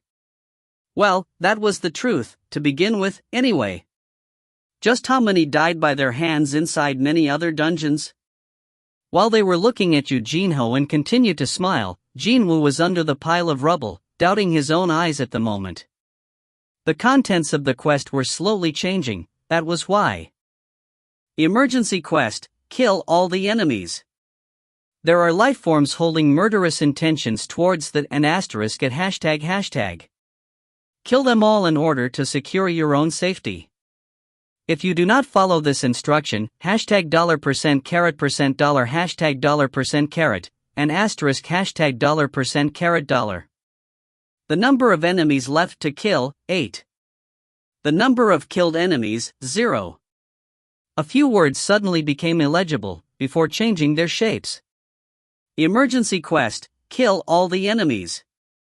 There are life forms holding murderous intentions towards you. Kill them all in order to secure your own safety. If you do not follow this instruction, your heart will cease functioning. The number of enemies left to kill, 8. The number of killed enemies, 0. What a clear-cut threat that was. If he didn't finish the quest as intended, it would kill him, instead. Kill if I don't want to be killed, is that it? The contents were pretty shocking, but Jin-Woo's fluster didn't remain for long. No, his flustered mind rapidly morphed into one of relief. Even he found it hard to believe, but that was the truth. There was this fear that always lingered in his mind, starting from the day these quests popped up in front of his eyes alongside stat values and such. What would happen to me if this mysterious phenomenon suddenly stopped? What if all these things only happened as a coincidence, and they could end at any given moment? Such fear always accompanied him. However, through this emergency quest, the truth became clear. Things happening to him were not a coincidence, nor were they some weird goodwill from someone. If the quest was generated by something holding some form of goodwill, then it should have just said overcome this danger, and not threaten him to kill him as a penalty. The system had a clear purpose. It was either make Seong Jin-Woo strong or need a strong Seong Jin-Woo. And, depending on the situation, me who could kill other hunters at the drop of a hat, even. He could glean such intentions from the system now. Jin-Woo felt reassured by that revelation. What a relief that it was not a coincidence. That it definitely had a goal. Whenever he found himself in danger, he yearned to be stronger. He so dearly wished to stop living the life where it was no different from dangling precariously on the edge of a cliff. But, on that fateful day, during the most dangerous moments of his life, his opportunity came. The goal of this system and Jin-Woo's wishes lined up perfectly. The system is using me, and I'm using the system. That was all there was to it. As long as there was an end goal, a purpose, this phenomenon would never suddenly vanish from his eyes. Jin-Woo slowly got up from the rubble. HP 1360/2600. As expected of a magic spell shot by a rank C hunter, it was only a single hit, yet his HP had almost halved. There was no more room left to take it easy now. Intense malice filled up Jin-Woo's eyes. He began walking towards Hwang Dong-suk. What the heck? Hwang Dong-suk and his goons had been surrounding the scared Eugene-ho, so they ended up discovering Jin-Woo rather belatedly. What's going on here? He's still alive. But, Doo-won-hyun looks like a dead fish, though? What an embarrassment this is. He's a measly rank E, you know. Hwang Dong-suk scratched his chin. Hey, Gyu-won-ah, why didn't you finish him properly the first time? Jo Gyu-won's face reddened somewhat. Yeah. I should've. But, this wasn't right. He really did pour his all with that shot. He had spent over a third of his overall magical energy, yet how could this kid stand back up? Could the attack not connect properly? But then, there wouldn't have been such a loud explosion if that was the case. Lots of questions formed in his head, but there was no time to ask them. Because, Jin-Woo opened his mouth first. Since you're playing around with people's lives, The eyes of Hwang Dong-suk's group were now fixed to Jin-Woo. He came to a stop in front of them. Eugene-ho flinched in surprise, but the reactions of other hunters were rather subdued. Some of them even began smirking in derision. Jin-Woo spoke with a dry voice. You've all sufficiently resolved yourselves, right? Hwang Dong-suk let off a snort after hearing that. What the hell is this fool even saying? Hyungnim, let me handle this kid. A hunter with tiny little eyes approached Jin-Woo and placed his arms around the latter's neck. It looks like you mister hasn't really figured the situation out yet, but the thing is. The expression of the tiny eyes became weirder and weirder as he strengthened his arms. What the hell? Why can't I pull him down? He tried to perform a headlock with his physical strength, but no matter how hard he pulled, Jin-Woo's upper body showed no sign of budging. Wasn't this B** supposed to be only a rank E? Cold sweat formed on the forehead of the tiny eyes. How could he be this strong? It happened then.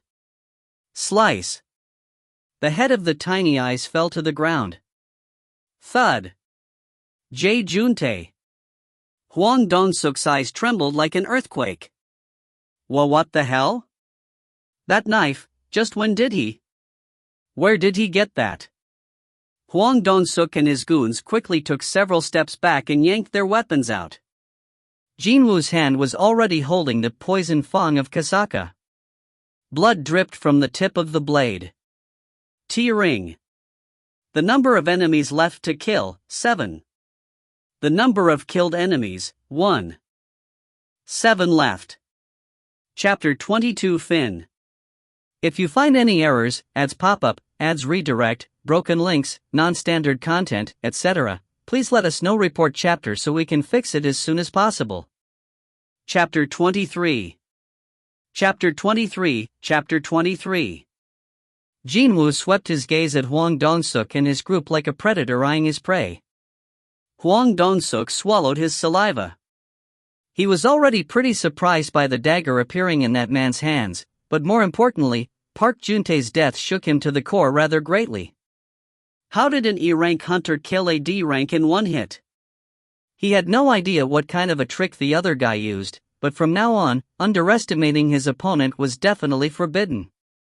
No, he had to be very meticulous here. Hwang Dong-suk gave a signal with his eyes to his side.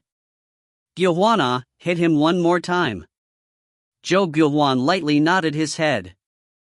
This time, he wouldn't make the same mistake again.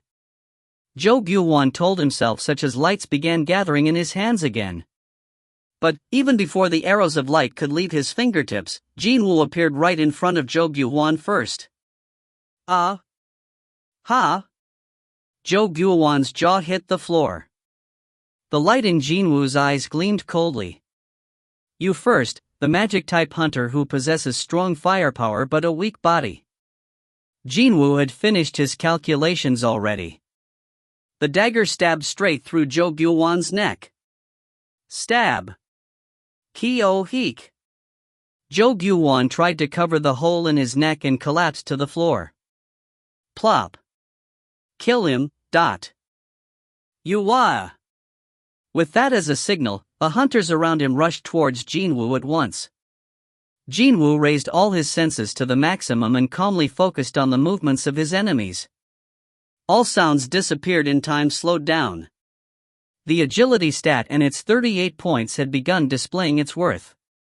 He then blocked or evaded swords, spears and arrows being thrust at him from the very short distance. The eyes of the hunters became incredibly large. How can an E rank move like this? Too fast. I can't hit him at all.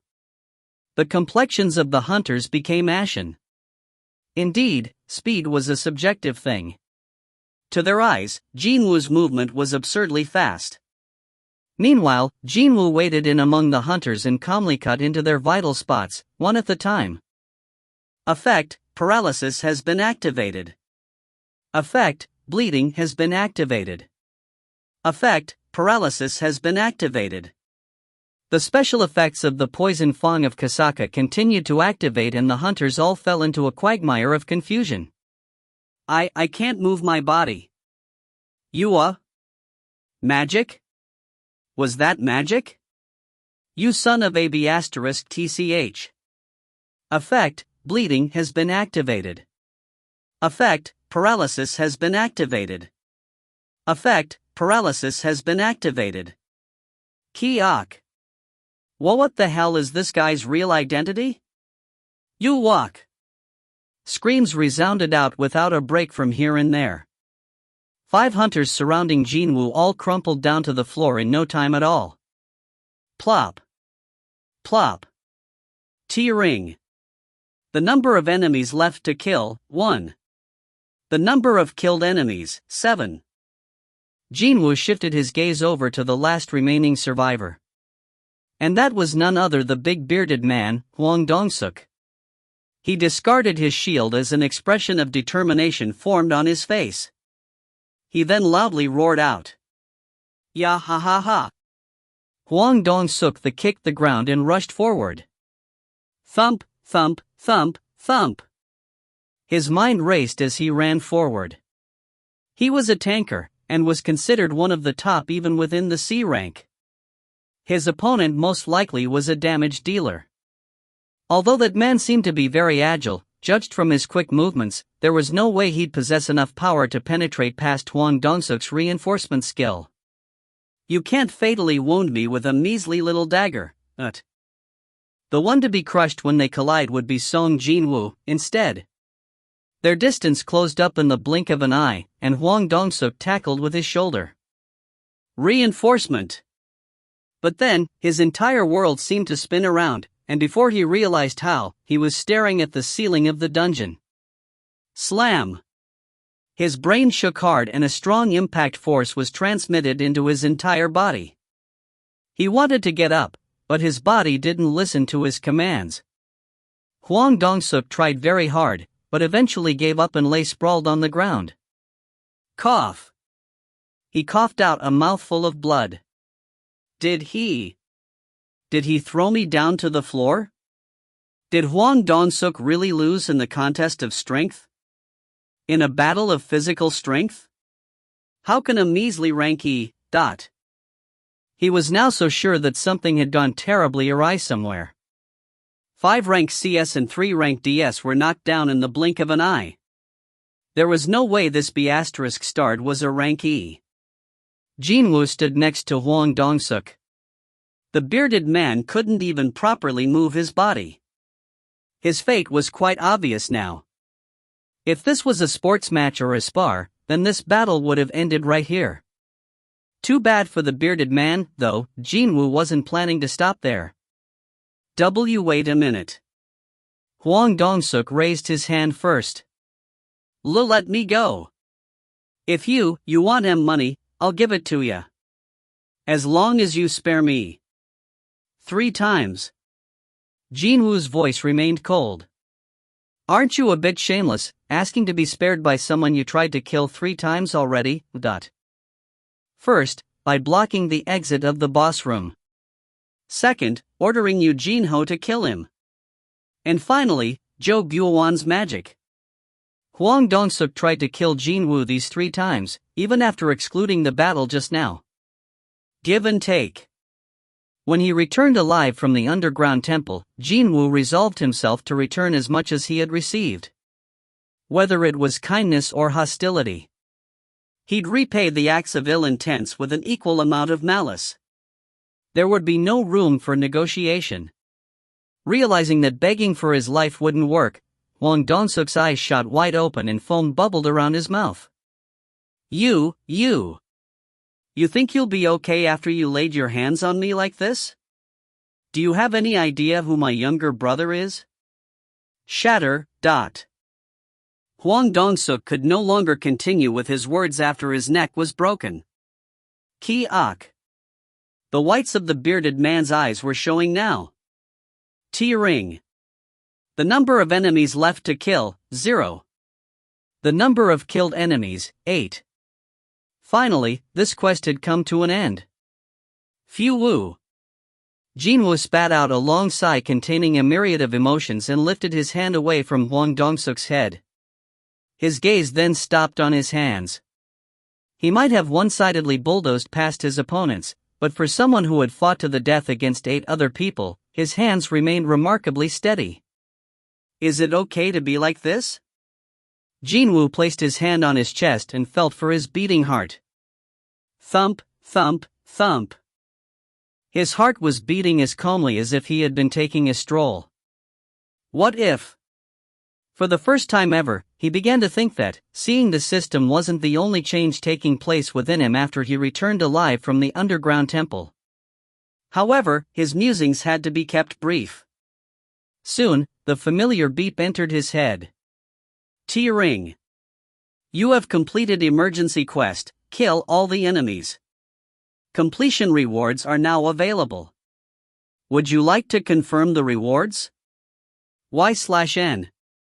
He was half expecting this to happen, and sure enough, he now had received rewards. Jin-Woo didn't even hesitate and chose yes. Confirm. T-ring. The following rewards are available. Reward 1. Full recovery of the current physical condition. Reward 2. 10 additional stat points. Reward 3. Skill, Intimidation. Not only 10 points, but even a skill, too? Jin-Woo's eyes widened from the huge amount of available rewards. All those stat points were one thing, but this new skill stole away almost all of his attention. If I didn't possess the dash skill when fighting that spider. The only reason why he managed to hunt the boss down was because of dash. There was no need to mention how important the skill was during a battle.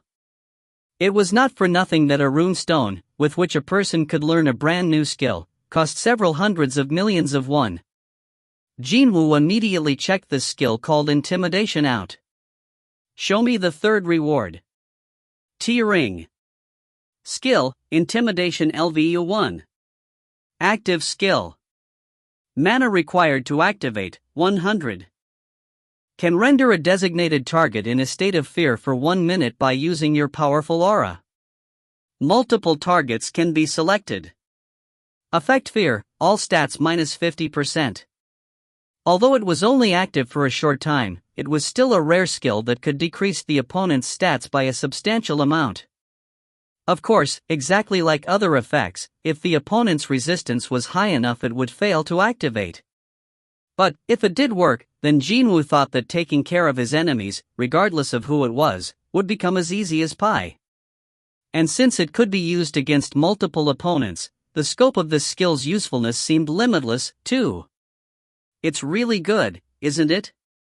The rewards were just as good as the potential penalty was as bad. Hang on a sec. Now that I think about it, it's not like that, is it? After all, his life was at stake here. And, was that all? Jin-Woo took a look around him. He frowned deeply after taking in the gruesome sight. He had witnessed enough deaths of other hunters, but even then, he'd never really get used to looking at the corpses of other people. This was what this quest asked of him, though. But, for a quest that asked for many lives as its completion requirement, the rewards handed out felt rather cheap and not quite enough. Well, even if it weren't for the quest, he'd still have to fight against Hwang Dong-suk and his crew in the end, but still. And they say, a man's greed knows no bounds. Jin-Woo shook his head wryly. It was then, the cave shook around once more. Rumble. The tremor had become stronger than before. It was now the time to get out of the dungeon. But, before he could do that, there was something else he needed to take care of first. And that happened to be Eugene-ho. Jin-Woo's gaze drifted toward him. Eugene-ho had been pitifully frozen solid in his spot until then, and flinched rather grandly before hurriedly lowering his gaze to the ground. Now, what should I do with this kid? Of course, he wasn't thinking of harming Eugene-ho. There was no need to, nor was there a reason to do so, either.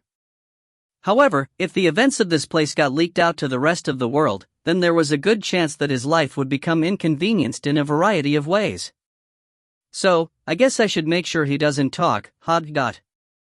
Just as he thought that course of action would be for the best, Eugene-ho rapidly ran towards him, knelt down, and bowed his head. Hyung-nim, please spare me.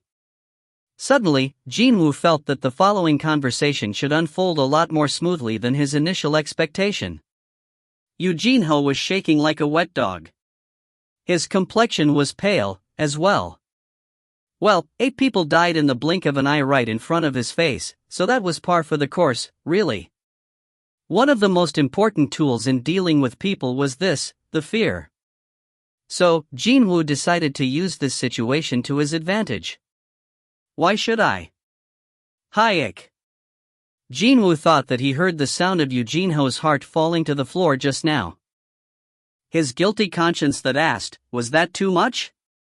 Only lasted for a second, though. If you want money, I can speak to my father, and... Who do you think I am? Jin-Woo's expression crumpled unpleasantly. Sure, he did grow up impoverished, but that didn't mean he was corrupt enough to hold a person's life hostage and extort money that way. Wouldn't he be no different from Hwang Dong-suk if he did that? I am truly sorry. If it weren't for Eugene-ho's current state being absolutely terrified, Jin-Woo would have smacked the back of the kid's head or something by now. He was holding back only because it looked like Eugene-ho might keel over from a heart attack if he really did that. Confirming how displeased Jin-Woo's expression was, Eugene-ho nervously swallowed some dried saliva. Now that I think about it, even back when Hwang Dong-suk offered him money, could he have abandoned all material desires and now only walks the path of bloodshed and murder? Jin-Woo's image inside Eugene-ho's head was being solidified in an even weirder direction. However, it was too early to draw a conclusion yet. If that was the case, then why did Hyung-nim extract those magic crystals? Not too long ago, Jin-Woo personally went and extracted all those magic stones, even going so far to dig through the spider's entrails. Sure, it was used in a variety of ways, such as a source of high-density energy, as a raw material in manufacturing magic tools, etc. But, to a hunter, a magic crystal was simply another word for money. Eugene-ho's mind spun at a quicker pace. So, that's how it was. Those crystals were the prize of blood.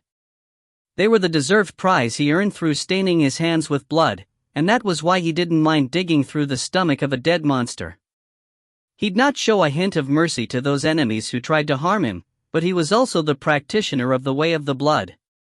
Meaning, he did not want anything to do with the monetary gain that he hadn't earned with his own hands. And I tried to buy his benevolence with money, so of course, he'd get P** set off at me, In that case, what Jin-Woo needed here wasn't father's money, but the deserved profit that could be earned if he managed to walk out of here alive. When he sneaked a glance, Jin-Woo's expression was still distorted somewhat. Jin-Woo quickly continued on with his words. Hyung Nim, if you spare me, then I'll hand over all the profit earned in this dungeon to you. As expected, Jin-Woo immediately displayed his interest. Please, think about it, Hyung Nim. If you monopolize the profit meant for 10 people after 9 others are killed, others would definitely start questioning you. From Jin-Woo's perspective, Jin-Woo was, without a doubt, a fake registrant. Not only that, a highly skilled fake registrant who enjoyed murdering people, Obviously, he'd not want the attention of other folks landing on him. So what? On the flip side, if we both walk out of here alive, then according to the contract, all the magic crystals from this dungeon belongs to me. Even if all the other teammates had died, since you don't get a share in the first place, no one would suspect you. Of course, there was no way that Jin-Woo would be suspected of foul play here. Well, his father owned one of the country's top-ranked companies, after all. The potential profit he'd earned from selling off the magic crystals would be like a pocket change to him. This money is something Hyung Nim totally deserves. I mean, this is your deserved reward for saving me and getting rid of Hwang Dong-suk and his lackeys, wouldn't you agree? What? Chapter 23 Fin. If you find any errors, ads pop up, ads redirect, broken links, non-standard content, etc., please let us know. Report chapter so we can fix it as soon as possible. Chapter 24. Chapter 24, Chapter 24. Jin-Woo empathized the words deserved reward for some reason. Yeah, for sure. Certainly, that method was the safest way to dispose of the magic crystals. These crystals no longer had any owners. No matter how avaricious Hwang Dong-suk was, he still couldn't take them to his grave. That left just one person, Jin-Woo, as the sole claimant to the rights of these crystals. However, such a guy was saying that he'd voluntarily offer them up. Jin-Woo didn't want anything to do with them if they were to be taken away forcibly, but there's no reason for me to refuse things that are willingly entering my pockets, no? Without his help, Jin-Woo would either have been killed by now, or get dragged around as a hostage, instead. When looked at that way, the claims of them being deserved reward made some sense. Seeing that Jin-Woo's expression lighten up, Jin-Woo was now sure of his guesses being on the money. As I thought, the magic crystals are the deserved reward of blood for hunting down Hwang Dong-suk and his gang, so he's not going to say no here. The meaning of the word deserved as imagined by these two men had what you'd call a significant difference, but they had no way of knowing that. Okay. As soon as Jin-Woo agreed, Jin-Woo's face brightened up in an instant. Hell, Jin-Woo was even feeling a bit awestruck by how steadfast Jin-Woo was with his personal beliefs. However, Jin-Woo's face became emotionless next. However, how do I trust you? Jin-Woo had recalled his initial goal once more. He wasn't trying to scare the kid so he could line his pockets in the first place. No, he started this intimidation antics so he could avoid being inconvenienced later down the line. How can I betray you, Hyung Nim, who saved my neck multiple times already? You could ignore our promise and just yap onto anyone you meet, no? Actually, it wouldn't be too big of a hassle if the kid did that. Killing Hwang Dong-suk and his goons were 100% acts of self-defense, after all. There were 8 of them, not to mention they were fully armed as well. Heck, they even attacked first with a powerful magic spell, too. Laws had changed ever since the emergence of the hunters, so Jin-Woo knew that he'd walk away scot-free only with that much justification. Jin-Woo wanted to let things die down quietly in this manner. And Yoo Jin-ho's help would be needed to facilitate that. There might be a slight problem with how he went about asking for that help, but as far as the end result was concerned, this was the best method available. So, speak up. Jin-Woo stared at the other guy with eyes that demanded answers. Yoo Jin-ho formed a determined, dignified expression. I will never do something so cowardly, Hyung-nim. Especially for someone who has saved my life. Hang on a minute. Jin-Woo thought that he had seen those determined eyes from somewhere, before realizing that they were rather similar to back when Yoo Jin-ho refused the suggestion of Hwang Dong-suk to become their accomplice not too long ago. This kid. He's being serious. The give and take. When his life was hanging in the balance, Yoo Jin-ho chose to stand with Jin-Woo. He trusted Jin-Woo and tried to go up against 8 other hunters. That was why Jin-Woo decided to trust Yoo Jin-ho at least once. Of course, not right away, and not quite like this. Maybe, after planting the fear of God into the kid first. Jin-Woo reached down and picked up Hwang Dong-suk's discarded shield. The back of my head is still aching from Hwang Dong-suk's sneak hit, you know. Jin-Woo pretended to study the shield from this way and that, before powerfully flinging it towards the wall of the cave. Kaboom! More than half of the shield got buried deep inside that wall. Cold sweat drops dripped down Yoo Jin-ho's face as he nervously swallowed his saliva. I hope that my dancing isn't going to disappoint me, too. But, of course, Hyung-nim. It happened then, the dungeon began shaking much harder this time. Rum-bubbly. Their time was clearly running out. Jin-Woo never held any thoughts of harming Yoo Jin-ho from the get-go, so he figured that this much would be enough. So, he ordered Yoo Jin-ho. Collect all the magic crystals. We're leaving. Thank you very much, Hyung-nim. Yoo Jin-ho stood back up and bowed his waist 90 degrees. A smile found its way back onto his face, too. While Yoo Jin-ho went around to fill up the bag, Jin-Woo began rummaging through Hwang Dong-suk's pockets. I gotta get paid what's mine, too. He was promised 2 million won for the day's work. And he couldn't afford to let a single cent slip by. Hwang Dong-suk's wallet was filled with lots of 50,000 won bills. When he counted, there were 45 of them. Just over 2 million, in other words. The bearded man promised to pay in cash as soon as the raid was over, so he must have had them ready, just in case. Because, well, he wouldn't have been able to cut the tail all the time. Thanks for the pay. Jin-Woo said the words of thanks to no one in particular and left the boss room first. Yoo Jin-ho was almost finished packing up the magic crystals, but then, belatedly noticed that Jin-Woo had disappeared, and hurriedly began searching for him. Hyung-nim? All he found were the rapidly cooling corpses of the hunters that lost their lives to Jin-Woo. Hayek. Yoo Jin-ho and his deathly pale complexion hurriedly chased after Jin-Woo as if he was scared of being alone. The agent from the association's investigation department swiftly arrived at the location of the gate. The procedure to follow when there were casualties during a raid was rather simple. The remaining survivors only had to report the matter to the association and let the investigators do their job. That was all. The investigator for today was a strict-looking auntie. And your names are, ... It's Seong Jin-Woo.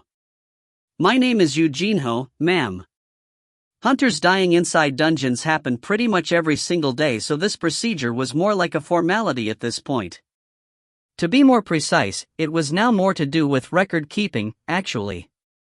That was, if there were nothing to be suspicious about. So, every rank C hunter in the raid team was killed, yet how did one rank D and one rank E manage to escape unhurt? The investigator questioned the duo while adjusting her glasses. Her glaring eyes narrowed to a slit. Now normally, it'd be the weakest hunter in the team to die first, most of the time.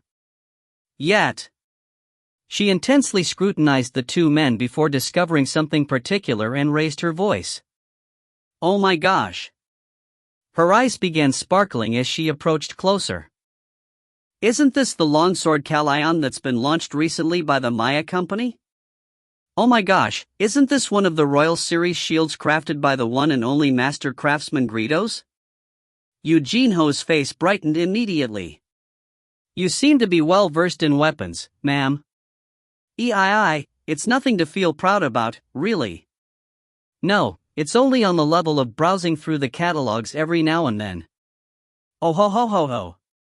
The price of the longsword was around 700 million Korean wons, while the shield was around 500 million Korean wons. TL, $620,000 and $443,000, respectively.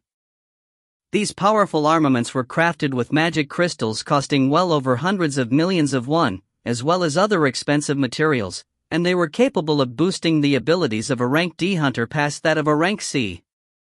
With this revelation, the agent began imagining the events that had taken place inside the dungeon. With these types of armaments, a lone rank D hunter managing to hunt down the boss monster seemed rather feasible now, even when considering that all the rank C hunters had been annihilated along the way. And that rank E probably hid in a corner somewhere and barely saved his life. Of course, the reality was opposite of that, but in any case, she came to a conclusion. The odds of a man with enough financial wherewithal to purchase such armaments stabbing his comrades in the back for a handful of magic crystals were low at best. On top of that, it was also impossible for a rank E to do anything to several rank C hunters too, so the deaths of Huang Dongsuk and 7 others could only be chalked up to an unfortunate accident. I understand what happened now. The investigator closed the case file with a satisfied face. The investigation will conclude with this, so you may go home now. I'm sure it had been a difficult day so far, so thank you for taking the time out to aid us with the investigation. Thank you for your hard work. Jin-Woo said goodbyes on behalf of both men. The investigator and her car left just as quickly as they had arrived. You also worked hard, Hyung-nim. Yu Jin-ho bent his waist 90 degrees once more. Even after they had exited the gate, Yu Jin-ho's overly polite attitude didn't change. He must have been pretty darn scared, even now. Jin-Woo inwardly clicked his tongue. Yeah, you too. Well, I haven't done much anyway. You did most of the work, Hyung-nim. Oh, here are your magic crystals. Yu Jin-ho very courteously handed the bag over to Jin-Woo with 2 hands. And indeed, the bag was filled to the brim with magic crystals. The highest price a magic crystal from a rank C gate could fetch was around 10 million won. Even the smallest ones fetched several millions. Jin-Woo's eyes scanned the number of crystals and he inwardly cried out in elation. Just how much will these, He tried so hard to suppress a grin from breaking out on his face. It was then, a drop of water suddenly fell inside the bag. Splash, splosh. Jin-Woo raised his head. They were raindrops falling from the sky that had been gradually getting darker as the afternoon rolled by. It was a good thing, sending her off with an umbrella. Jin-Woo formed a subtle smile while thinking about his little sister. Later in the evening, Jin-Woo summoned his status window as soon as he arrived back home. Stats. Strength, 53. Stamina, 30.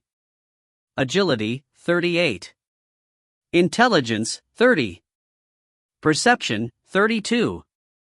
Available points to distribute, 10. The 10 points he got as a reward from the emergency quest still remained, waiting. His entire body was itching from the desire to spend them. If he wanted to earn them through daily quests, then he'd have to spend the next 3 days and still had to find 1 more point from somewhere, and if he wanted to earn them through leveling up, then he had to raise it by 2. The priority is with agility, then perception next. He spent 7 points on agility, and the rest 3 on perception. Stats. Strength, 53. Stamina, 30. Agility, 45. Intelligence, 30. Perception, 35. Available points to distribute, 0. Okay. His stat values looked more even now. Agility had almost caught up with strength, and perception was already at 35. Once agility's values got closer to strength, he was planning to increase stamina next. Leaving alone the stat of intelligence and its unknown uses, for the time being, he wanted to raise all of his other stats as uniformly as possible. Should I check out today's results? Name, Seong Jin-Woo. Level, 21. Class, None. Title, Slaughterer of Wolves. HP, 2600. MP, 390. Tiredness, 0. Stat. Strength, 53. Stamina, 30. Agility, 45. Intelligence, 30. Perception, 35. Available points to distribute, 0. Skills. Passive skills. Unknown, LV, max. Tenacity, LV, 1. Active skills. Dash, LV, 1. Intimidation, LV, 1. The level that had risen up by 3 in the new skill Intimidation caught his attention the most. And his stats also had received a healthy boost from the 10 extra points. These alone would qualify today's earning as quite spectacular, but there were more, weren't there? 2 million won I got for today's work, and all those magic crystals filling up the bag, as well. Jin-Woo counted the number of the crystals once more. 11 from the spider, and 38 from Hwang Dong-suk and his lackeys. In total, 49 of them.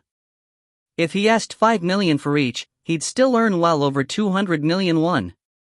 200 mil from a single day's hunt. The profit that should have been shared by 10 people, no, 9, had been swallowed up by him, so the amount had no choice but to balloon up. This was the same thing as the unexpected kiss of Lady Luck landing squarely on his cheeks. All I have to do now is to sell these things. Selling magic crystals wasn't difficult. Since the demand was so high, when he put them up for sale, they would all sell out pretty quickly. The question was, though, where he should sell these. There were several cases of a direct trading between individuals, and guilds and corporations also bought them in large quantities, as well. For his case, since there were so many of them, he figured that it'd be for the better to seek out the help of professionals, rather than try his hands on dealing with individuals or sell them online. Can't I just sell them to a store or something? It'd be so much more convenient for him if the store bought his crystals at their retail value, as it would with the Japtum. While thinking this and that, Jin-Woo pushed the bag full of magic crystals to the corner of the room. And then, he abruptly recalled one last fruit of today's labor. Right, the system said that I can start buying stuff from the store. Jin-Woo immediately summoned the store. Although it wasn't much, all the gold he had saved up from the Hapjeong Station's instant dungeon still waited for their turn inside his inventory until now.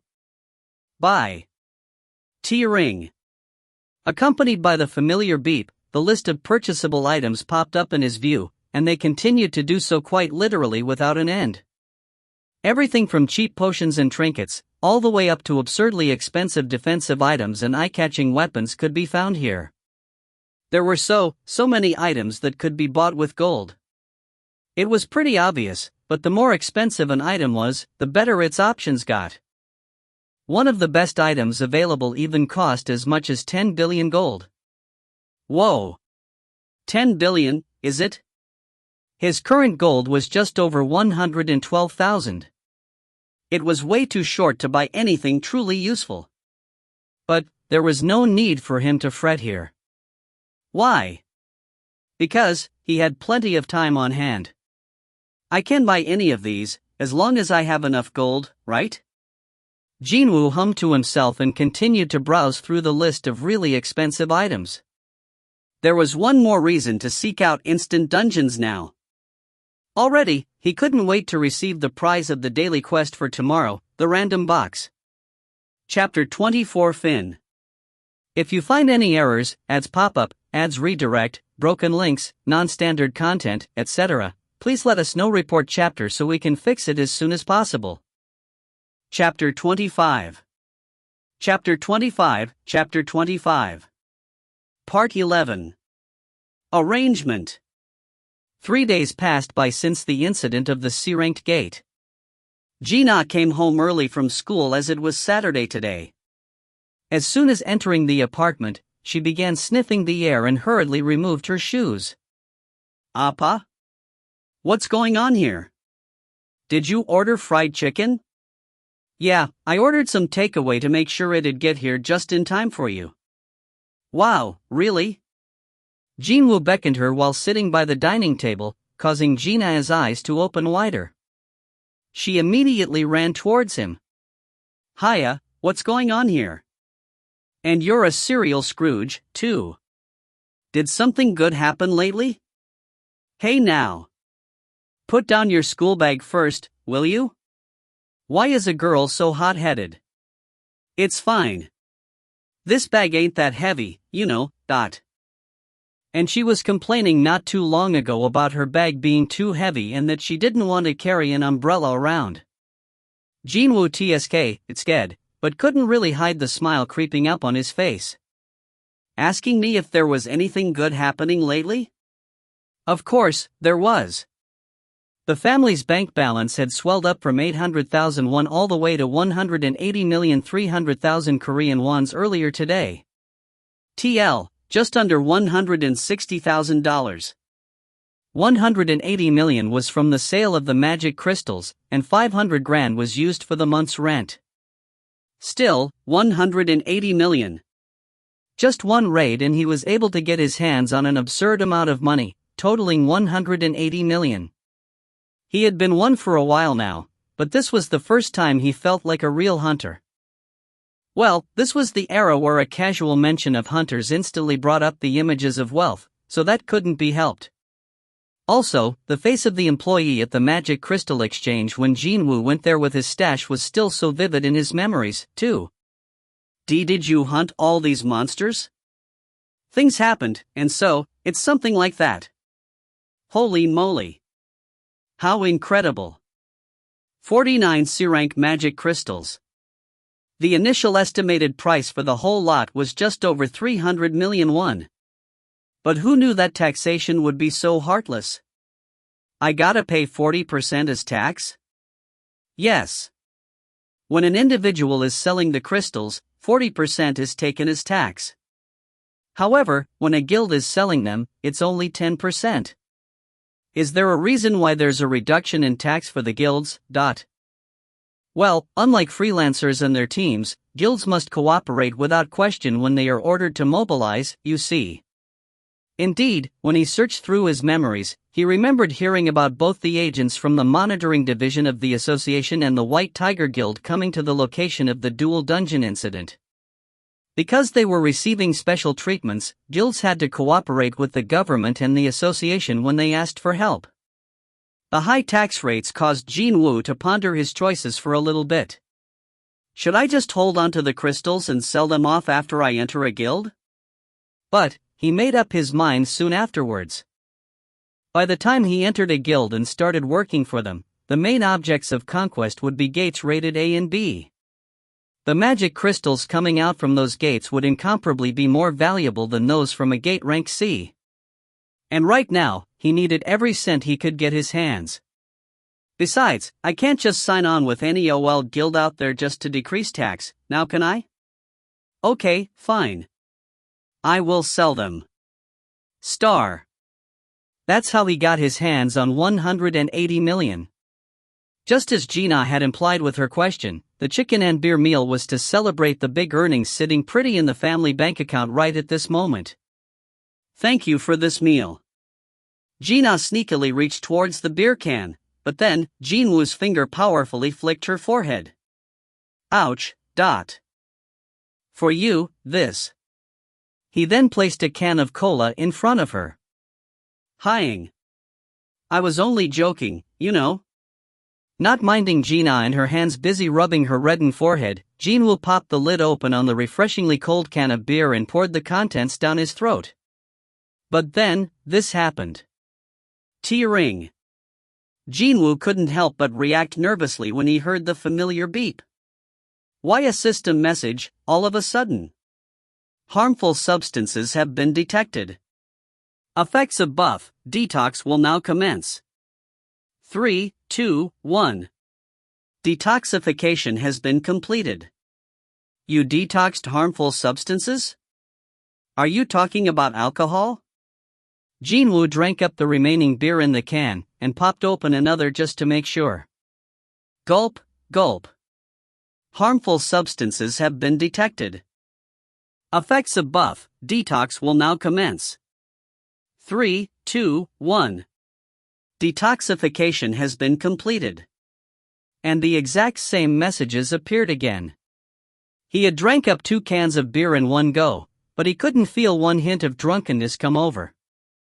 Whatever this buff thing was, it was definitely working as intended. What's this? Jin-Woo tilted his head. He had yet to meet a single hunter capable of throwing buffs around. Most of the hunters possessing such specialized skill sets all worked for large guilds. As he was affiliated with the association, there hadn't been a single opportunity for him to meet one so far. Even if someone sneaked a buff on me, surely the system would have notified me of it. In that case, there could only be 2 possibilities. Either he received the buff while he was unconscious, or got it before the system was active. Personally, he was more inclined towards the latter. Appa? What's wrong? Is it indigestion? You should have been more careful, you know. When Jin-Woo's expression became serious, Gina asked him with a worried voice. Nah, it's just that I remembered something pretty urgent, that's all. Eat without me while I take care of this, okay? Jin-Woo headed back into his room. He then began rummaging through every nook and cranny of his memories, trying to figure out if he had missed anything, even if it was small. Suddenly, he recalled something. Every quest has rewards, even penalty quests. But, there was one quest that I never got around to confirming the rewards, no, not. Jin-Woo hurriedly opened the mailbox. At the time, he had no clue what the system was nor what rewards could mean, so glossed over them, but he definitely remembered reading the message that said he had met the conditions to clear the quest. His heart began beating faster and faster. Jin-Woo eventually discovered the messages sitting right at the bottom of the mailbox. Congratulations on becoming a player. Read. Jin-Woo's voice trembled as he spoke softly. Confirm. T-ring. This system will support the growth of the player. Failing to comply with the system's instructions will result in potential penalties. Your rewards have been delivered. As he thought. There was the mention of rewards. The voice he heard back inside the underground temple clearly said these words. Completion requirements for the secret quest, the courage of the powerless has been met. A secret quest or not, it was still a quest, wasn't it? However, he hadn't checked what kind of rewards he had received until now. Back then, he thought that it was all a hallucination, didn't he? Will result in potential penalties. Your rewards have been delivered. Would you like to confirm your rewards? Y/N. Yes. T-ring. Rewards for the secret quest, the courage of the powerless. The blessings from the Grand Sorcerer, Candiaru. The Grand Sorcerer Candiara has been deeply moved by your courage, and has gifted you with a special spell. When accompanied by the blessings of Candiara, you'll get to enjoy a healthy and fulfilling life every day. Let there be a bright future laying in wait for the challenger. One-time effect will to recover, all your damaged body parts will be recovered to their original state. Continuous effect good health and long life, you'll be immune to all types of diseases, poisonous substances, as well as all forms of status debuffs. During sleep, your recovery rate will increase exponentially. Only now puzzle pieces fell to their places. That's why my leg was. It was all due to the quest reward that his sliced-off leg had reverted back to how it was before. Same thing for why he couldn't get drunk from a couple of cans of beer. Hang on. I'm immune to all types of poison, too? Jin-Woo's eyes abruptly shot open real wide. If that was the case, then could it be? Jin-Woo hurriedly extracted a certain item out from his inventory. Item, poison sac of casaca. Rarity, A. Type, medicine. A pouch containing the refined poison of the casaca. Can be found very rarely when hunting casacas. Drinking this poison will give you strong skin, but the toxicity will permanently damage your muscles. Effect, the iron scales of casaca, 20% reduction in physical damage. Side effect, damaged muscles, strength -35. My muscles are supposed to get damaged because of the toxin, but wouldn't this detox buff resist that? There was only one way to find out. Jin-Woo squeezed his eyes shut and drank the liquid contained within the pouch. Gulp, gulp. Sticky, yucky liquid slid down his throat. The taste was oily and terrible, but he endured it. And they say what's good for you usually tastes bitter. When he finished drinking all of the poison liquid, messages popped up in his view. Harmful substances have been detected. Effects of buff, detox will now commence. 3, 2, 1. Detoxification has been completed. Side effect, damaged muscles has been nullified. Yes. Jin-Woo clenched his fists real tightly. Still, he couldn't celebrate just yet, so he quickly summoned his status window. Stats. Strength, 53. Stamina, 30. Agility, 53. Intelligence, 30. Perception, 36. Available points to distribute, 0. Reduction in physical damage, 20%. As he expected, there was no decrease in his strength stat. It still remained as 53 points, and then, he saw the new stat called reduction in physical damage, 2. Sure, it might be limited in the category, but it still was a marvelous stat that reduced all physical damage by 20%. Nice! Just as Jin-Woo began celebrating the emergence of this new stat, Jin-Ah called out to him from the living room. Appa? You know a guy called you Jin-Ho? He's looking for you. No way, he can't be the same you Jin-Ho. Jin-Woo quickly went to the living room and snatched the phone's receiver off his little sister. Hello? Hyung Nim, it's me.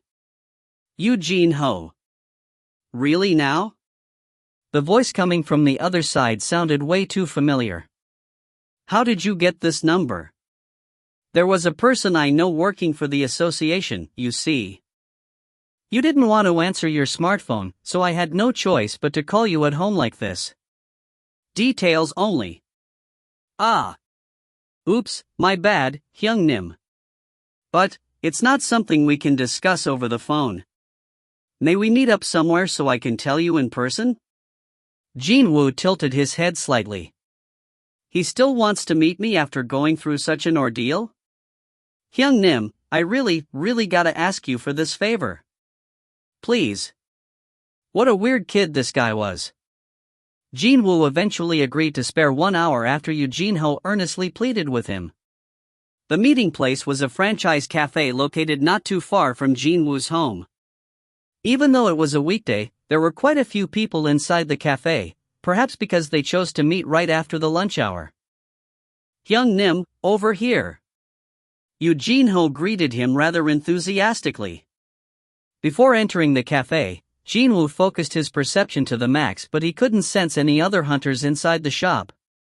At the bare minimum, this meeting wasn't for the purpose of revenge, it seemed. Although Jin-Woo couldn't really remember doing anything that warranted such an ill will towards him and requiring a swift retribution. Jin-Woo sat down on the other side of the table. Didn't think we'd meet again. There was a half-eaten ice cream on top of the table belonging to Jin-Ho. Jin-Ho spoke as he stood up. What would you like to order? Should I go and get you some coffee? No, it's fine. Jin-Ho looked a bit crestfallen for some reason as he sat back down. Jin-Woo opened his mouth first. So, what do you want? It was then. I'm telling you, this guy did it for real back then. It was so crazy, really. Jin-Woo shifted his gaze over to his side. The table next to his was occupied by 3 burly students with rather thuggish faces hailing from some local athletic club or the other, and they were busy chatting to 3 girls. Jin-Woo tried to get back to his own conversation. As I was saying, what do you? And when did I ever do that? Will you listen to this *****, busy inventing rubbish because we're in front of girls? Want from me? But, you said it, didn't you?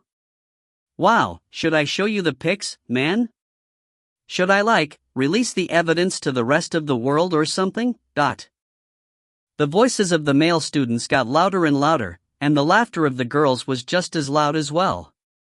When the noise became too loud to carry on his own conversation, Jin-Woo was left with no choice but to stand up and silently walk over to the table next to his.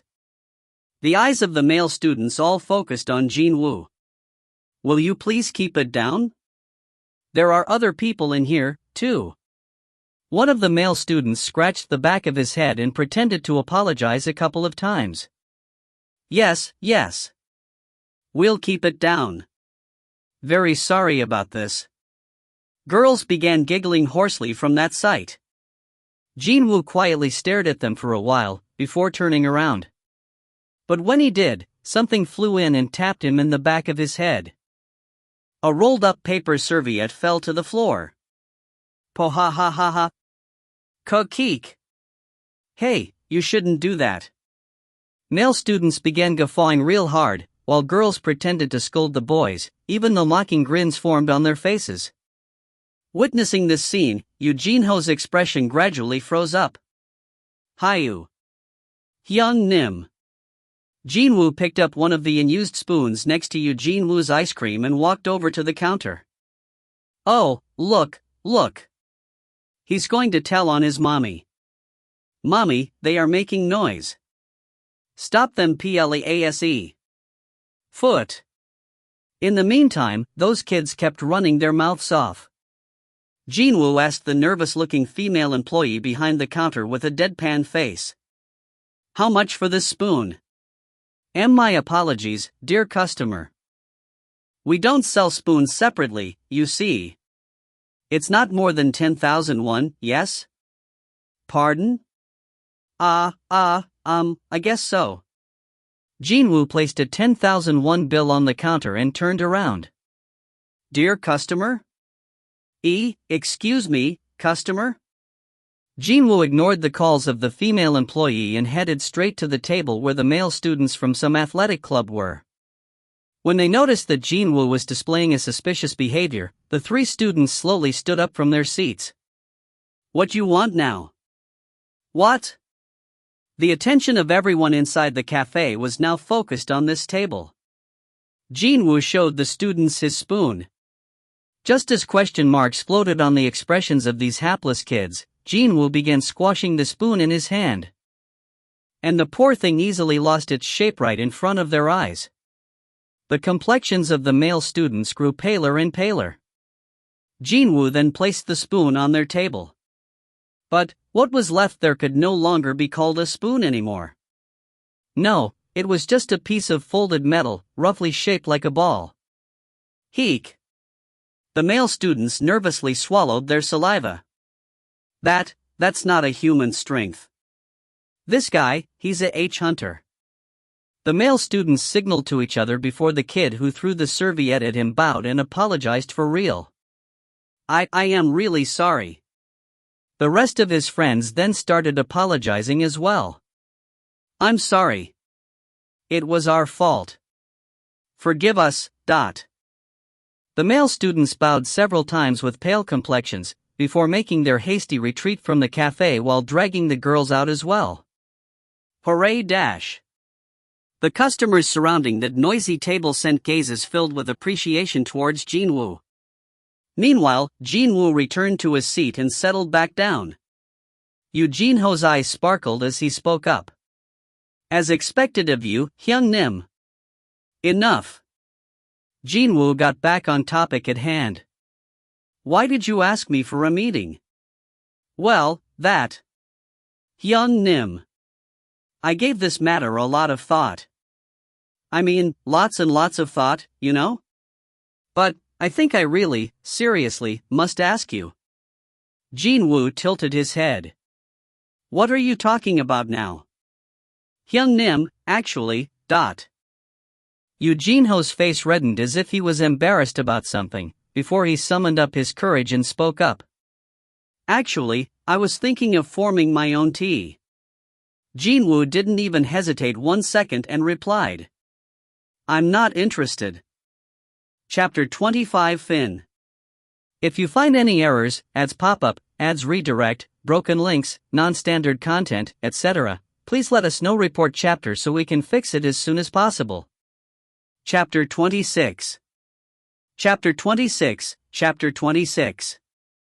Part 1. Transaction. Yu Jin-ho's expression became dumbfounded. Already, Hyung-nim? I don't need to hear the rest to figure it out. Jin-Woo was quite decisive in saying no. This wasn't because he didn't like Yu Jin-ho or something like that. Although he seemed a bit off in the head, his attitude remained courteous and he came across as someone who'd always keep his word. He was quite different from other scions of chaebols often seen in mass media. Chaebols, wealthy owners/families of corporations. However, Jin-Woo was not interested in becoming a playmate of the son of a wealthy family during the boy's hunter phase. If there's nothing else, I'm leaving. Hiyo, Hyung-nim. Just as Jin-Woo got up to leave, Yu Jin-ho hurriedly reached out and held onto him. Hyung-nim, only for 20. No, wait, please partner up with me for the next 19 times. For what? To clear dungeons? Yes. I'll definitely compensate you properly. Yu Jin-ho's voice sounded rather desperate. Jin-Woo tilted his head slightly. There were 2 reasons why people became hunters. Either it was for money, or for their sense of duty. But, Yu Jin-ho didn't belong to either camp. Maybe, it was possible that he thought of being a hunter was a slightly more dangerous form of extreme sports or some such. That was what Jin-Woo had been believing until now. True, he was taken aback slightly when the kid declared that he wanted to form his own private raid team, even after going through that ordeal the last time. There are all sorts of people in this world, that's for sure. It wouldn't be too strange to find a scion of a wealthy family who had become numb to the safe environment he had grown up in.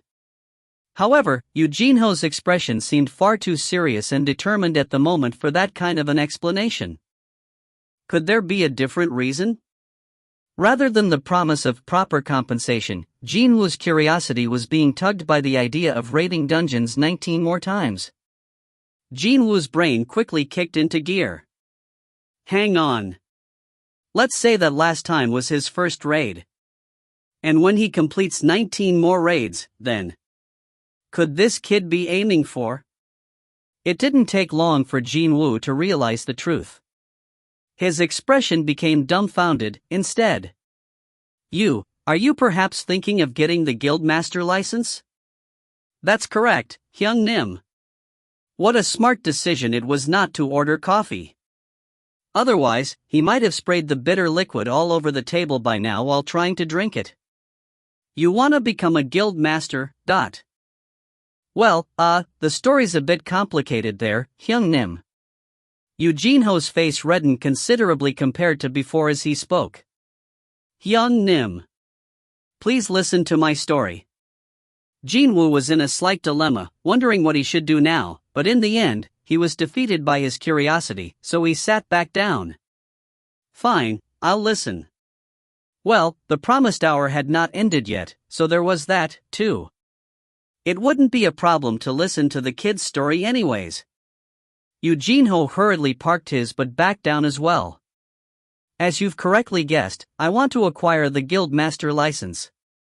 Acquiring that license was not that difficult, actually. You had to be a hunter who participated in at least 20 raids. As long as you met this base requirement, all you had to do was to pass a written test and you'd get the license. Of course, nobody would join the guild created by a rubbish hunter, and if a guild failed to maintain the minimum number of members, it'd be disbanded as well. Yu Jin-Ho continued on. It's not public knowledge yet, but actually, my father is trying to establish a guild of his own. A guild created by Yujin Construction? Yes. Yujin Construction was one of the biggest corporations in South Korea. It had expanded its business well beyond the fields of construction and into other sectors and had been making a killing there. Jin-Woo had heard that recently, they reaped huge profit after jumping into the hunter-related businesses as well. And they want to form a guild of their own? When Jin-Woo displayed a hint of interest, Yu Jin-Ho became excited and added more explanations. He'd scout strong hunters and build a massive guild, and place all our hunter-related business interests under it. That's his plan. If a corporation wished to partake in hunter-related businesses, then it was a necessity to work together with a guild. Well, you'd need the strength of a large guild if you ever wanted to get your hands on magic crystals and remains of the monsters, or treasures such as mana stones found in gates ranked A or B. And so, you wish to become a self-sustaining entity. Is that it? That is absolutely correct, Hyung Nim. With the financial wherewithal of Yujin Construction, creating a guild wouldn't even pose a problem. No, the real issue would be with just who gets to run it. My father is thinking of hiring an S-ranked hunter as the guild master and placing my older brother as the vice master, and run the guild that way, but... Jin-Woo immediately caught on to what Yu Jin-Woo was implying here. If things were done that way, then a source of worry would be created along the way. The power of authority the guild master wielded was simply far too great. Even if it was the vice master who had hired the master, in case of a conflict arising between the two, there was a very good chance that the latter would end up completely overtaking the entire guild. In order to prevent that, there was only one way. All you had to do was to hire a master who'd never ever betray the one who hired him or her. For instance, brothers, or even a son. And the chairman of Yujin Construction, Yu Myung-hwan, had a son called Yu Jin-Ho. However, my older brother's business experience is far too good for me to simply take over the position of the guild master. It was his idea to enter the field of hunter-related business, you see. We gained huge profit in that sector because of him. His older brother had become a successful entrepreneur by the age of 31. Compared to him, Yu Jin-Ho was only a 22-year-old university student, even if he possessed a unique plus point of being a rank D hunter.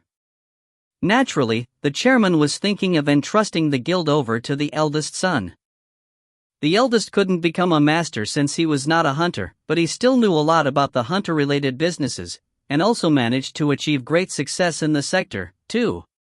Meaning, even if there was an element of a risk, the chairman would still take the chance. And you wish to change your father's mind by acquiring the master license, yeah? That's right, Hyung Nim. And so, Jin-Woo figured out why Yu Jin-Ho was here, trying desperately to reel him in.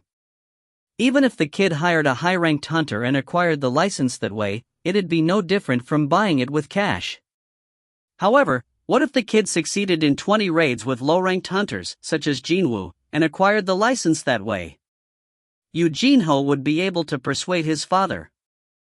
Simply him being able to lead a group of hunters would be enough to get his approval. That was what Yu Jin-Ho was counting on. If Yu Jin-Ho became the guild master, they would get an S rank as the vice master and scout all the talented hunters. Well, others would only feel secure and join them if one or both master and vice master spots were filled by someone with powerful abilities. If this plan were to come to fruition, then completing those 20 raids was an absolute must. Hyung Nim, please help me. I have no one but you, Hyung Nim. Yu Jin-Ho bowed his head. If it weren't for Jin-Woo, the kid would have died during his very first raid. By the giant spider, or at the hands of Hwang Dong-suk. 2 times.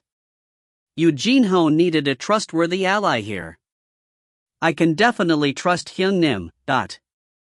He might be a cold-hearted person who would not bat an eyelid when killing his enemies, but he also happened to be a righteous man who'd not treat lightly the lives of those weaker than him, and just as important, he didn't care about getting his hands on ill-gotten gains, as well. Jin-Woo was the perfect candidate. However, Jin-Woo didn't need Jin-Ho.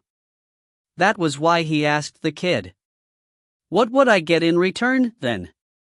Jin-Ho raised his head, his expression one of joy, as he quickly produced an envelope he had prepared earlier on. And a blueprint of a building came out from there. Jin-Woo took a look at it.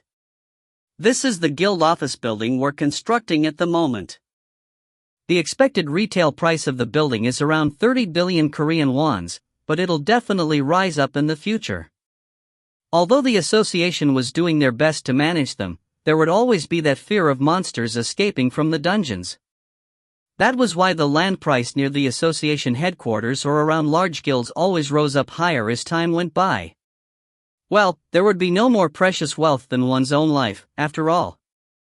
Even if it was a small guild, being near one almost guaranteed your safety. However, if it was a building occupied by a large guild, there was no need to mention it. If I become the master, then for exactly 1 year, I'll use it until the guild has been stabilized. And then, hand over the deeds to you, Hyung-nim. Of course, I'll make sure all the paperwork are in order so there wouldn't be any unnecessary complications later down the line. A 30 billion building, for rating rank C gates 19 more times. Jin-Woo smirked slightly. As long as you become the master, it'll all be worth it, is that right? That's correct, Hyung-Nim. On that fateful day, Jin-Ho got to learn the valuable lesson of anything goes inside a dungeon. Hiring any OL hunters could lead to him getting killed. On the flip side, hiring famous hunters would mean Jin-Ho would lose the ability to persuade his father. However, Jin-Woo was different. He was nominally a rank E hunter, yet he was strong enough to solo a C-ranked boss, as well as 8 C-ranked hunters without getting hurt. Hyung-Nim could be at least a B-ranked. Or, someone far stronger than that. With Jin-Woo was around, rating 19 C-rank gates would not pose any problems at all. So, yes, if he could become the guildmaster, 30 billion sounded rather cheap in comparison. The only thing remaining was Jin-Woo agreeing to do so. He wouldn't say no with this sort of terms on offer, right? Jin-Ho nervously studied Jin-Woo's reactions. What should I do?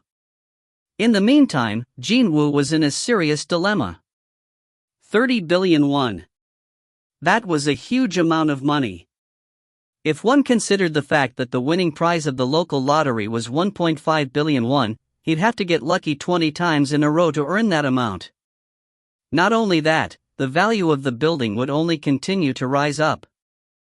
If it were any other normal hunter, they would jump in with both feet and sign up right away. That's how tempting this offer was.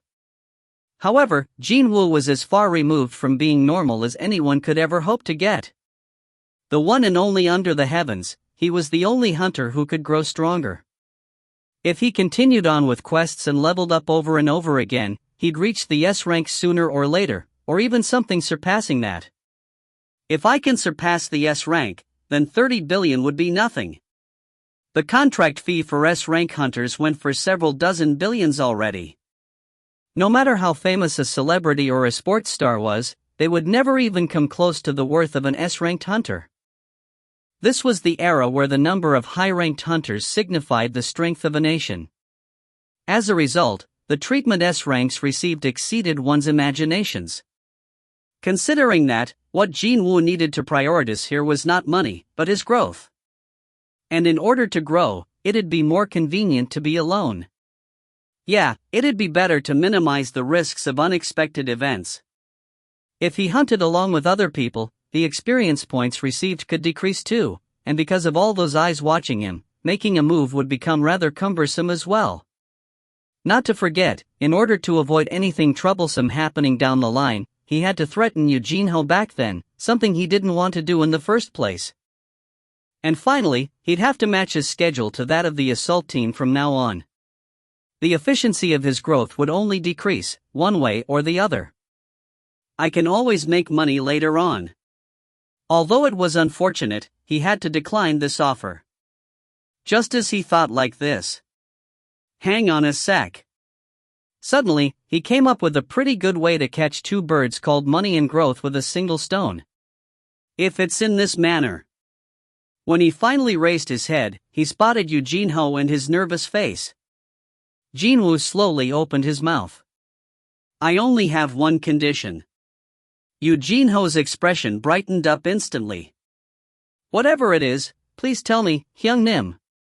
I wonder, would you be able to smile even after I told you what it is? Jin-Woo smiled inwardly and spoke up. You and I. Only two of us will enter the dungeons. Pardon?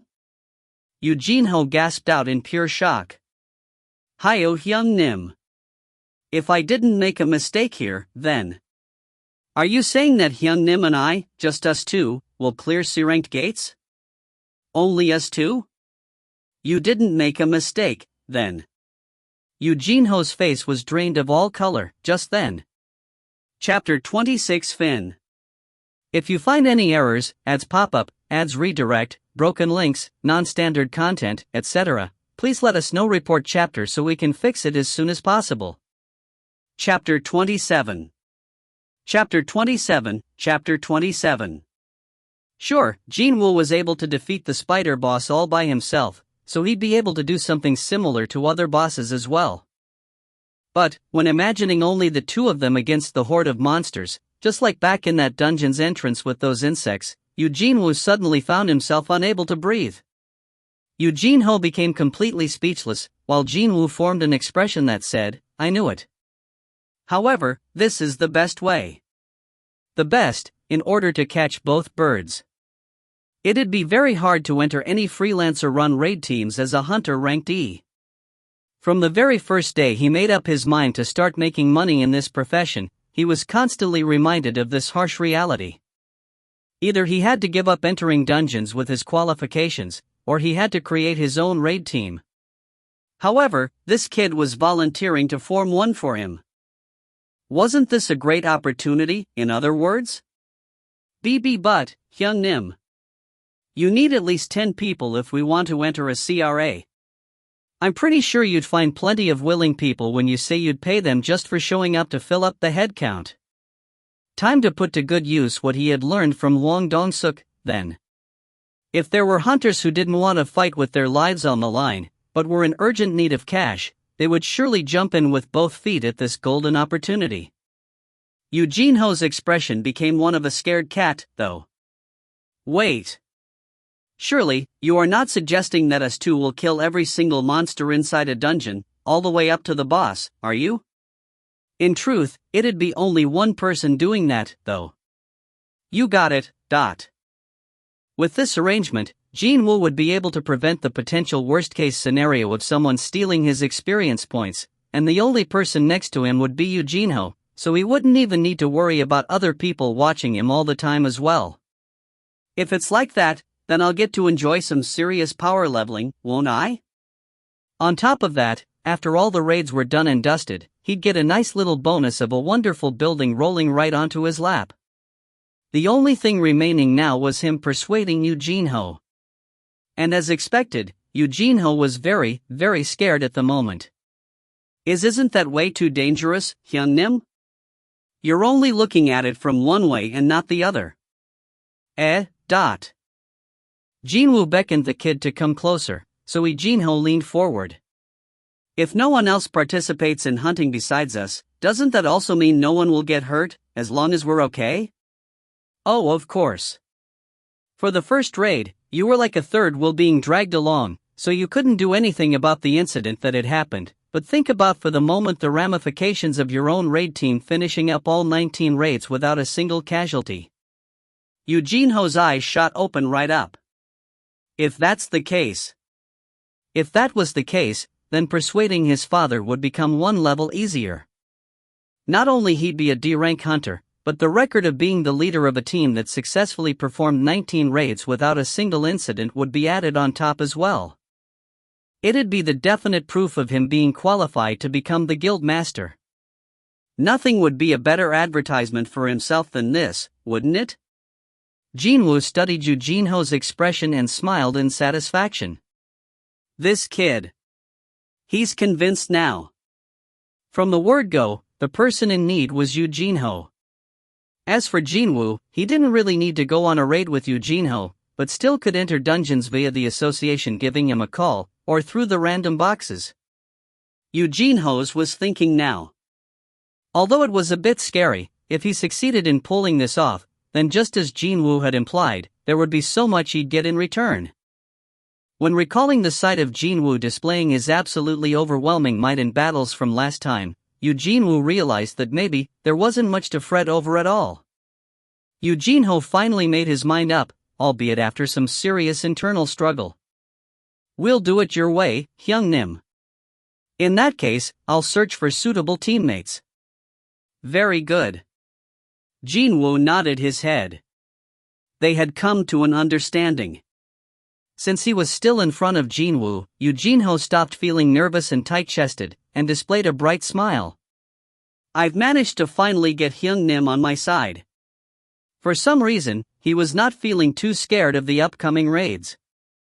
A trustworthy comrade named Jin-Woo had joined him, and it'd be a bit easier to form a raid team now, too.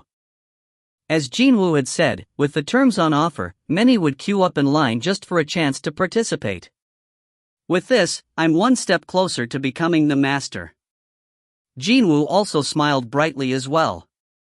Clean up as many C-rank dungeons by myself, and level up as quickly as possible. The two men exited the cafe with satisfied expressions. After going their separate ways, Jin-Woo ran back home. Well, he didn't know when the association would give him a call, after all. It had been over 10 days since he was discharged from the hospital, so it'd not be so strange to hear about a gate opening up in the vicinity. The association normally summoned hunters 2-3 times a month to clear dungeons that appeared within this area. One of the main reasons why he only gave 1 hour to Yu Jin-Ho was that the call from the association could come at any time. For the time being, I can't afford to miss even a rank E dungeon. He wanted to kill lots of monsters and raise his levels quickly. How inconvenient it was not to have his smartphone around. What a relief that the new one should arrive in a few days' time. Jin-Woo pushed open the front door and entered. The apartment was quiet. It was in the middle of the week, so his little sister was still at school. After confirming that there was no one at home, Jin-Woo opened the window displaying the daily quest. I should get today's rewards. Before he went out to meet up with Yu Jin-Ho, he had finished the day's daily quest already. But there were too many eyes watching, so he had no choice but to delay receiving his rewards. Well, he couldn't really show off the sight of a blue light wrapping around his body as well as a box suddenly popping out from nowhere in the middle of the street, now could he? Tearing. Daily quest, preparations to become strong. Press up, 100 times, complete, 100/100. Sit up, 100 times, complete, 100/100. Squat, 100 times, complete, 100/100. Running, 10 kilometers, complete, 11/10. You've completed daily quest, preparations to become strong. Completion rewards have arrived. Would you like to confirm? Y/N. Yeah. Oh, hold up. Wait. Just like usual, Jin-Woo was about to receive his rewards, only to spot something strange and hurriedly stopped himself. His gaze stopped dead and remained fixed to the column of running. Running, 10 kilometers, complete, 11/10. At first, he thought that he ran 1 kilometer more than necessary. However, the longer he thought about it, the stranger it seemed to him. I've filled up my quota, so why did it keep recording the extra distance? Jin-Woo's gaze became sharper. Was this really nothing more than coincidence? Jin-Woo got down to the floor and supported his weight on his arms. And then, his body rose up and down without a break. However, his sight was fixed to the seemingly empty air in front. Tearing. You've completed 1 press up. Press up 100 times, complete 111/100. Tiering. You've completed one press up.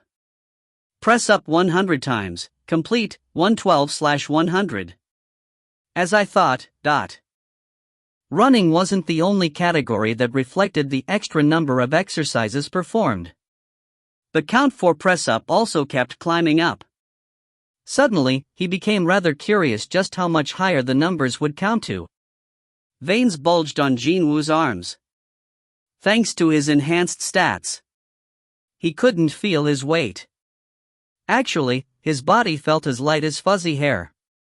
Before long, the number hovering near the 100 mark climbed to 200.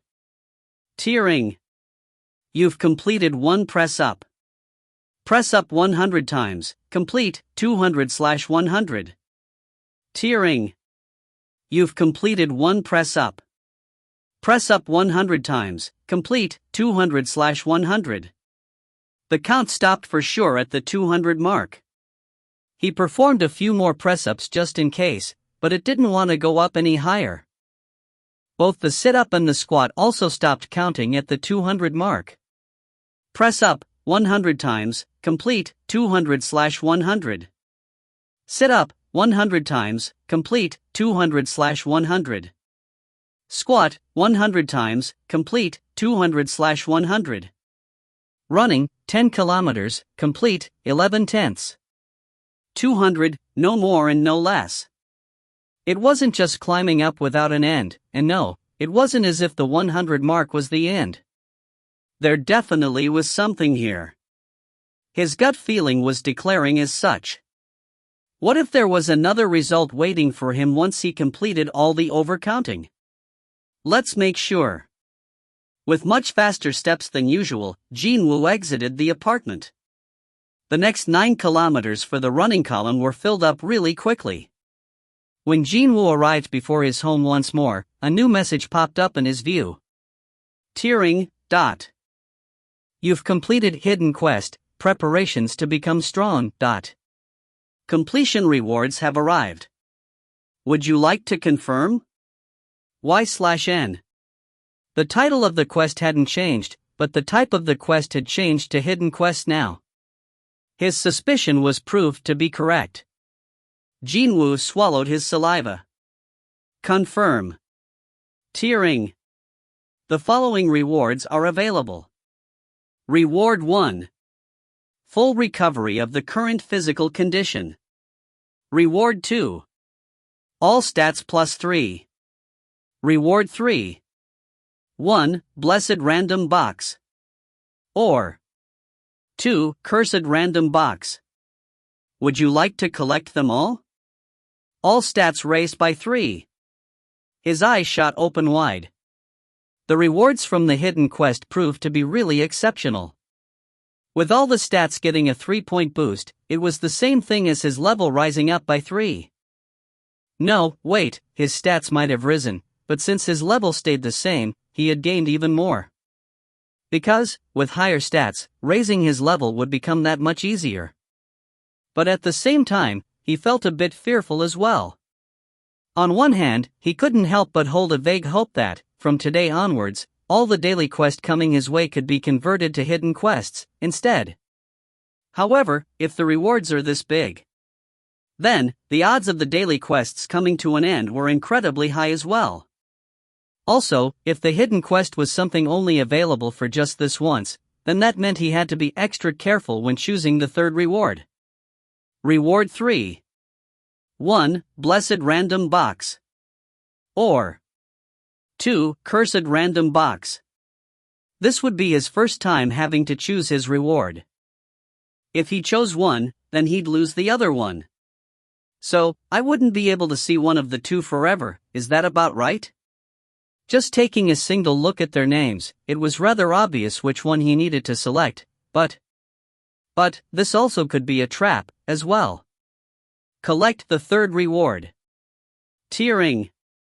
You must choose between one of the two available random boxes. Blessed random box. Presents the player with the item he wants. Cursed random box. Presents the player with the item he needs.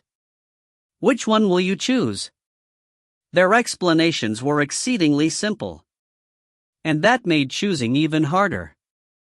If there were no explanations to begin with, he'd have chosen the blessed random box in a heartbeat. But now that he had read the dang explanations, it felt like he'd still end up missing out regardless of which one he chose. A thing that I want and a thing that I need. Just from those explanations, both of them sounded like a good deal. But there's definitely a trap here. The thing he wanted would be something he wanted because he recognized its usefulness to his current situation. However, the thing he needed might not necessarily be like that. Something that he may need but didn't want could come out, instead. For instance, when needing a powerful weapon, he might end up getting a horrifying bomb that could completely blow himself and all his teammates into smithereens in one go. That's why it's called the cursed random box, right? So, he'd go with the lower risk selection.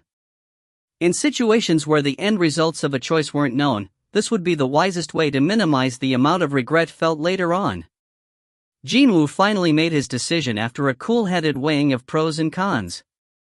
Blessed random box. A small box slowly materialized in front of his feet. Jin-Woo picked it up. Could it be? Chapter 27 Fin. If you find any errors, ads pop up, ads redirect, broken links, non-standard content, etc., please let us know. Report chapter so we can fix it as soon as possible. Chapter 28. Chapter 28, Chapter 28. His heart began beating faster and faster. Because the size of the box was rather familiar to him. His hands ripping open the box became far more urgent. As I thought, Jin-Woo's eyes grew wider. There was a golden key inside the box. Indeed, it was the key to an instant dungeon, the one he'd been anxiously waiting for. The information on the key appeared soon afterwards. Tiering. Item, Key of the Demon's Castle. Rarity, S. Category, Key. A key that will let you enter the dungeon, Demon's Castle. Can be used at the Daesung Tower located in Songpagu, Seoul. It's an S? Jin-Woo raised his voice in surprise. Of course, there was no guarantee that the rarity ranking had any bearings on the difficulty of the dungeon. But he couldn't think of it any other way. The rarity E key opened a dungeon that was on par with a gate ranked E, after all. What would he do if the difficulty of the instant dungeon turned out to be S, then, Even with a raid team consisting solely of S-ranked hunters, there was no definite guarantee that such a dungeon would be cleared. The odds were around 50:50?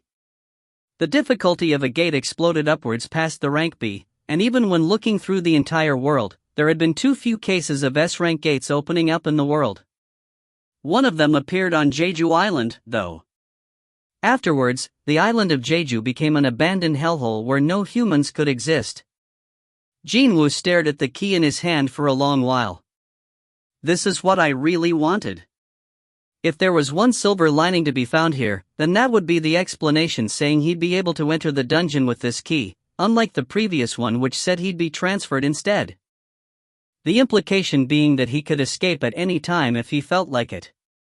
Even if the key suddenly vanished from him, he still had the return stone from the last dungeon waiting to be used inside his inventory as well. He was no longer worried about getting trapped behind an invisible wall like the last time. I've worked hard to earn this chance, so I can't throw it away like that now, can I? He simply had to confirm right away with his own two eyes whether this was what he really wanted or not. Part 2. Demon's Castle. In front of the Daesung Tower. A super tall skyscraper over 100 floors tall was standing straight as if to pierce the heavens above. Indeed, this was what the modern skyscraper should look like. Just looking up at it made him feel extremely dizzy. There were only a few people walking around as it was already late evening now. The streets with not one soul on it gave off an eerie vibe. Still, I can't be sure, so... Jin-Woo took a good look around him, before pulling up the hood attached to his top to hide his face. If someone saw a person disappearing and appearing again in thin air without a gate around, that might cause a bit of ruckus. Not only that, there were several CCTV cameras installed here and there in the near vicinity, so it wasn't such a bad idea to avoid being too conspicuous. Actually, there was someone busy eyeing Jin-Woo right at that moment. Who could that kid be? To think, there would be a straggler wearing a hoodie busy loitering around the building at this time of the night. The security guard watching on from inside the building found Jin-Woo's behavior rather suspicious and stood up from his chair. However, as this guard walked towards the door, he couldn't help but come to an abrupt stop and his eyes opened up real wider. Well, what the heck? The security guard gasped out in a surprise and hurriedly ran outside. The man was definitely walking towards here, yet he had vanished from the view, just like that. Utterly without a trace. The security guard searched around his vicinity, but he couldn't even spot an ant here. He tilted his head this way and that, before turning around. Well, I'll be. What a baffling thing that was. The security guard was about to go back inside the building, but then, caught something in the corner of his eyes, and turned his head to see what it could be without thinking. You walk? He cried out in shock as he fell hard on his butt. What the heck is going on here? The security guard cried out with a pale face. A person's disembodied hand floating in the air then vanished once more. Star. Jin-Woo retracted his hand. It's connected to the outside world. Unlike the last time, there was no invisible wall blocking his exit. The key also didn't disappear and remained tucked inside his pocket. If he wanted to, he could get out of here at any time, in other words. Now that I'm finished with confirming the escape route. Since he didn't know whether the rarity of the key equated to the difficulty of the dungeon, he was far more cautious than usual. Jin-Woo pulled the hood back and took a look behind him. It was a sight shocking enough to make him groan. Just now, when he was taking a few steps towards the Daesung Tower, the world in front of his eyes transformed in an instant. Could this place even be called a dungeon anymore? A completely different world was waiting for him. Instead of the vanished Daesung Tower, a massive tower-like structure stood there.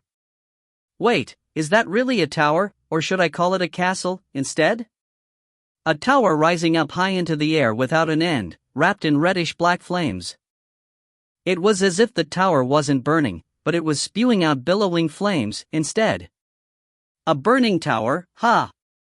Rather than the name of Demon's Castle, maybe that nickname suited it better.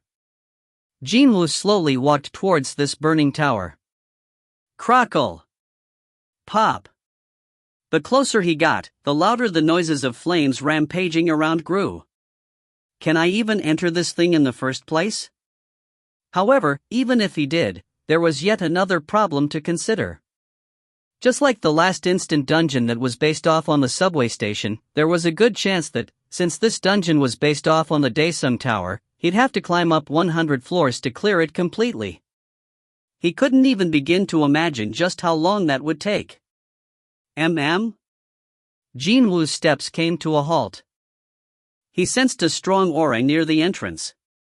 He slowly surveyed the surroundings and spotted a black life form the size of a bull huddled in slumber right in front of the doorway. Jin-Woo carefully summoned the poison Fong of Kasaka. T-Ring. Item, Poison Fong of Kasaka. Rarity, C. Type, Dagger.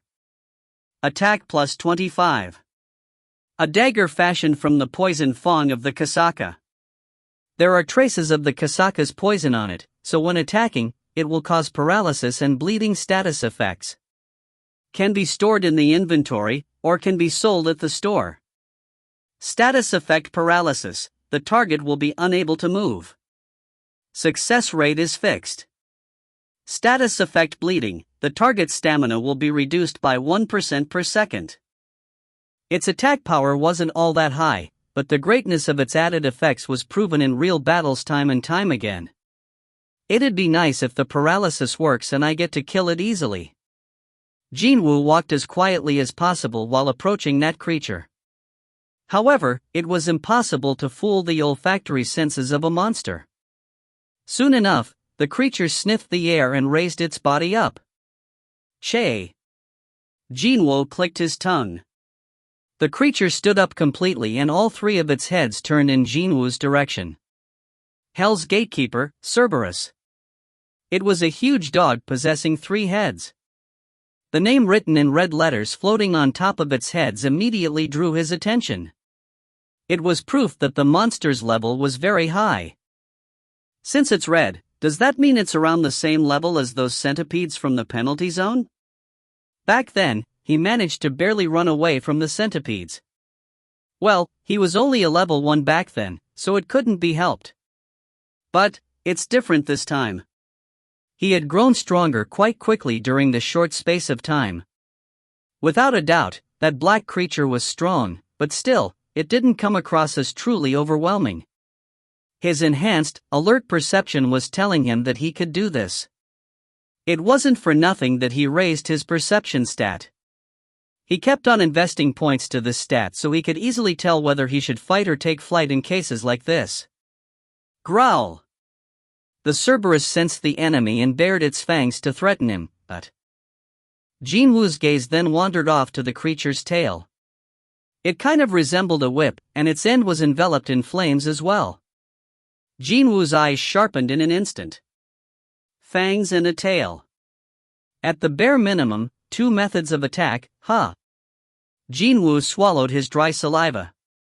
The Cerberus slowly closed the distance before stopping right in front of him and began studying him for some reason. Is it looking for an opening? Just as he thought that, the monster attacked him. Roar! Jin-Woo's eyes opened much, much wider. Too fast. Jin-Woo barely evaded the Cerberus's fangs by sliding underneath the leaping monster. The Cerberus landed back on the ground and spun around, before began biting at him with its 3 heads. Woof! Bark! Roar! Dot! The sharp fangs gleamed coldly in between the biting snouts. Tearing. Title: Slaughterer of Wolves buff effect has activated. Title: Slaughterer of Wolves. A title given to a hunter skilled in hunting wolves. When facing animal-type monsters, all of your stats will increase by 40%. TL, again, the hunter is a lower case here, because it literally means someone who hunts, while the hunters up until now had been written in English and is a specific job title of those who hunt monsters from dungeons. He sensed his body getting lighter. Nice! Jin-Woo quickly retreated and wielded his dagger at the Cerberus as it continued to stick close to him. Swish! Swish, swish, swish. Clang! Cling, clang! Clang! The dagger collided with the fangs and issued loud noises. The blade moved at a blinding pace, yet all he could do at the moment was to deflect the Cerberus's attacks and nothing else. Even after I buffed up, it's still this strong? The Cerberus's agility had easily exceeded his imaginations. In order to overturn this situation, Jin-Woo activated his intimidation skill. Skill: Intimidation has been activated. The effect has been cancelled due to the high resistance of the target. Jin-Woo's eyes widened. It didn't work? It was at that moment that the long tail of Cerberus flew in like a whip. Whoosh dash! Jin-Woo reflexively ducked his head lower and evaded the tail. But that caused his legs to stop moving for a second. And the monster didn't miss this opportunity. One of its heads powerfully bit into Jin-Woo's left shoulder. Yuahak! Jin-Woo summoned all of his strength and stabbed the dagger into the middle of the biting head. Stab! Effect: Paralysis has been activated. The effect has been cancelled due to the high resistance of the target. Effect: Bleeding has been activated. The effect has been cancelled due to the high resistance of the target. Whimper! The Cerberus cried out and let go of him. Thankfully, he was able to minimize the damage done before other heads had the chance to join in on the attack, but his left shoulder was now in tatters. What a scary biting power that was. He tried to move his left arm, but it didn't want to budge. Jin-Woo's expression crumpled unsightly. He managed to wound the Cerberus, but when comparing the severity of their injuries, then it was clear that he came off far worse in that exchange. If either of paralysis or bleeding worked, the situation would have been different by now. Jin-Woo glared at the Cerberus and clicked his tongue. Then, something else happened. Ha! The eyes of the Cerberus were being dyed in a crimson color all of a sudden. Gruel! Inexplicably, Jin-Woo sensed something ominous was about to happen. What could it be? Hell's Gatekeeper Cerberus is using skill, Rage. Its state of rage will persist for the next 3 minutes. All of Cerberus's stats will be increased by 100%. Cerberus will no longer feel pain. Jin-Woo cried out. What did you just say? A monster just used a skill. In that instant, the Cerberus leaped off the ground. F***CK. Even before he could react, the Cerberus appeared right before his eyes. He hurriedly swung his dagger, but it only managed to graze the side of one of its heads. And all 3 heads bit into Jin-Woo simultaneously. Quadjik. You hyuk. Jin-Woo gritted his teeth. His neck, waist, and thigh all got bitten. The Cerberus ran at its top speed and slammed Jin-Woo against the castle's gate. Slam! Jin-Woo's HP hit the rock bottom in an instant. Kyo Heek. HP, 411/3602. Tearing. Your HP has decreased below 30% and skill, tenacity has been activated. All damage received will be reduced by 50%. Thanks to the damage reduction and the tenacity passive, he was able to avoid getting killed in one hit. Coup. Jin-Woo's eyebrows shot up in anger. Chapter 28 Fin. If you find any errors, ads pop up, ads redirect, broken links, non-standard content, etc., please let us know. Report chapter so we can fix it as soon as possible. Chapter 29. Chapter 29, Chapter 29. It'd be easy to go mad from pain and wildly thrash about, but he'd lose this great opportunity, which would most likely never happen again. Losing his consciousness now would mean his end. 178, 179, 180. Jin-Woo had been bitterly waiting for the end of the 3-minute duration and finally revealed his hidden trump card. The first reward, give it to me now. He immediately collected the first reward from the daily quest he had saved up until now. Reward 1, full recovery of the current physical condition has been applied. So whoosh. A blue light enveloped him and all depleted health reverted back to full. HP, 3602/3602. Even his tattered left arm was healed as good as new in the blink of an eye. This is my chance. Jin-Woo's eyes gleamed coldly. In such close proximity, no matter how agile this monster was, it'd not be able to dodge his attacks. Jin-Woo rapidly caught one of Cerberus's necks with his left arm, and stabbed the poison fang of Kasaka in the middle of that neck. Stab! Stab! Stab! The rage state had ended by now, and the Cerberus began to violently thrash about trying to escape from Jin-Woo's embrace. Whimper! Whine! However, Jin-Woo did not let go and held on with his powerful arms. The harder the Cerberus struggled, the stronger he gripped the neck of the monster. In the meantime, his dagger continued to stab into the creature's neck. Stab, stab, stab. Whimper dash. The Cerberus bit into Jin-Woo as it struggled to the bitter end, but the battle had already been decided by then. Stab. Stab. Whimper. Whine. The poison fang of Kasaka now traveled lower down from the neck and stabbed the Cerberus's chest. Stab. Stab. Stab. Soon enough, the monster's resistance became noticeably weaker and weaker. Whimper. In the end, the heads of the Cerberus fell to the side, lifeless. Tearing. You have defeated Hell's gatekeeper, Cerberus. Level up. Level up. Level up. Level up. In one breath, his level rose up by 4. That was how difficult this battle was. Jin-Woo only let go of the Cerberus's neck after confirming its body going limp with his own eyes.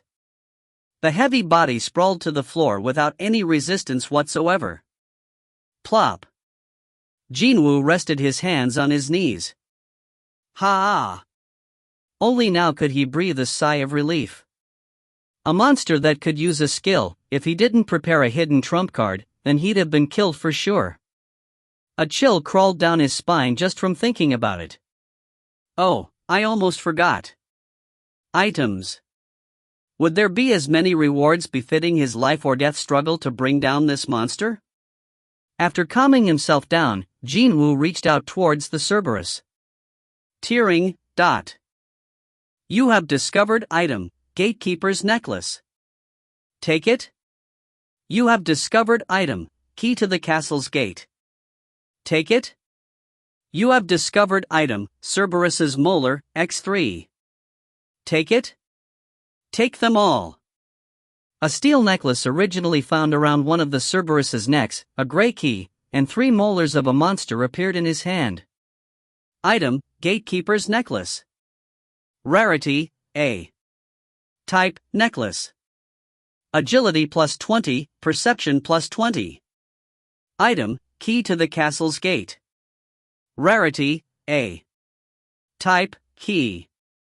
The key to unlock the gates of the demon's castle. Can only be acquired after killing the gatekeeper. Item, Cerberus's Molar. Rarity, None. Type, Miscellaneous. Oh. Jin-Woo's eyes went round. This necklace can boost both my agility and perception by 20 points. A necklace with eye-spinningly good options came out. Its rarity was also ranked at, out of all the items he'd seen so far, this one featured the highest rarity ranking yet. Well, I had to go through so much to kill it, so. Indeed, there was no way that its rarity would be low. However, when it came to actually putting the necklace on, he couldn't help but to hesitate big time. The thing was, it was shaped like a roundish metallic choker with spikes spouting out in regular intervals, so no matter what it said on the cover, it was undoubtedly a dog collar. Jin-Woo closed his eyes and deliberated on his choices for a long time, before deciding to try it on at least once, and brought the necklace closer to his neck. Then, a message popped up. Tearing. Will you wear item, Gatekeeper's Necklace? Jin-Woo fell into yet another bout of dilemma for a second, before helplessly muttering out his answer. Sure thing. It was then, the necklace slowly disappeared from his view. You're now wearing item, Gatekeeper's Necklace. Ha! Jin-Woo hurriedly summoned his status window. Stats. Strength, 60. Stamina, 39. Agility, 80. Intelligence, 37. Perception, 67. Available points to distribute, 0. Reduction in physical damage, 20%. Holy sh*T. Both his agility and perception were increased by 20 for real. The option was now in effect, in other words. It seemed like that he didn't have to worry about walking around displaying the items he wore. The fact that he didn't have to be seen with a dog collar on his neck brought him a huge sense of relief. Next up are the molars. Jin-Woo summoned the store next. He sold the Japtum Cerberus's molar and got 150,000 gold for each. He sold all 3 off right away. Soon, 450,000 gold entered his hands. Current gold, 562,362. What kind of Japtum is this expensive?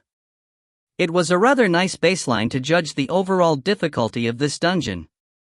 In other words, the difficulty of clearing the demon's castle would be incredibly high.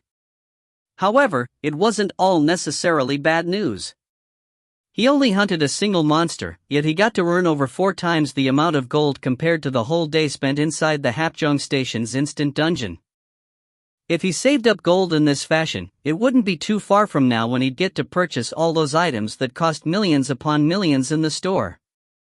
That is, as long as I get to clear this dungeon. Jin-Woo stared up at the burning tower. Crackle! Pop! The very top of the structure was completely shrouded in some kind of blurry fog. He had to actually enter the tower if he wanted to see what was going on inside. But Jin-Woo shook his head. Now's not the time. He only barely managed to hunt down a single sentry standing guard by the door, even with his title buffing him up and resorting to using up the quest reward, too. He couldn't even guess just what kind of danger would be waiting for him beyond that gate. So, now was the time for him to back off. Still, he was certain of one thing. Just as the explanation said, this key to the demon's castle was indeed something he wanted. The name Blessed Random Box wasn't wrong. Leveling up quickly, valuable items, and plenty of gold, too. This place had it all. And one day, he'd get to claim them all as his. Only that, today wasn't that day. Although he was slightly unwilling, he stored the gray key inside his inventory. I'll return. Definitely, very soon. Jin-Woo smiled as he turned around to leave. Part 3. Coincidence. A few days went by without any incident. Jin-Ho called Jin-Woo almost daily and reported on the progress. From the day after their meeting, he had called Jin-Woo precisely 3 times. Hyun Nim. It's me, Jin-Ho. Details only. Yes, Hyun Nim. It seemed that the job of finding other teammates was going rather smoothly. Jin-Ho repeatedly emphasized that the formation of the raid team would end soon, and that Jin-Woo should wait just a little while longer. Looks like he's really scared of me dropping out, huh? However, Jin-Woo couldn't just wait and do nothing while waiting for the team to form. So, he accessed the website for hunters today as well. He asked around all the time for the past few days, but no freelancer-run raid teams wanted to work together with an E-rank hunter. He simply had gotten lucky on that day. Sure, Hwang Dong-suk had been scheming some nefarious things, but in any case, Jin-Woo still ended up being a part of a raid team, didn't he? Thanks to that, I made lots of money, my levels went up, and even got me a new skill, too. Should he feel grateful to Hwang Dong-suk in that case? Jin-Woo let off a smirk. Well, as he was now, he wouldn't mind meeting up with other selfish hunters acting like geckos at the moment. No raid teams wanted him, the association wasn't calling him, and keys to instant dungeons didn't want to show up, too. Basically, he was doing nothing but suck on his fingers for the past couple of days. SFX for an empty stomach rumbling. Is it time to eat already? Jin-Woo felt hungry as he spent hours roaming the online job postings, so he headed to the kitchen. But, when he opened the fridge's door, it was completely empty inside. This was the inevitable result of not going shopping for the past few days. His excuse being that his mind had been preoccupied with several urgent matters until now. Should I go shopping, then? Jin-Woo yawned out slightly and closed the fridge's door.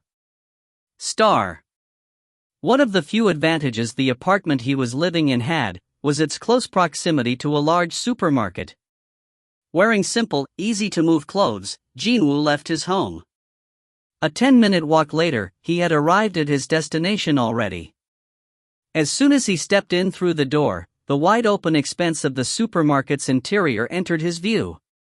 Maybe because there wasn't some sort of promotion going on, it was quieter than usual in the aisles. Jin-Woo picked up a basket and slowly walked around. Ever since his mother was confined to the hospital, Jin-Woo had been acting as the head of the family, and now, he grew to be more or less familiar with chores of the household, such as shopping for groceries. There isn't anything catching my eyes today, though. While he was deeply staring at the displayed produce, trying to think about what to prepare for dinner. Pardon me, young man. I see that you're feeling much better now. A rather friendly voice came from behind him and Jin-Woo turned around to look who it was. Who is he? Because of his high perception stat, he knew that there was a hunter nearby. But this was a supermarket where lots of people came and went, and hunters also had to go shopping too, so he didn't dwell on the matter for long. However, he didn't expect that hunter to engage him in conversation. Not only that, a hunter he actually knew, too. Mr. Song Juicy? Jin-Woo's expression brightened in an instant. Mr. Song Chi-yeol looked at Seong Jin-Woo with an expression half in disbelief and the other half in delight. I did hear the news that you were fine, but I still can't believe it, even after running into you like this. Seong Chi-yeol formed a deeply moved expression next. Jin-Woo felt kinda embarrassed by the emotional eyes of Seong Chi-yeol and sheepishly scratched the side of his temple. Meanwhile, Seong Chi-yeol continued on. I should have gone to visit you at the hospital, but for some reason, the folks at the association all tightly shut their mouths and I couldn't hear any concrete information on you until now. Did you know that Miss Ju Hui is also anxiously waiting for your news? Miss Ju Hui? Really? That's right. She said that she'd give up being a hunter, but still, she stopped by at last week's raid location just to look for you. Last week. After listening to Mr. Song's story, it turned out that, rather coincidentally, there was a raid organized by the association on the very same day he entered Hwang Dong-suk's team. That was why there hadn't been any word from the association until now, but it was not that there hadn't been any calls from the association, but more like he missed it when it did come. A small mystery got resolved pretty easily, just like that. Seong Chi-yeol studied Seong Jin-Woo's appearance here and there, still mystified by what he was seeing. By the way, was Mr. Song this tall before? And, with his bad leg and all, too. Seong Chi-yeol's gaze naturally headed lower. And then, his eyes grew extra wide in shock. Your leg? Chapter 29 Fin. If you find any errors, ads pop up, ads redirect, broken links, non-standard content, etc., please let us know. Report chapter so we can fix it as soon as possible. Chapter 30. Chapter 30. Jin-Woo calmly made his reply. When I came to, my leg had been all healed up. Even I'm not sure what happened to me. Seong Chi-yeol nodded his head. Ever since Gates appeared for the first time 10 years ago, many illogical things continued to transpire to this day. The people called hunters who had awakened their abilities were a prime example of this. A healer ranked S could reputedly heal a person who was ripped to shreds back to normal, as long as the victim was still alive. What if a high-ranking healer healed Jin-Woo's injuries while he was unconscious? If that was the case, then his severed leg being reattached didn't even qualify as a miracle. It'd do no good to see a young man such as yourself become disabled like that. What a relief this is. What a relief. Seong Chi-yeol lightly patted his chest as if a big weight of his had been lifted off his shoulders now. It was then, Jin-Woo's gaze drifted towards Seong Chi-yeol's left arm. The older man's sleeve was empty. Seong Chi-yeol chuckled and massaged his left shoulder. Don't you worry about it. A hunter getting injured during a raid is a normal occurrence, after all. No, I'd been lucky for not running into an accident until then. Seong Chi-yeol spoke as if it wasn't much to fret over, but the gazes of other people walking by weren't like that. Oh, my gosh, what a regrettable thing, that. Did a monster do that?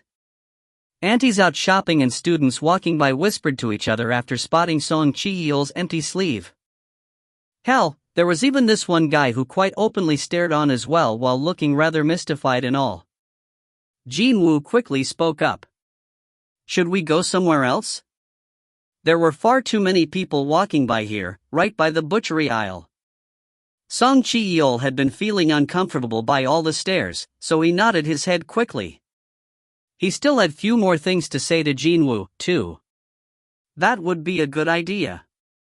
The two of them hurriedly walked away in order to find a quiet spot to chat. But, as they walked, Seong Jin-Woo sensed that something was rather odd here.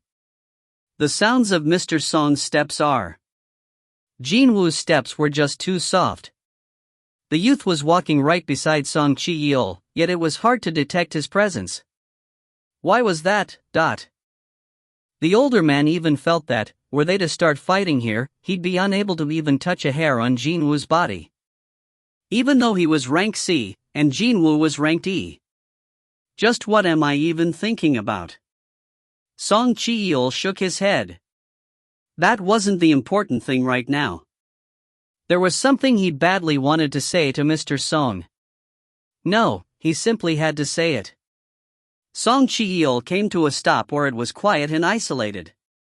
Jin-Woo also stopped there. Seong Jin-Woo turned to look at Jin-Woo, and before the youth could stop him, bowed his head 90 degrees. Mr. Song. Thank you. When a man who was old enough to be his dad lowered his head like that, Jin-Woo couldn't help but feel solemn as well. Jin-Woo, of course, tried to dissuade Seong Jin-Woo, but the older man didn't listen and instead carried on with what he wanted to say. If you say 11 people died because of me, then you are responsible for saving 6 lives that day. My share of the blame in that matter is the biggest, so on the behalf of all the hunters who were there, let me say thank you. Seong Jin-Woo meant every word he spoke. And Jin-Woo could feel the older man's sincerity as well. The situation had become somewhat awkward, but it didn't feel so bad. How should he go about describing it? He was feeling proud? Of course, that didn't mean he should let an elder remain in that bowing position. A juicy, thanks, so please stand back up. Please. Just as Jin-Woo tried to persuade Seong Jin-Woo to stand up straight, the latter's phone went off. Seong Jin-Woo asked for Jin-Woo's understanding and pulled out the smartphone tucked inside his inner pocket. Hello? Seong Jin-Woo's face gradually hardened as he answered the call. I understand. I'll be there soon. Seong Jin-Woo ended the call and spoke to Jin-Woo next. Looks like I need to get going. He was implying that there was a private matter he had to attend to. However, Jin-Woo was able to listen in on the contents of the conversation. His hearing had been improved by a great deal after his perception stat rose up dramatically. That call just now was from the association, asking for a cooperation in clearing a gate nearby. Seong Jin-Woo was actually hiding the truth, because he was worried that Jin-Woo would want to tag along, that Jin-Woo might want to participate in the raid even though it hadn't been long since his discharge from the hospital. Jin-Woo asked the older man. That was from the association, yes? Seong Jin-Woo hesitated slightly, before making his reply. That. Did you hear everything? When an association formed a raid team, it'd summon every hunter affiliated with the organization who lived in the vicinity. If Seong Jin-Woo received the call, that meant Jin-Woo's house had been called as well. It was the order to mobilize, the one Jin-Woo had been waiting for. Jin-Woo cut to the chase. I'll go with you. But you, Mr. Song. A look of uncertainty floated up on Seong Jin-Woo's face as he stared at Jin-Woo. The two men arrived at the meeting place. The gate had formed in the middle of the road pretty close to residential areas, so the police officers called in to control the access to the location. However, there were almost no onlookers present here, to begin with. The majority of gates the association took on were those dangerous ones that had been left alone for too long after their initial discovery. Besides, even if one were to stick around a gate, one would still not get to see how hunters fought, anyway. It was only a couple of curious, naughty kids loitering around who got chased away by the officers every now and then. With a thud, the door to the taxi was closed shut. Jin-Woo and Seong Jin-Woo had exited from the taxi and made their way towards the location where the other hunters had been gathered, only for the cops to stop them.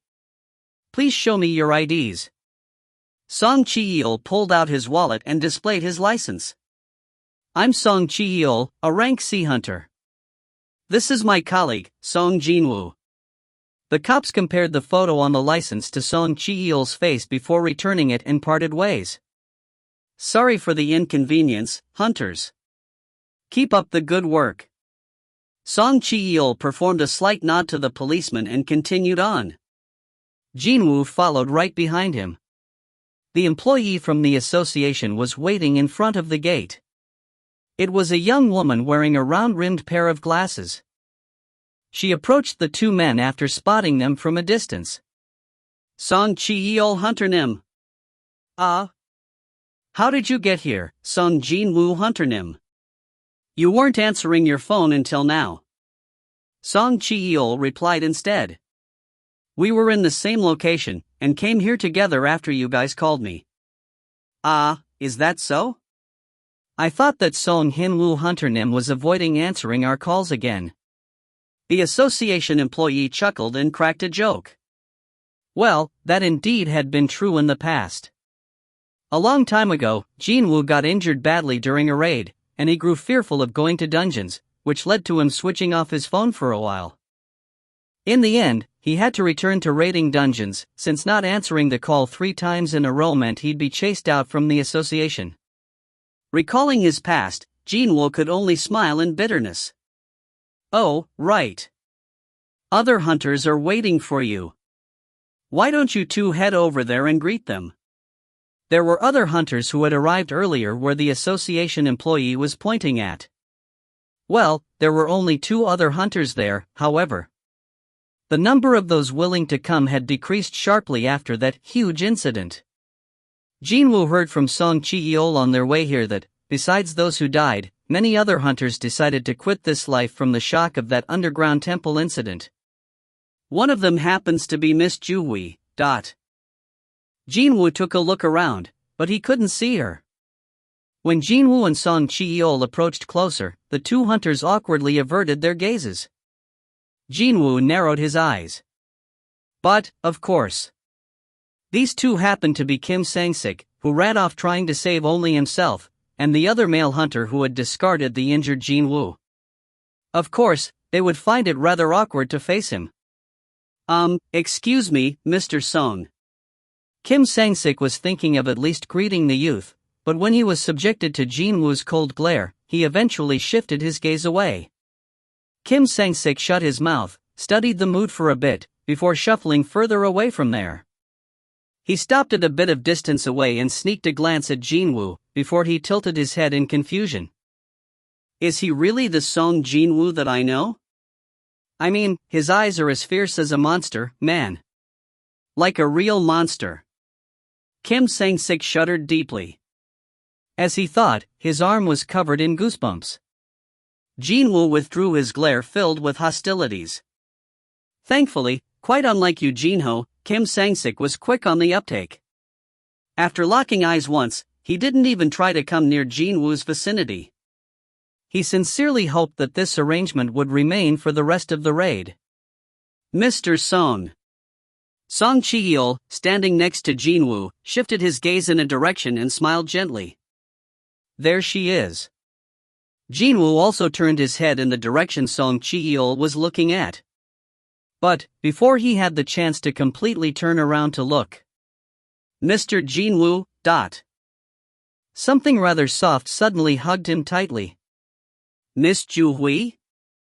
While Jin-Woo was getting flustered, Ju-Wee was too busy making sure he was fine with a tearful face. Are you all right? You are not hurt anywhere, right? Your leg? Mr. Jin-Woo, how come your leg is? Ju-Wee's eyes went extra round as she alternated her gaze between his face and his leg. There was a bit of difference in how extreme it was, but nevertheless, her reaction was more or less the same with Seong Jin-Woo's. Oh, that. Just as Jin-Woo was about to reply. How steamy, It's steamy, I say. Both the gazes of Jin-Woo and Ju-Wee shifted over in the direction of that voice. From afar, an unknown man was whistling loudly at them. More importantly, though, he was wearing the blue-colored prison overall. Is there a film shoot going on around nearby or something? While Jin-Woo was tilting his head in confusion, a man wearing a business suit climbed down from the front seat of a certain minivan. He then threw out a measured warning at the prison overall guy. Shut your mouth. The prison overall guy pretended to not know anything by staring at the distance. However, he quickly threw an oily wink at Jin-Woo when the business suit looked back inside the van. Immediately, Jin-Woo's expression crumpled. Two more people climbed out of the van right away. Both of them were men. And particularly worthy of note was the fact that they all wore prison overalls and had been cuffed as well. The business suit led the three prison overalls towards the association's employee. And she welcomed him with a bright expression. You finally arrived. Please forgive us for our tardiness. There was traffic on the road. The business suit then proceeded to sign on each of the documents the association employee presented to him. In the meantime, the employee called for the hunters to gather around. These folks are the replacement convicts who will participate in the raid alongside you, hunters.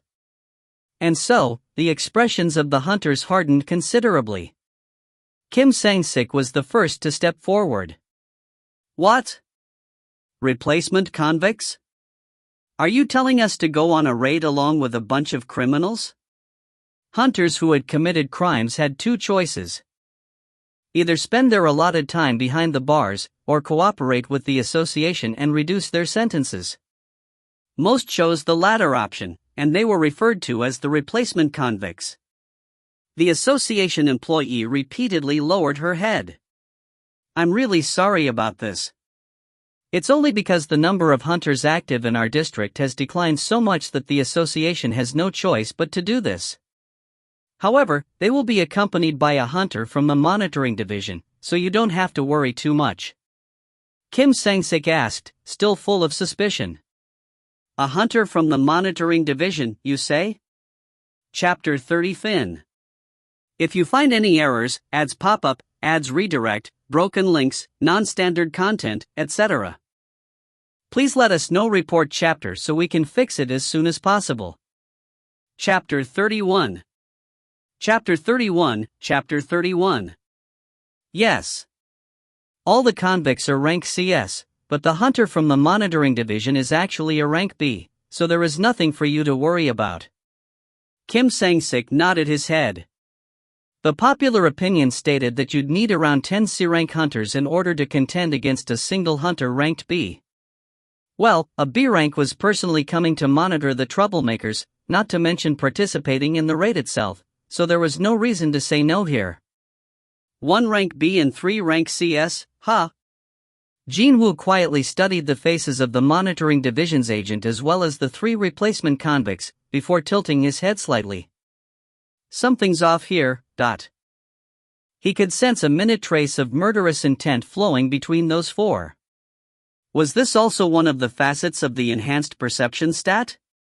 Or was he simply being overly cautious? In any case, he was overcome with this unexplainable anxiety all of a sudden. So, Jin-Woo whispered in Ju-Wee's ear. Miss Ju-Wee, please don't participate in this raid. Ju-Wee looked up at Jin-Woo's eyes and asked back.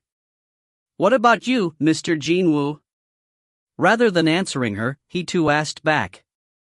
If I say I'll be going? Well, in that case, I'm going too. She looked like she'd follow him, no matter what. I'm sure she's only doing this because she's concerned about me. And he learned through prior experience that, whenever Ju-Wee's face was forming that expression, she'd suddenly become a very stubborn young lady and she'd never change her mind, no matter what. There shouldn't be a problem with me around, right? After all, he had experience dealing with Hwang Dong-suk's gang, which contained 5 rank CS in their midst. Jin-Woo nodded his head. In that case, okay. The agent from the monitoring division finished signing on all of the documents, and then came to speak to the gathered hunters. My name is Kong Tae-sik from the monitoring division. I believe you've been informed of the situation. I'll keep a very close eye on those 3, so you can rest easy. Kong Tae-sik then beckoned the 3 convicts to come closer. They all trudged towards him and presented their hands. With a practiced hand of his own, Kong Tae-sik swiftly undid their cuffs. Wowzers. I thought I was gonna die from the stuffiness just now. We ain't even slaves, so isn't it against our rights for you to drag us around here and there like this? The convicts massaged their freed wrists and continued to pile on their complaints. Kang Tae-sik roundly ignored them and returned his gaze back to the hunters. Who will be taking the lead today? Song Chi-yeol, having led raids before, raised his hand about halfway up. Kang Tae-sik nodded his head. Understood. With Song Chi-yeol in the lead, hunters entered the gate one by one. Let's get going as well. Jin-Woo and Ju-hui also entered the gate, albeit at the same time. Perhaps the trauma from the last incident remained with her, because she ever so slightly held onto Jin-Woo's sleeve. Goblins were the main enemies for this dungeon. They were the weakest of all man-type monsters out there. So, clearing the dungeon itself wasn't hard at all. Ki-heck. Ki-ik. These strange-looking creatures were weak enough for Jin-Woo to fight evenly one-on-one even before he got his power boost. Still, Jin-Woo did his utmost best to carefully hunt goblins with his bare hands. Ki-ik. Cock. When Jin-Woo displayed the combat prowess that easily exceeded their imaginations, both Ju-hui and Song Chi-yeol's eyes became extra round in surprise. Wow. He was hiding most of his true power, yet the result of each fight was still remarkably different compared to the past. Ju-hui approached him and carefully asked him, "Have you been working out lately?" "Well, I've been jogging every day." "Jogging?" Ju-hui tilted her head, but well, he wasn't technically lying here, so. "But besides all that, I'm not earning any experience points here." Ki-heck. The enemy's level is too low, and your experience points did not rise. Ka-gok. The enemy's level is too low, and your experience points did not rise.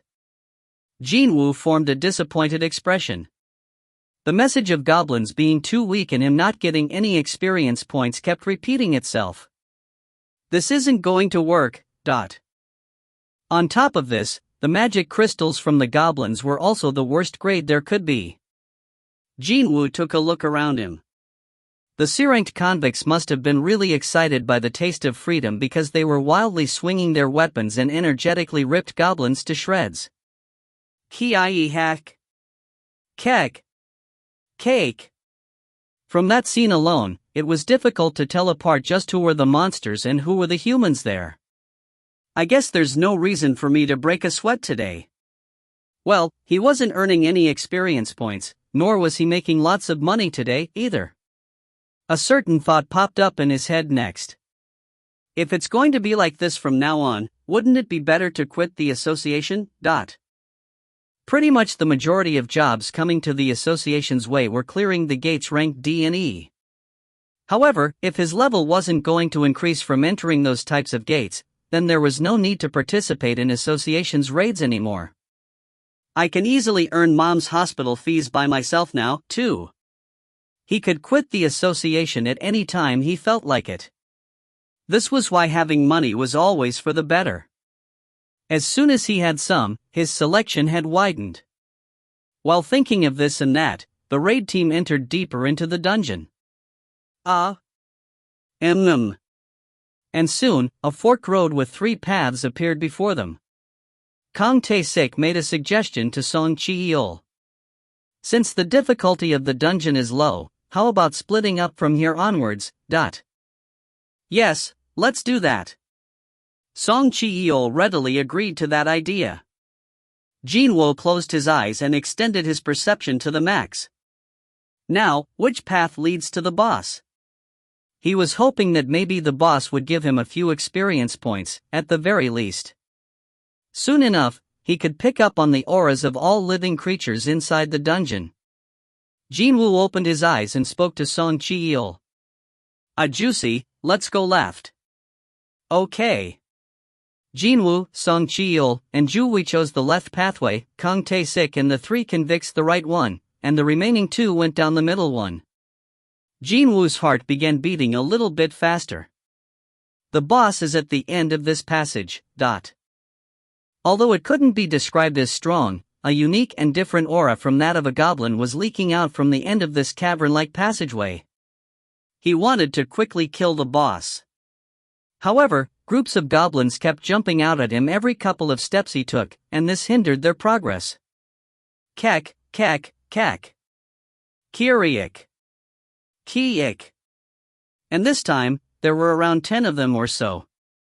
One carried a wooden club. One held a wooden sword, one even held a long wooden shaft with a stone shard crudely tied around the tip.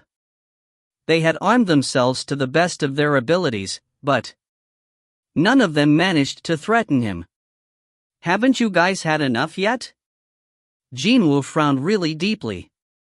It proved to be such a bother. These be asterisk stars that were worth nothing yet moved around in large groups like this. There are 10 of them this time. What should we do, a juicy? Should we come back after finding the others? However, Jin-Woo's 2 companions were getting rather somber about the current predicament they were in. Still, there are only goblins here, so maybe we should try fighting them first. Okay. Flames formed on the tip of Seong Jin-Woo's fingers, while Ju-Wei got ready to cast her healing magic as well. Meanwhile, Jin-Woo was scratching the back of his head. Now that I think about it, I'm not feeling nervous at all even though I'm inside a dungeon. Was it because he had become incomparably stronger than before? Only now did he grow a little bit more conscious of the changes that had taken place inside him. Seong Jin-Woo asked Jin-Woo. Mr. Seong, are you ready? Oh, yes. I am. Jin-Woo matched the timing with the rest of his teammates and slowly hunted each goblin down. And so, as they steadily cleared the dungeon, out of the blue, screams reverberated throughout the dungeon from somewhere, one after the other. You walk! You walk! Those weren't from the goblins. No, they definitely belonged to humans. Jin-Woo, Seong Jin-Woo, and Ju-Wei exchanged glances. They thought the things had calmed down, only for yet another desperate scream to enter their ears. You Seong Jin-Woo's expression hardened. Let's go take a look. The 3 of them quickly ran to where the screams came from. Jin-Woo could have run faster than his 2 companions, but for the sake of their safety, matched their speeds. Just how long did they have to run? Ju-Wei cried out in alarm after finding a person. There's a person there. And it just so happened to be the hunter from the monitoring division, Kang Tae-sik. He was kneeling on the ground, covered completely in blood. Kang Tae-sik shouted out at them. Be careful. I don't know where they could be right now. Kang Tae-sik spat those words out with great difficulty before collapsing on the ground in pain. Yuk. Ju-Wei couldn't watch on anymore and hurriedly ran towards Kang Tae-sik. Hold on, I'll heal you right now. Ju-Wei was thinking like this, regardless of where the enemies were hiding, she was still a healer ranked B, meaning the speed of her healing magic was very fast. So, she thought that before enemies attacked them, it'd be more advantageous for her to quickly heal Kang Tae-sik. Please hold on for a little while longer. Ju-Wei stood in front of Kang Tae-sik and reached out with both of her hands. Gentle rays of light gathered near the ends of her hands. It happened then. Kang Tae-sik rapidly raised his upper body up and took aim at the center of Ju-Wei's neck with his hand full of magical energy. Swish! Just before his fingertip could touch Ju-Wei's Adam's apple, someone managed to grab Kang Tae-sik's wrist just in time. Snap! The stunned Ju-Wei stumbled backwards before falling on her rear. Plop! Kang Tae-sik's expression became one of shocked amazement. He stopped my attack in that short space of time? It was not a hard job for a high-ranked hunter to deal with a handful of lower-ranked hunters. The only thorn in his side today happened to a female hunter ranked B, the same rank as he was.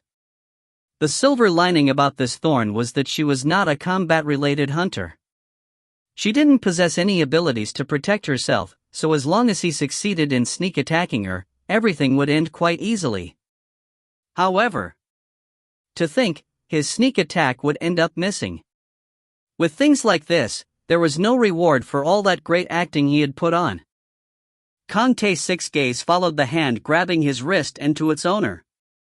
And Jin-Woo's face was at the end. Jin-Woo's eyes were emitting a very strong light of murderous intent. Kang Tae-sik frowned deeply. How dare you, AF** King Association bottom feeder. Swish. Kang Tae-sik's other fist flew towards Jin-Woo's face. However, Jin-Woo simply tilted his head out of the way and let the fist fly by. What? Kang Tae-sik hurriedly yanked his arm loose from Jin-Woo's grasp. Ha! Jin-Woo displayed his shock next. As expected from a high-ranked hunter and his power. Now that both of his hands were freed, Kang Tae-sik began pouring out attacks without a rest. However, Jin-Woo also moved at the speed that didn't lose out to Kang Tae-sik and went on the offensive of his own, too. Pa-pa-pa-ba-ba-ba-hot. Fists and arms belonging to men endlessly collided and traded countless blows. None of them showed any signs of backing off.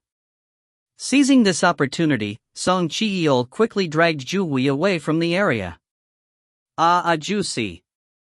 Ju-Wee couldn't finish what she wanted to say because of the sheer shock from seeing what was happening right now.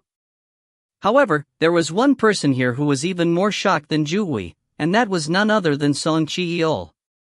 Just how on earth is this possible? This fierce battle unfolding at a scarcely believable speed, he was having a hard time trying to follow with his eyes. Something like that was expected of a high-ranked hunter, so that was fine, but then, the Seong Jin-Woo fighting that man couldn't have been the same person from Seong Jin-Woo's memories. The youth was definitely not losing out against a rank B hunter at all. I'm a C rank, and even I can't follow his movements with my eyes.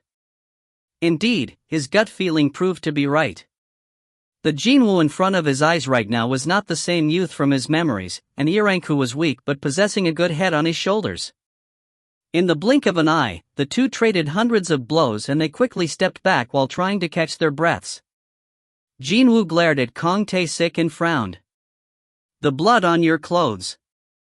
I'm guessing it's not yours. Kang Tae-sik loosened his wrist and answered back. That's right, it belongs to those B** stards. Besides all that, I never expected to run into a hunter of your caliber in this *TTY place. Honestly speaking, Kang Tae-sik was really impressed. He hadn't heard of any information regarding a high-ranking hunter slumming it out along with those bottom feeders working for the association. This is going to cost me big time. He thought that today would be the best time to act, so he did his deeds, but quite unexpectedly, he ran into a pretty steep hurdle here. Kang Tae-sik couldn't control his curiosity and asked out aloud. Who the hell are you? What rank are you? Jin-Woo summoned the poison fang of Kasaka, and while grasping it tightly in his hand, replied rather curtly. Seong Jin-Woo. I'm rank E. Chapter 31 Fin. If you find any errors, ads pop-up, ads redirect, broken links, non-standard content, etc., please let us know. Report chapter so we can fix it as soon as possible. Chapter 32. Chapter 32, Chapter 32. Part 4. Rank B. Kang Tae-sik. Kang Tae-sik felt like someone had hit him in the back of his head. A B** starred that displayed the movement equal to his own speed, which was unmatched within the rank B, introduced himself as a measly rank E just now. Is he trying to make fun of me? Kang Tae-sik gnashed his teeth. No, hang on. Indeed, there was something odd here. If he's really a high-rank hunter, there is no reason for him to be here, isn't it? The jobs these bottom feeder association hunters did were quite obvious. Their main role was to clear those gates that guilds and freelancers gave up on because of their low monetary values. Their earnings were pathetically small compared to other hunters, and they were not widely acknowledged by other hunters either. In other words, there was a very good chance that this B** starred really was an E rank. Only that, his abilities were anything but. Still, a fake registrant wouldn't brazenly work under the association like this, so Kang Tae-sik eventually arrived at the only logical conclusion. He's a reawakened. When he thought about it, he remembered the upper echelons of the association getting a bit noisier with a rumor of someone going through a reawakening somewhere nearby this location. And that person was supposedly a hunter affiliated with the association.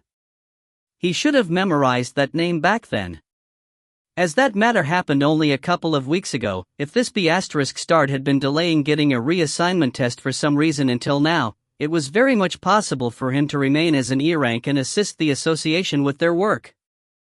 Who could have guessed that such a guy would show up today? Kang Tae-sik had made sure to perform thorough background checks on the hunters participating in today's raid, but he had missed the existence of this one. I really have terrible luck, don't I? That's the only conclusion he could arrive at. I should have asked for more money, if things turned out this way. Kang Tae-sik recalled the events of a few days ago while licking his dried lips. A few days ago. A cafe near the headquarters of the association. Kang Tae-sik asked the moment he settled down in his seat. What business do you have with me? The middle-aged man sitting his opposite side seemed rather haggard for some reason. He said that he's an owner of some company, didn't he? Kang Tae-sik definitely did not know who this man was. However, he still decided to free up some time after this man continued to call him on the phone, sounding quite desperate and all. The middle-aged man muttered as if he was speaking to himself. I've heard that no one knows what happens exactly inside dungeons. The man's voice was so soft that Kang Tae-sik had to ask again. What did you say? This is every cent I have in my name. The man suddenly presented his bank account book. Kang Tae-sik alternated his gaze between the book and the man's face, before confirming the bank balance printed on the book's pages. There was a substantial amount of 2 billion Korean wons printed there. And why are you showing me this? When Kang Tae-sik formed a questioning expression, the middle-aged man's head dropped lower. Among the criminals you're in charge of, there is one who had hurt my little girl. Because of that, she took her own life, and my wife is still in the hospital from the shock. The middle-aged man's voice became tearful. Yet, such a B***start will be able to roam the streets again in a few years' time. You think I'll be able to rest easy knowing that? The man raised his sorrow and rage-filled face. I'm sure you can already tell what I'm implying here. The man lowered his head again. I beg of you, Hunter Nim. A deafening silence descended between these two men. Kang Tae-sik leaned against the back of his chair and fell into a deep contemplation. Only after a long while passed by did he open his mouth again. Can you guess why I chose to work for the association's monitoring division? Pardon me? The middle-aged man raised his head. Kang Tae-sik explained himself. As a B-rank hunter, I'm considered as one of the higher-ranked hunters. Large guilds continue to send their scouting offers in my direction all the time.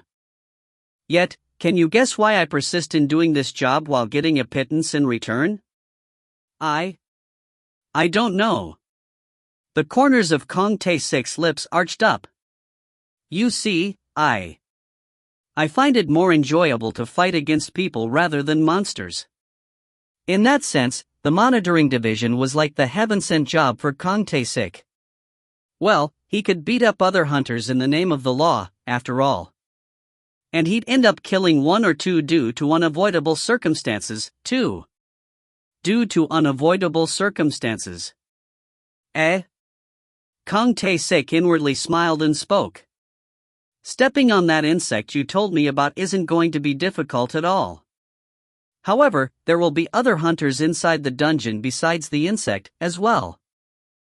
I might view that B***start as an insect, but will other hunters think that way, I wonder? The middle-aged man formed a disappointed expression after hearing Kang Tae-sik's rather pessimistic-sounding words. And here he was, thinking that he'd finally get to avenge the death of his little girl. It felt like the heavens were crashing down on top of him. However, Kang Tae-sik formed a sinister smile as if to mock the other man. This money, plus 1 billion won on top of that, to deal with the other hunters as well. Can you do it? However, if a reawakened hunter was among those other hunters, then the amount of 3,000,000,001 was not quite enough. Well, his own life was on the line, after all. The self-proclaimed rank E hunter was still emitting a sharp, observant air even now. He looked as if he'd seize any slight opening there was. Kang Tae-sik swallowed his saliva. I can't take him lightly. Kang Tae-sik was confident of winning here. He had never lost a single one-on-one fight even before he underwent the awakening process. However, even though he could win, it would not be an easy victory at all. Right now, he had to revise his plans ever so slightly. With a nice timing, the rank E hunters asked a question. Those convicts. Why did you kill them? The father of a girl who was raped by those B***stards came to ask me for the favor. Those B***stards were animals worthy of getting killed. And I simply took care of animals that hurt other people, that was all. The rank E hunter was listening without saying anything. It seemed quite likely that talking might work here. Kang Tae-sik went straight to persuading the other man. Although the matter had come down to this, I don't wish to hurt you. How about ignoring today's matter altogether? As long as we make this deal here, I promise I won't try anything to you and your group. Of course, he couldn't let a potential source of trouble fester. That was why Kang Tae-sik was thinking. There was a chance that a head-on fight would result in him getting badly injured, so he'd get out of here first, wait for an opportune moment, and dispose of all the witnesses one at a time. However, the rank E hunter snorted derisively. You should have said those things before you tried your little tricks. You want us to ignore everything just because you failed your sneak attack? That man didn't say anything wrong there. Kang Tae-sik smirked in dumbfoundedness. In the end, you want to have a go, is that it? Well, in that case, he'd have to go all out, then. The light shimmering in Kang Tae-sik's eyes became colder. His sharp glare quickly swept across the rank E hunter top to bottom. And his forehead creased up for a second. Where did he get his dagger from? Since before he had noticed it, the E rank hunter was holding a dagger. Well, it shouldn't be too important, is it? It didn't matter where that weapon came from, indeed. What's important here, though, was the type of the weapon. Kang Tae-sik quickly concluded his assessment. The class that used daggers and utilized quick movements, his opponent was a super close type damage dealer. Most likely, his speciality was assassination. What a coincidence that their specialties happened to be the same. However, this guy only underwent his reawakening not too long ago. The difference in experience should be absolutely massive. He might not even be able to properly utilize the skills at his disposal. Let me teach you a thing or two as your senior. Kang Tae-sik extracted a knife from his hips and smirked derisively at the rank E hunter. Can you do something like this? And then, Kang Tae-sik activated his stealth skill, thereby disappearing from the spot. That caused the rank E hunter to get flustered and he hurriedly looked around his vicinity. Kang Tae-sik could see his naked panic and confusion quite clearly. But, that's so obvious. The stealth skill didn't only make one's body go transparent. The body, the sound, and even the smell. The skill that cloaked everything about the person activating it. That was the stealth skill in a nutshell.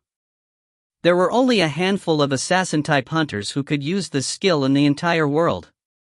Utterly unrelated to one's ranks, you just had to be a lucky few who unlocked this skill when going through the awakening process. Let's end this in one hit. Kang Tae-sik swiftly moved to the rear of the E-rank hunter. His back was wide open, unguarded. This is the end. He was expecting to engage in a bitter battle, but it turned out to be a rather simple fight in the end. If the opponent was getting ready to counter the stealth skill, then it'd not be this easy at all. As expected, the difference in experience decided the victor today. Die. Kang Tae-sik's knife aimed at the spot just below the E-rank hunter's ribs and powerfully stabbed forward. However, clang! Two daggers collided in the air and sparks flew off. With his stealth skill deactivated, one could now see Kang Tae-sik's wide-open eyes. What? But how? The E-rank hunter's dagger had accurately blocked off his own dagger. Unable to hide his shock, Kang Tae-sik raised his eyes and looked up at the E-rank hunter's face. And that hunter opened his mouth with a totally unimpressed face. Oh, so now you decide to pop up. Well, what did you say, dot?